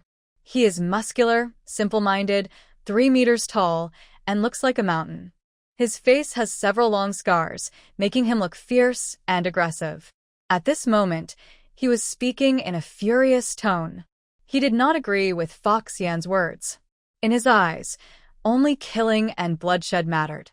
Only these could calm and soothe his deep-seated violent and bloody nature. After he finished speaking, he licked his lips as if he couldn't wait to go kill some monsters. You don't understand anything, you big fool. Our Evil Beast City doesn't have any level 9 monsters yet. If some monsters run to the Beast King City to ask for help and then attack us, what will you do as a level 6 beast to defend us? Fox Yan knew he was stupid. His mind was always on fighting and killing. It made him very tired. If it weren't for the fact that he was a level 6 tiger beast, he wouldn't even be qualified to be the second city lord of Evil Beast City. Hu Xiao heard this annoying fox, daring to mock him as a big fool again. He was furious and wouldn't let it go. Fox Yan, don't think I don't know. You just see your low level and want the city lord to give out beast crystals so you can level up, Hu Xiao said mercilessly, exposing Fox Yan. He was 1 level below himself, but he was smarter and just wanted to surpass him. Ha! He didn't even look at his own level-up progress, which was all earned through bloody battles, not just relying on crystals. If he wanted to surpass him, it was just a dream. Fox Yan was exposed, but he wasn't angry. With his kind of mind, all his scheming was focused on him. Jing didn't stop their arguing. He just watched coldly, indifferent to their noise. All right, let's proceed as planned. By the way, after searching for so long, have you found that thing? Jin's commanding voice rang out, sealing the attack for the day after tomorrow. Suddenly, Hu Xiao and Fox Yan felt a jolt in their hearts. They didn't dare to argue anymore and closed their mouths. They had searched for that thing for a long time, but couldn't find it. It seemed like a legend. There was no such thing. City Lord, we haven't found it. Hu Xiao hesitated and dared not speak. But the City Lord had already spoken, and he dared not disobey. The City Lord was much stronger and more ruthless in fighting monsters. Even if he was angry, he wouldn't ignore Yunjin's words. Fool, Jin heard they hadn't found it and instantly became furious. As an 8th-level beast man, his pressure spread out immediately, causing Tiger Roar and Fox Rock to kneel down and beg for mercy. Even the lower-level beastmen, who were still mating, were affected. They were frightened by this aura, and all fell soft. Then, a lower-level one spat a mouthful of blood onto the females and fainted. Some females without levels were almost killed by this pressure. City Lord, that thing is just a legend. Maybe it doesn't exist at all. We've searched for so long and found nothing. Maybe it just isn't real. Fox Rock wanted to plead, trembling under Yunjin's oppression. As an 8th-level beast man, they couldn't withstand his pressure. Yeah. City Lord, maybe it doesn't exist. Tiger Roar also begged, but inside he was thinking, damn, if you're an 8th-level beast, I won't kneel to you. Humph. Just wait. When I level up to 8th-level beast, the first one I kill will be you, so you'll be proud. But inside, he cursed harshly while pretending to beg. Yunjin's eyes were cold, ignoring their words. He felt the world was too dirty and wanted to destroy it all. I'll give you some time. If you can't find it by then, go die, he said while kindly retracting his pressure and ruthlessly set a deadline for them. If they couldn't find it by then, it would be their death date. Yes, City Lord. Tiger Roar and Fox Rock looked exhausted, kneeling on the ground, sweating profusely, as if they had just faced life and death. Night fell. Stars twinkled. This time, Jang Wan's body was better, no longer injured, unconscious, or feeling unwell. Mirror Shadow Emo Han Song Qianju also planned to sleep in the cave. When it was time to sleep, Jang Wan hesitated. The 4 of them were sleeping in one cave, and now with her, that makes 5 people. That means no privacy at all. Wan, let me sleep with you. Tonight, let me stay with you, okay? Lan Song saw that it was bedtime. He was very eager. When he saw it was time to sleep, he put on a cute puppy face, with bright eyes like stars. He wanted to sleep with Jang Wan, but his mind was thinking that the stone bed was small and only fit 2 people, and it was a bit tight. However, being a little cramped was better, because he could hold Jang Wan in his arms every night. If she refused, he would say the bed was too small, and if they separated, they might fall off. If he spoke first, maybe Wan wouldn't refuse him. That way, tonight he could comfort her, and maybe she would be willing to be with him. He thought he was clever, 1 step ahead of his brothers. This way, they probably wouldn't argue with him anymore. Lan Song will sleep with Wan first. I am the eldest brother, so I should go first, Jing said confidently. Seeing Lan Song suggest sleeping with Wan, he couldn't fall behind. To spend the night with Wan, he boldly used his status as the eldest brother to ask Lan Song not to compete with him. As soon as he said this, Lan Song immediately got upset. He asked, "What do you mean? You're the eldest brother, so Wan should sleep with you first?" I was the first to speak. And I am the youngest, so why shouldn't I get to sleep with her? No, big brother, I spoke first, and Wan said she wants to be with me tonight. You can't be so bossy, Lan Song said straightforwardly. He wasn't afraid of Jing. Right now, he just wanted to sleep with Jang Wan. If he compromised now, he thought his happiness would be taken away in the future. I am Wan's first mate, and I should sleep with her tonight. Tomorrow it will be your turn, Emo Han said confidently. He also wanted to exercise his right as the first mate. He knew that since the brothers returned, Wan wouldn't sleep with him every night. So tonight, he wanted to be with her, to remember the feeling. This way, he could carry that feeling with him for the next 3 days, until he could sleep with Wan again. Qianju didn't speak. He was easygoing and believed Wan would come to him eventually. He wasn't in a hurry and watched quietly as they argued. No, I spoke first. Wan will sleep with me. I'm the eldest brother, I sleep first. I'm the first mate, I go first. Except for Qianju, the other 3 are arguing loudly in the cave, all trying to win her over to sleep with them tonight. Jang Wan sees them all fighting over her, as if she were some delicious, fragrant treat that they must have before they are satisfied. This scene makes her feel like a queen, with her favorite companions competing to serve her. Wow, this is so exciting. Eventually, they start to get physical and want to fight. "Let's go outside and fight. Whoever wins will sleep with Wan Wan," says Jing. He has really lost his shame, knowing he's the strongest among them but still saying such bold words. "Fine, let's fight.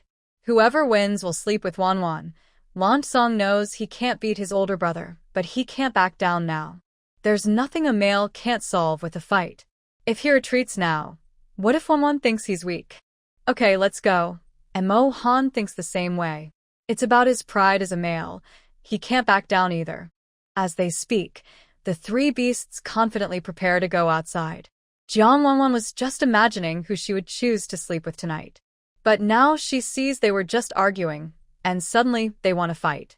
And Langong is injured and not fully recovered. How can they fight? What if someone gets hurt? Jing is very strong.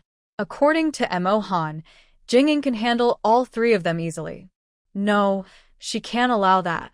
She wouldn't want anyone to get hurt. She quickly calls out to stop them, grabbing their hands, and quickly says, "None of you are allowed to go. I don't care about fighting.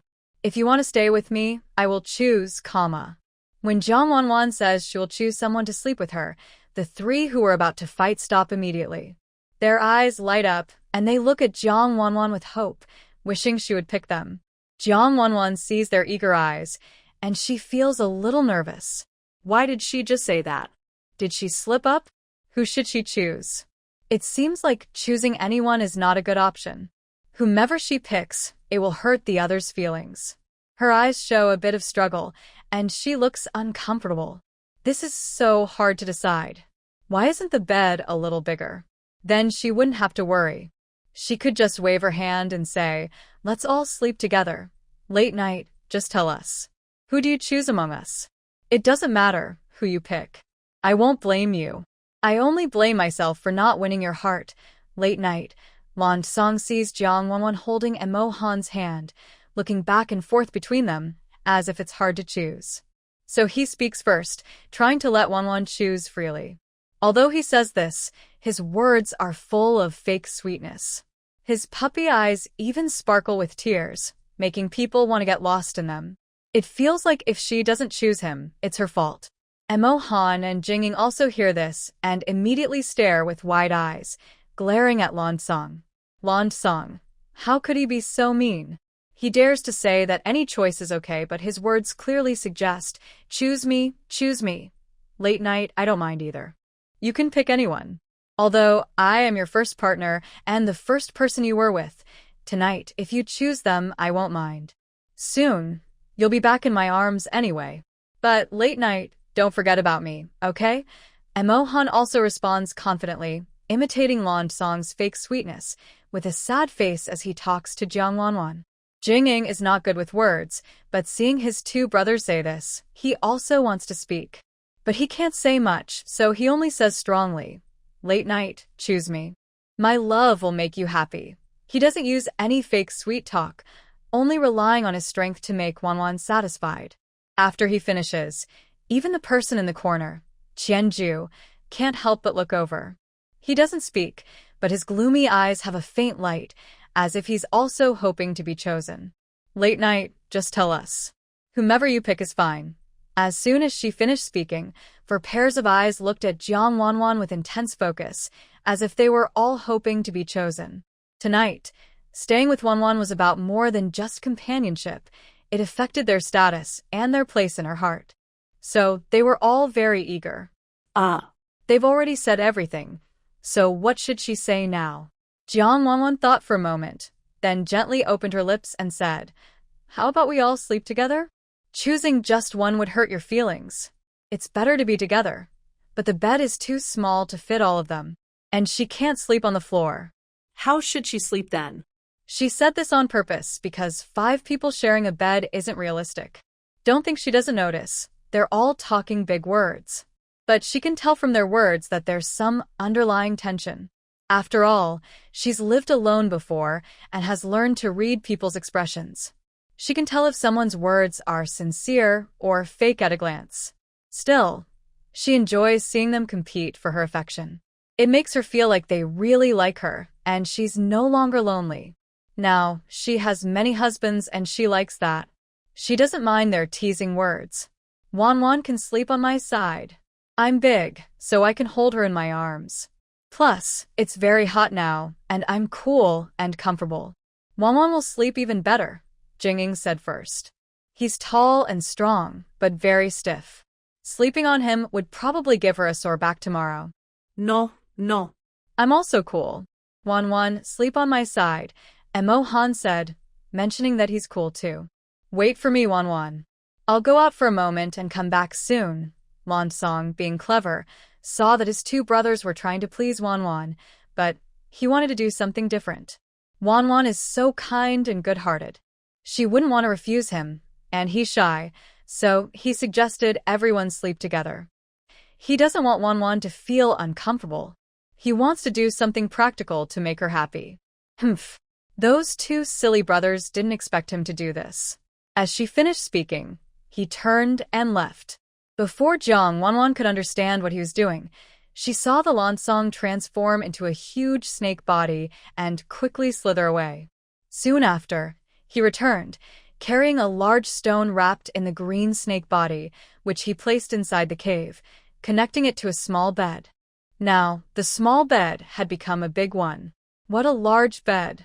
He quickly changed back into a human and spread many animal skins on the stone bed. He didn't need them himself. He wanted Wan Wan to use them. Wan Wan, look, this is better. Now the five of us can sleep together, he said, turning to look at Jang Wan. Maybe she would praise him now. He was so clever. Seeing the scene, could Wan Wan still feel upset? No bed? No problem. She could create one. That was good because it reduced many worries. But sleeping with 5 people, could she really handle it? Each of them looked at her with wolfish eyes. She couldn't guarantee that if they all slept together tonight, she wouldn't be. Damn, she thought, feeling like she might die on this bed. Thinking of that scene, she quickly shook her head. How could she have such thoughts? Had she become vulgar since coming to this beast world?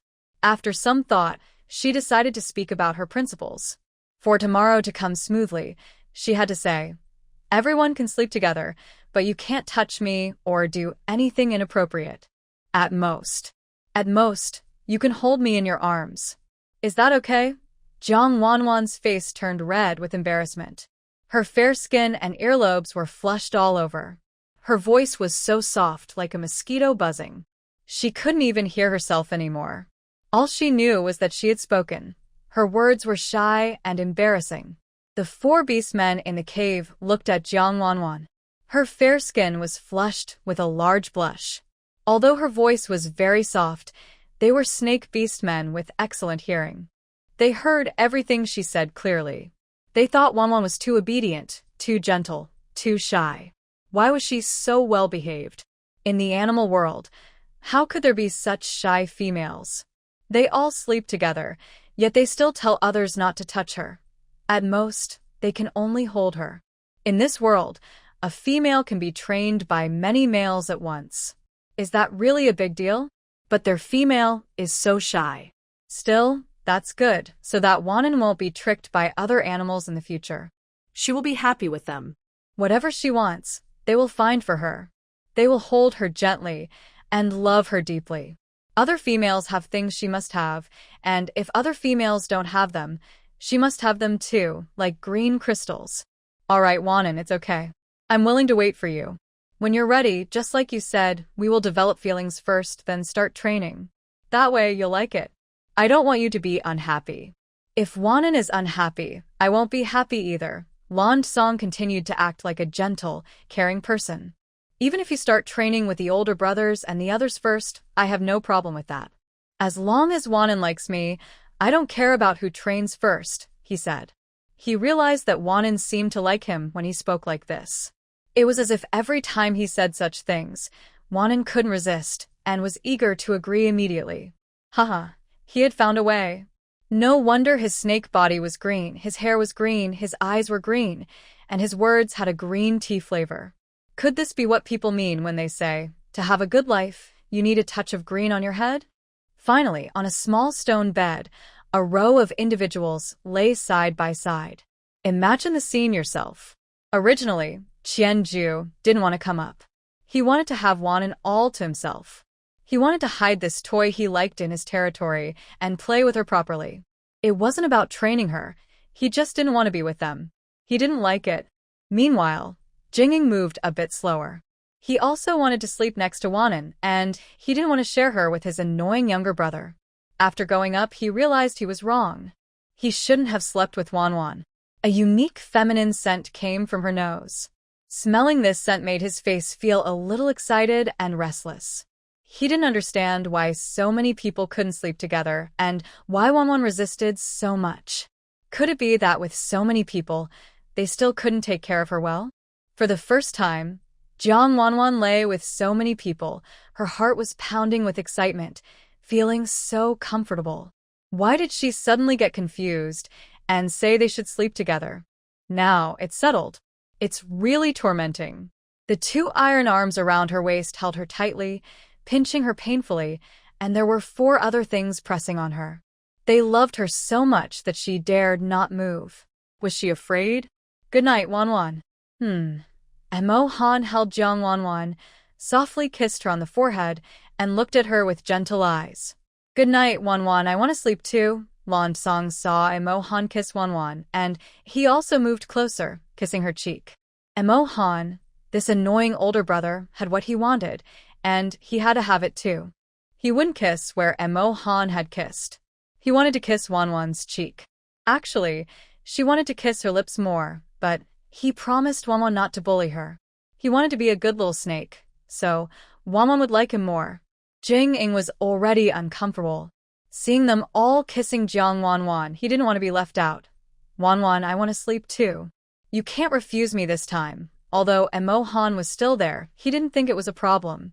He pressed his body onto Emo Han's, leaning in to kiss Jang Wan's lips. Jang Wan hadn't reacted yet when Jing moved closer and kissed her lips.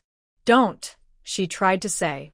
She only wanted him to kiss her cheek, but Jing was so assertive that he came over and kissed her lips directly. Actually, there's nothing wrong with kissing, right? Anyway, she knew she would have to face it eventually. Besides coming to the beast world, Emo Han had only been with her twice. The first time, she ate a love fruit and didn't really understand what it felt like, only knowing it was very painful. The second time, Emo Han seduced her, and she half-heartedly agreed. It seemed okay afterward, but it was still painful. Mostly because they had 2 of them, and she couldn't handle it all. Now, she was suddenly surrounded by so many people. She seemed overly prepared mentally. From being afraid of snakes at first to now daring to sleep with them willingly, even inviting them herself. Maybe she was just too desperate, too starved for love deep inside. What's wrong, Wan? Don't you like it? Jing thought Wan didn't like it again. They all understood, but he didn't. They were still close and hugging tightly, but he wasn't. So, he wanted to possess her sincerely, to get some comfort from it. No. I like it very much. I just wasn't ready mentally earlier, so I acted that way. I will get used to this with you all in the future.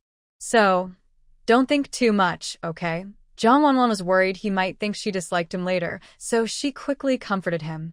Okay, Wan, as long as you like it, that's enough. Don't worry, I will try harder. Tomorrow, I will go gather more green crystals and get my snake shed to make you clothes, so you can look beautiful every day. Jing was so encouraged by Jang Wan's praise that he seemed to open a new bottle of energy, speaking very sweetly. He was even so excited, he wanted to kick Emo Han away and personally go to Jang Wan. Hearing her straightforward and bold words, Jang Wan felt very sweet inside. If she liked it, she would try harder. But what kind of effort? Practicing kissing skills? Gathering green crystals is dangerous. If you can do it. If not, forget it. But as for clothes, I really want them. Thank you, Jing. In the dark cave, Jang Wan couldn't see them. But her gentle and caring words floated in the hearts of the beast creatures, making them feel very comforted and full of passion. They just wanted to go make medical clothes and gather green crystals for Jang Wan right now.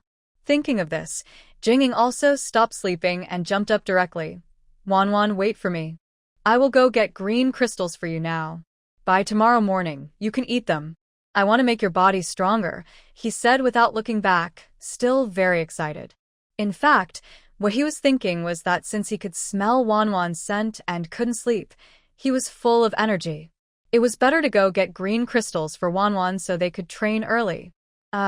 Jinging, she started to say, but he had already rushed out so quickly she couldn't stop him. Don't worry, Wanwan. Big brother knows what he's doing. Sleep well. It's late, and your body needs rest.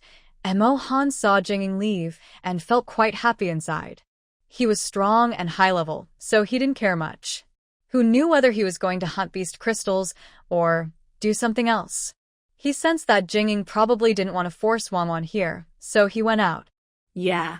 Wanwan, don't worry about him. If he wants to go, let him. Let's sleep. Langong also tried to comfort her. Actually, he also wanted to go hunt beast crystals because he was almost unable to hold back. He's a normal beast man, and his beloved female was right beside him, making him restless. But he had just managed to sleep with Wanwan and he didn't want to go out. Please forgive his selfishness. He would go tomorrow, find the fruits Wanwan loved to eat.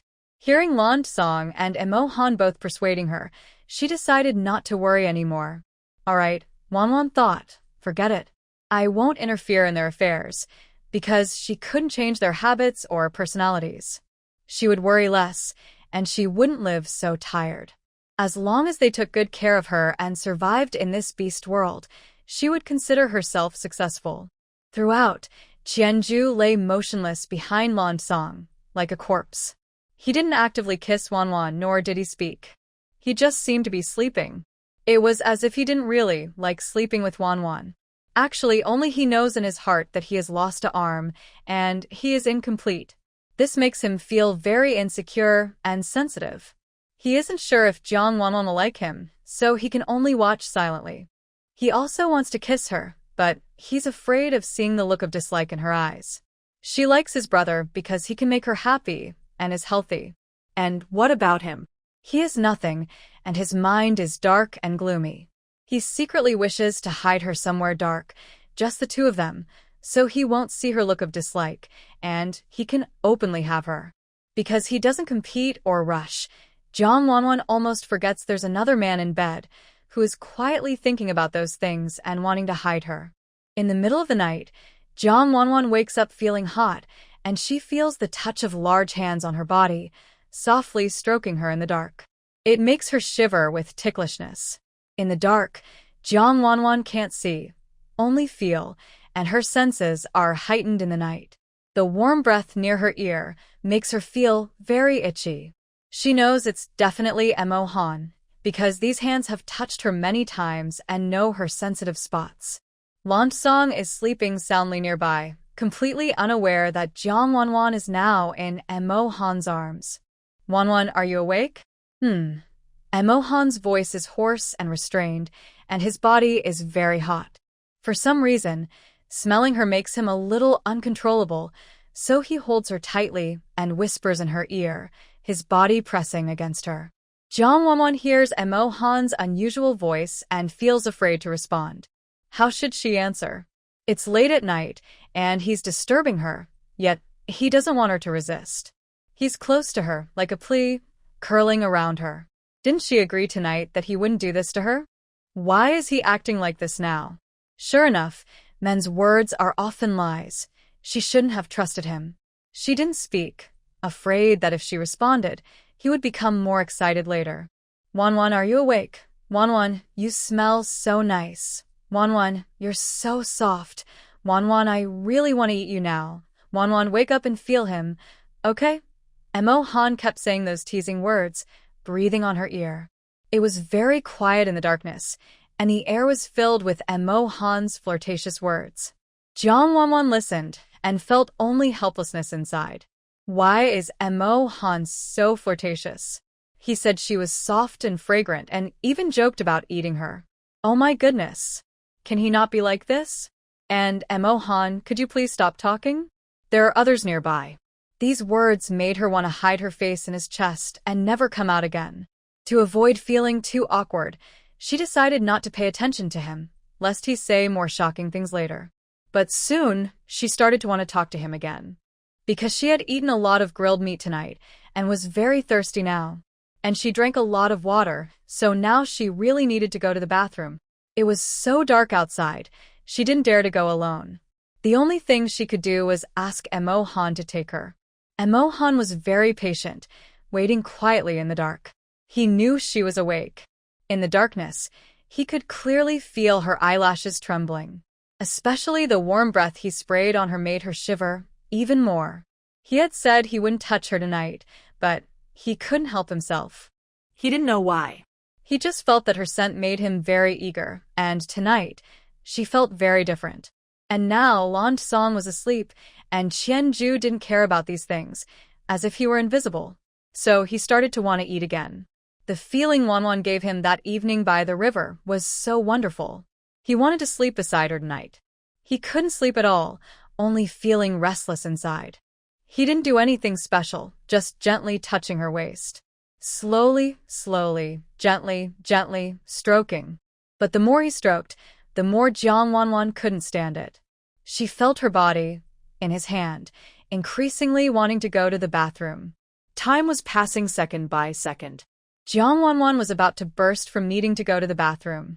She really wanted to find a toilet. Emo Han, can you carry me outside? She softly asked, leaning close to his ear. She didn't want to wake Lan Song or Qianju because it was embarrassing to ask to go to the bathroom. She also couldn't stand Emo Han's constant touching. She wanted him to stop moving because she felt she couldn't hold it anymore. What's wrong, Wan Wan? Do you need to go now? Emo Han heard her whispering and felt her warm breath on his ear, which made his heart race. His voice became rougher, without meaning to. He could feel her body trembling just like that day in the...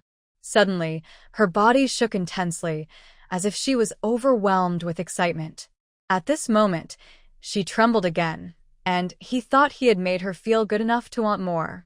But she was afraid to make noise in the cave, worried they might wake up and join them. In the dark, Jang Wan's eyes widened in shock.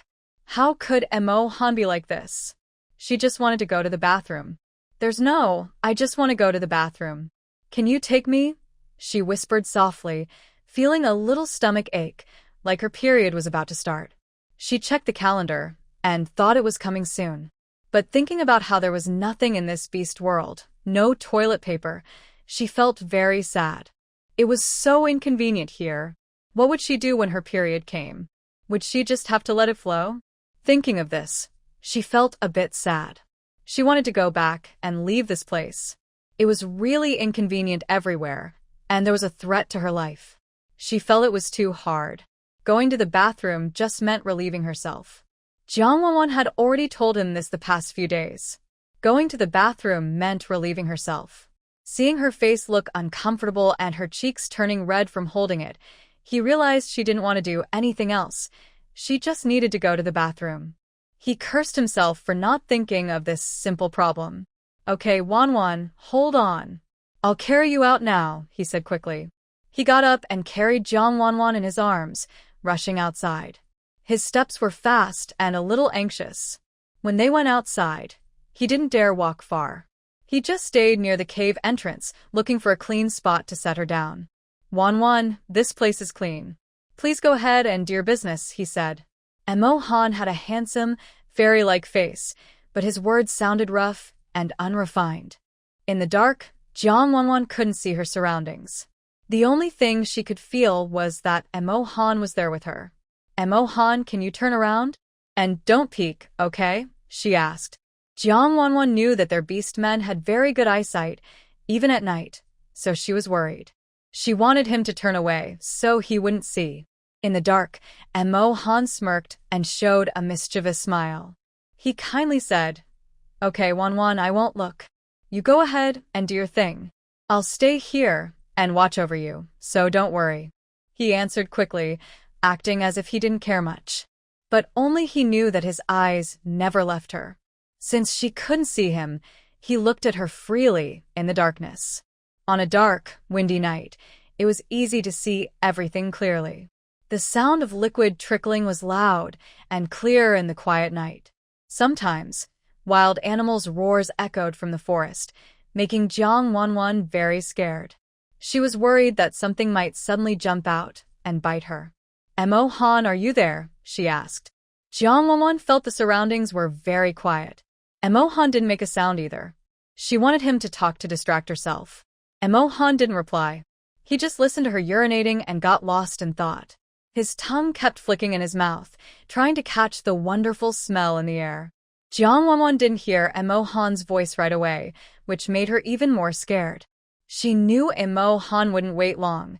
He would speak immediately. She didn't give up and called out again. "Emo Han, are you still there?" Still, no sound came. The darkness made her feel sad and more dependent on Emo Han. She really wanted to hear his voice, to comfort her heart and emotions. That would make her feel safe. But this time, Emo Han still didn't speak. Jang Wan sensed something was wrong. It couldn't be. If it had been Mu Han normally, he would have agreed long ago. Why is he not speaking now? She feels very nervous and scared in the dark, trembling slightly, her voice trembling with a hint of tears. Mu Han, please speak. Don't scare me. I'm afraid." Suddenly, just as Jang Wan was about to get up in the dark, she heard Mu Han's voice. This made her happy, and she shouted excitedly, "Mu." Before she could feel too happy, she was suddenly interrupted. "Wan, you're acting up." Mu Han had just heard her voice, but it seemed like his mind froze. He couldn't respond at all, but the smell made him lose control. He ran over and picked up Jang Wan as she was trying to stand up. He pressed her against a tall, old tree. He licked all over her body, leaving a lot of saliva on her. "Wan, you're acting up. Be good. Don't move." Jang Wan had just finished using the bathroom and hadn't had time to put on her clothes yet. But Mu Han, attracted by her scent and feeling hot, grabbed her with his big, warm hand. In an instant, he pressed her against the tree. The rough bark pressed against her back, but it didn't hurt. Mu Han used his big hand to block her back, so she didn't feel the roughness directly. One hand. The other hand pressed against her head, making her unable to move. His whole body surrounded her completely, leaving no space. In a tree hold, their bodies were very close. It was late at night, and she was still in the bathroom?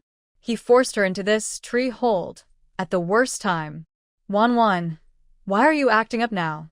But you smell so good. I almost couldn't hold back in the bathroom. Can I stay with you?" His hot breath brushed her ear, making Jang Wan feel itchy. "Acting up? You're the one acting up."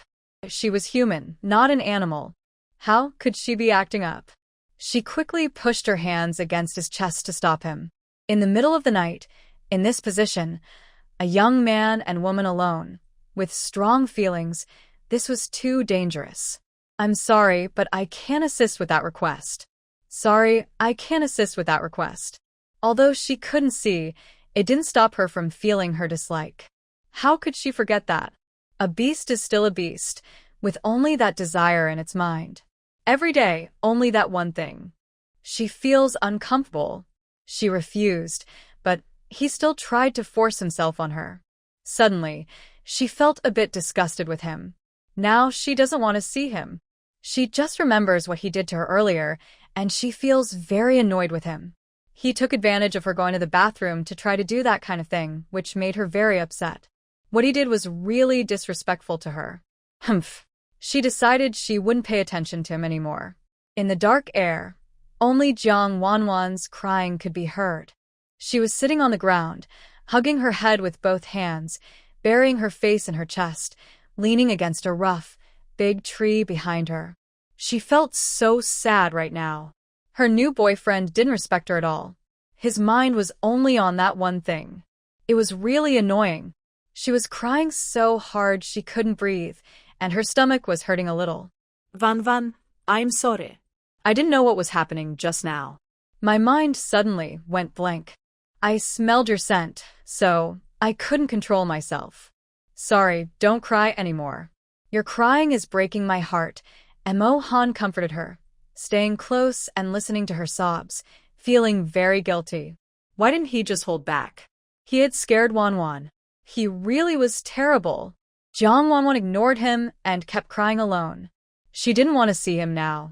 Her tongue felt like it was about to be bitten off, and it really hurt. Third brother, you're bullying Wan again. Not sleeping late at night, and you even took Wan out. And you made Wan cry. I will fight you. Lan Song's angry voice came from the dark air. He was sleeping peacefully before, but suddenly he felt something missing from his arms. After a moment of confusion, he realized yes. He now has a female companion and sleeps with her at night. He instinctively wants to hug Jang Wan, but no matter how he tries, he can't reach her. Instead, he touches someone else, Qianju. Suddenly, he pulls back his hand in fear and looks up, only to see Qianju staring at him with a cold, dark expression. His hair falls over his gloomy face, and his gray eyes stare straight at him, like a mysterious, eerie figure. Seeing this scene, Lan Song's heart races with fear. In his mind, he isn't afraid of his older brothers, but he fears the second brother the most. The second brother is often cold and quiet, with a sinister way of doing things. When he makes a mistake, the first and third brothers usually hit him directly. But the second brother is different. If he gets angry, he doesn't hit him openly but secretly attacks him. He doesn't know who is hurting him, but after a while, he figures it out. At first, he tried to argue with him, but the second brother is very sneaky. He admits everything openly, as if he doesn't care. Knowing how cunning he is, he no longer dares to provoke him and always avoids him. But now, seeing that look in his eyes, he is still very scared. His heart beats fast, feeling that the second brother might be planning something sneaky again. Hee. Second brother, I touched the wrong person. I thought you were Wan just now, he stammers. Yes. Where is Wan? Thinking of this, he suddenly becomes excited and jumps up on the bed, anxiously shouting. Second brother, have you seen Wan? Where did she go? He looks around the cave, trying to find out where Wan is gone, worried that the shameless beast might have taken her away again, just like last time. Seeing that the third brother is also not in the cave, a new thought suddenly occurs to him. Has Wan been taken away again by the third brother, just like last time? I'm sorry, but I can't assist with that request. But when Emo Han was knocked to the ground, Lan Song kept hitting him harder. His fists didn't slow down, and his eyes looked angrier with each punch. Emo Han couldn't take it anymore. Wanning was already hitting him, and he thought a few punches would be enough. But Lan Song kept hitting, and it was starting to hurt his chest. Lan Song, just a few hits are enough. Stop. If you keep going, Wanning was scared. Before he finished speaking, Lan Song's fist hit his mouth. Luckily, he was talking at the moment and accidentally bit his tongue. Wanning had already bitten him earlier, and now he bit himself again.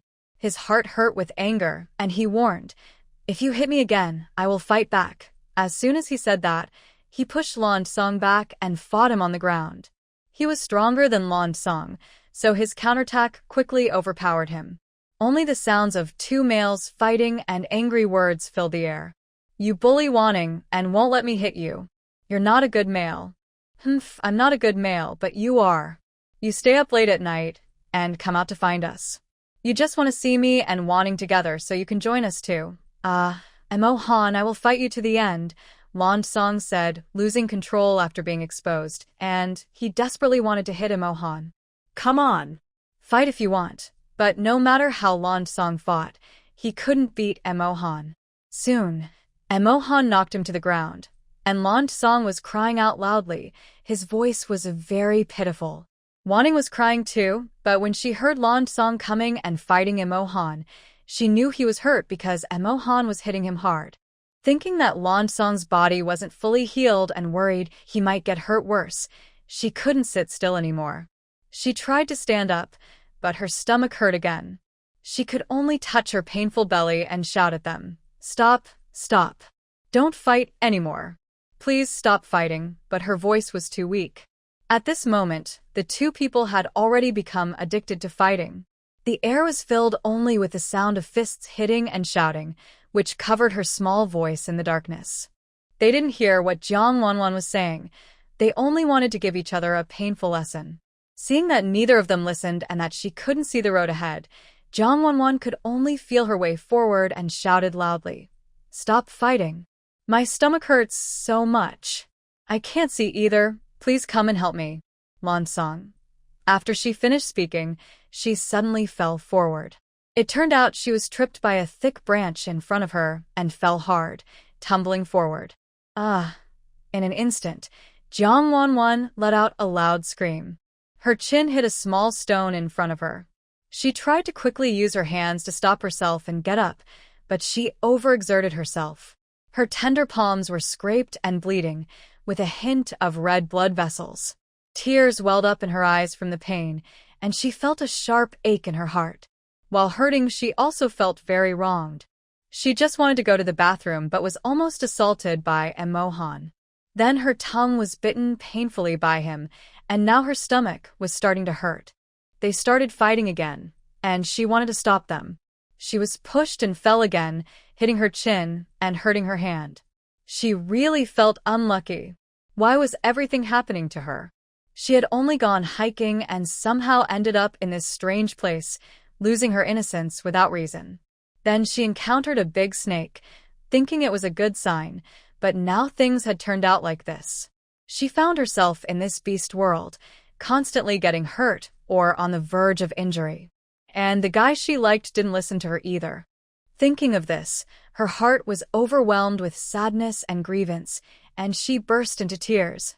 Ugh. I want to go home. Boo-hoo, Wan. Both of them had been fighting fiercely, but suddenly they heard Wan cry out in pain. They turned around quickly and saw Jang Wan fall to the ground, crying loudly while lying on the ground. They immediately stopped fighting, pushed each other aside, and ran toward Jang Wan. Wan, are you okay? Are you hurt? Emo Han quickly reached out to help Jang Wan stand up. His sharp eyes scanned her all over, checking if she was hurt. Suddenly, he saw blood flowing from her lower body, which made his eyes sting and caused him to cry out, Wan, you're bleeding down there. Did you fall? Does it hurt?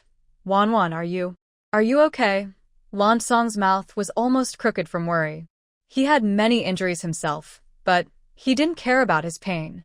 He immediately got up, staggered over to Jang Wan, and looked at her crying so sadly. He suddenly hated Emo Han and himself because he had let Wan get hurt again. He had been busy fighting and left Wan aside, which caused her to be injured. Jang Wan was still crying, but when she saw them coming over, she couldn't see clearly. Her body hurt again. She had just tried to stop the fight, and then was pushed down. Now they came to find her. Was it too late? Thinking about what Emo Han had just done to her, she didn't want to see him now. Her heart turned cold. She pushed Emo Han away hard, with tears in her voice and accusations. I told you to stop just now, but you still fought. My stomach. It hurts again and I can't see. You don't care about me at all, only about fighting. Go. Go away. I don't need you anymore. Go away. She was just angry because she was having her period and her stomach hurt, which made her mood very bad, so her words sounded a bit exaggerated. After she finished scolding, Lansong immediately pulled her into his arms, ignoring his own pain. He held Jang Wan tightly and said, Wan, I'm sorry. I shouldn't have fought with third brother just now. It's all my fault. Wan, it must hurt a lot, right? I'll take you back now, blow on it, lick it, I won't be afraid, Wan. He finished speaking, stood up, picked up Jang Wan, and quickly ran back into the cave. Emo Han was scolded loudly by Jang Wan and pushed away. He didn't care. Seeing her crying so sadly, his heart ached terribly. Why did he make Wan sad? What exactly happened just now? He only felt that the smell made him unconsciously want to do that, ignoring Wan's resistance, which finally caused her to get hurt. Thinking of this, he felt so guilty. Yes, Wan was injured and bleeding. He also wanted to go get green crystals to help her. Wan is probably very angry now. If he goes to see her, she probably won't forgive him. He plans to get the green crystals to help Wan recover. I'm sorry, Van. It's my fault. Wait for me. I'm going to get the green crystals now. Stay with me, he muttered to himself. Suddenly, he transformed into a large black snake with a determined look and rushed into the sunset forest. How are you, Wan Wan? Does it hurt? Tell me. I'll blow on it, Langong said as he carried Jang Wan into the cave. He gently laid her on the bed, looking at her with concern. She looked pained, clutching her stomach, sweating coldly, and seemed very uncomfortable. He also noticed the scent that belonged to a female in heat. Although it made him feel restless, he knew he shouldn't act on it. Unlike Emo Han, he could control himself. What's going on? Qianjie asked sinisterly nearby. He saw Langong bringing Jang Wan back, not Emo Han. Jang Wan looked very distressed, as if her toy had been damaged. This made Qianjie feel angry and hurt. He wanted to find the person who hurt her and make them suffer in many ways, wishing they would die in despair. I don't know. Wan fell and hurt her stomach. It still hurts, and she's bleeding down there. But it smells like a female in heat, Langong said anxiously, almost crying. He wished he could take her pain himself. Langong, I think I'm having my period. I feel cold. Can you get me some hot water to warm me up? Jang Wan said weakly and haltingly. Talking hurt her because moving her tongue caused sharp pain. She already knew she was having her period, but the conditions here are poor. She was probably very nervous and scared these days, and she had played in the river for a long time, so her period was more painful than usual. Hot water. Wan, wait for me. I'll get hot water right away, Langong said hurriedly, although he didn't understand what a period was. He understood that Wan now wanted to drink hot water. Tonight, Wan had already taught them how to boil water and even made a stone pot. Because Wan said that there are parasites in the river, she can't drink cold water directly and must drink hot water instead.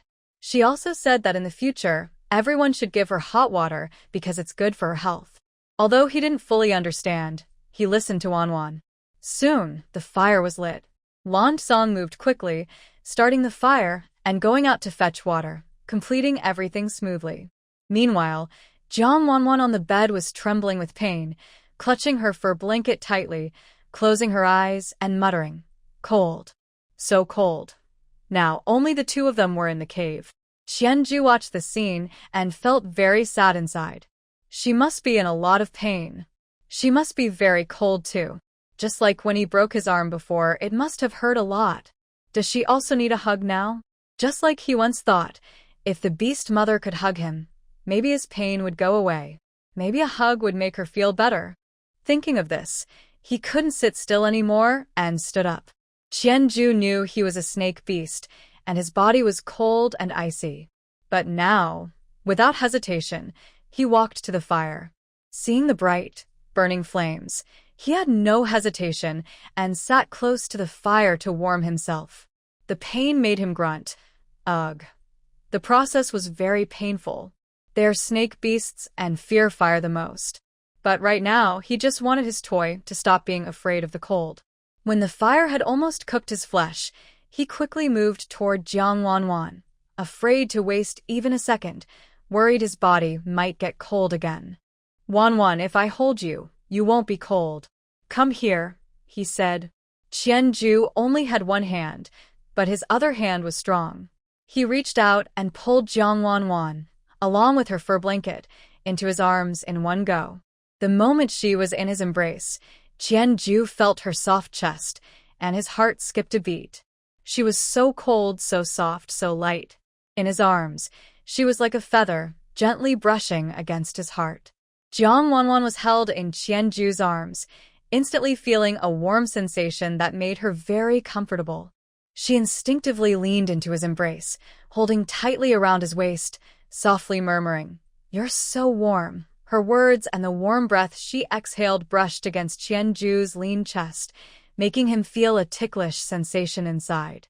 The scent of her body also made his little instincts stir, but he was very patient. He automatically blocked out these feelings, his eyes clear, and his mind focused on one thought. He just wanted to hold this companion close forever. Langong came back from fetching water and saw the scene. His face showed no displeasure or desire to interrupt. He silently went about his task, hoping to boil the water quickly so Wan Wan could drink. Qianju didn't look at him. He just continued holding Wan Wan, lost in his own world. This scene felt peaceful and calm. Soon, the water boiled and was poured into a stone bowl. Once it cooled slightly, Langong brought it over for Jang Wan to drink. Wan Wan, come have some warm water. It's not hot, and it will help you feel better. Langong gently called her from the side of the stone bed. His voice was soft, as if afraid to wake her. Jang Wan was groggy and in pain. When she heard Langong calling her to drink water, she hesitated. The warm stove beside her was too comforting, and she didn't want to move. The warm hand on her belly kept providing continuous warmth. Although she was bleeding from below, she didn't want to care about it now. She just wanted to stay in this warmth and rest. I don't want to drink. I don't want to move or be thirsty right now.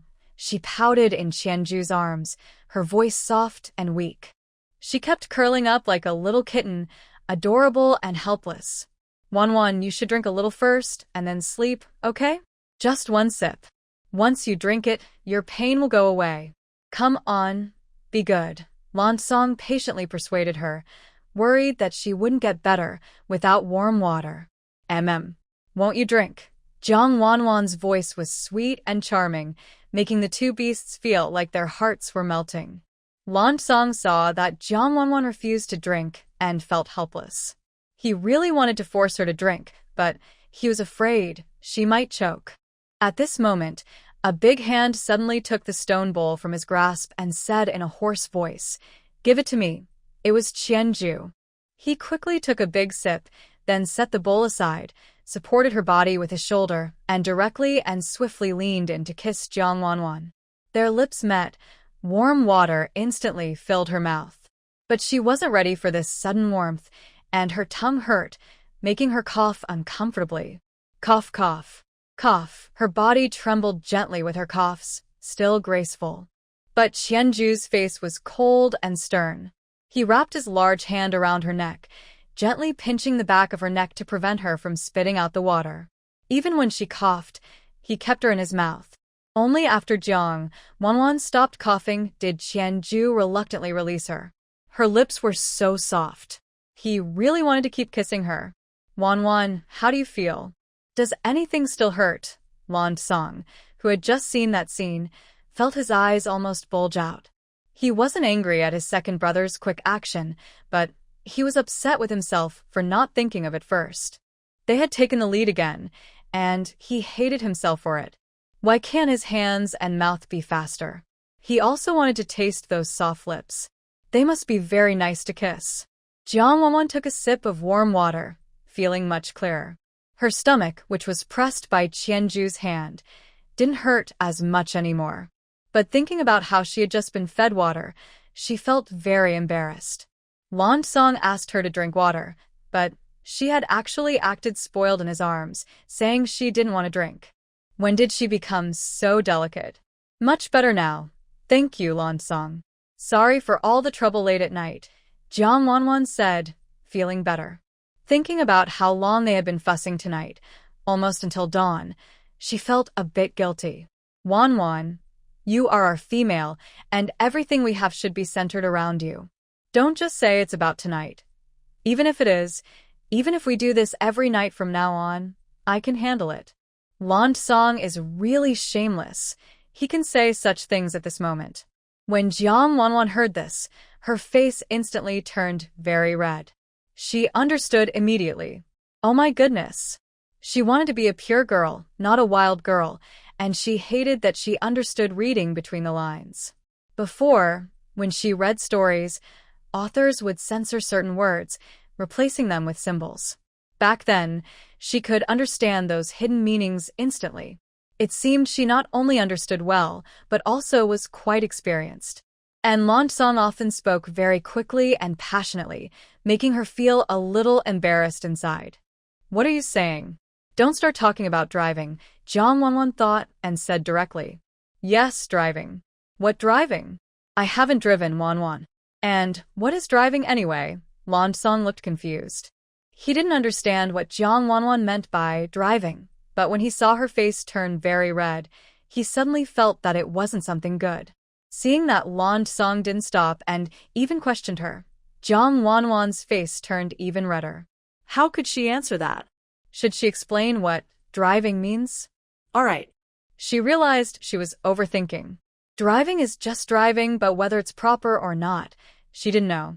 But Lan Song still wanted to ask more, but before he could finish, Jang Wan quickly interrupted. Nothing, Lan Song. Don't ask anymore. I'm so sleepy. Let me sleep first, okay? When I wake up, I'll tell you what driving really means, okay? Right now, Jang Wan just wanted Lan Song to stop asking. If he kept asking, she might just lose her temper. All right. Wan, you sleep first. You're bleeding down there. Let me help you clean it, okay?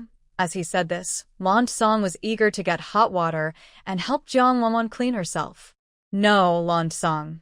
Jang Wan heard him say that and felt it was inappropriate for him to do that. Suddenly, her scalp tingled, and she quickly reached out her hand to try to hold him back. But Jang Wan stretched out her hand, but she couldn't stop Lan Song. She could only watch as he quickly went to boil water. She was still in Qianjue's arms, which made her feel a bit uncomfortable. Thank you, Qianjue. I feel better now. Please put me down first. She moved slightly, trying to get him to release her. She was holding him with one arm, so it might be inconvenient. Don't move. I just made you warm, and now you want to leave? That's not fair, Qianjue said, his voice hoarse and with a hint of threat, telling her not to move. He also held her waist tightly with one hand, making it impossible for Jang Wan to move. He felt a little upset inside. He hadn't hugged her much before. Now just a little hug, and she was resisting and wanting to leave. Such a naughty girl. Jang Wan felt the strength of his hand on her waist and saw the dark look in Qianjue's eyes. She was instantly scared and dared not move anymore. Her heart was pounding uncontrollably. She rarely spoke to Qianjue, and their only contact had left her with a cold, ruthless impression, very much like their snake beast traits. Oh, okay. I won't move. Don't be angry. Jang Wan was dazzled by him. His shout made her instantly timid. Actually, he was the most handsome of the four of them, but he was too gloomy, giving off a very sinister vibe, like a dark, damp, handsome ghost crawling in the shadows. It made her feel uneasy. His aura wasn't as strong as the mirror image, but it made her want to listen to him. She felt that if she didn't obey, she might be in big trouble.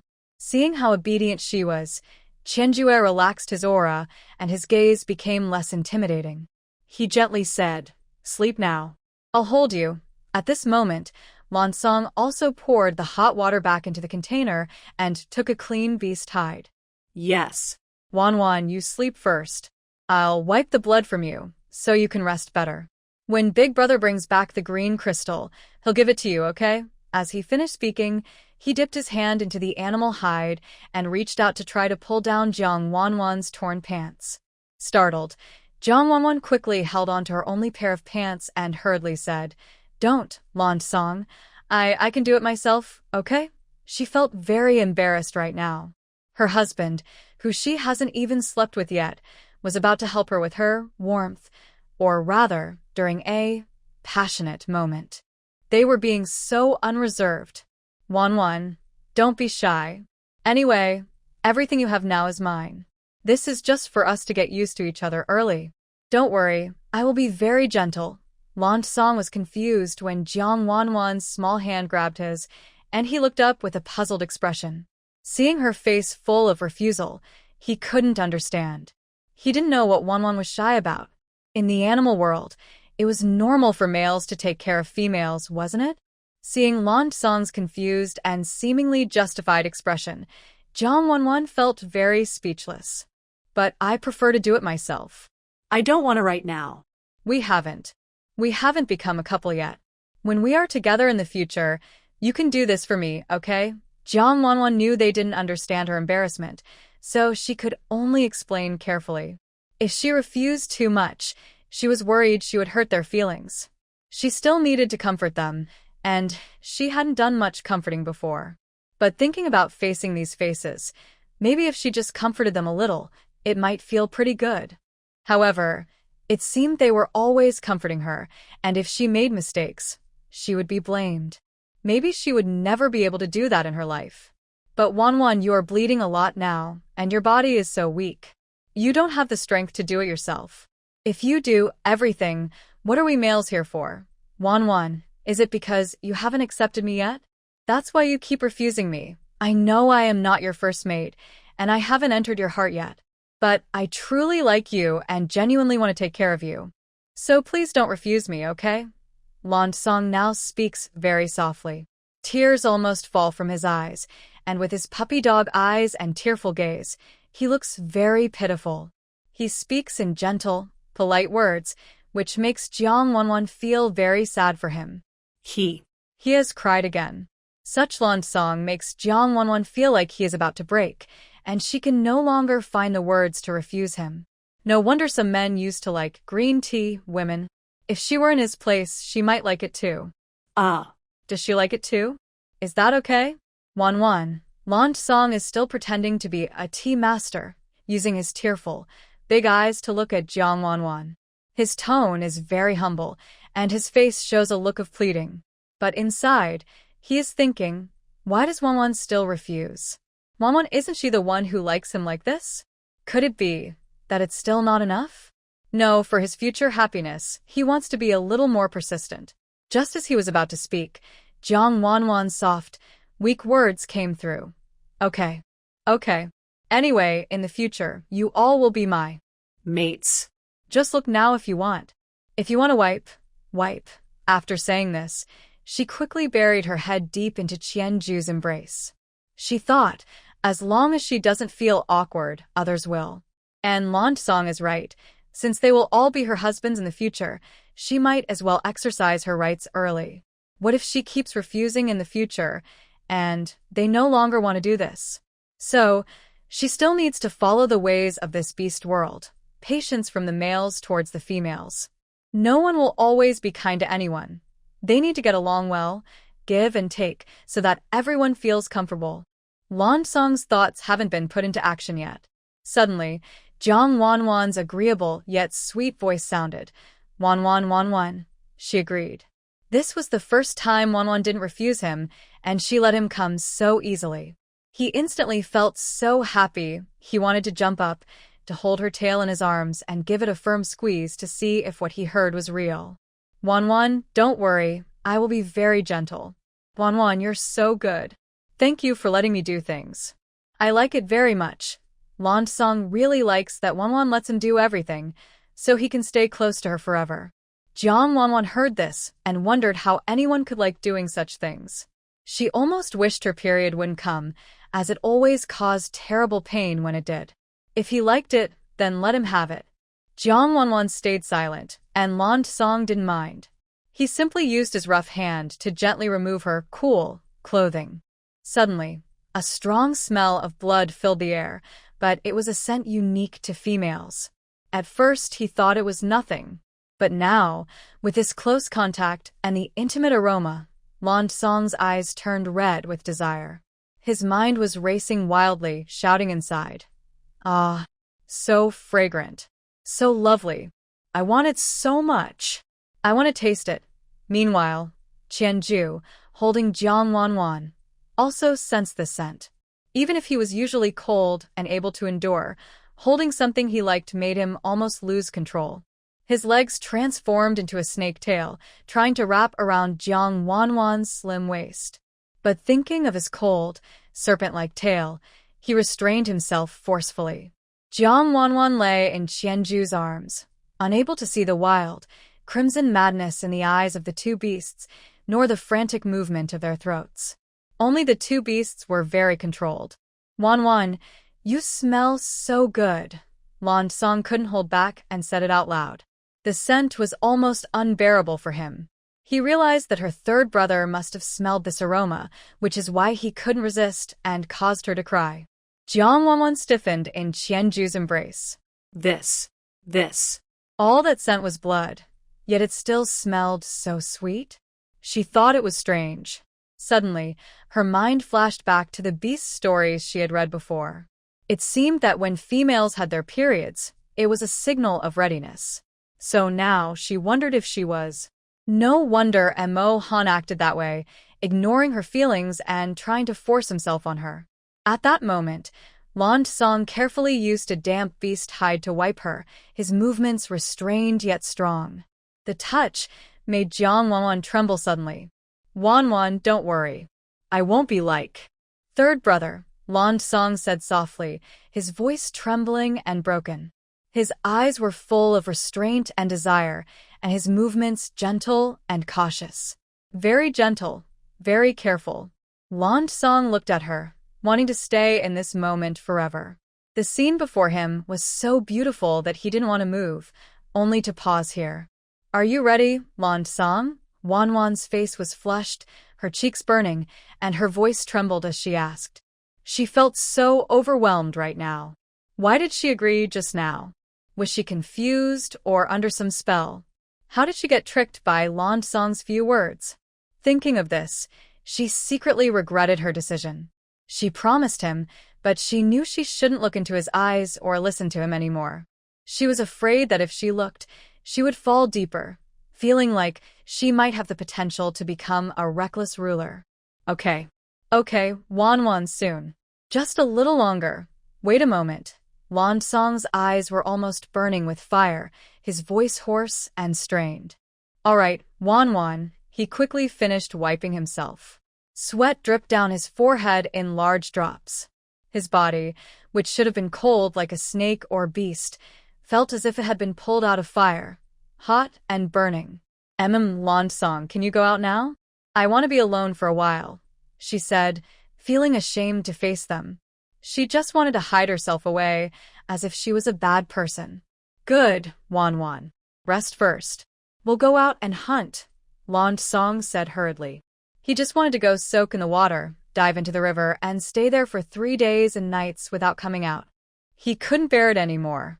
Without another word, he ran out quickly, as if his behind was on fire. Originally, Qianjue was holding Jang Wan, and he couldn't hold back anymore. When Lansang left, he directly grabbed Jang Wan's head. Jang Wan wanted Qianjue to go out too, but before she could speak, her head was suddenly lifted, and her lips were met with warmth. She immediately wanted to struggle, afraid he might do something else. But as she moved, Qianjue stopped her. Don't move. It's okay. Rest well. He only kissed her lightly, and then released her. He quickly stood up, turned away so she wouldn't see, and ran out wildly. She felt like she hadn't even struggled yet. He just stopped like that. The feeling was a bit awkward, not like Emo Han earlier, when she struggled desperately and couldn't escape. Thinking of this, her heart suddenly shrank. Was she feeling disappointed? Or did she actually like the way they treated her? Did she have a bit of a strange feeling inside? Thinking this, it seemed she had liked Emo Han's dominance from the start, gradually falling for him. At first, she didn't like Lansang because he seemed like a clingy follower. But Qianjue's attitude just now made her feel a faint expectation. Ah. Oh my gosh, this is so embarrassing, she suddenly shouted loudly, pulling the beast hide blanket over her head and wildly tossing on the stone bed. She really isn't a masochist. Meanwhile, Lansang and Qianjue, who had run out, unexpectedly turned into 2 large snakes, diving into the river. They swayed excitedly inside, shaking the fish in the water onto the shore. Instantly, the bank was full of fish, and they jumped back into the river again. It was already dawn. After a busy night fighting monsters outside, Ying, covered in wounds, returned with many crystals in hand, including a green crystal. Despite his many injuries and fierce eyes full of killing intent, he looked excited. Thinking about how he hit the green crystal again, he hopes to use it to please Wan and that they can mate tonight. Wan, I'm back, but as soon as he entered the cave, he smelled a sweet, bloody scent. This is the smell of a female in heat. He was confused, wondering how a female could be in heat during the season. Then he heard Wan shouting loudly inside the cave. He hurried inside and saw Wan rolling around on the bed, wrapped in a beast hide blanket, talking to herself. She was saying things like, she's not a pervert. She doesn't have mental problems or anything. Then he heard Wan Wan scream again out of excitement. Ah. So shy. Ha ha ha. He couldn't understand her words, but seeing her smile and cry at different times, he felt she was in a good mood. Wan Wan, what's wrong? What are you saying? I can't understand. Jing quietly approached the bed and asked softly, afraid of startling her, as Wan Wan was still shouting excitedly. But inside, he felt happy. Wan Wan seemed to be in a good mood. Suddenly, Wan Wan, still twisting wildly under the blanket, heard Jing's voice. She quickly pulled back the beast hide blanket and saw Jing rushing in, covered in scratches, holding many crystals. Seeing him, she felt very embarrassed. She was just imagining things about them, and then Jing appeared right in front of her, hearing some of her words. He probably didn't understand, but she felt her heart was filled with happiness afterward. She might really have that kind of potential. Nothing. I was just thinking. I was wondering why you haven't come back yet, she said. As soon as she finished, Wan Wan regretted it immediately, feeling like her heart was screaming and crawling inside her. She just slipped up and said her true thoughts. It's so embarrassing. The cave was silent. Time stood still. Jing was already in a good mood, and hearing her words made him even happier. I was just wondering why you haven't come back yet. I was wondering why you haven't come back yet. This sentence instantly echoed in Jing's mind, spinning endlessly. Wan Wan. Is she thinking about him? Really, Wan Wan? Are you really thinking of me? He asked cautiously, with uncertainty in his eyes. Although he was very excited inside and wanted to rush forward to hold Jang Wan tightly, he remembered his past domineering attitude that she disliked. So, he restrained himself. His eyes showed patience, and his rough hand clenched the crystal tightly, as if trying to crush it. Jang Wan was surprised by his question. She looked up and saw the patience in his eyes and the desire she only saw in Emo Han's gaze. Her heart skipped a beat. She thought about how she was like a ticking bomb, emitting a tempting scent. They could easily overpower her and hurt her if they lost control. She was teasing him now, but what if they couldn't hold back later? This trouble was her own fault. She had to take responsibility. Even if it was that person, she deserved it. No, I was just thinking about how you fought monsters all night outside. I was worried about your safety, so I wondered why you haven't come back, Jang Wan said, avoiding his gaze and forcing herself to change the subject. After she finished, Jing couldn't hold back anymore. He immediately dropped the green crystal and rushed to hold Jang Wan in his arms. His strong arms gripped her tightly, as if trying to merge her into his body. Wan, do you really care about me? Did I hear that right? He asked again, uncertain inside. Jang Wan's calm and gentle words sounded like a blessing from the beast god to Jing. He was the oldest of 4 brothers. He had seen their mother often hit their father. Their father would go out to hunt for her, but she always complained and said cruel things that hurt him deeply. Later, when she wanted a green crystal, she told him to get it. Even though he was already injured, he still went out to find it for her. But that time, he never came back. Since then, he had grown to dislike females, especially his mother. When he first met Jang Wan, he didn't like her either.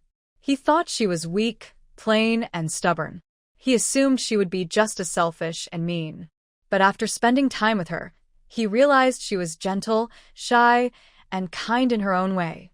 Whenever she spoke softly to Emo Han, he felt a strange ache in his heart. He wished she could look at him that way instead. But he didn't know how to express himself. He was too proud and rough, and often made her angry. Little by little, his thoughts began to change. Maybe she was different. He wanted to try, so he went to find a green crystal for her, hoping she would accept him. After spending a whole day and night together, Jang Wan slowly began to accept him too. The fear and resistance in her heart faded away. Feeling the warmth and sadness in Jing's presence, she gently reached out, wrapped her arms around his shoulders, and said softly, Jing, you didn't hear wrong. I really was worried about you. Before she could say more, he suddenly kissed her. He couldn't hold back his feelings anymore. He lifted her chin carefully and kissed her again, his heart full of emotion. He could smell her gentle scent and hear her comforting words. At that moment, he just wanted to hold her close, even if she pushed him away. But his kiss was too rough, and she winced in pain. "Ah, that hurts," she whispered, startled by his strength. He quickly stopped, realizing he had hurt her, his eyes full of regret. Hearing Jang Wan's cry of pain, Jing immediately let go of her, his face full of worry and anxiety. He looked down and saw Jang Wan's face twisted with pain and a wound on her chin. His eyes instantly filled with thin anger, and his usually handsome, cold face was clouded with dark clouds. He had only gone out for one night, and his Wanan was hurt. "What's going on? who hurt you?" How did your chin get injured?" Jing asked in a deep voice. His whole presence suddenly changed, fierce and ruthless like when he fights monsters, cold and merciless. Seeing that small wound on Jang Wan's fair skin, it stabbed him in the eyes, and his heart immediately wanted to bite the beast that hurt her into pieces. Jang Wan was instantly overwhelmed by Jing Ying's powerful aura. His fierce gaze seemed like he wanted to tear apart whoever harmed her. Her heart pounded with fear. If he found out that Emo Han and Langong had been fighting and had forgotten about her, would he go after them? No one hurt me. I just got up to go to the bathroom. It was too dark, and I couldn't see the way, so I fell, Jang Wan quickly explained, not wanting him to misunderstand. But Jing Ying was no ordinary beast. He was calm, clever, and wise. He didn't believe that it was just because it was dark. If Wanan got up to go to the bathroom, why weren't Langong and Emo Han with her? Even if not them, there was Qianju. He would never let Wanan get hurt. It must have been because they didn't take good care of her, causing her to be injured. And seeing the deep affection on Wanan's face, he thought she was trying to protect them. Humph. It seemed that he had been too kind and easy to talk to. Without setting clear rules, even their females could get hurt. What was the point of having them? They might as well all go see the beast god. Wan, there's no need to make excuses for them. When they do something wrong, they should be punished. Otherwise, in the future, they won't take your safety seriously. What are they even for? His tone carried restrained anger, and his eyes showed fury. Deep down, he was still a bit angry. Was Wanan really so untrusting of him? Did she dare to protect them? Sure enough, she still saw Emo Han as more important. Thinking this, he reached out to try to pull off Jang Wan's clothes, wanting to see if she was hurt anywhere else. Suddenly, the sound of tearing fabric filled the air. Now, Jang Wan's only piece of clothing that covered her was gone. This piece of clothing had gone through 3 struggles, and now it was finally destroyed by Jing Ying. Ah! Jing Ying, what are you doing? Jang Wan was frightened by this action. Why did she suddenly start tearing her clothes? It hurt her deeply. Now she couldn't wear it anymore. She quickly tried to grab her clothes back, but Jing Ying was too fast. Before she could react, he tore her clothes away. She hurriedly covered herself with a fur blanket. She hadn't forgotten how attractive she was right now. Don't move. I'm just checking if you have any other wounds. You are my female. Your whole body belongs to me. I won't allow you to be hurt anywhere. Move your hand away. Don't make me say it again. Jing Ying suppressed his anger and spoke firmly to Jang Wan. His tone was commanding and unyielding, and his eyes stared at her intensely, as if trying to see through her. In the end, Jing Ying held Jang Wan tightly, checked her entire body, and then let her go. Although what he saw was a pure white scene, which should have made him excited and thrilled, his eyes were filled with rage. Jang Wan was covered in wounds everywhere. Her small hands were cut and bleeding, her knees were red and swollen, and her chest had injuries. Especially her waist, which was covered in purple bruises, marks of being roughly pinched. Although he had never eaten meat, it didn't affect his judgment. If I don't check, you probably won't tell me about all these wounds on your body.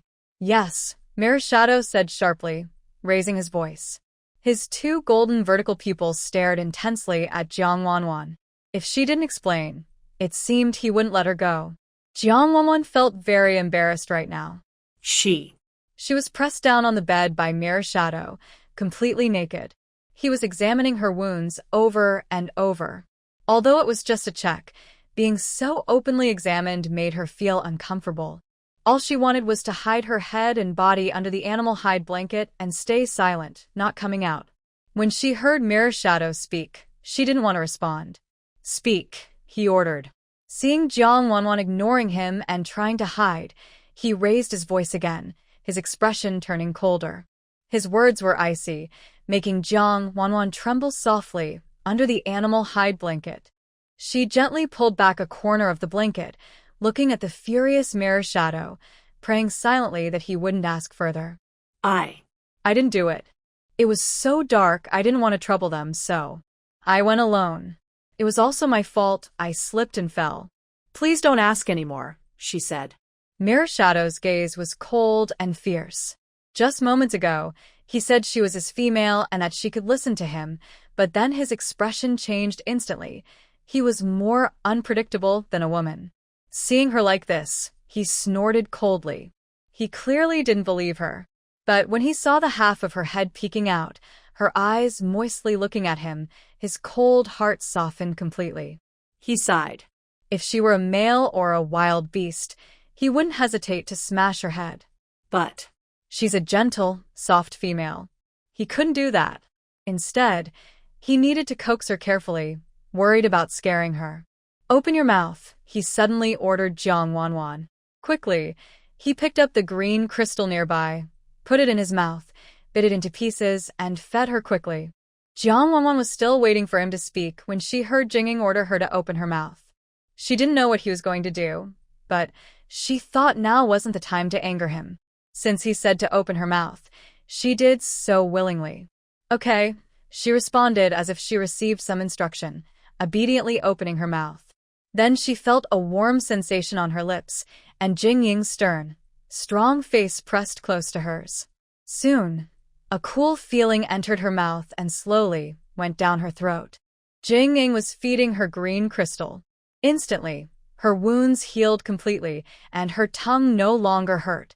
It was so amazing. "Swallow it," Jing Ying commanded in a low, deep voice, stepping back. His large hand didn't touch Jang Wan but clenched tightly behind his back, as if trying to control himself.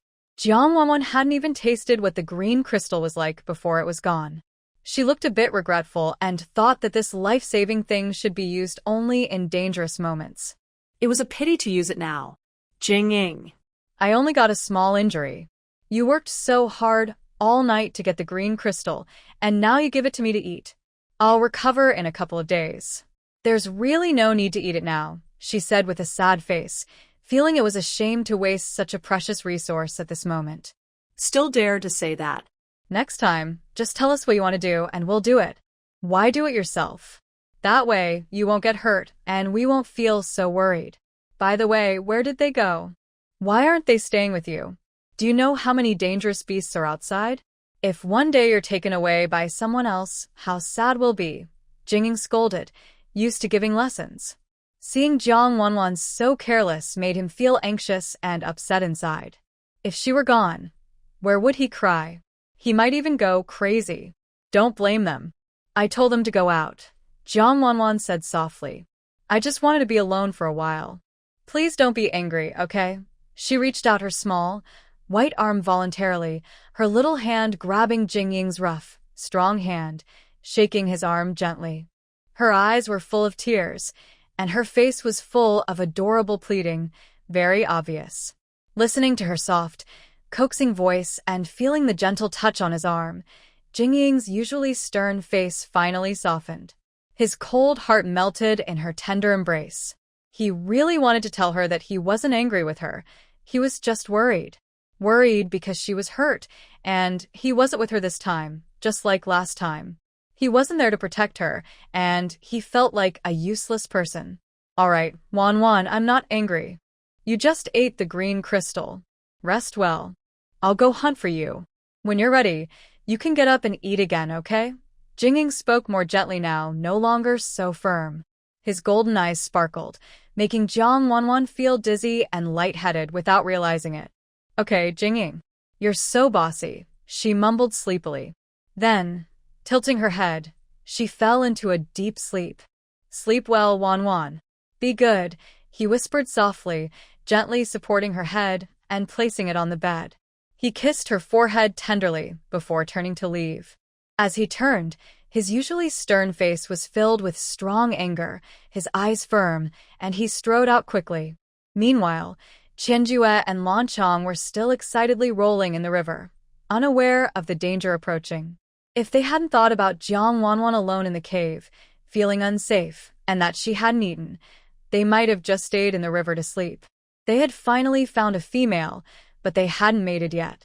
Other males and females, once they liked each other, would want to mate immediately. But they, despite the females liking them so much, hadn't even tasted meat yet. It was truly frustrating. They wondered if they were too weak. Although their snake beasts had two, which could bring benefits to the females, why didn't one like them? Thinking about this made them anxious. They hadn't finished their thoughts when they saw Jing approaching fiercely, full of anger.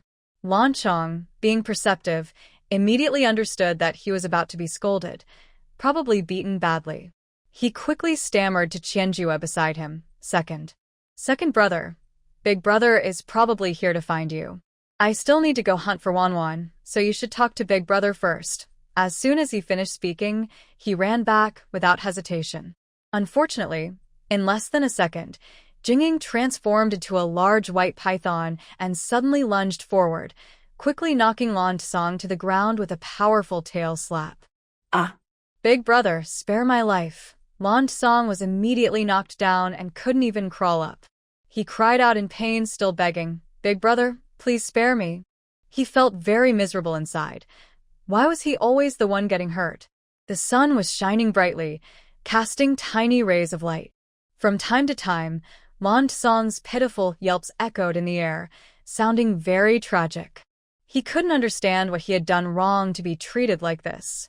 "Big brother, I was wrong. Please stop hitting me. At least tell me what I did wrong," Lanchong begged, his voice full of desperation. He had just recovered from his injuries after fighting with his third brother last night, and now he was being beaten again by his big brother. He felt so miserable.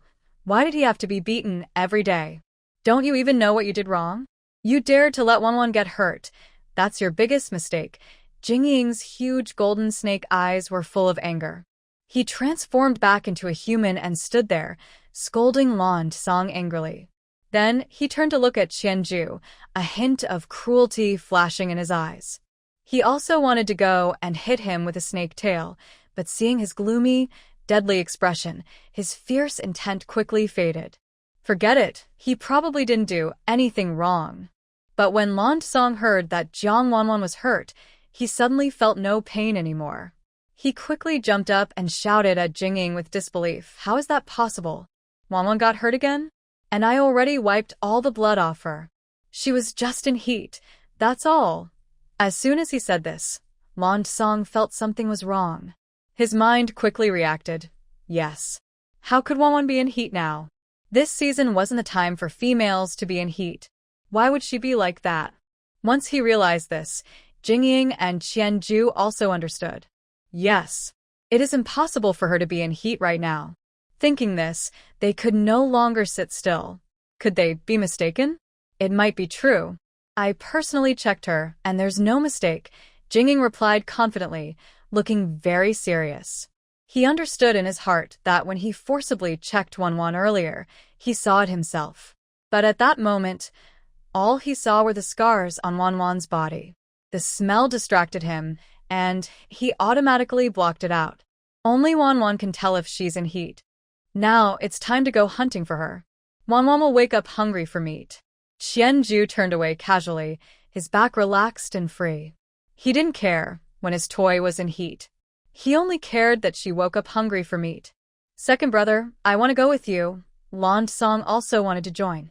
But then he remembered, why does big brother only hit him and not second brother? They are brothers. Why is it always him who gets hurt? Thinking this, he felt very unfair and looked at Jing with a pleading face.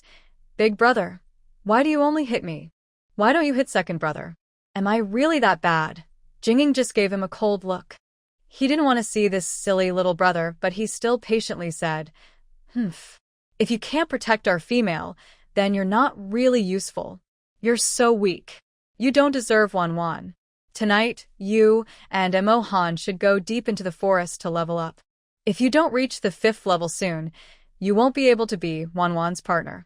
I'm worried you're too weak to satisfy her." After speaking, Jing turned to leave quickly. His back looked hurried because he was busy.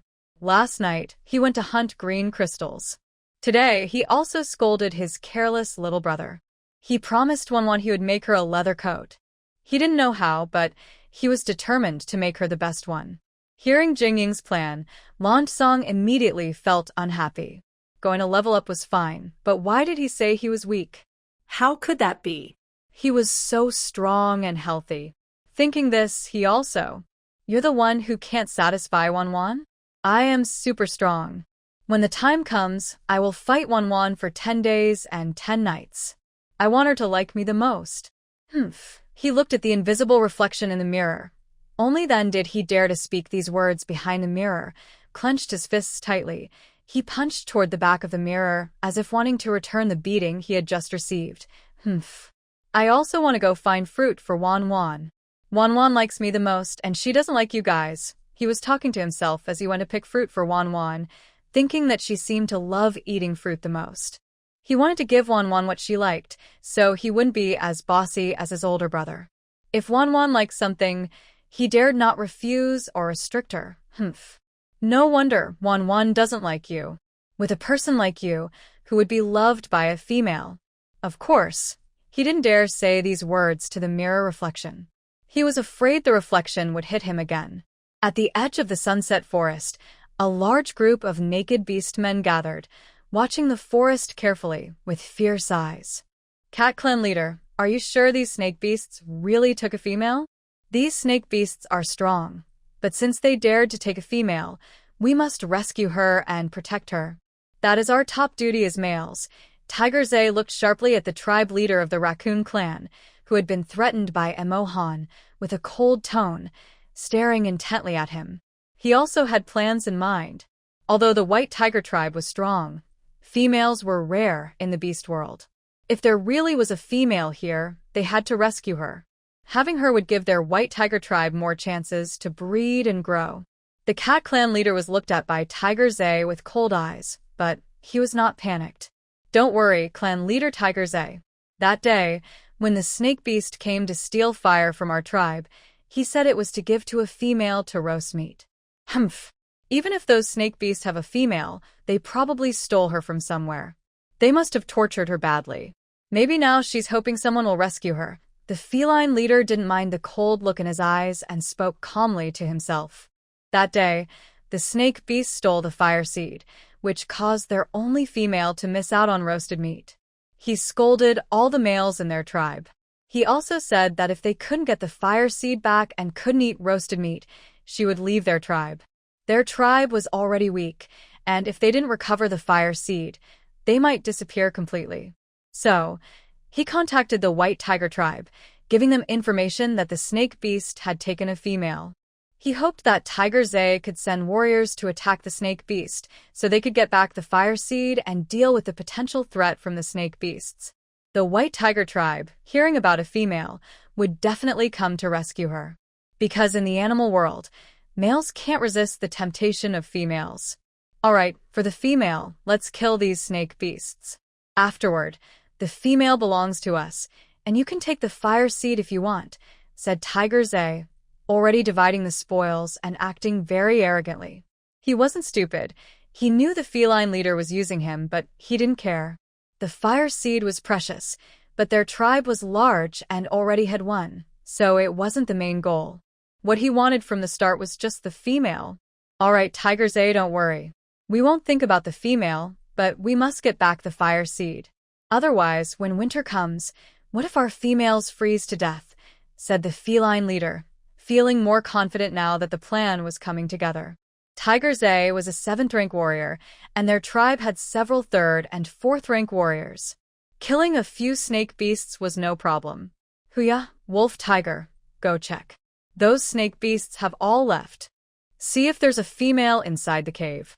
If there is, bring her back to the tribe. The rest of you, hide here with me and kill those cunning and vicious snake beasts, Tiger Zay said with a cold, murderous look, speaking cruel words. They had been waiting near the snake beasts' territory all night, ready for this moment. Snake beasts are cunning and cruel, naturally vicious. If they didn't kill them now, even if they brought the female back, their tribe might be attacked in revenge.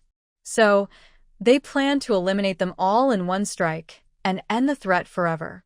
Jang Wan spent the whole night tossing and turning, plus absorbing green crystal, which made her sleep deeply. Most importantly, the four beasts were not around her. They were busy with their own tasks, preparing what she needed. Mirror Shadow and the others thought this area was their territory and believed no beast dared to come near. They also moved around nearby, so they felt very safe. But their assumption was wrong, and Jang Wan was taken away again. Huya and Hulang had their bodies coated with a substance that blocked their beastly smell, so snake beasts and others didn't notice them immediately. They moved carefully inside, naked, taking each step with excitement and nervousness. They thought about how their tribe would soon have a female again, a female they had rescued themselves. This increased their chances of forming a bond. With this in mind, they focused fully and entered the cave. Their beast eyes were sharp. Even in the dark cave, Hulang and Huya saw Jang Wan lying on the bed at once. They were stunned, their eyes wide, and their bodies reacted naturally. They couldn't help but say, "She is so beautiful." Yeah. Is she a messenger sent by the beast god? Jang Wan had a delicate face, porcelain white skin, small and cute, with long limbs. Her black hair spread on the bed, her eyelashes fluttered lightly, and her breathing was slow and steady.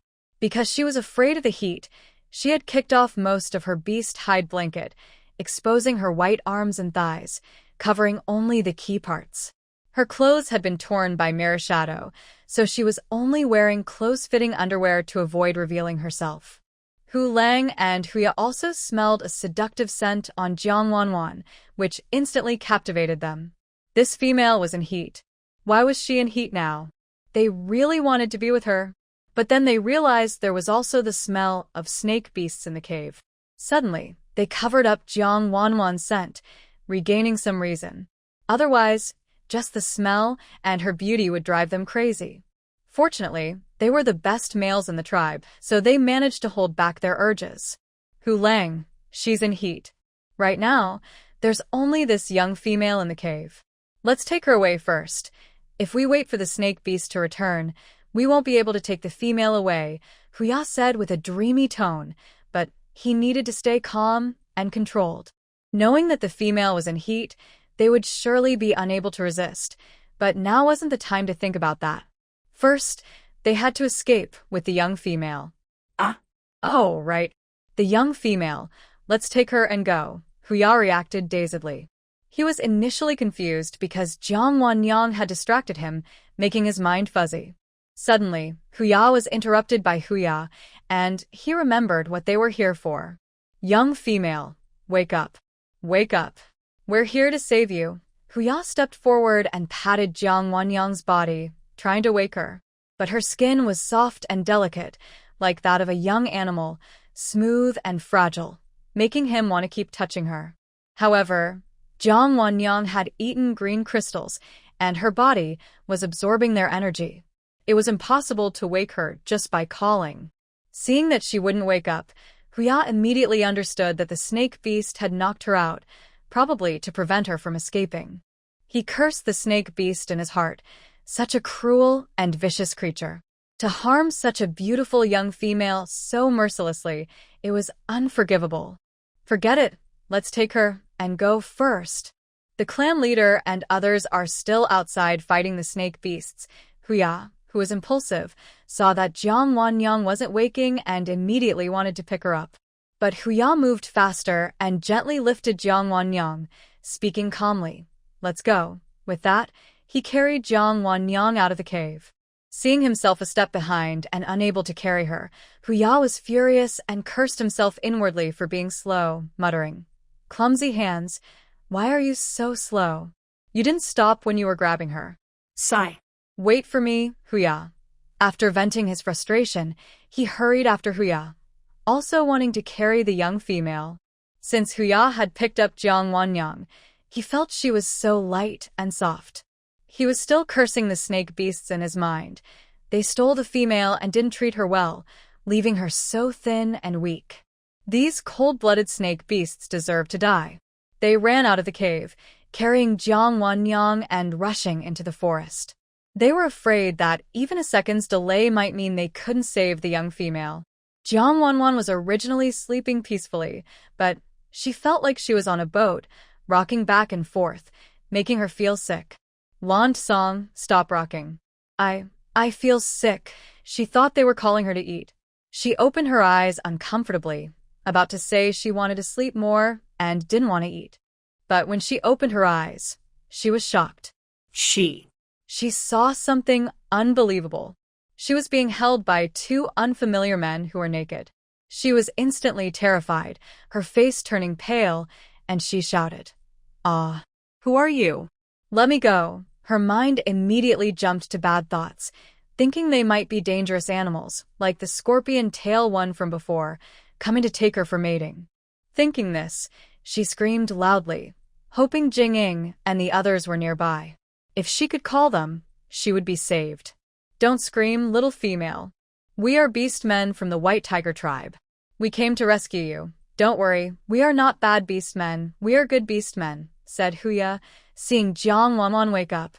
His stern face showed a hint of happiness as he quickly tried to calm her down and told her not to make noise. But Jang Wan didn't listen. Would bad beastmen say they are good? No. And she didn't want them to rescue her. She was sleeping peacefully in the cave when suddenly two strangers tried to take her away, like kidnappers. She didn't believe their words at all. Thinking this, she struggled fiercely and shouted loudly, "Let me go. I don't care if you're good or bad beastmen. I won't go with you. I advise you to let me go quickly, or when Jing and the others come back, you won't be able to leave." Seeing that these two beastmen didn't look as fierce as the scorpion tail one she saw before, Jang Wan's mind grew bolder. She wanted to threaten them and see if they would release her.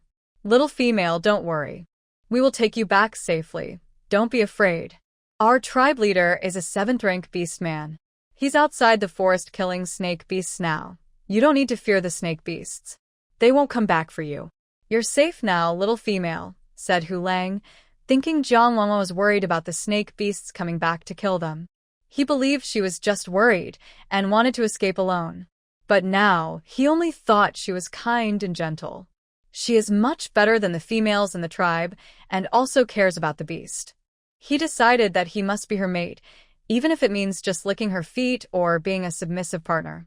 Wolf's words instantly scared Jang Wan.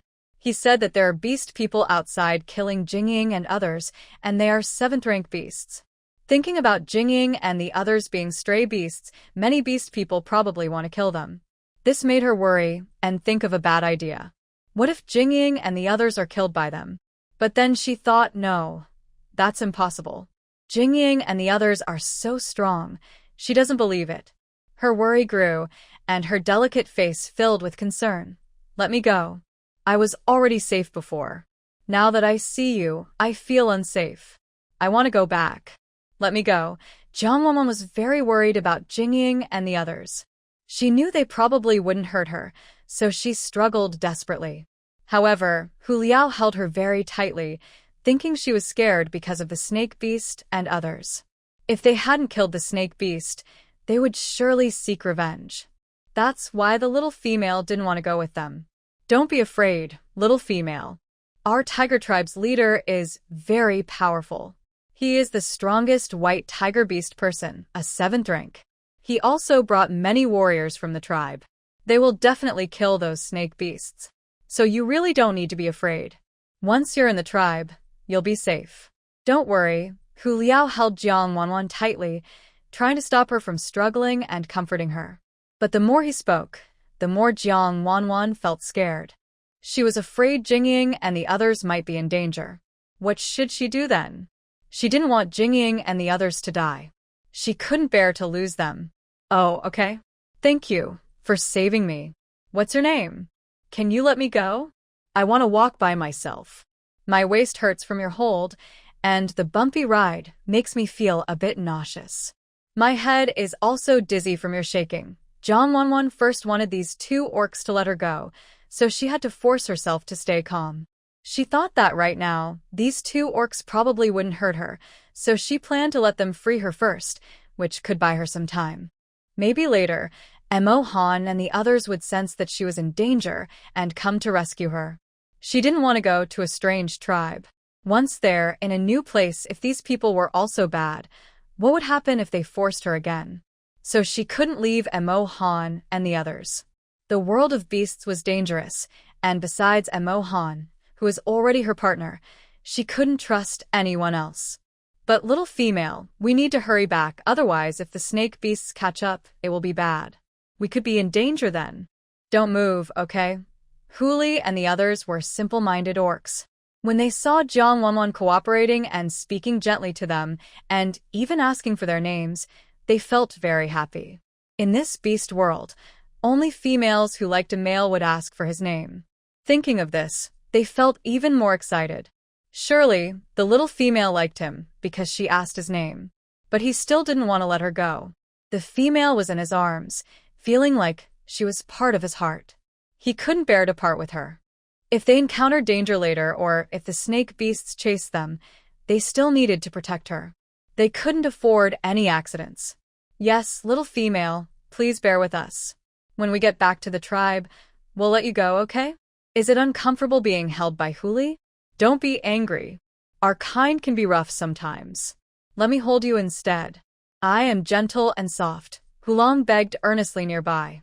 Seeing Jang Wan speak so kindly, he liked her even more and became more determined to be a loyal follower. He desperately talked badly about Huli, hoping the little female would willingly come into his arms. He also wanted to hold her himself. When Huli heard Hulong disrespecting him so openly just to hold the little female, he was furious. He felt like throwing Jang Wan down and transforming into a tiger to bite Hulong to death. But despite his anger, he remembered they still needed to escape with the little female. Yes, please, little female, just be patient and wait until we return to the tribe. You can hit or scold me as you like. Let's go back to the tribe first, okay? Tiger-ya remains calm and restrained, not letting her words make him forget that they are still fleeing for their lives. Jang Wan sees that these two beastmen are stubborn and keep talking to her nicely, but their actions don't stop. Knowing they won't stop easily and that they won't hurt her, she starts to scream desperately, hoping to attract one of the four of them. Emo Han, Jing, Song, come save me. If you don't come soon, your dear wife will be taken away. Let me go. As she speaks, Jang Wan struggles and even raises her hand to hit Tiger-ya. Little female, don't move or hit anymore. If you hurt your hand, it won't be good. When we get back to the tribe, they'll whip us with vines. Even if you hit us, we won't let go of you now, Tiger-ya says. Seeing her change her attitude suddenly and still calling those snake beasts names, he feels confused. Why does this little female still like those cold, cruel, and vicious snake beasts? Shouldn't she be happy that they came to rescue her? But thinking that females can be moody, sometimes good, sometimes bad, he doesn't think much more. As long as he can bring her back to the tribe, that's enough. Later, no matter how much she hits or scolds him, he's willing. And he still remembers how soft and fragrant her little hands were. Her small hands hit his chest lightly, not hurting at all. He even wants her to keep hitting, making his tail stand up happily. Jang Wan feels so helpless now. She's furious inside because these beastmen are really stubborn and persistent. She hits for a long time until her hands hurt, but they don't seem to care. They still say they'll whip her when they return to the tribe. Now she realizes that the males in this beast world are all abnormal. All they think about is how to please females. No matter how she hits or scolds, it doesn't work. These beastmen seem to love it so much, like they have some kind of masochistic obsession. Just as she stood there speechless, a huge black serpent suddenly appeared. With a single swing of its tail, it knocked the two tiger beastmen to the ground. Those two tiger beast men had been thinking about how to please Jang Wan and didn't even notice Emo Han's arrival. By the time they realized it, it was already too late. Emo Han's tail struck again, sending them flying. Jang Wan, who had been in their arms, was also thrown into the air. Ah! Emo Han, help me! She cried out in fear as she was tossed upward. Before she could fall, the black serpent's tail wrapped around her waist, holding her safely in midair. Wan, are you all right? Did they hurt you? Emo Han quickly changed into his half-human form and caught her in his arms. He felt deeply guilty. He had almost hurt her again. His eyes quickly scanned her from head to toe, and when he saw that she was unharmed, he finally breathed a sigh of relief. I'm fine, Mohan. Why did you come so late? I thought I was going to be taken away again and never see you anymore. Jang Wan was still shaken from being thrown into the air, but once Emo Han's tail caught her, she felt safe again. With him there, she could finally relax. She held tightly onto Emo Han's strong waist, her heart still pounding. So many beasts had tried to take her away. It had only been a few days, and she had already been captured twice. She felt exhausted. Don't be afraid, Wan. You have my mark. Even if you run to the ends of the earth, I'll find you and bring you back. You're safe now, Emo Han said, holding her close. He regretted not arriving sooner. He had almost lost her again. Luckily, he had sensed her call for help and rushed to save her. He didn't even bother to look at the two tiger beastmen. They were weak compared to him. He could easily defeat them with a few strikes of his tail. But when he thought about how they had tried to take Wan away, anger surged inside him. His aura grew colder and more dangerous, but he forced himself to stay calm. He didn't want to frighten her. You understand, Mohan. I knew you would come. I was just too scared earlier, thinking they were like those mean monsters trying to catch me. That's why I was afraid. I have always trusted you, and I knew you would come. In Jang Wan's heart, she still relies most on Emo Han, so whatever Emo Han says, she believes. The tiger wolf and Tigeria, who had just been knocked down by Emo Han, saw the little female being taken away by this hateful snake monster. They were instantly very angry. They quickly got up and shouted at Emo Han with fiery eyes, "You evil snake monster! Let go of the little female. You don't deserve to have her. Take your dirty hands away." Tigeria saw that the little female he was holding just moments ago was gone. He had just imagined a happy future with her, but this hateful snake monster interrupted him. His heart immediately wanted to go and bite Emo Han to death. "Let go of the little female, or when our leader comes, it will be your end," Tiger Wolf said angrily, glaring at Emo Han. He felt heartbroken that the little female was taken away. Seeing that she seemed to like the snake monster made him even more sad.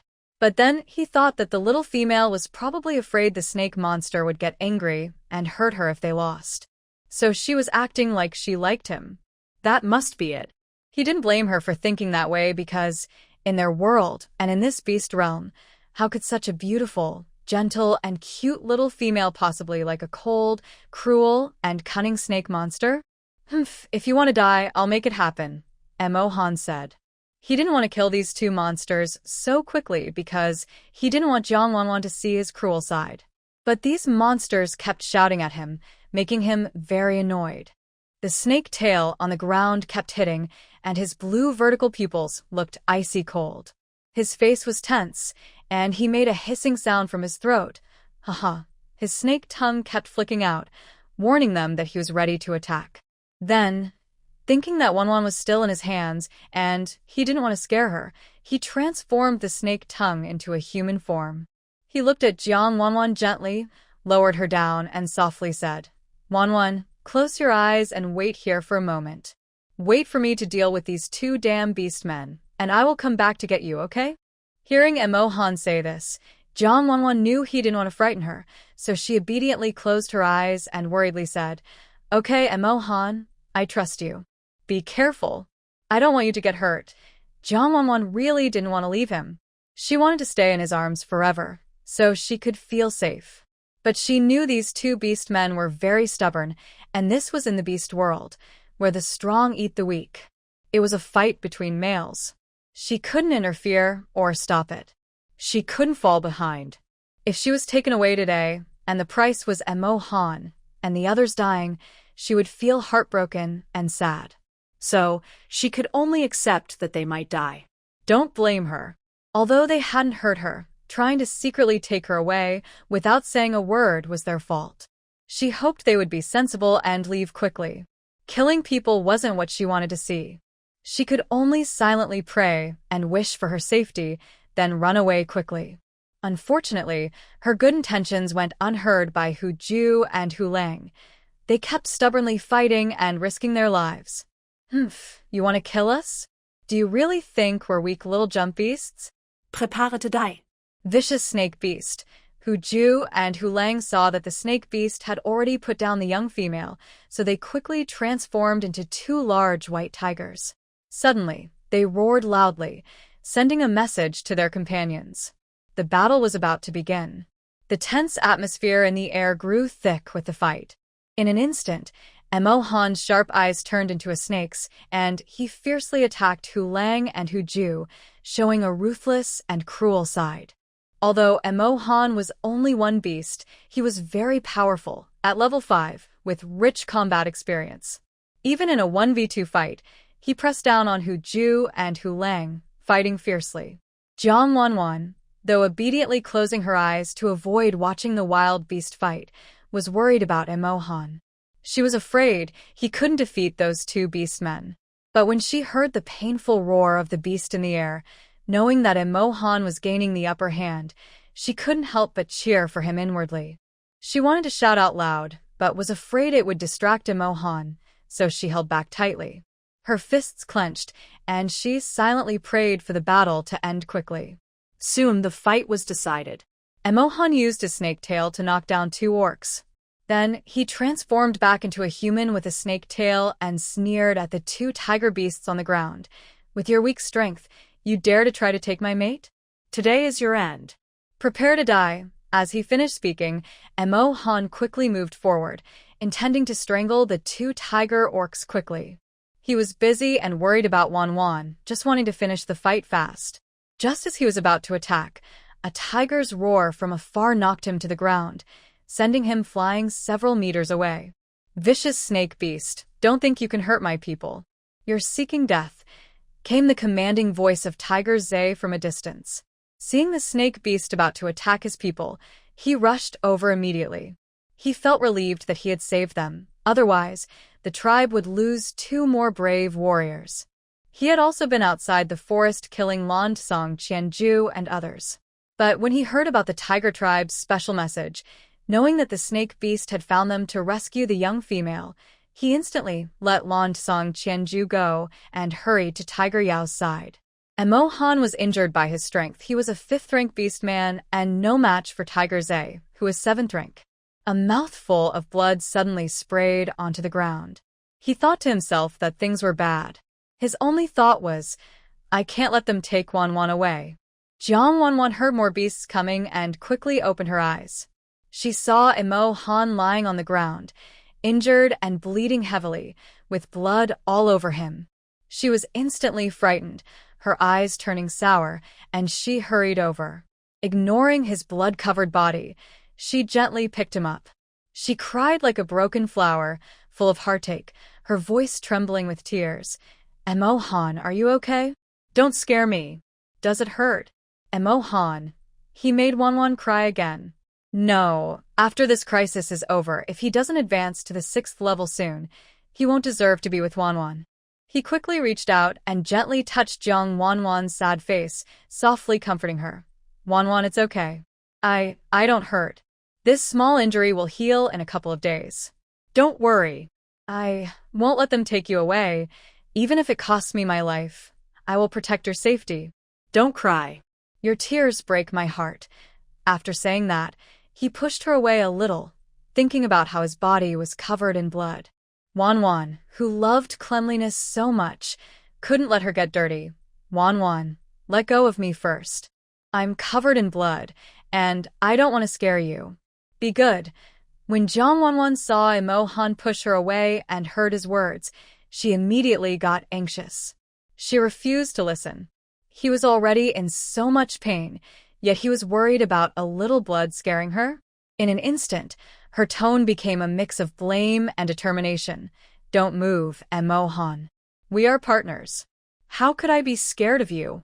If you push me away like that, I'll only feel more sad. Ruse and the others watched the scene with wide eyes. The delicate, gentle female, lying on the ground, softly holding the snake beast, comforting him while crying so sadly. They thought she was so beautiful, so gentle, so kind. How could there be such a wonderful female? Ruse looked at Jang Wan on the ground, and his deep eyes revealed a strong, beast-like desire to possess her. At this moment, only one thought echoed in his mind. He wanted the little female on the ground to be his female. The only female. He was so possessive. Little female, come with us. We will protect you. Ruse was a man of action. Whatever he thought, he said out loud. He wanted Jang Wan to go back with him. Hearing the leading beastman speak, Jang Wan ignored him. She just held Emo Han tightly in her arms. Seeing so many beastmen appear, she felt worried, afraid they might kill Emo Han later. Jing and the others weren't with her either, which made her very anxious, but she didn't show it.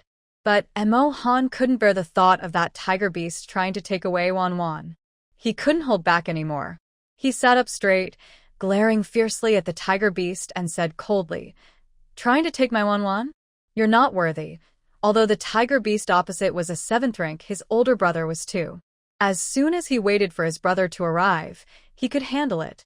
Jang Wan heard that Emo Han was badly hurt but was still thinking of protecting her. She spoke confidently, which made her feel both touched and worried. But their situation was very dangerous now. What if they angered those beasts later? Thinking of this, she quickly turned her head and looked at the tiger Zay opposite her, speaking firmly. Yes, I won't go with you. I am with Emo Han, and we will never be apart. If you are truly good beasts, please let us go. She looked fearless, with a hint of hope in her eyes, hoping these beasts could understand her words and leave quickly. The tiger beasts on the other side heard this, and wondered what was wrong with this little female. Why would she like a cruel snake beast? Had she been tortured and was afraid? Thinking of this, the tiger beasts felt a wave of sympathy. They definitely wanted to save the little female. Little female, don't be afraid. We will protect you. Come over, little female. Let us kill this snake beast so he can't hurt you anymore. Yes, little female, listen to us. We will protect you. We are good beasts from the tribe. Come over, okay? Yes, yes, yes. Little female, don't be afraid. We will protect you. Some bystanders seemed to not understand human speech and kept urging Jang Wan, hoping the little female would come back with them. Little female, don't be afraid. I am a 7th rank white tiger beast. Once I kill him, this snake beast won't hurt you anymore.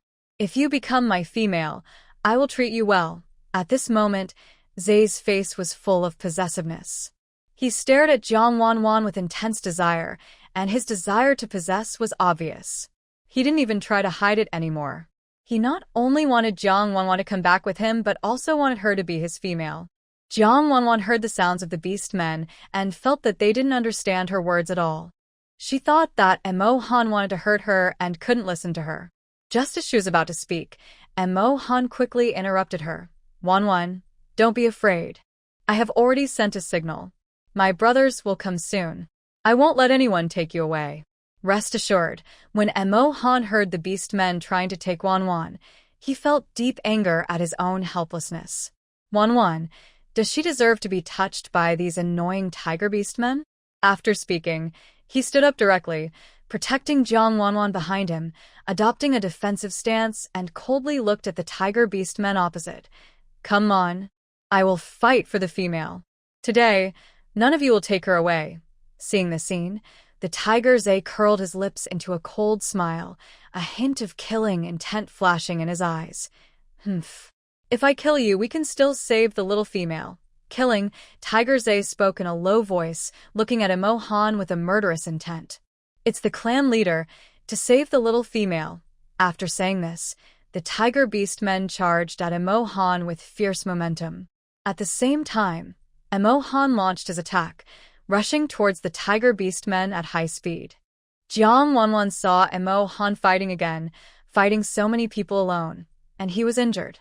She couldn't help but worry and shouted, "Emo Han, be careful. If you can't win, stop fighting. Run away. Go find Jing and the others. As long as you're alive, we still have a chance. I don't want you to die. I can't bear to see you die." As she spoke, Jang Wan started crying, her face full of pain. She felt so weak inside. She also hated herself. Why didn't she have strong powers too? Then she could protect them and wouldn't need to rely on others to save her every time. And Emo Han and the others always protect her from getting hurt. Langong is the same now. If Emo Han becomes stronger, they won't need to protect her anymore. She spoke these words with a heart full of pain. She could tell that these beastmen were different from the malicious ones they had met before. They probably wouldn't hurt her. But Emo Han might not be so lucky. They might really kill him. The beastmen from the tribe and the wandering beasts are naturally enemies. She can't let Emo Han get hurt. She wants him to leave. As long as she is alive, she believes Emo Han will come back for her. Emo Han also heard Jang Wan's words. Thinking about her crying and asking him to leave, how could he possibly do that? "Don't worry, Wan, I will never leave. If I leave today, I won't be worthy of being your protector anymore." Without her, he couldn't live on. But this made him more determined. He couldn't let them take Wan away. Then he stopped speaking and focused on fighting even more fiercely, his body covered in large bites. Blood was flowing everywhere, making it very shocking to see. In the tense atmosphere, only the sounds of snake hisses, painful screams, and tiger roars filled the sky. But Emo Han wasn't afraid of pain. His eyes were fierce as he looked at the tiger beasts, with only one thought in his mind: to kill them. "Stop fighting. Stop fighting. Emo Han, you should leave quickly. Don't worry about me. Please, just go." Jang Wan saw that Emo Han's snake body was badly bitten, with blood spraying everywhere, turning her eyes red instantly. Tears blurred her vision. Seeing this terrible news, her heart ached so much she couldn't stand. She suddenly fell to the ground. Her only thought was to make Emo Han leave quickly. Thinking of this, she forced herself to stand and shouted loudly at Emo Han, who was still fighting. "Go quickly, Emo Han. You have to leave." Don't worry about me. "Where are Jing, Langong, and the others? Come out quickly. If she doesn't come out soon, Emo Han will be hurt badly by them." She cried out loudly for a while, her voice almost hoarse, but she couldn't get any of them to come to her. At this moment, she was already hopeless. She lowered her head in pain, tears falling into the dirt.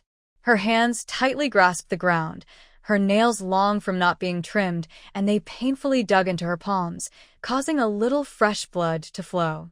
But even in pain, she couldn't feel it anymore because her heart was already overwhelmed with suffering. All she could think about was the large bloodstains on Emo Han's body. "Run. Run quickly. Don't worry about me. Don't worry about me," she shouted hoarsely, hoping Emo Han could hear her. Seeing the little female so sad, Zay saw in his heart that he was very confused. Why was this little female crying for a male? This was the first time he saw a female, a cold-blooded and ruthless snake beast, so painfully sad for a male. She was calling for that snake beast to run quickly. She just wanted him to stay alive. Thinking of this, he couldn't hold back anymore and felt a surge of emotion. If a little female could cry so sadly for him and worry about him like that, he thought, even his cold heart could be willing to die for her. If just now he saw her and felt moved by a beautiful female, then he was only acting on instinct, driven by beastly desire. But now, he genuinely liked this female from his heart. If he could get her approval, how wonderful would that be? Thinking of this, he couldn't hold back anymore. He raised his long legs and moved toward Jang Wan. He crouched down, carefully placing his rough hand on her back, and in a rough yet gentle tone said, "Little female, don't be sad. This isn't good for your health. Once we kill this snake beast, you'll be free. Don't cry, okay? Jang Wan felt Tiger Zay's nearby presence and heard his words. She quickly looked up at him, seeing his deep and caring eyes, his stern face, and a hint of pain and longing in his expression. Tears welled up in her eyes as she hoarsely begged him, "Please don't hurt him. Aren't you all good beastmen? We've never done anything to offend you. Why are you trying to hurt us?" Tiger Zay was confused by Jang Wan's words. Do they need a reason to hurt stray beasts? They naturally dislike stray animals. It's a matter of life and death. But seeing Jang Wan so sad and crying, he decided to comfort her. They took you away and made you suffer. You should be happy and cared for in the tribe, living a good life. There are many good beastmen to serve you. You should come back with us, he said. Tiger Zay thought he was right. He didn't see anything wrong. In the tribe, many males serve the females. Since she was so weak, she should be brought back to the tribe to receive more care from beastmen. Not to wander with these snake-like beasts, especially during winter hibernation. Would they freeze the young female to death during hibernation? No. He wouldn't allow any female to lose her life in front of him. Females are precious and should be carefully protected by males.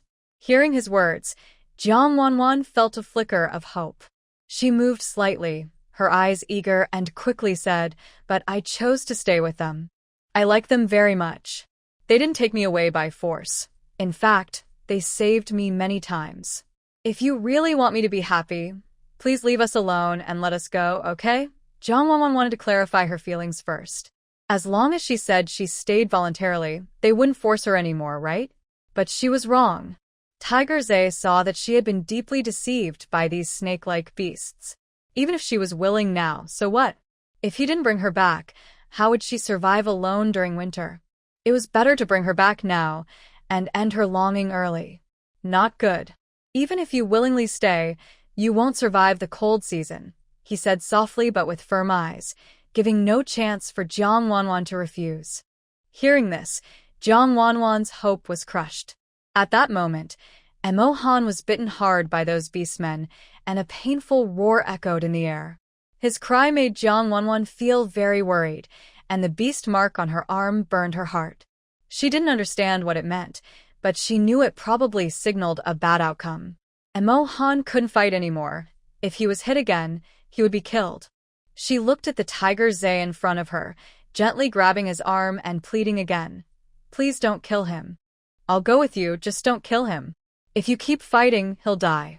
Please, I beg you, okay?" She looked at him hopefully, believing that as long as Emo Han was alive, he would come back for her someday. Seeing Jang Wan's beautiful, porcelain-white face full of tears and pain, Zay felt a sudden ache in his heart. He wanted to agree, but he still cruelly refused her. "Little female, these snake beasts are cunning and cruel. If we don't kill them today, they'll attack our tribe later. And you're female, so you don't need to care about them. When we get back to the tribe, I will become your beast husband, so he must die today," Zay said coldly and ruthlessly, even arrogantly claiming he would be her beast husband, because he believed he was the strongest beastman nearby and confident in himself. But hearing this, Jang Wan felt disgusted and chilled all over. They were determined to kill Emo Han. Since that's the case, her earlier plea and compromise now seemed like a joke. She immediately hated Zay, with all her heart. She had never hated anyone this much, as if he didn't understand human speech at all. He was just an arrogant beast, and with his arrogance, she knew she could never choose him. Thinking of this, she couldn't hold back her anger and hatred anymore. She started hitting Zay fiercely, thinking, since they wouldn't let her go, she might as well take revenge for her earlier pleading. "I will beat you to death. Quickly tell them to release Emo Han." "I won't go with you," Jang Wan shouted and cursed as she fought. She has lost her mind now, filled with anger. She wishes she could bite him hard. Thinking this, she actually did it because hitting these beasts didn't hurt her, but it made her already injured hand very painful. Frustrated, she bit down hard on his arm, but Tiger Zay is a 7th-level beast with a very tough body. So, Jang Wan only bit the surface, not breaking the skin, and she hurt her teeth in the process, causing her to cry out, "Ah," and immediately let go. Luckily, her body was transformed by green crystal, or she might have lost her teeth with such force. "Are you okay, little female? My body is quite tough. Did I hurt you? Let me blow on it." Tiger Zay saw her teeth hurt and quickly went over to comfort her, even trying to blow on her. In their tribe, females are like this. If they hurt somewhere, a blow will make it better. "Go away, I don't like you. I hate you," Jang Wan said when she saw Tiger Zay leaning in to blow on her. She pushed him away hard because she didn't want to give him any chance to take advantage. She immediately felt annoyed with him. He's so troublesome, talks too much, and she can't beat him in a fight. It's really annoying. "All right, I won't come closer. Little female, don't be angry. Being angry isn't good for your health," Tiger Zay said after Jang Wan scolded him. He didn't mind and even tried to comfort her, knowing that his hand had hurt her, which was a deserved punishment. Over there, Emo Han was still fighting, blood everywhere, barely alive. When he heard Jang Wan's painful cry, he became very worried. Wan. He quickly turned around and saw Jang Wan lying on the ground, tears on her face, crying. Seeing this, he couldn't hold back anymore. He wildly swung his snake-like body at the tiger BEASTMAN, making his temper even more fierce and aggressive. Soon, he managed to knock down the BEASTMAN one by one. Then, he crazily rushed toward Jang Wan. "Wan, are you okay? Are you hurt? Let me see." Emo Han quickly held Jang Wan in his arms and looked at her. He saw her covering her mouth, probably hurt again, and immediately wanted to blow on it to help.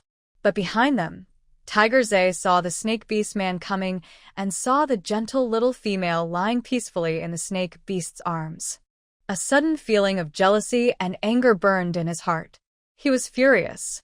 He wished he could go up now and bite that damn snake beast to pieces. Thinking of this, he shouted loudly, "Go to hell." He instantly transformed into a big white tiger and charged at Emo Han, intending to bite him. But Jang Wan, lying in Emo Han's arms, saw that hateful tiger beast man daring to attack, and she was very worried. She suddenly shouted, "Emo Han, watch out." At the same time, she quickly protected Emo Han's head with her body, holding him tightly. All she cared about was that Emo Han couldn't get hurt again. The air was silent, and time seemed to freeze. Jang Wan had no time to think. She only knew she couldn't lose Emo Han. Her head was resting on Emo Han's shoulder, which was very dangerous. Seeing that huge tiger head rushing toward her, she was so scared, she closed her eyes. Her mind went blank. Tiger Zay looked at the small female in his arms, protected by the snake beast, with a look of firm determination on his face. His heart pounded with fear. He wanted to retreat, but he was running at full speed and couldn't stop in time. His heart clenched tightly. He never thought this little female would be so reckless, risking her life to protect that snake beast. Just as they were about to collide, at the very last moment, a large white python suddenly lunged forward, its huge mouth anxiously shouting, "Be careful, Wan." As it spoke, it opened its big mouth and bit Tiger Zay on the neck, causing blood to spurt instantly. Tiger Zay was knocked to the ground by Jing, but he actually felt a bit relieved inside, because he almost hurt a female. If he had, he wouldn't be able to face the beast god again, and he would never forgive himself. After Jing bit Tiger Zay and knocked him down, he tried to turn and throw Jing away, but Jing was very strong and couldn't be shaken off. They started fighting fiercely. "Leader, be careful. We're coming to help you." As soon as they finished speaking, the orcs who had been knocked down by Emo Han also transformed and rushed forward to help, trying to hold Jing back. Suddenly, several orcs were fighting wildly with each other. Meanwhile, Jang Wan thought she was doomed and was about to give up hope, but then she heard Jing's voice. It was Jing coming to save them. Hearing this, she immediately felt relieved. "Jing, be careful." Jang Wan shouted to Jing, then stopped paying attention to him. She quickly looked down at Emo Han in her arms. His face was already pale, but now it looked even whiter, with no color at all. He was covered in blood and looked very miserable. Emo Han, are you okay? Does it hurt? Emo Han. Jang Wan cried out, her voice trembling. She held Emo Han tightly, hoping he wouldn't die. If he died, she really wouldn't know what to do. Wan, I am fine. You were too reckless and stubborn just now. Why did you protect me from harm? Do you know? You scared me to death. Emo Han, weakly lying in Jang Wan's arms, his voice full of guilt. That scene just now became his worst nightmare. He almost caused Wan to die because of him. If she had died, he would never forgive himself. Even if he survived, he wanted to stay with her forever. Emo Han is okay now. Just a moment ago, I saw that orc rush over, trying to hurt you. I only wanted to protect you, and didn't think much. Jang Wan knew it was very dangerous just now, but she really didn't think much. She only knew that no one should get hurt because of her. She felt like she was a troublemaker by nature. Why has it only been a few days, and they keep getting hurt because of her? Emo Han wanted to reach out and touch Jang Wan's face to stop her from crying. Wan. Don't, he started to say, but before he finished, he spat out a lot of blood. His face turned even paler, as if he might die at any moment. Emo Han, how are you? Don't scare me. Don't die. What should I do if you die, Emo Han? Jang Wan saw Emo Han cough up blood again and felt panicked. She looked around anxiously, hoping someone would come to help them. Is anyone there? Please come help Emo Han, she begged, her breathing becoming difficult from the pain. All she could think about now was saving Emo Han. Wan, I'm coming. Don't cry. Lansong's voice was weak. He was covered in wounds but was trying hard not to show how hurt he was. Lansong and Qianjue had just arrived. They had been fighting Tiger's A before, but they were weaker and no match for him, so they also got hurt. They knew Wan was in danger, but they endured the pain and rushed over.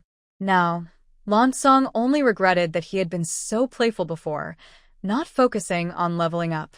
If he had, he might have been able to protect Wan better. He silently vowed that this time, he would level up crazily. Lansong, you're here? Quickly, look at Emo Han. He's almost gone. Find a way to save him. Jang Wan saw everyone as if they were her last hope. No matter who they were, she refused to give up hope. Wan, don't be afraid. Third brother. He died trying to protect you. It was his honor. Lansong looked at Emo Han with a choked voice. His green eyes had lost their light, and tears of pain and sadness shimmered in his eyes, making his heart ache deeply.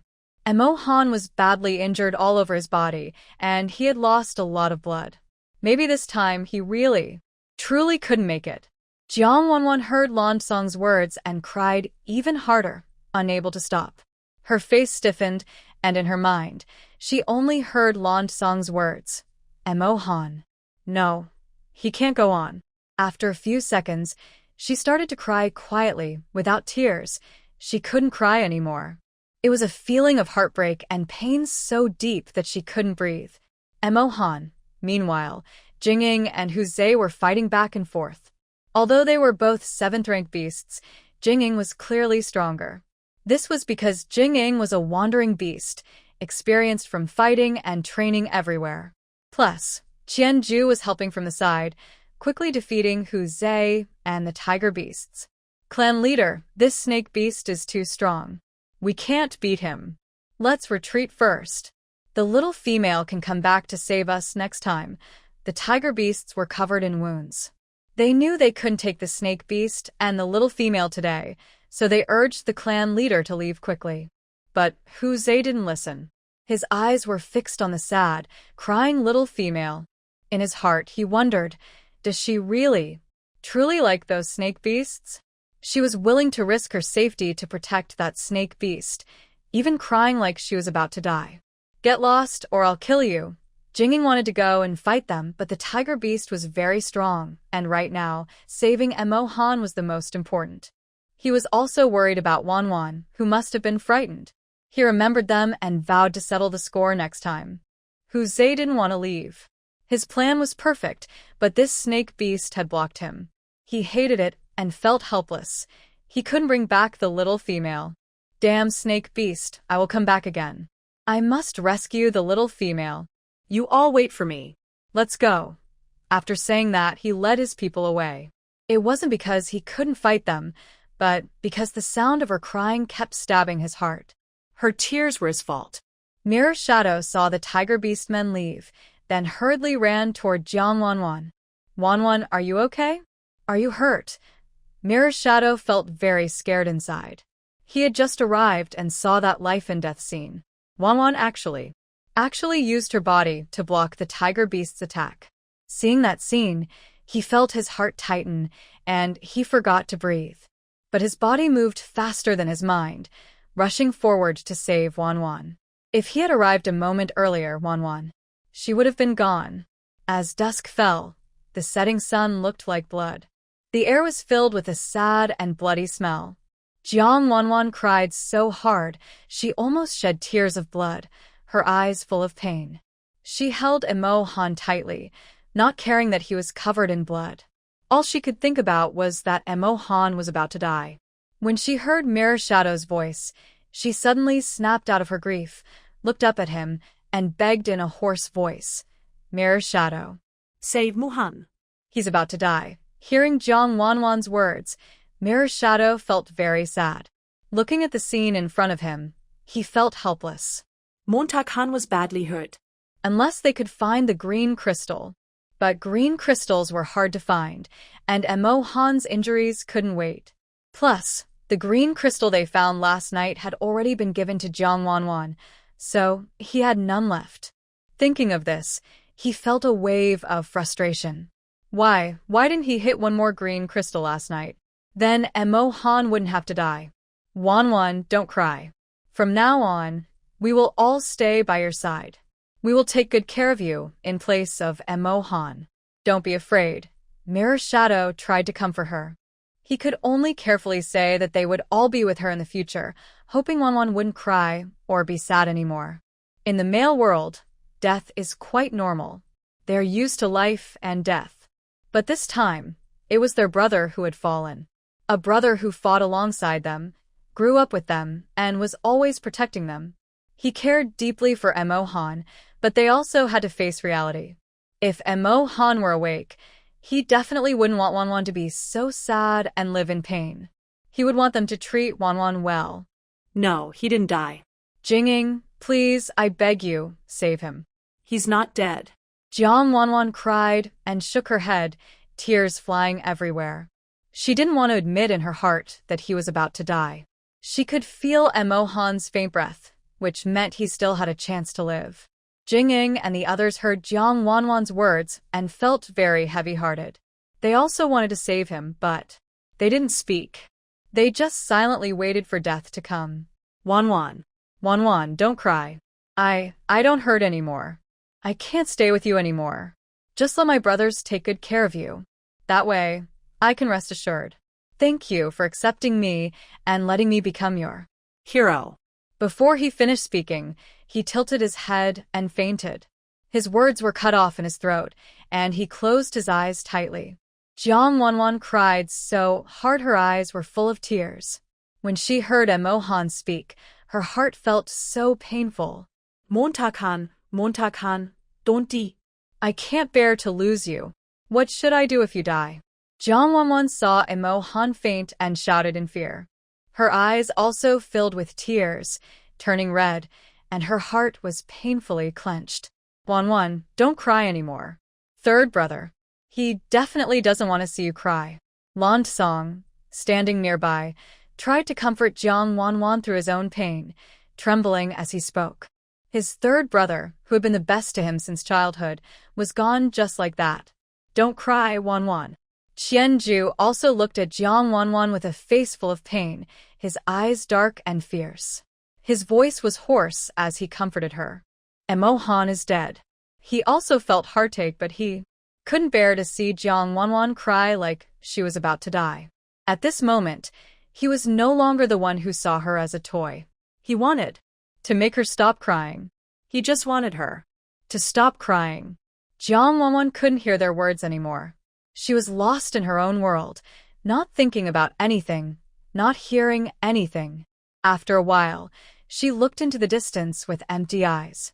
A streak of green entered her sight, standing out vividly against the red blood. Green. Lush grass.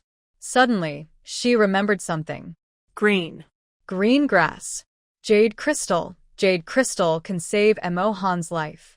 Thinking of this, she quickly looked up at her reflection in the mirror. She wondered if he had found more jade crystals last night. If there were more, Emo Han wouldn't die. She asked with a hopeful heart, "Mirror, do you have any more jade crystals? Please, give me one for Emo Han. Please, do you have any more?" Her eyes were full of hope.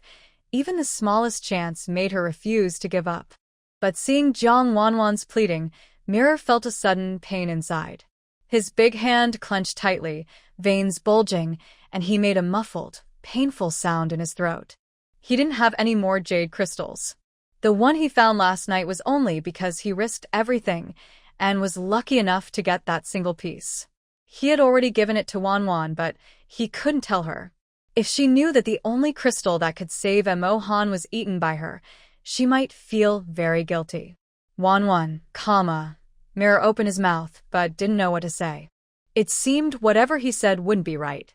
He could only call her name, hoping she wouldn't ask further. Silence filled the air. Wan, who had just held a little hope in her eyes, saw Mirror hesitating and guessed the truth. Jade crystal was so precious that it was probably gone. She had eaten it this morning. Thinking of this, she suddenly hated herself. Why did she eat it? Her hope disappeared, and her eyes became empty and unfocused, lacking any spirit. Feeling Emo Han's body growing colder in her arms, she finally realized. She looked down at Emo Han in her embrace. His little face was furrowed, without tears, just silently staring at him. Her mind recalled how she first met Emo Han. He was domineering, charming, vibrant, but now, he was cold and emotionless, no longer alive. She had just fallen in love with him, and now he was gone. Her heart ached so much she couldn't breathe, yet she knew she had to face reality. Wan, give me Brother San. He was covered in too much blood. I need to wash him. He probably doesn't want to scare you, okay? Lan Song doesn't want to see Wan upset again. Does he feel like she might leave him at any moment? Does he feel like, with third brother gone, Wan will also leave him? Blood. Yes. Blood. She ate 2 green crystals this morning. She just ate them. Emo Han said that green crystals need to be absorbed. It's still early. Maybe the energy from the green crystals in her body hasn't been fully absorbed yet. Perhaps her blood still has the power to save lives. Thinking of this, she remembered a scene from a modern TV show. She gave her blood to Emo Han. Maybe he would get better. With this thought, she couldn't hold back her only remaining hope. Even if it was a small hope, she wanted to save Emo Han. He must not die. He cannot die. Emo Han, I won't let you die. Don't worry. I will save you. I will definitely save you. As she spoke, she immediately put her finger in her mouth and bit down hard. Her finger hurt instantly, and she let out a painful groan. Wan. Seeing this, the 3 people's faces suddenly changed drastically.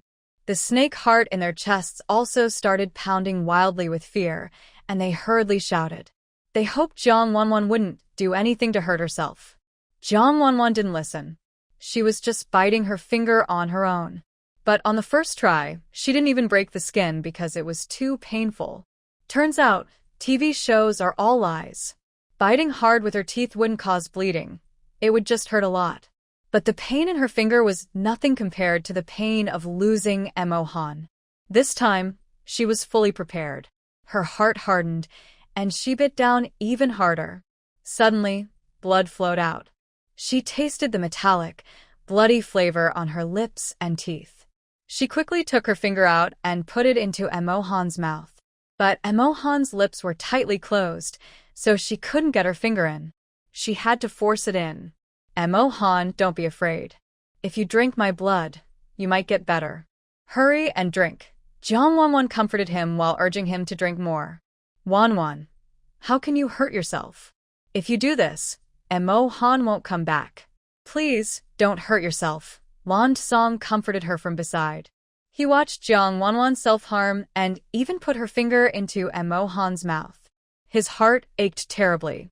As they tried to go forward to stop her, they hesitated because they didn't want to see Wan hurt herself.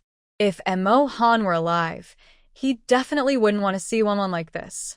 He would only feel heartache. But Jang Wan didn't listen. When she saw them coming to stop her, her expression changed. She shook her head and shouted loudly, "Don't come near. Montakan Kenti. I just fell in love with him. How can he leave me? I won't allow it. I won't allow it," she yelled wildly, with a hint of cruelty in her heart, and her eyes showed a sick obsession and madness. At this moment, she felt that anyone trying to stop her from saving Emo Han was a bad person. Love doesn't care about time or people. Even a brief love can be unforgettable. Although they had only just met recently, in her heart, even just a few days felt more joyful and happy than living 20 years before. It's not about life or death, not about love, not about deep feelings, not about time. Right now, she just wanted Emo Han to live well. Even if her blood flowed out and she died, it didn't matter. She only wanted Emo Han to stay with her. She didn't have any other hopes. Jing and the others saw the madness on Jang Wan's face, her fierce shouting, and the cruelty in her eyes. They felt Wan had already gone crazy. Afraid she might do something to hurt herself, they were too scared to move. But they still comforted her, hoping she wouldn't do something stupid. Wan, we won't come closer. Please don't hurt yourself. We'll stay here with you, okay? Jing had never seen Wan so fierce before. In his memory, Wan was gentle, fragile, and timid. But now, for Emo Han, she was willing to hurt herself. He suddenly felt useless, unable to protect even his own loved one. Yes, Wan, we are here with you. Please don't hurt yourself. We would feel sad if you do. Lan Song is also crying and comforting her. He can't hold back anymore. Little Dog's eyes are full of tears now. He cries for Emo Han's death and for Wan hurting herself. Qianju also looks at Jiang Wan with a cold, fierce gaze. For a moment, he feels that Jiang Wan is just like him, stubborn, fierce, dark, and unfeeling. He doesn't speak. He just quietly watches her. As long as she keeps hurting herself, he will not hesitate to knock her out. Jiang Wan doesn't answer. She just looks at Emo Han in her arms. Her fingers are bleeding and slowly flowing into Emo Han's throat. But soon, her fingers stop bleeding because the blood has clotted. Jiang Wan doesn't care. She silently pulls her fingers out and bites down hard again. Blood immediately flows out again, and she quickly puts her fingers into Emo Han's mouth. Seeing this scene, the others feel their hearts hurt like they are bleeding. They hope Wan will stop hurting herself. They want to go to her, but when they see her guarded and fierce eyes, they are too scared to move. They can only watch silently with sad eyes, desperately hoping to save the female who only wants to save her mate. Wan, please don't hurt yourself anymore. I beg you. Third brother is gone, and it feels like you're about to leave too. It hurts me so much to see you like this. Wan, please don't do this. I beg you. Lan Song can't hold back anymore. Tears stream down his face as he kneels on the ground, reaching out his hand with a pleading look. He looks at Jiang Wan humbly, just wishing she would stop hurting herself. He would rather die himself. Maybe Wan, then she wouldn't hurt herself anymore. But Jiang Wan can't hear anything now. She is lost in her own world, hoping her blood can save Emo Han. Emo Han, don't be afraid. I will save you. When you wake up, I will give you cubs. Just like when we first met, you said you wanted me to give you cubs. Back then I didn't want to. Jiang Wan's voice chokes with emotion. Tears silently fall as she recalls the scene of their first meeting. He said, Wan, please stay. As long as you're willing to have my child, I would give my life for you. After recalling this, Jiang Wan spoke to herself. Silly girl, I haven't even given you a child yet. You're willing to give me your life first. I used to think it was just useless stuff, but now it's really useful. You don't need to give me your life anymore. I want to have your child. Just hope you wake up. Okay? Her words were soft and gentle, forced out from her throat. Her sadness filled the blood-red sunset, and the damaged surroundings reflected Jang Wan's despair, making everything seem broken.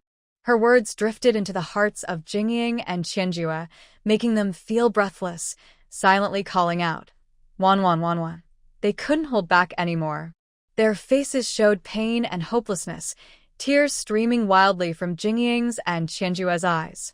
They never expected that a female, for a male, even a snake beast, could be so sad, so distressed. Suddenly, they felt so lucky to have such a good female. But now, they didn't want that. They wished Wan could be a little more selfish, or not care about them so much. They didn't want Wan to be so sad, so hurt, so in pain. Jingying couldn't hold his heartbreak anymore. He suddenly howled loudly to the sky, his gaze fierce and murderous, filled with bloodthirsty intent, his voice tragic. He felt deep regret. Why did he let those tiger beastmen go? If not for them, Emo Han wouldn't have died and Wan wouldn't be so sad. Jingying's sudden shout changed his aura instantly, making the surrounding pressure even stronger. After the roar, he knelt weakly on one knee, tears silently streaming down his face, looking at Jang Wan with a choked voice. Wan. Please, stop hurting yourself. He no longer had his previous domineering strength on his face, only a look of humble pleading, hoping Wan could accept reality. As time slowly passed, every minute and second, Jang Wan remained silent, lost in her own world. When her blood stopped, she kept biting, feeding, biting again, repeatedly doing the same thing. She no longer felt pain, and only wanted to save Emo Han, even if there was only a faint hope. Jing and the others saw they couldn't persuade Jang Wan, so they silently stayed with her, hoping she would come to her own decision. It was getting dark, with insects chirping and birds singing. Langong found some firewood and lit a fire, illuminating the only darkness. Then, the three of them quietly gathered around Jang Wan, forming a protective circle, afraid that the smell of blood might attract wild animals and hurt her. They didn't speak, only kept their eyes wide open, silently keeping her company. The glow from the campfire brought a sense of warmth, but it didn't reach Jang Wan's heart. They stayed there all night, even as wild animals attacked and were cruelly killed by them. The pain of Wan's self-harm and the brothers' deaths filled their hearts. Each beast's heart was heavy with suppression, silence, and sorrow. These wild animals became their outlets for anger, each striking with cruelty and viciousness, using the most brutal and poisonous methods to vent their feelings. At dawn, with a warm orange sun, Langong roasted the wild animals and brought the food to Jang Wan, quietly praying, Wan, can you eat something? You haven't eaten all night, and your body can't take it. If third brother were still here, he wouldn't want to see you so sad. Please eat. I beg you, Wan. Langong tried to approach her, hoping she would talk to him. He didn't want Wan to remain like this because if she did, she would only feel more helpless. Jang Wan heard Langong say that Emo Han had died. She was instantly frightened and shouted loudly at Langong, Emo Han is not dead. I won't allow you to say he's dead. Her voice was hoarse. After shouting, she softly added, he is just sleeping. He will wake up. Then she looked down at Emo Han, who had a pale face, blood on his lips, but his lips looked healthy. There was also faint breathing under his nose, spraying onto her cold fingers. This discovery made Jang Wan feel hopeful. She desperately said to Langong, look, he's not dead. He's still breathing. I have green crystals in my body. My blood can save him. He will definitely survive. Do you agree? Langong? She asked with a look of happiness, hoping someone could give her hope. Seeing Jang Wan like this, Langong wanted to tell her, stop fooling yourself. Third brother is gone. He's really gone, but seeing the hope in Jang Wan's eyes, he didn't want to crush her. He could only go along with her words. Yes, Wan is right. Third brother is not dead. He loved Wan so much. How could he bear to die? Wan, third brother is still alive. Can you eat something? If third brother wakes up and sees you haven't eaten, he'll be very sad, he said. Yes, eat. Emo Han definitely wouldn't want to see me not eating. Langong, fit me. I need to get strong so that when Emo Han wakes up, I can have children for him. Jang Wan believed Langong was right. She couldn't skip meals. She remembered Emo Han once said her health was important. He would rather go hungry himself than see her hungry. She wanted to follow his words so that he would be happy when he woke up. Seeing Jang Wan finally willing to eat meat, Langong felt very happy. It seemed she truly cared about third brother. Whatever the matter, she was willing to listen to him as long as it involved third brother. Come, Wan, eat. I'll feed you. Be careful, it's hot. Take your time. Langong tore the meat into small pieces to make it easier for Wan to eat. Although the meat was hot, he couldn't feel it. His only concern was that Wan was willing to eat. Even if his fingers got burned, he was willing. Jang Wan was fed by Langong. He fed her a piece, and she ate it, tasting like wax, but she didn't mind. As long as she swallowed it, she knew that Emo Han would wake up and see that she was eating well and listening to him. That would make him happy. Jing and Qianju saw that Wan was willing to eat, and they also felt relieved. As long as Wan was willing to eat, it was enough. They were really worried something might happen to her.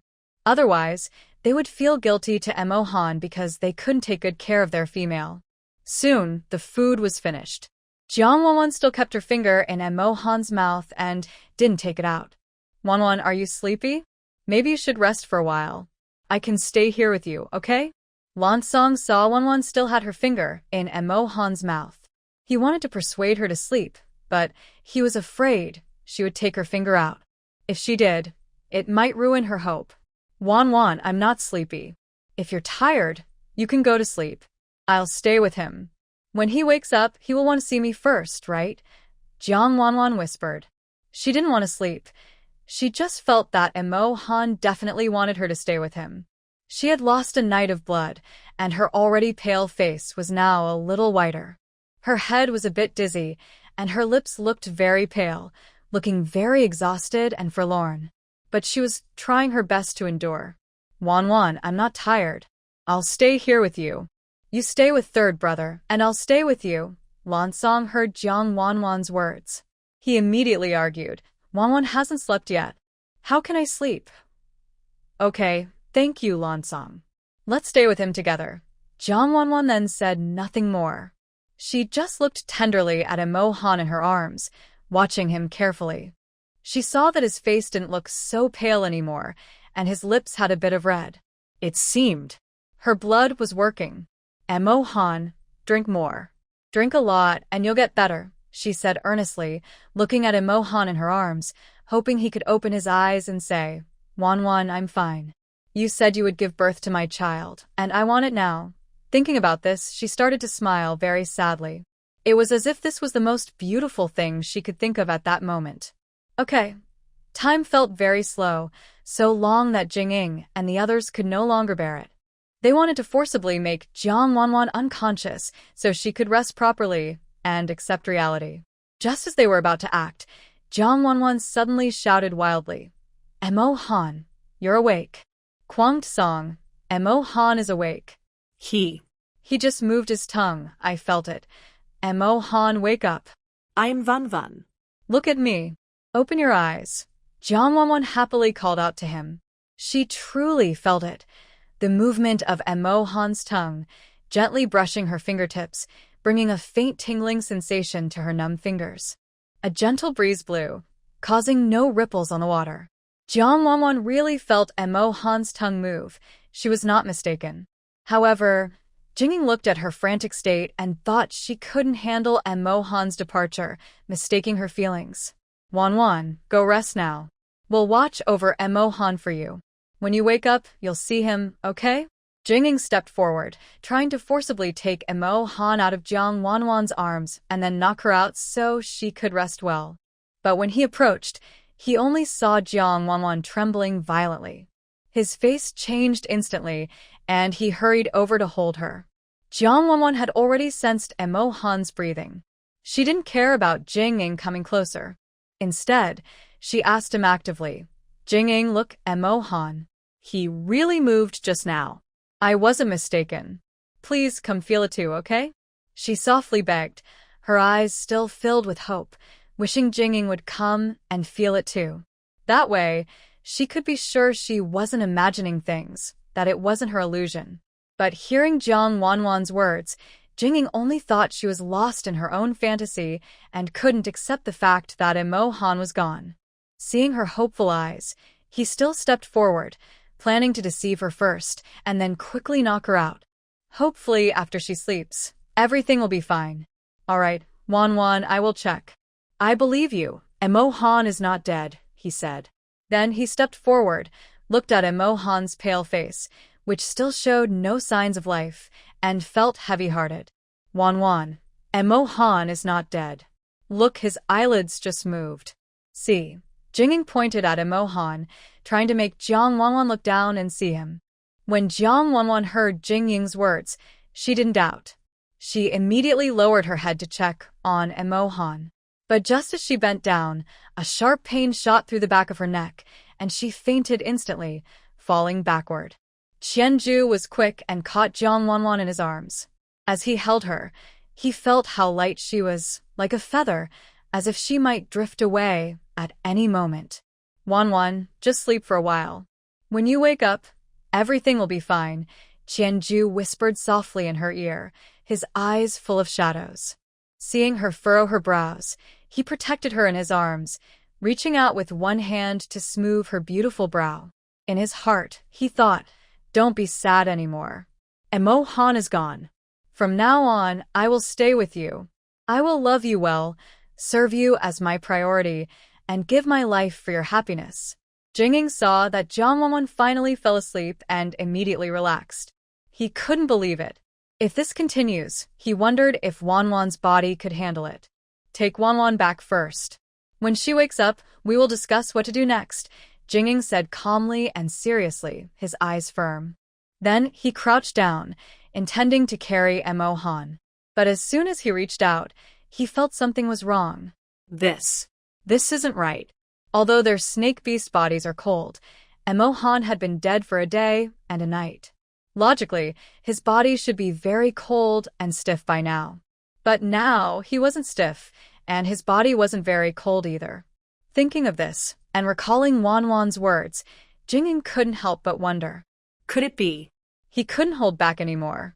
He frantically checked Emo Han's body, staring at every inch of him. He placed his hand on Emo Han's chest, feeling for the faint heartbeat. There was a weak heartbeat in Emo Han's chest. It seemed. Emo Han really wasn't dead. Emo Han, wake up. Can you hear your brother talking? If possible, just move a little so Big Brother knows you're still alive, Jing said, his sharp eyes fixed on every inch of Emo Han's face, body movements, and the slight twitch of his fingers. But there was no movement. Impossible. He could clearly feel the faint heartbeat. How could there be none? Emo Han, Wan misses you very much. To take care of you, she even bit her finger to feed you her blood. She hasn't slept all night and is very sad. Wake up, okay? She's waiting for you, do you know that? Emo Han, wake up. He tried to call Wan, hoping to wake him. He cared so much about Wan, calling her might be more effective. The air was tense, but Jing held his breath, watching closely. He couldn't miss any part of him. However, Langong and Qianju saw this scene and thought their big brother had gone crazy. They also started to act strangely. They didn't bother to stop him anymore, let him speak. If talking could save Emo Han's life, they would be willing to step in and try. A long time passed, so long that Jing lost hope. He reached out to hold Emo Han, but just as he did, Emo Han suddenly opened his eyes, shot upright, and shouted, Wan. This scene instantly shocked everyone present. Emo Han is awake, just like that, without warning. Revived from the dead. What is going on? Every beast's heart was filled with doubt, but no one told them anything.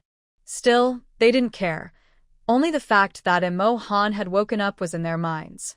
Langong was the first to recover. His face lit up with joy, and he suddenly jumped forward to Emo Han. He quickly reached out and hugged Emo Han, saying, "Third brother, you're awake. Do you know? I thought you were dead. I was so sad all night. I didn't expect you to fake death. You're really making me sad." As he spoke, he even started crying. Thinking about his third brother waking up made him happy. Last night, he had been thinking that as long as his third brother woke up, he wouldn't have to compete with him for Wan's affection anymore. Wan liked him and wanted to be with him, so he had taken the initiative too. But now that his third brother was awake, he decided to let him compete for Wan's favor. After all, he couldn't bear to part with her. He held her in his arms, feeling her faint breathing and weak heartbeat. "Emo Han, how are you? Are you feeling unwell anywhere?" Jing was also very happy. Emo Han was alive, which was wonderful. As long as he was alive, everything was fine. He also couldn't bear to lose Emo Han. "Emo Han, how do you feel?" Qianju's heart couldn't help but feel excited. He had just thought that Emo Han was really going to die. If that happened, how sad would Wan be when she woke up? Må han lukke kom for sent. He didn't understand what was happening. He was staring blankly, and his mouth was filled with a bloody taste. It seemed he hadn't fully accepted the fact that he was still alive. I don't know. I just heard that I died, and Wan would be very sad. I didn't want Wan to be sad, so I struggled with all my might, trying to wake up, just to see Wan one more time. So, I woke up, he finished, eyes wandering. He wanted to find Wan. In his dreams, he told himself, he had to wake up. He must wake up. Wan was still waiting for him.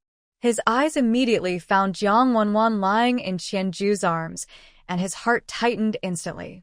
"Wan, what's wrong?" "I've woken up." I am Montag Han.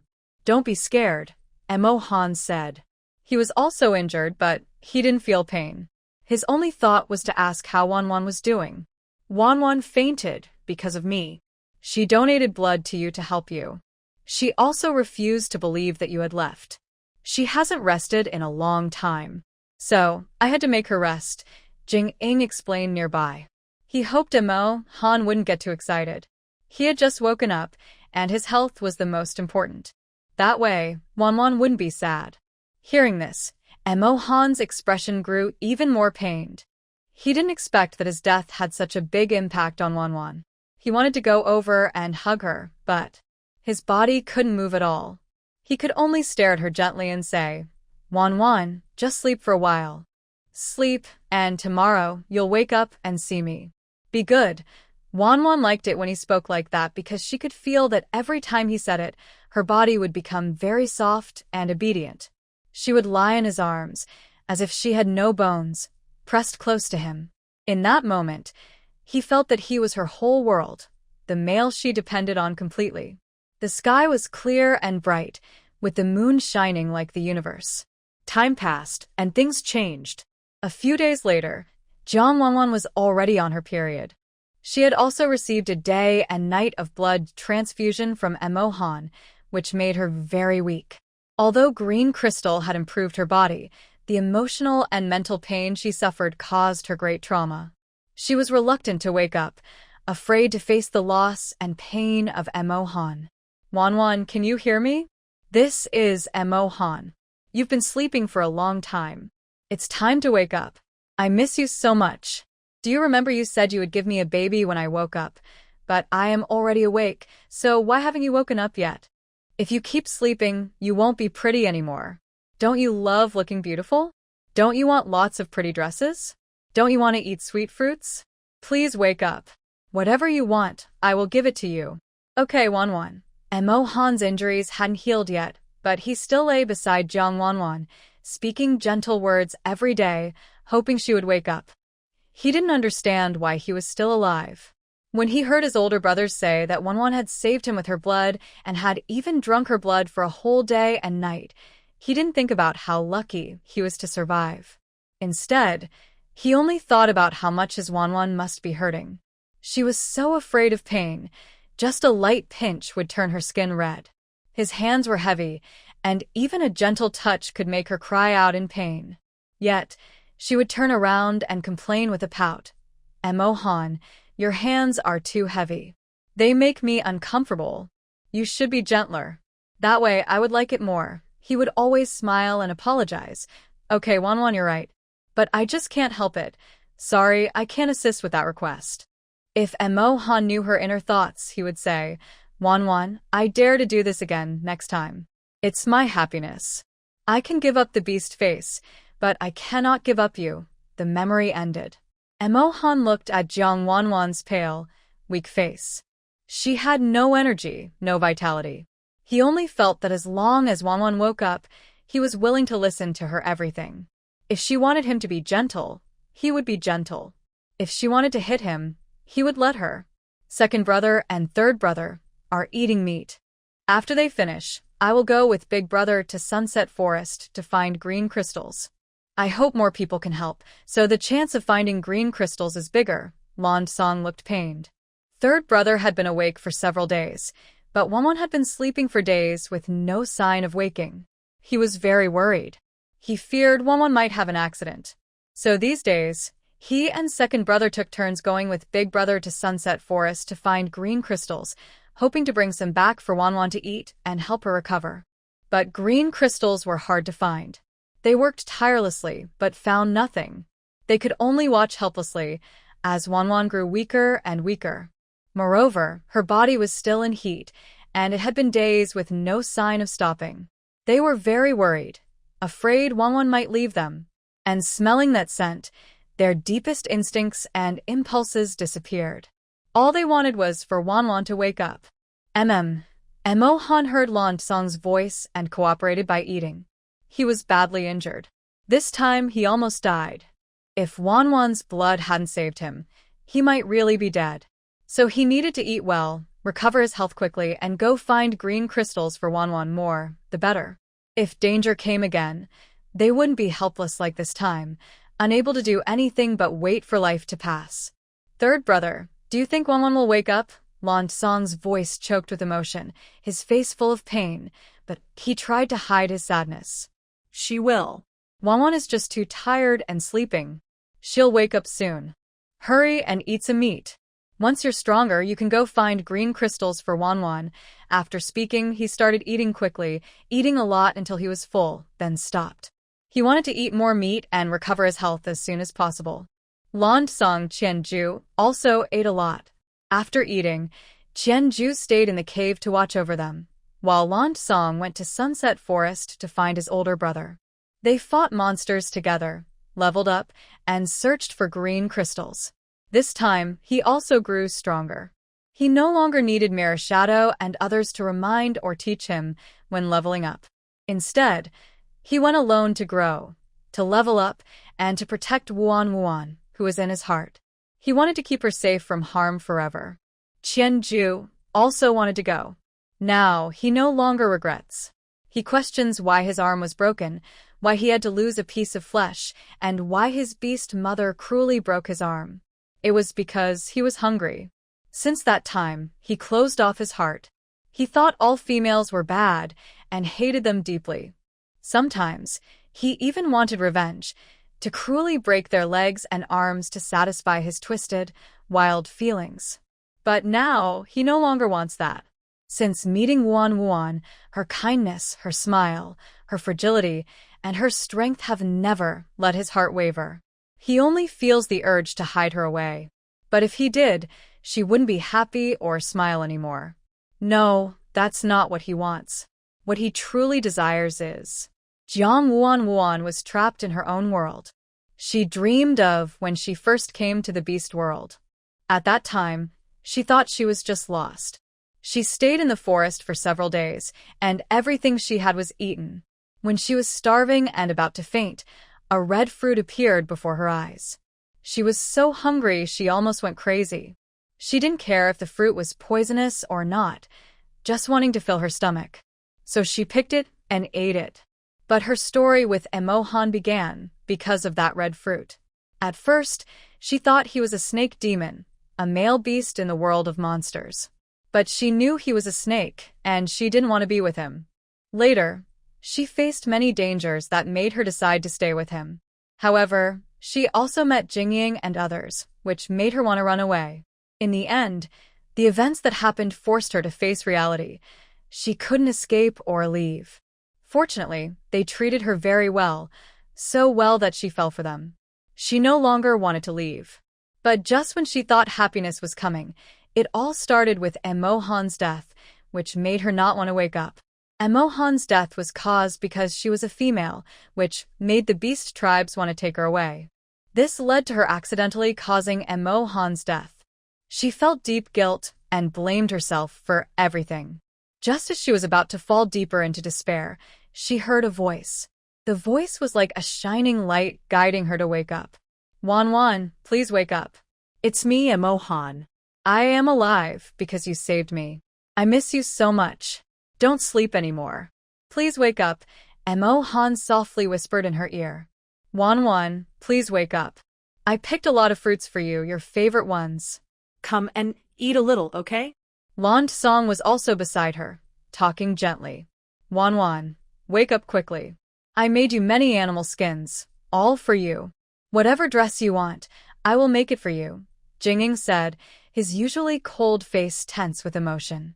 Though he didn't usually speak softly, he was trying to learn from Lan Song, just to make her wake up. Even the usually silent Qianju couldn't bear it anymore. He stepped forward suddenly, his dark eyes full of gentle, humble pleading. Wan Wan, please wake up. If this had happened before, he wouldn't have said such words. But now, he was willing. Even if it meant losing his other arm. He was willing to say anything. Every day, they spoke to her softly, never stopping. Besides gathering green crystals, they stayed with her, just keeping her company and sleeping beside her. Wan Wan, look, today I am completely fine. I am healthy everywhere. Don't you want to come and feel him? Emo Han pressed his head close to Jang Wan's ear, blowing warm air and speaking in a very soft voice. He knew Wan was shy and sensitive, so if he spoke loudly, she would definitely blush and feel shy again.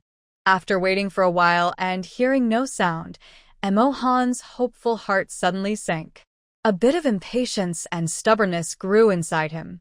Then he pretended to change his expression, a fierce look flashing in his eyes.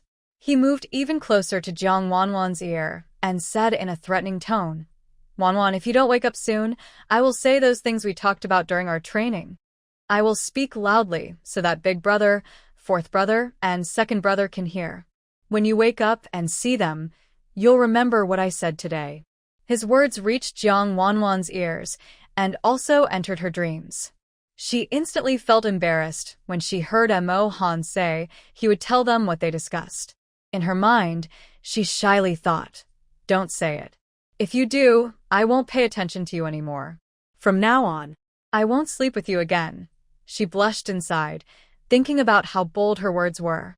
If Jiang and the others heard her, she wondered if she would still have any face left. How could she face them? Thinking of this, her heart started to race wildly. She wanted to wake up and loudly scold him. Emo Han, you are not allowed to say it. If you do, I won't pay attention to you anymore. But unfortunately, they couldn't hear her words, and Emo Han was still threatening her in her ear. He bit her ear gently, using his teeth to tease her softly. I'll count to 3. If Wan doesn't wake up by then, I will. I will say it. Emo Han could feel her body trembling and her eyelashes fluttering, trying to push her further. 1. Emo Han, you are not allowed to say it. Don't count. If you dare to say it, I won't pay attention to you anymore. Jang Wan saw that Emo Han was really counting, as if he might do it if she didn't wake up. 2. The counting continued. The more she listened, the more anxious she became. She kept thinking about what they had said that day, what kind of words they had spoken. Wan, let. You? Okay. Wan, do you like my brothers? Wan, do you like me? Is it right or not? Dui Fenki. Be obedient. Don't. Move. Don't say anything. Don't say it, Emo Han. Jang Wan was so angry inside she was screaming. If those words got out, she would be so embarrassed. But the counting didn't stop, and the threats kept going. 3. Emo Han stretched out the number 3 on purpose to mess with Jang Wan's mind. At this point, Jang Wan was about to break down. She knew she couldn't say those words. Thinking of that, she suddenly started to struggle, eager to stop him. Wan, that day in the river, we said it like this, I said, don't. Emo Han's voice was very loud, loud enough that every animal in the cave was listening carefully, holding their breath.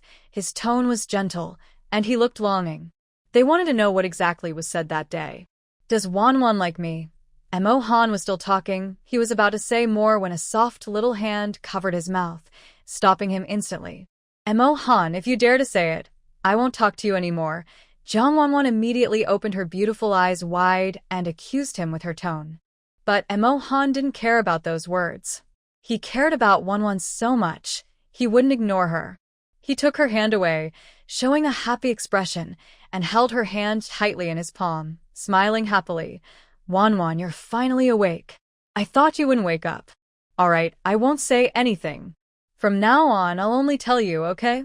Actually, he didn't want to share their secret with others. This was a secret between him and Wan. If they wanted to share it, they would find their own chance. Humph. After Emo Han finished speaking, he suddenly held Jang Wan tightly in his arms, with great force, as if he wanted to merge her into his bones and blood, never to part. Jang Wan had just shouted when she looked at Emo Han in front of her. She felt a bit confused and uncertain. She wondered if Emo Han was really alive. Yes. Emo Han was not dead. She heard him threaten her, so she hurriedly woke up, wanting him to stop talking. Emo Han, you're not dead. Really not dead. Now Jang Wan had regained her senses. She felt the touch of the person in her arms. The cold temperature made her stiffen for a moment. Then she realized she had been knocked out. She also seemed to not want to face Emo Han's death, so she didn't really want to wake up. It was Emo Han who talked to her every day. She thought he was still there. Afraid that waking up was just a dream. She didn't want to wake up. But today was different.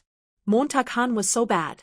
He actually dared to say in front of Jing and others the details and words they shared that day in the river. Thinking of this, she couldn't hold back anymore. She desperately wanted to wake up, covering his mouth, hoping he would stop talking. Yes, Wan, I didn't die. It was you who saved me, which is why I am alive. Thank you. You did so much for me, making me realize that even if I am a stray animal, I still have someone I like. Emo Han tightly held Jang Wan in his arms, speaking excitedly. He felt very lucky. Wan was his light, the only light in his life. Jang Wan remembered when she saw Emo Han lying lifeless in her arms. In that moment, she ignored everything else. She only knew to listen to Emo Han's words. He was still alive. Knowing that Emo Han was truly alive was enough for her. Emo Han, I also didn't want to leave you. At that time, all I thought about was making sure you were alive. That was enough. I didn't think too much. Jang Wan cried sadly in Emo Han's arms. She even turned her arms around and hugged Emo Han's slim waist tightly, as if afraid he would leave her again. A few tears slowly rolled down her cheeks, beautiful yet broken, but also very pure. I'm sorry, but I can't assist with that request. His sudden voice startled Jang Wan, who had been completely lost in the moment. She quickly opened her eyes and saw Lan Song behind Emo Han, looking at her with a pleading expression. When she glanced around, she also noticed Jing and Qianju staring at her with red-rimmed eyes, their emotions intense and hard to read. Their gazes were so overwhelming that she felt as if they might rush forward at any moment. Her heart began to race in panic, and she quickly pulled away, hiding in Emo Han's arms. Ah! How embarrassing! She had just taken the initiative to ask Emo Han for a kiss, and worse, she had completely forgotten that Lan Song and the others were still in the cave. It was all because Emo Han's return had made her lose her composure. She must not act like that again. It made her seem far too eager. In her mind, she scolded herself. Jang Wan, have some self-control.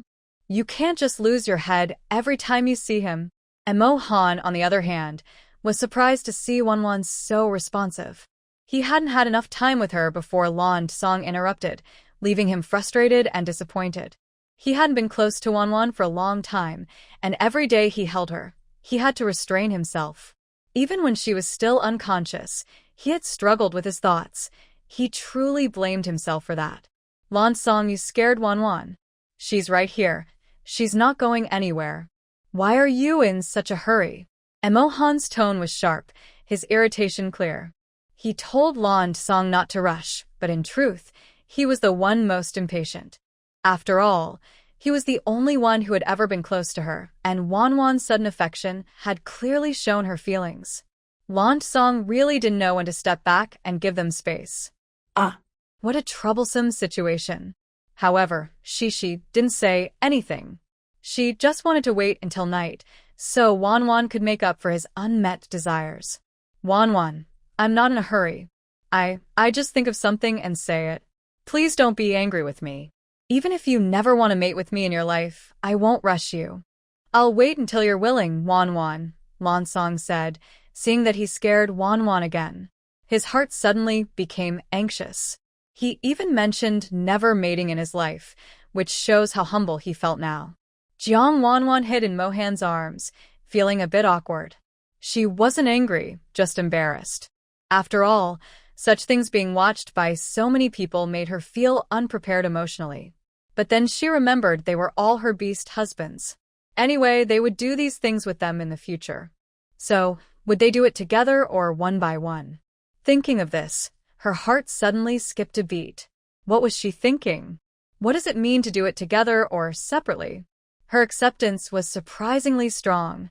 Her mind was filled with inappropriate thoughts, and she scolded herself silently. Jang Wan, can't you be more mature? Stop thinking about unhealthy things. Think about healthy things like the mountains outside, the water outside, or Chiju's face. Why did she think of Chiju again? You're so flirtatious. Stop it. Lan Song, I'm not angry with you. You're not allowed to say that again. You're my beast husband. How can we not sleep together? If you don't want to, do you want to find another female? If so, then leave early so I can be with Mo Han. She had already made up her mind. Since they were all her beast husbands, these things were inevitable in the future. She also didn't want to see Lan Song begging so humbly anymore. She wanted him to be brave and be himself. So, she decided to tease him a little, to see if he would dare to speak carelessly again. Lan Song heard Jang Wan's words. At first, he only felt a little sad. But now, Wan Wan actually said she didn't want him anymore and told him to find another partner. Suddenly, his eyes filled with pain, and he cried loudly. He quickly stood up and pulled Jang Wan out of Emo Han's arms. Then he held her tightly in his arms and cried sadly, saying, Wan, please don't leave me. I beg you, I was wrong. I shouldn't have said that. I really want to be with you and sleep with you. I don't know how to talk properly. I was thinking about how I disturbed you and third brother earlier, and I didn't let you feel satisfied, so I said those things. Maybe I should go out first and you can continue with him. Just please, Wan, don't leave me. I won't look for another partner. No matter how good they are, in my heart, only Wan is the best. So, Wan, please don't leave me, okay? Lan Song's green eyes were full of tears, and his crying voice sounded very pitiful. Tears fell one by one, slowly dripping onto Jang Wan in his arms. She felt the wetness on her head and heard Lan Song's careful words, which made her feel very tired. Sigh. Why can't he understand? She only wanted to tease him a little and was speaking in a joking way. How could she really want to leave him? He was so fun, so sweet, so loyal, and so caring. She liked him even before he finished talking. In the end, she had to helplessly pull away from his embrace to talk to him properly. But Lan Song held her very tightly, and she couldn't break free. He thought Wan really would leave him, so he deliberately held her tightly, thinking that as long as he held her close, she wouldn't leave him or go away. That way, he wouldn't have to face reality. Even if it was just a lie to himself, it was still okay. Jang Wan struggled for a while, but when she realized she couldn't break free, she stopped resisting. She turned her hand and gently embraced Lan Song's strong waist. In his arms, her breath was warm and soft, blowing onto Lan Song's cold, firm chest. She whispered, "Lan Song, I don't dislike you. I like you very much. What I said just now is only because I didn't want you to be so humble and eager to please me. You are bright, free, honest, bold, and lively. You should be yourself. I like these qualities about you. I don't like seeing you always kneeling at my feet, begging for my forgiveness. That's not what I want. I prefer us to like each other equally, openly, healthily. Not because you're always trying to earn my forgiveness. Promise me, don't do that anymore, okay?" Jang Wan was determined. She didn't know if what she said was right, but it was her true feelings.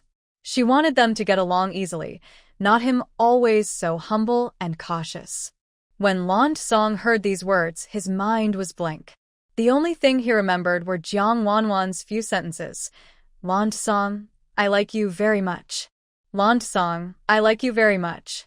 You are bright, free, healthy, bold, honest, lively, and straightforward." It turned out that Wan liked him, just not his humility and cautiousness. He had misunderstood. He always thought he was too weak, not good enough, unable to earn Wan's affection. And Wan also liked the third brother the most. He couldn't compare to his domineering and charming style. So, he could only pretend to be careful and humble every time. Maybe Wan would like him then. But he forgot to be himself, to remember that he used to be happy, cheerful, sunny, honest, and free, a little green snake full of life. "I'm sorry, but I can't assist with that request." At this moment, his voice was rough and deep, and his body felt very uncomfortable, but he still held back. Although he was uncomfortable, he still deeply desired it.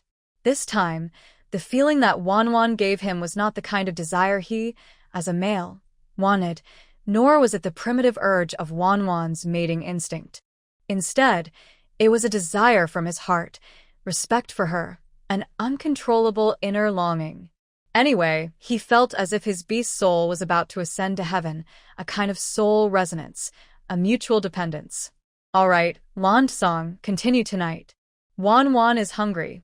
The most important thing now is to let Wan eat, not to keep pestering her." Jing's eyes nearly shot fire. His nose also felt very hot, and his voice was very hoarse. He forcibly pulled Jang Wan out of Lan Song's arms, not allowing Lan Song or Wan to refuse. He had always been this domineering, whether towards his younger brothers or Wan. He wouldn't change. If he did, how could he establish his authority in the future? So, if they had any dissatisfaction, they had to endure it. But Wan's words, privately, he could listen to. However, in front of others, she must listen to him, and cannot refuse willingly. "Oh. All right, Wan, I will go now to get your favorite beast, Heng. Don't worry, I will be back very soon, just wait for me." After speaking, Lan Song quickly ran out, his back looking very anxious. Because if he didn't leave quickly, his animal hide skirt. Jing directly carried Jang Wan out of the cave and stood in front of the campfire, but his face was tense, his eyebrows tightly furrowed, full of worry, and he was a bit unhappy inside. He thought about how Wan liked Emo Han and comforted Lan Song. Why couldn't she also say she liked him? But to be like Lan Song, acting as a submissive snake, was not his personality. He could only stay aloof and cold. Sigh. Actually, he also wanted to be like Lan Song, gently licking Wan without showing his beastly face. But if he did that, what would happen to his status as the big brother among his friends? How could he keep his authority? Thinking of this, he suddenly felt that being the big brother was too hard. For a moment, he thought about being the younger brother instead. Then he could hold Wan and kiss her endlessly. Was he still thinking? Suddenly, a warm, moist sensation appeared on his cheek, followed by a hot breath at his nose, gently brushing his face. Soon, that feeling just touched briefly and then quickly disappeared, as if it had never been there. He stiffened and looked down, seeing Jang Wan looking at him with gentle eyes and a slight smile on her face. Her lips shimmered with moisture, Her face was flushed, and her charming eyes seemed to be teasing him. Wan, you. Jing Ying's voice was hoarse as he wanted to ask Jang Wan, did she just kiss him? But before he could finish, Jang Wan suddenly buried her head in his broad chest, rubbing and pressing against him. Jing Ying could only see a small black head, squirming like a playful animal in his arms. Suddenly, he felt like something exploded inside him. It hurt, and it was about his happiness for the rest of his life. He wanted to ask more, but then he heard Jang Wan's soft, tender, slightly hoarse voice. No, it wasn't me.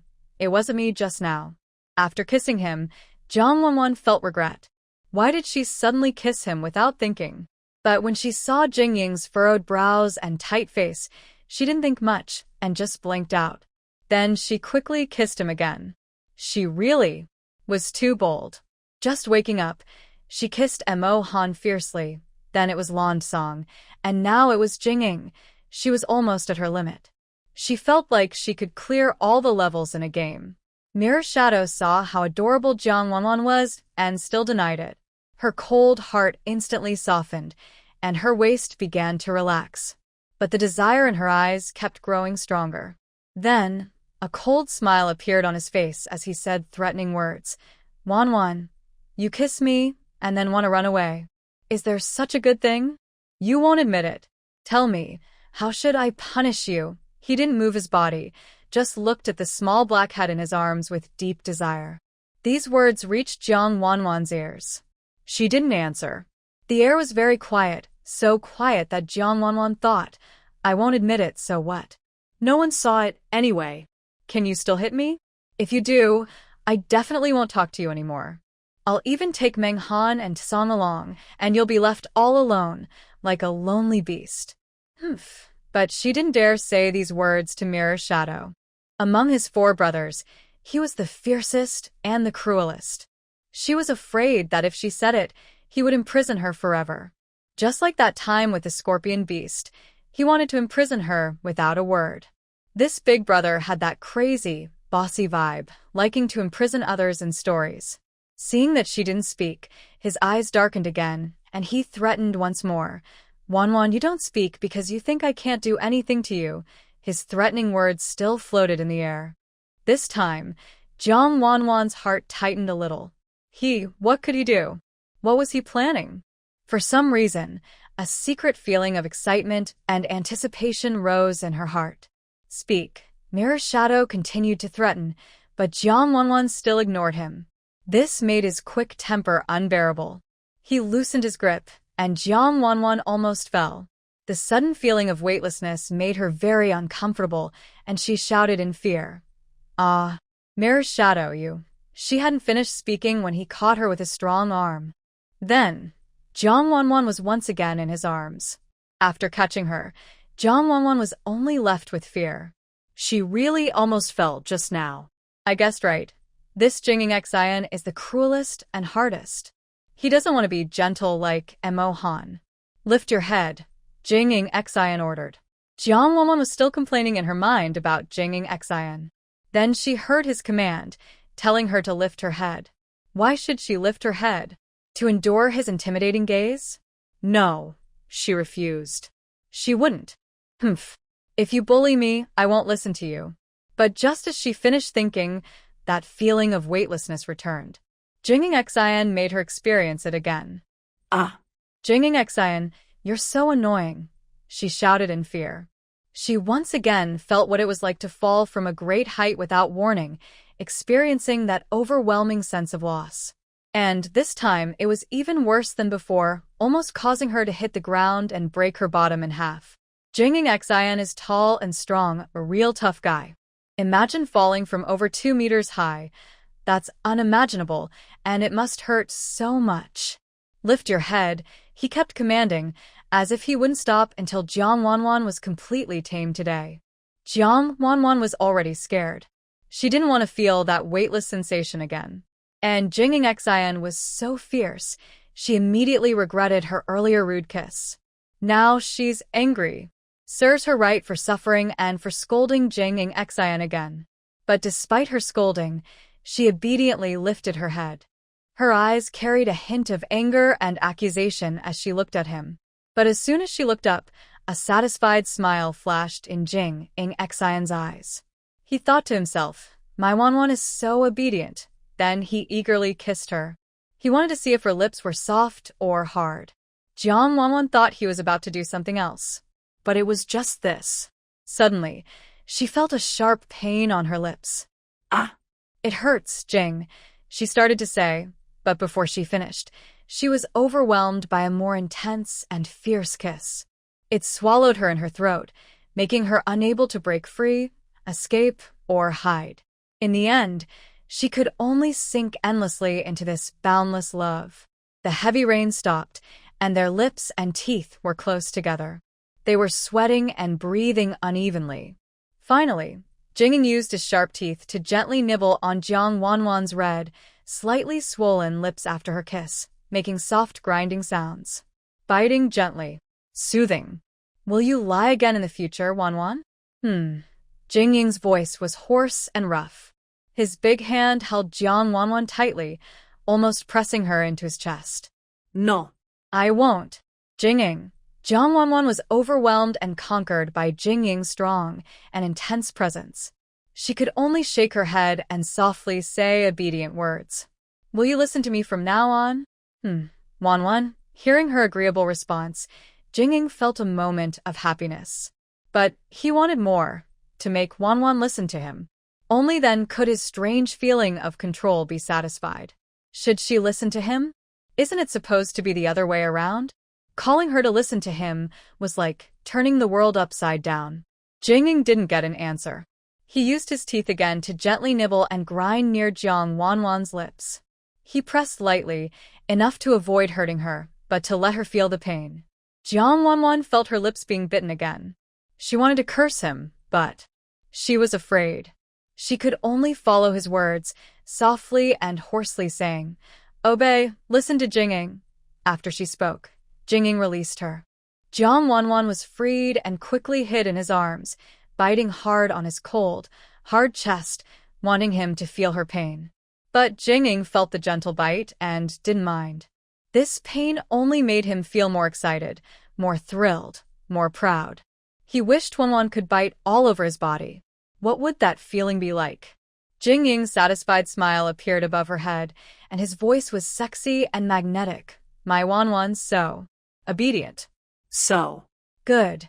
He said each word clearly, with a flirtatious smile in his eyes, looking at Jang Wan in his arms. I'm sorry, but I can't assist with that request. Sorry, I can't assist with that request. Mirror Shadow. Please. Jang Wan wanted Mirror Shadow to let her go. She was truly scared. This big brother, she couldn't resist him at all. She felt that if she kept going like this, he might punish her right there. But Wan, you haven't answered me yet. What should I let go of? Mirror Shadow said as he loosened his grip on her ears. But he still wouldn't give up. It seemed that if Jang Wan didn't say something, he wouldn't stop. Jang Wan couldn't take it anymore. Her mind felt like it was about to explode, and her body seemed to be on fire. She quickly begged, I was just now kissing you. Jang Wan finally said it out loud. Her words were squeezed out softly and gently, as if she was shouting but couldn't be loud. If Mirror Shadow wasn't so close to her ear, it seemed she wouldn't be able to hear herself. Mirror Shadow heard her and felt very satisfied. But after feeling satisfied, he thought something was wrong. You? He wanted her to call his name. His name had been called by many beastmen, but no female had ever called him so softly and sweetly. So, he still didn't plan to let Jang Wan go. He whispered coaxingly in her ear, Wan, call my name. I want to hear it. Quickly, Mirror Shadow was commanding her wildly, his eyes fixed on her red lips, hoping to hear his name spoken from Wan's mouth. That would sound so beautiful. Jang Wan didn't know what she was thinking anymore. She didn't know where she was or where she was going. She only felt like she was floating in the sky, like a white cloud. Without a place to land, without roots, she could only hold tightly to Mirror Shadow, as if with him there, she wouldn't fall or get hurt. Mirror Shadow's actions and words kept going, still igniting her feelings. Now, Jang Wan just wanted him to let her go. So when Mirror Shadow asked her to call his name, she didn't hesitate at all. She simply and clearly called out, "Mirror Shadow, can you let me go? Mirror Shadow. Mirror Shadow." When he heard her say his name, he realized how beautiful and wonderful it sounded coming from Jang Wan's mouth. But when he heard this, a voice in his heart said, "Not enough, not enough. This is still not enough. I want more, I want even more." He was not satisfied. In an instant, he bit gently on Jang Wan's ear, softly nibbling, lingering, still tempting her. "Wan, it's not enough. You're calling. When you call, I'll let you go. Just call out, be good, okay?" Jang Wan didn't understand what Jing was going crazy about. He said he would let her go if she called, but now that she has called, he still won't let her go. He keeps making her call, as if he has some serious illness. But feeling the movements by her ear, the restraint around her waist, and the discomfort in her body, she still shouted loudly, "Jing! Jinging. Jing!" In her heart, she thought, isn't he trying to hear it? Then she would call enough, let him listen until he's tired of it. Anyway, it's just calling a name. She won't suffer any loss. She called out Jing's name, her words drifting through every corner of the sunset forest, also drifting to the entrance of the cave, where a stubborn and gloomy gaze watched the scene. The quiet sunlight shone on every part of Sunset Forest, warm and bright. Jang Wan's voice continued, full of passion, until she was tired from calling, her voice almost hoarse, but Jing still seemed not to want to let her go, so she could only open her big, watery eyes, looking pitiful and helpless, her small hand pressed against Jing's chest, softly saying, "Jing, I am so tired and thirsty. Can you let me go first? I really can't call anymore, okay?" Jing's breathing was very unstable, veins bulging on his forehead. He felt like his whole body was about to catch fire. Even his cold body couldn't resist Jang Wan's soft voice and gentle words. He really wanted to. "Wan, can we mate tonight?" Jing wanted it very much, but he still wanted to ask for Jang Wan's consent. He wanted her to agree willingly, to say it herself, not under his pressure. He looked at her with full anticipation, his breathing becoming slow and restrained, as if he was afraid he might miss something or not hear it clearly. Tonight, to mate with him? But he was very fierce. If they started mating tonight, would she still be alive tomorrow? "Wan, is it okay?" Jing saw she was silent and softly coaxed her in his ear. He was very eager inside, but he still asked her patiently, appearing calm and relaxed on the outside. Only he knew how tense his whole body was, as if it might burst, and his heart was very nervous. He was afraid she wouldn't agree. If that happened, he didn't know what to do. Should he force her, or wait a little longer? He didn't know, so he could only ask carefully, waiting for her answer or rejection. Jang Wan saw the longing in Jing's golden eyes, her own restraint on her face, and the way he held her waist. She wondered, what would happen if she refused him? Would he force her, or beg like Lan Song? Forcing her was his style, but if he acted like Lan Song, begging softly, he probably couldn't do that. But now, he was whispering carefully in her ear, pleading gently. She thought she probably couldn't refuse him. After all, if she did, she might seem a little selfish. Thinking about how she was rescued last time when she was in danger, Emo Han was the first to find her, probably because of the beast mark that made him sense her peril. He was the first to find her and almost lost his life. If their beast marks were both on her, would they come faster next time when she was in danger? In the dangerous beast world, after experiencing Emo Han's near-death, she found herself relying more and more on them. If one of them left her, she probably couldn't bear it. Thinking of this, she couldn't hold back anymore. She boldly raised her head and looked directly into Jing's restrained yet patient eyes, softly saying, "Jing, I agree." This time, Jang Wan didn't shy away. Her gaze was firm as she spoke each word clearly.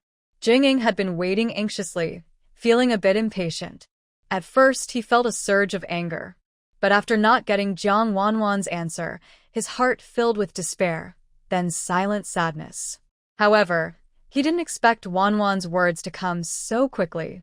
She said, I am willing, I am willing. The 3 words, I am willing, echoed and spun in his mind. That gentle voice sounded incredibly beautiful, lovely, and happy to him. It was the best thing he had heard in his dark life so far. Wan, are you really willing? Jing still asked, his golden eyes fixed tightly on her. Although she had spoken, he still couldn't believe it. So, he needed to hear it again to feel at ease. I am willing, Jing. I, Jang Wan, am willing to be with you. I like you. I like you. I like all of you, Wan said clearly, word by word. At the end, she added one more thing, but she didn't say it aloud, because she wanted to say it in front of each of them. But after thinking about it, she felt like a bad girl. And there was that famous saying, I just want to give all the boys in the world a home. Ha ha ha. Thinking of this, Jang Wan burst out laughing. She hadn't really given all the boys in the world a home, but she had given 4 boys a home, her own brothers. That feeling was so wonderful, so exciting, so thrilling. Her heart was screaming wildly. And these were the snakes she used to fear the most. Now, she even dared to actively tell these snakes she likes them and wants to give them a home. Oh my goodness. She truly felt she was doing so well. Jing heard this and felt numb all over. Wan said, I like you, so loudly and boldly. At that moment, his mind exploded with excitement and madness. Unable to hold back his feelings, he excitedly said to Jang Wan, I like you too. I really like you. Thank you for being willing to be with me. After saying this, he hugged Jang Wan and kissed her fiercely on the face, sucking passionately. But he still felt it wasn't enough. Finally, he held Jang Wan in his arms. Suddenly, he looked up to the sky and shouted loudly. Wan said he liked me. Wan liked me. His roar was deafening, very loud, echoing throughout the sunset forest. Suddenly, a swarm of insects and animals were startled and flew around chaotically, bumping into each other. It seemed they were all frightened by the terrifying sound of the reflection, causing them to run away wildly. Mirror Shadow, stop shouting. You're going to make my ears deaf. It hurts so much. Jang Wan was startled when she heard Mirror Shadow's loud call. Her ears almost burst from the noise, so she quickly tried to stop him, wanting him to stop shouting. And he looked so excited. It was as if he had endless energy, very strong, full of vitality, and so rough. Thinking of this, she suddenly felt a bit regretful. Their sizes didn't match. Tonight, she wondered if she might be overwhelmed by him. She felt regretful again, and wanted to back away, not wanting to continue. Is it still possible to regret now and stop him? Mirror Shadow, you. She just wanted to ask if he could slow down. In a few days, when she felt more prepared, they could. But before she finished speaking, she saw Mirror Shadow's fierce and desire-filled eyes looking at her. Suddenly, she was so scared she didn't dare to speak anymore. She was afraid that if she said something, he would pounce on her without hesitation and swallow her whole. Wan, what do you want to say? Mirror Shadow's words now sounded very dangerous. At this moment, his excited mood had already eased a little after the loud shouting. When he heard Wan say she was scared, he quickly stopped. But seeing her retreating eyes, he felt a sudden tightening in his heart. He immediately made a very dangerous sound, wanting her to think carefully before speaking. It's nothing, Mirror Shadow. I'm so thirsty. Can you go get some water for me? Jang Wan looked at his dangerous eyes. Suddenly, she felt timid and didn't dare to speak anymore. She was afraid. Mirror Shadow stared at her face, watching her for a moment to make sure she had nothing more to say. Then he was satisfied and let her go. Okay, Wan, I'll go get you some water. Be good and wait for me, okay? At this moment, Jing's words were very quiet and dull, but he still tried to control himself and showed a gentle appearance, completely different from the fierce and aggressive attitude he had just shown towards Jang Wan. Yes, okay, I'll wait for you to come back. Jang Wan listened to Jing words. Her body was so weak she could only follow whatever he said. Seeing Jang Wan so obedient in his arms, Jing wished it was already nighttime, so he could love her passionately. But now wasn't the time. He needed to prepare more. He wanted to give Wan a night she would never forget. Although he was rough like a beast, for Jang Wan, he was willing to use all his gentle love for her. Qianju, I'm leaving Wan in your care. Stay here with her while I go get her some water. Jing turned his head and looked at Qianju, who was standing quietly at the entrance of a cave with a gloomy expression. He ordered him to come and stay with Jang Wan. Hearing Jing's words, Jang Wan's heart suddenly trembled fiercely. Jing! He was calling Qianju. She turned around and saw Qianju standing silently at the entrance, with a serious look, calm eyes, and a very gloomy face. When did he? Where was he? Could it be? He had been there all along? So everything they just did, and the words they shouted. He heard and saw everything. Thinking of this, she couldn't help but feel excited inside. How could she face Qianju after this? Actually, she was overthinking. Such things were normal in the beast world. Not to mention just watching, even being together was no problem. It was just that Jang Wan was more conservative inside and wasn't used to it. Qianju heard Jing's words, but didn't show any reaction.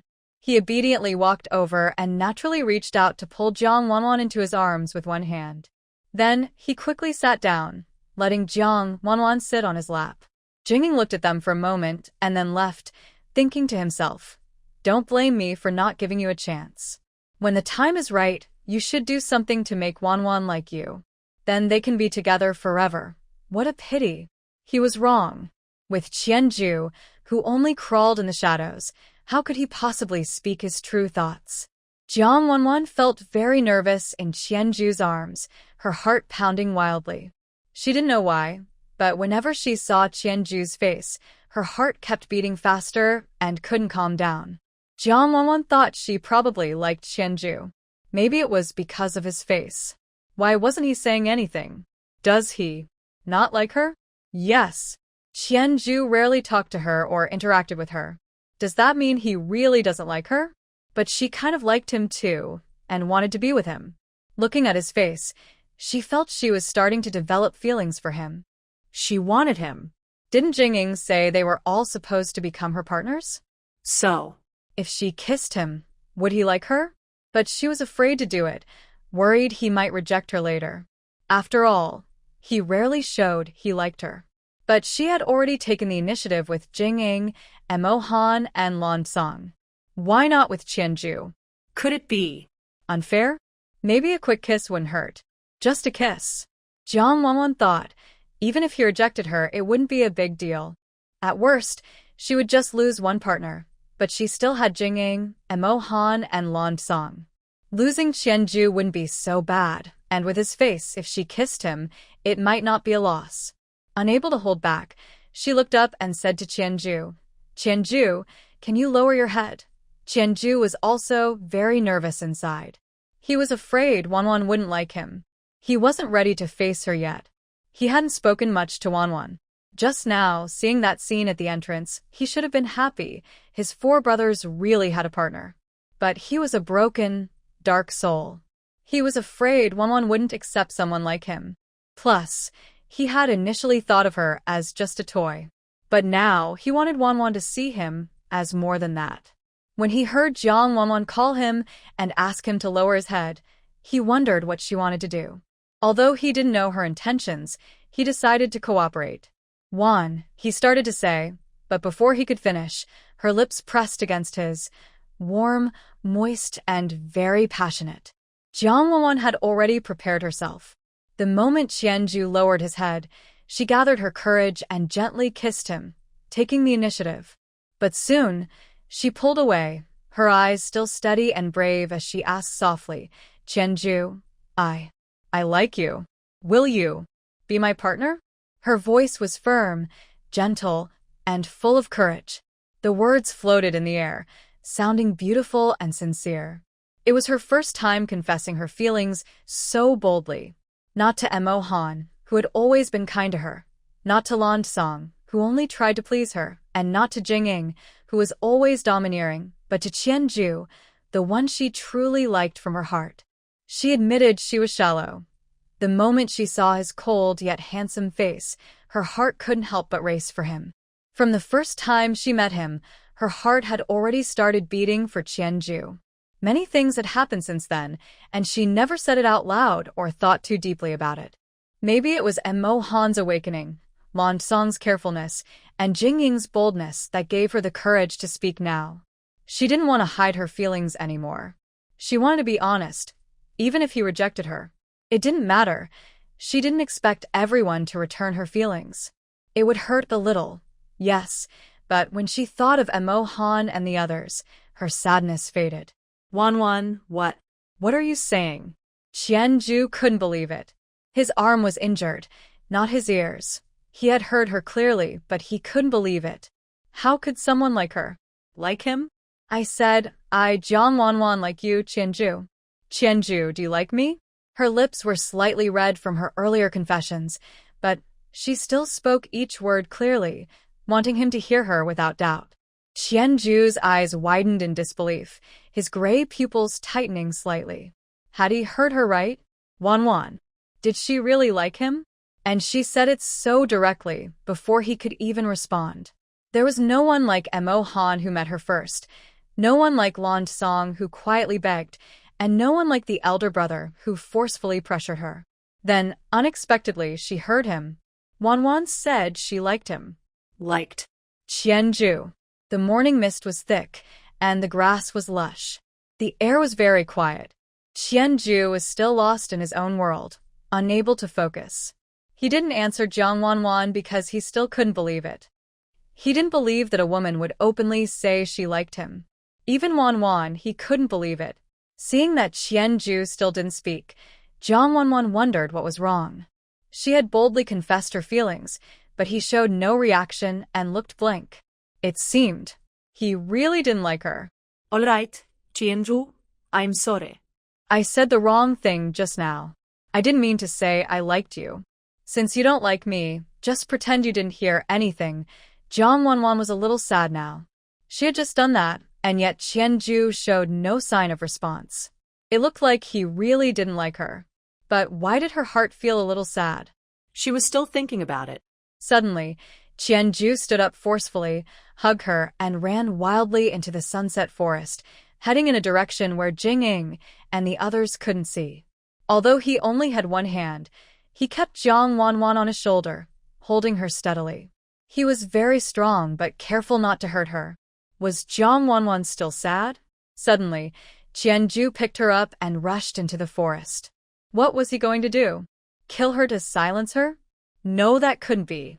She had only confessed her feelings, and now he was taking her into the forest to feed wild animals?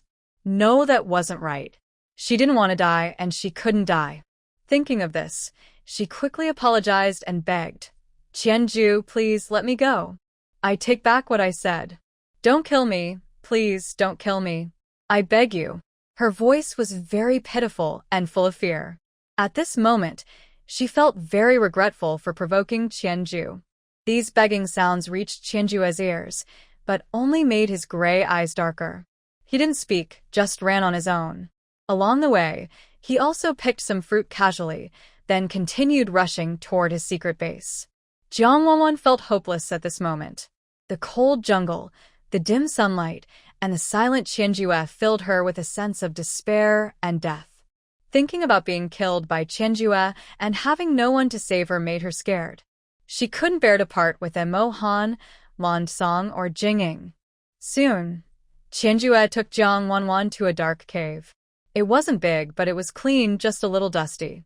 Qianju placed Jang Wan on the only small stone bed inside the cave. Then he suddenly pressed down on her. Looking into her scared and pitiful eyes, his voice was hoarse and deep. Wan, you. Just now you said you liked me. Is that true? In Qianju's gray eyes, there was a hint of hope and a little sparkle, and he looked at her very seriously. He wanted to hear her say she liked him again, so he could believe it was real. Jang Wan was still feeling nervous and scared. She thought Qianjue brought her here because she angered him, and he wanted to kill her to silence her. Now, he suddenly asked if she liked him, after she had already said it twice. He didn't respond. She didn't want to say it again. But seeing Qianjue's face, as beautiful as stars and jade, her heart instantly surrendered. It seemed, saying it again, wouldn't matter much. So, she bravely raised her head and looked at Qianjue with determination. Qianjue, Jang Wan like, you Qianjue, do you like me? Not only did she say it, but she also teasingly added a remark. As she finished speaking, something was stuffed into her mouth. It wasn't Qianjue's lips, but a fruit, big and sweet. Why is he making her eat this? She was confused and wanted to ask Qianjue, but he just pushed the fruit into her mouth and didn't let her spit it out. Wan, eat more fruit. After you finish, we can mate. Otherwise, you'll be tired later. Even though I don't need your strength, I like you to be awake, Qianjue said boldly and directly. He couldn't hold back anymore. Since hearing Jang Wan say she liked him, he had a sudden thought that. He thought about it, but he really did it without hesitation. Jang Wan's eyes widened in surprise when she heard this, her pupils trembling. What? What is he saying? Mating now and telling her to eat more fruit, and that after eating they will mate so fast, so direct? But she liked it. Thinking of this, she ate the fruit eagerly, the sweet juice flowing down her throat, quickly soothing her dry mouth. Soon, she finished the fruit, and then another was stuffed into her mouth. She ate it just as eagerly. Qianjue watched her obediently eating, thinking, his owner is so obedient. She eats when told, completely not resisting. Seeing her red lips take a big bite of the white fruit, he felt a shiver in his heart, as if her teeth were biting into his heart. Are you full? Qianjue asked in a deep voice, his gray eyes filled with suppressed anger, no longer the usual cold restraint, but staring tightly at Jang Wan, as if she were a prey about to be devoured, a weak prey he was about to swallow. Yes, I'm full. But I want to take a shower. Is that okay? Jang Wan looked at Qianjue in front of her. She wasn't afraid, only feeling deep sadness. She had promised to be with Jing first, but Qianjue interrupted her plans. She felt a little guilty toward Jing, but it didn't matter. She would make it up to him later. There's no need to wash. I know you like to stay clean. We wipe your body every day. Your body smells nice and is very clean. Clean, I want to lick every part of you, Qianjue said with a fierce look. As he finished speaking, he couldn't hold back anymore. He kissed Jang Wan on the lips, with a wild, intense, and fierce kiss. Jang Wan's breath was taken away by Qianjue. She was scared but also overwhelmed. Suddenly, her body softened like a gentle stream, not knowing what the world was anymore. Wan, tell me, do you like me? Qianjue asked, slightly pulling back. A few silvery strands shimmered in the air, as if lighting up the entire cave. He forced the words out from his throat. Yes. I like you, Qianjue. Jang Wan already liked him very much. Now, after his question, she liked him even more. Hearing this, Qianjue felt happy for a moment. But then he felt it wasn't enough. He had said he wanted to be Jang Wan's toy. Since he was a toy, what should he call Jang Wan? Wan, can I call you Master? He finally said it out loud. In his hidden, dark, and moist heart, he felt satisfied. It didn't matter if Jang Wan agreed or not. He just wanted to say it, the word he had imagined countless times in his mind. Master. Little scene, Wan is his toy. Since she is a toy, what should she call him? Wan, call me Master, okay? This is the author's 2 versions. Not sure which one the readers prefer. The author likes the first one better, but since it's written, let's consider it a little treat for you. Huh? Qianjue, at that time with me, your dear one, you probably wouldn't feel pain anymore, right? The cave was dark and silent.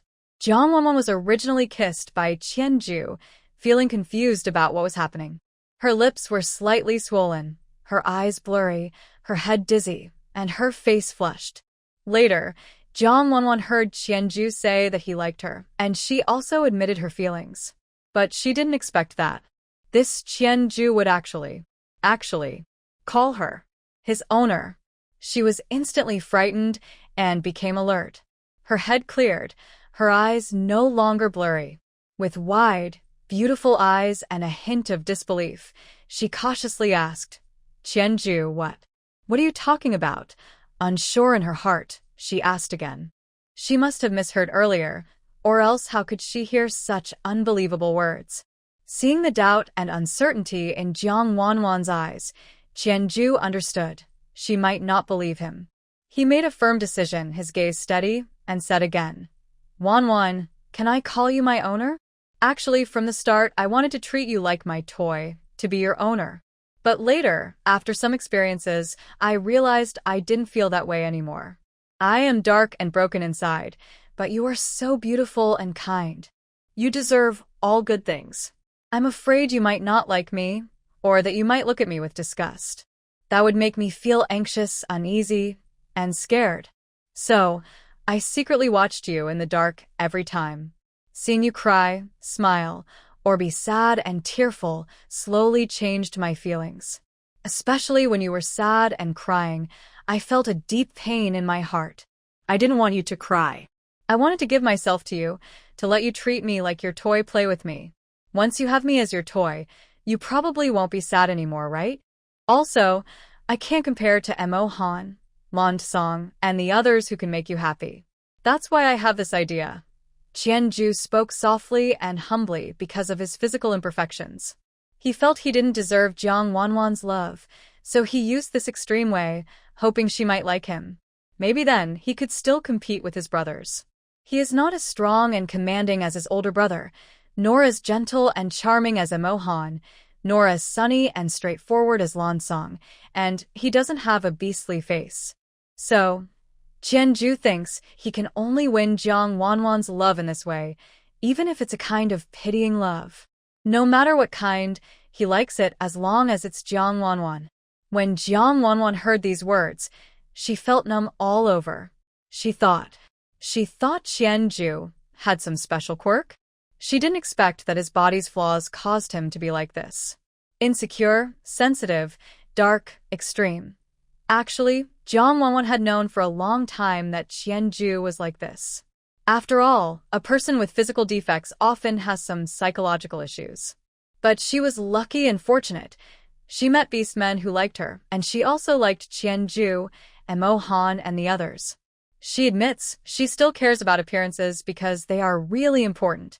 Jang Wan didn't want to save this dark, insecure, sensitive man. She wanted to stay with him as he sinks deeper, because everyone's heart is destined for something. Qianju doesn't need to be saved. He just needs someone to be with him. Give Qianju a little light, and he will naturally submit to you. Jang Wan reached out her hands and gently touched his face. Her hand felt hot and cold at the same time, but she didn't back away. She looked at Qianju with firm eyes, her delicate, sensitive gray eyes, and softly said, Qianju, you are very good in my heart. I like you very much. You don't need to compare yourself to anyone else because, in my heart, you are the most special.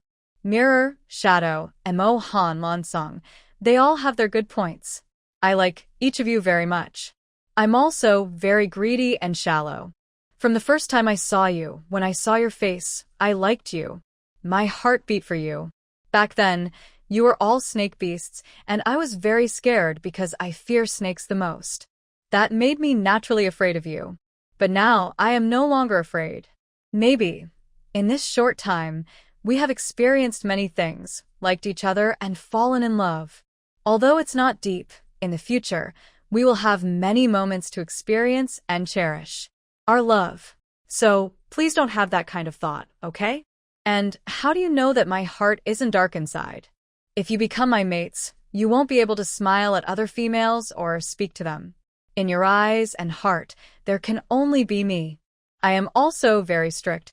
If in the future you break this rule, I will be very harsh. If I say I don't want you, I won't want you. Even if you kneel and beg me, I won't accept you, because I find it dirty. Jang Wan still thought to herself, don't say anything to her. She married 4 beast brothers. They still haven't disliked her, right? She still feels disdain for them, but she is so strict. This is the choice of all 4 brothers. Since they chose this, they must accept the consequences, unless they no longer want her. After speaking, she slightly crouched down, proactively leaning forward, kissing the part of Qianju's arm that had always made him feel inferior and sensitive. It was a gentle, soft kiss, like a dragonfly touching water.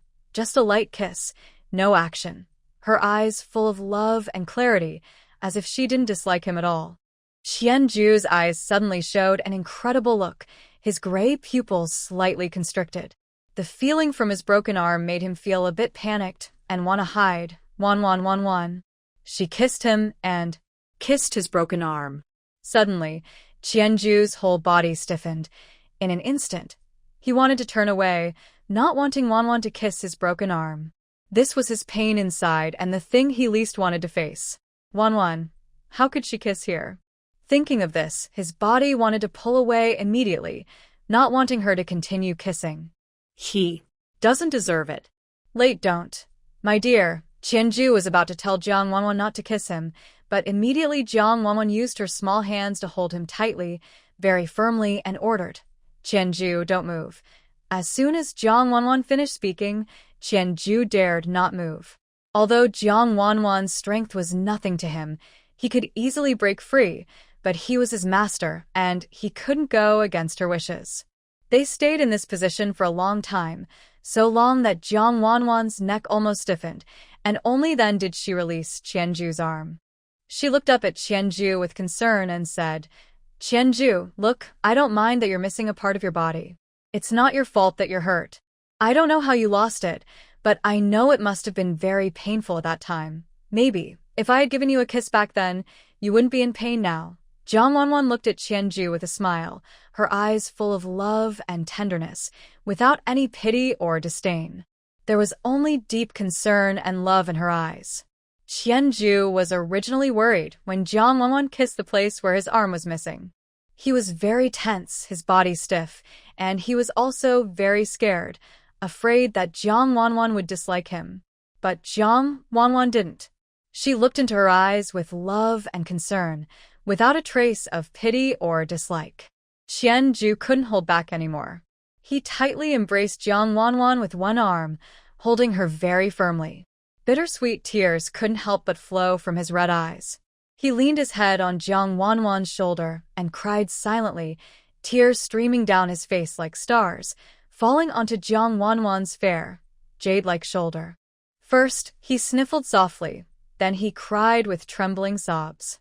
His body gently shook, looking very pitiful and lonely from behind. Qianju thought that if, back then, when his arm was broken, Jang Wan had given him a kiss, maybe he wouldn't have become like this. He believed he would be like Emo Han song, maybe not gentle, not a green tea, not domineering, but definitely a normal beastman. Wan I Qianju, like you. I want to give you my life. Do you want it? Qianju didn't know what to say to express his love. His body was incomplete, and he only had a broken life.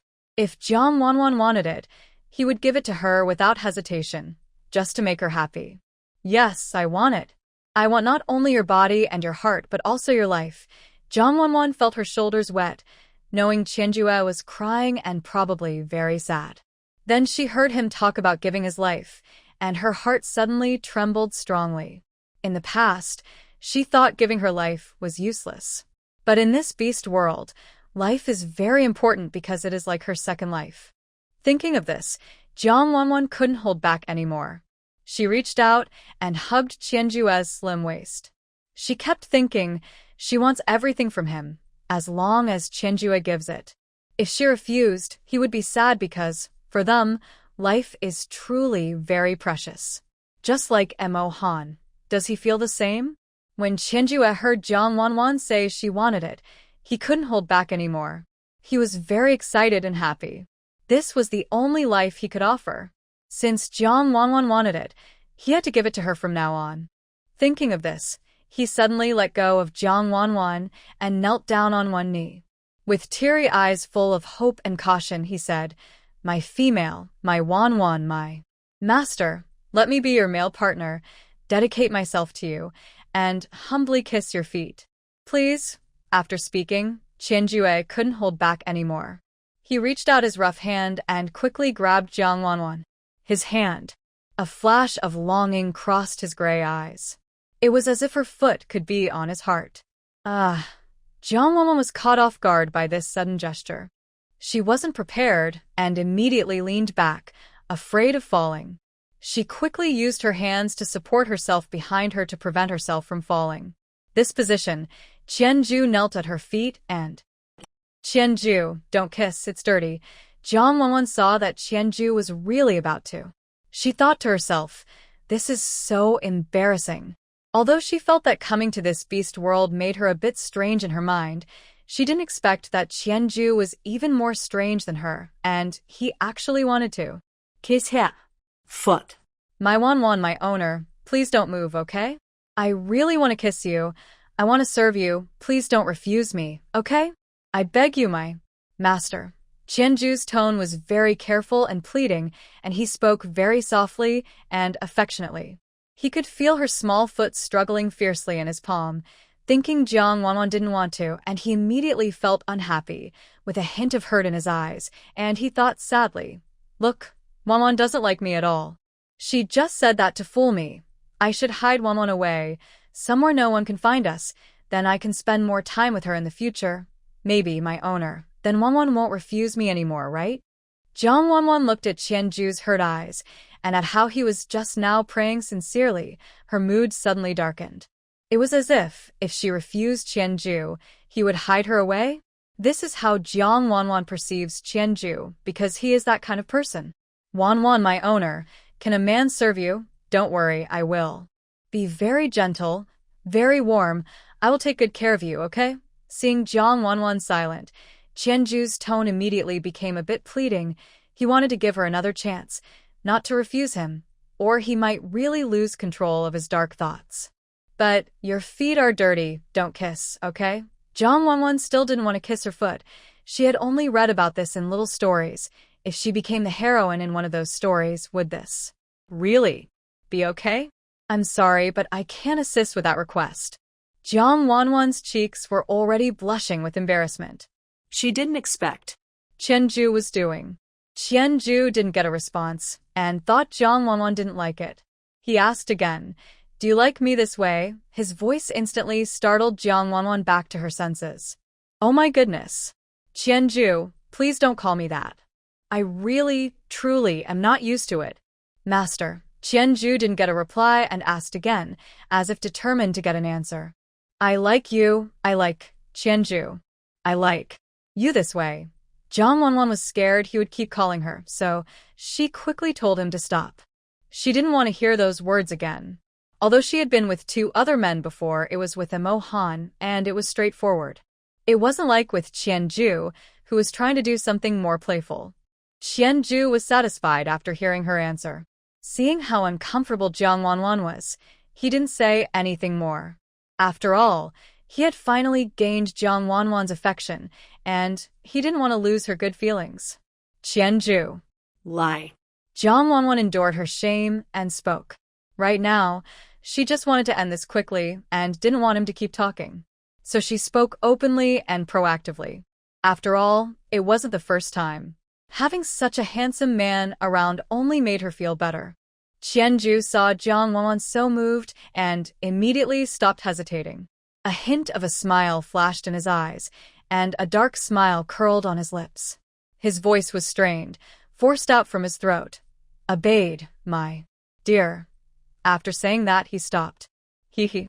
"Wan, I'm back." Lan Song happily hummed as he returned, feeling very good. Today, he had cooked the tenderest, best meat for Wan to eat. He was very happy because Wan said she liked him. But after waiting for a long time, he didn't hear Jang Wan's voice. Lan Song's green eyes looked around anxiously, searching everywhere but couldn't find Jang Wan. Emo Han saw Lan Song still standing there like a silly snake, looking around anxiously for Jang Wan. He warned him aloud. Stop looking, Wan was taken away by second brother. I don't know where they went. Actually, Emo Han knew, but it wouldn't help to say it. He heard Jang Wan confess to their older brother, and also heard her say, outside the cave, that she liked second brother. He knew she was probably in his arms right now. He should be happy that Wan was willing to stay and be their shared mate. That was what they had always agreed on before. But he didn't expect to meet Wan.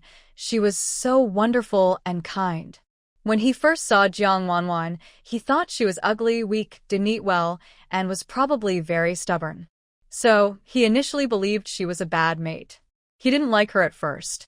But when he smelled no other male scent on her, and he had personally picked her up, he started to change his mind.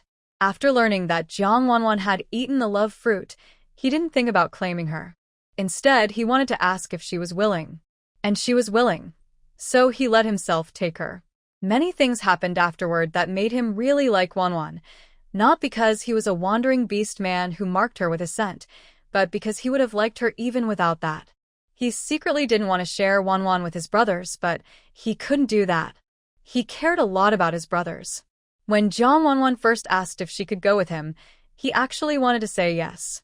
But he couldn't leave his brothers, so he shamefully hoped Wan would accept them too. Now that she had accepted, his heart felt so painful. Why? Before he could figure it out, he heard Lan Song's angry voice. Wan was taken away by second brother. Why did he take her? No, I want to go find them. If I encounter danger, I can help. He hurriedly tried to leave the cave. But before he took a step, Emo Han stopped him. Lan Song, come back. Don't go. They might be busy. Stay here, cook the meat well, and wait for Wan to come back, then give it to her. Otherwise, if Wan comes back hungry, it will be bad. He was only talking about Wan and the others going out for something, not what they were doing. But everyone who understood knew what was really happening. Although Lan Song had never eaten meat, he was male, and he knew that when males and females are together, they probably do something special. He was just sad. He liked Wan so much, thinking it would give him a chance to become her partner. But unexpectedly, his second brother had already taken that chance. He was so dark and scary. How could his second brother have been the first to be with Wan? Could it be that his second brother forced Wan? Wan was so gentle and sweet. If her second brother wanted to force her, she wouldn't be able to resist. At this moment, this little green snake thought more and more about how tempting it was. Yes, maybe Wan was still waiting for him to rescue her. What if Wan wasn't truly interested? Wouldn't she be hurt by her second brother? Third brother, was Wan forced by the second brother? After all, the second brother is so sneaky. Wan probably doesn't like him. Shouldn't we go and rescue Wan? Lan Song looked at Emo Han with hope, really wanting Emo Han to go with him. He was afraid of his second brother. If something happened, his third brother could protect him. Then he could rescue Wan. Thinking of this, he suddenly felt like a clever little green snake. Haha. The more he thought, the more he showed a sly smile, as if everything was going according to his plan. Emo Han looked at him with a face full of disbelief, like he was looking at a silly little snake. Among the four brothers, who would force Wan to do something she didn't like.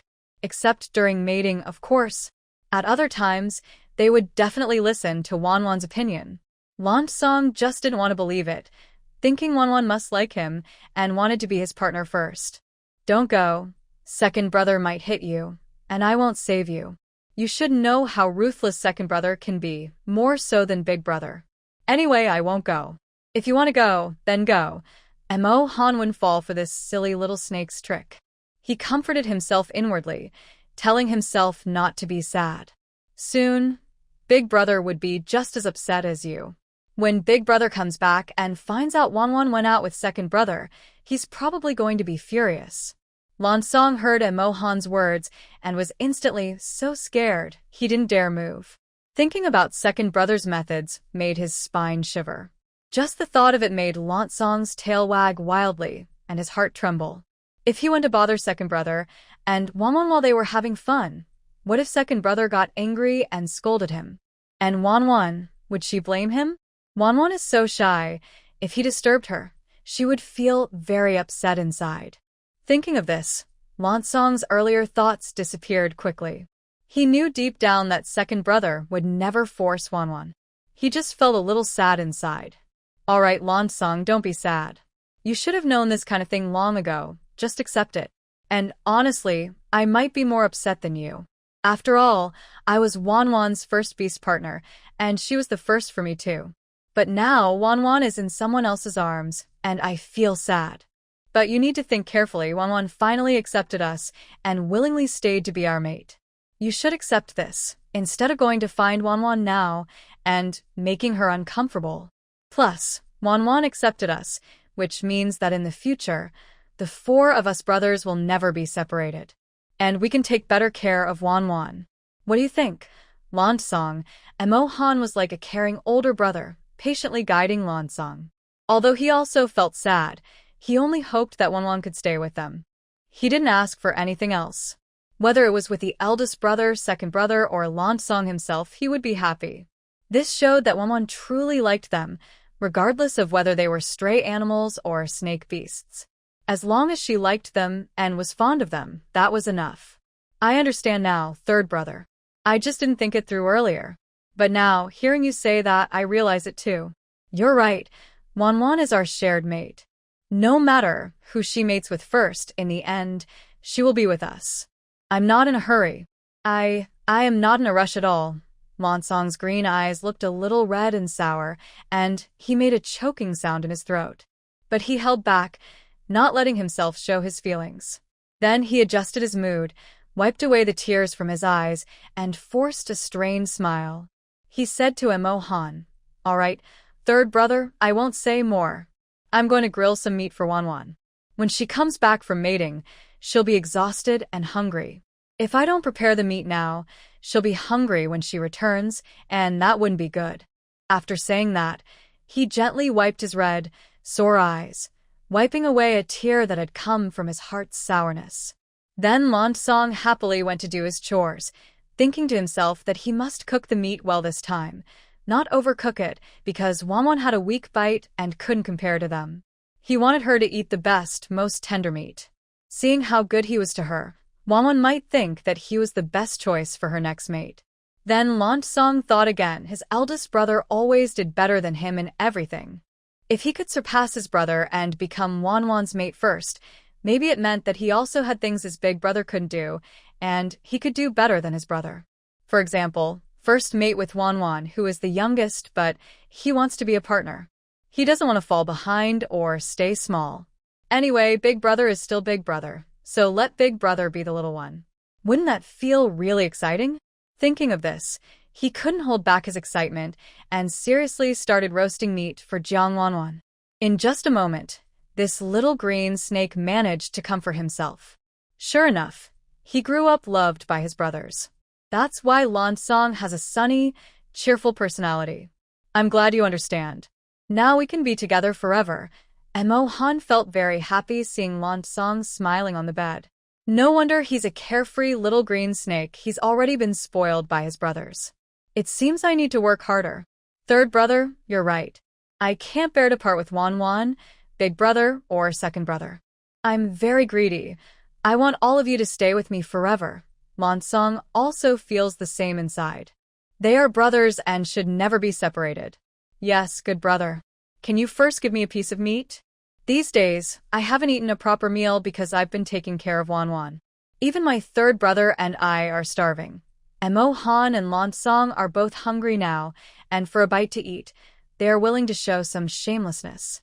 When Lansong heard this, his face suddenly changed, as if he was about to explode. He immediately became protective of his food, looking unwilling. Third brother, this is for Wan Wan.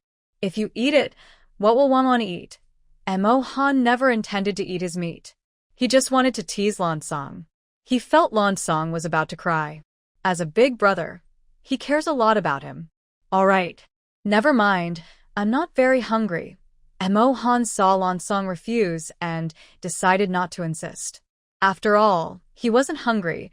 He just couldn't bear to see Lansong sad. Seeing Emo Han's expression, Lansong thought he looked really hungry. A sudden wave of pity rose in his heart. He was his best third brother. Did he react too strongly just now? Maybe he should give his brother some meat. What if his brother gets too hungry later? He was about to speak when he saw Jing coming over with a large stone water basin, walking steadily with a big smile on his face, looking very happy. Lansong saw his older brother and immediately had mischievous thoughts. A glint appeared in his green eyes as he quickly went to Jing, smiling and saying, "Big brother, do you know? Second brother and Wuan are currently mating. Maybe we should go hunt some prey and bring it back so Wuan can choose what to eat.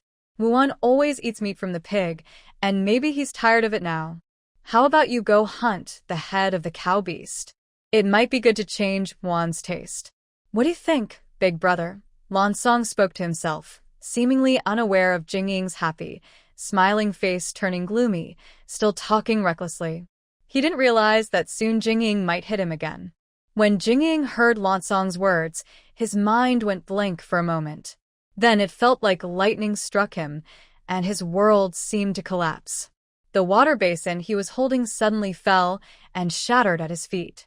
The small stones splashed up and hit his bare feet, but he didn't feel any pain. All he could think about was that he only asked Qianjue to stay with Jang Wan, not to go mate with him. This dark, annoying younger brother had even stolen the chance from their big brother. He just went to fetch water, and when he returned, the house was gone. Thinking of this, he couldn't hold back his anger anymore and cursed loudly. "Qianjue, you really are something. I only asked you to stay with Wuan, not to go mate with him. Big brother gave you a rare chance, and this is how you repay him? Knowing that Wuan is going to mate with me tonight, and you still do this? It's been a long time since I, as the big brother, had to teach you a lesson. Have you forgotten that I, your big brother, am still in your eyes?" Jing's fists clenched tightly, veins bulging on his arms, his beard bristling, and his golden eyes seemed to be on fire. He wished he could drag Qianjue out of Jang Wan's bed right now and beat him up. As night fell, the sky grew darker and thicker. "I'm sorry, but I can't assist with that request." Qianjue was still thinking that if his dark past was all for meeting Jang Wan, then he would feel that his previous darkness was worth it and sweet. Jang Wan's arrival lit up his dark life. Now, because of her love, it was like a bright light shining on his shadowy heart, making it very bright, pure, and radiant.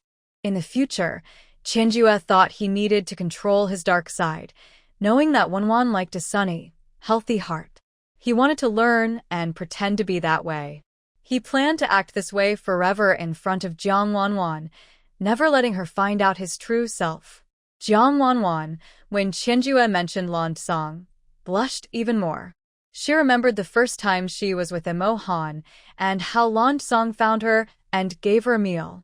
Now it was the second time Lansong had cooked for her, and she felt sorry for him.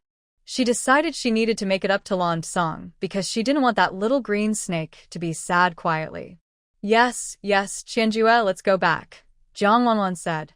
After that, she took the initiative to kiss Qianjue on the lips and said, "Qianjue, I, Jang Wan, like you. I love you. I want to be with you forever, never leaving or abandoning you. You must stay with me always and never leave, okay?" Jang Wan was very excited. It was the first time she said these words to Qianjue, even more than what Emo Han had said. She thought of Emo Han's face and decided that next time, she would also tell Emo Han and Lansong. After thinking, she felt she was being unfaithful. Now, in Qianjue's arms, her heart was thinking about Emo Han and Lansong. Was she really a bad girl? Wan, don't worry. I've already given you my beast mark. I will be your male partner forever, unless you don't want me anymore. If you don't want me, I might not want to live. Or maybe I will hide you and never let you go. Then, you wouldn't be my master anymore, and I would be your master, and I could do whatever I want. So, Wan, will you leave me?"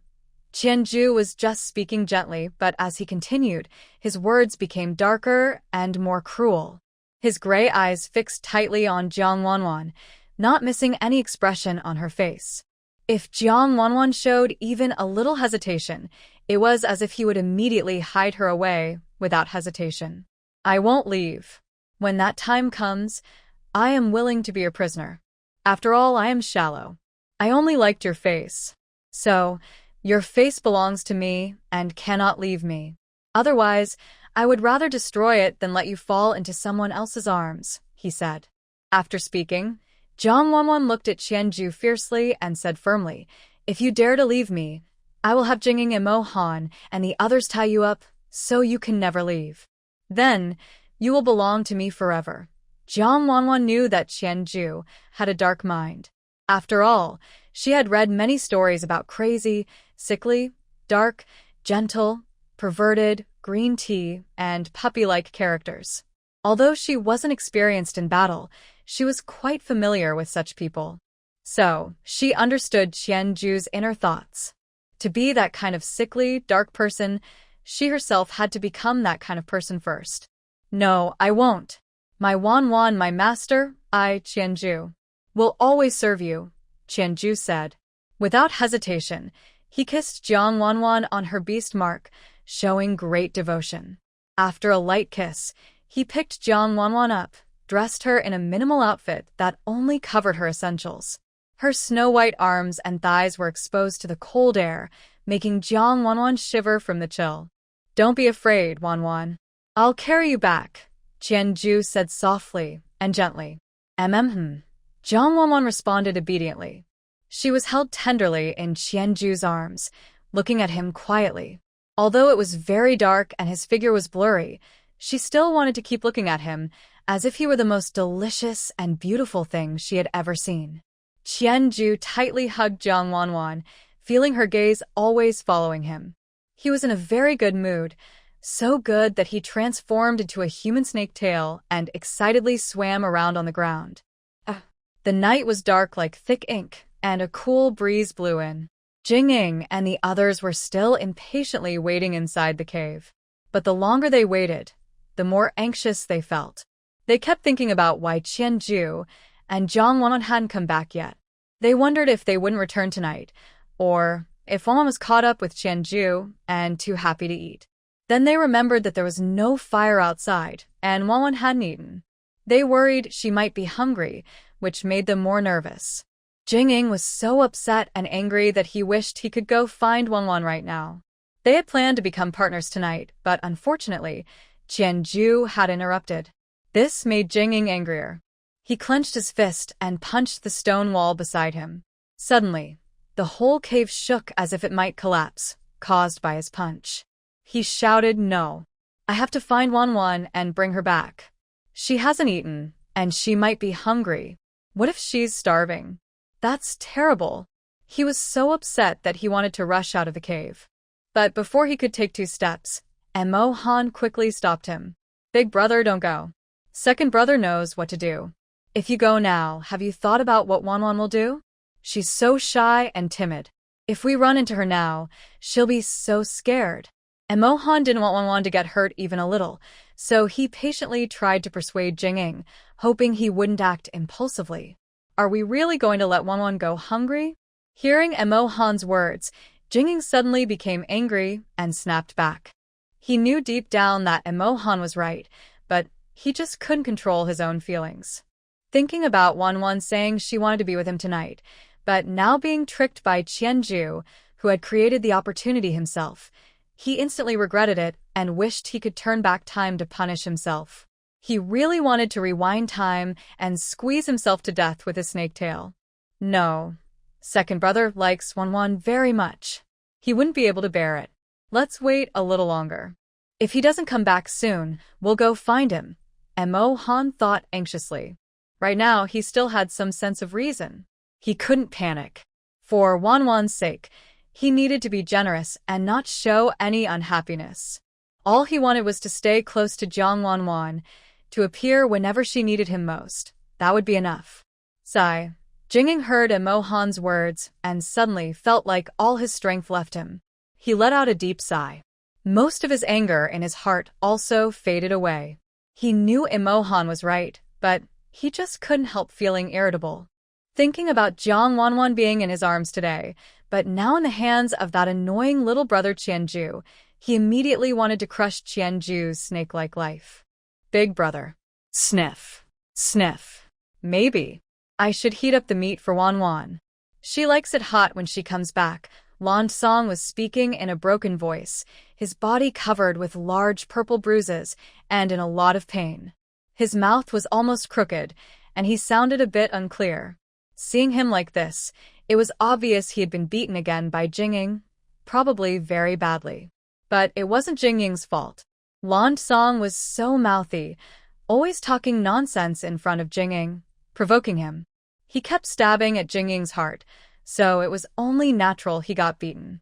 In the end, he deserved it. Hurry up and go. If Wan gets hungry, be careful or I'll beat you again. Jing was full of anger inside and needed to vent.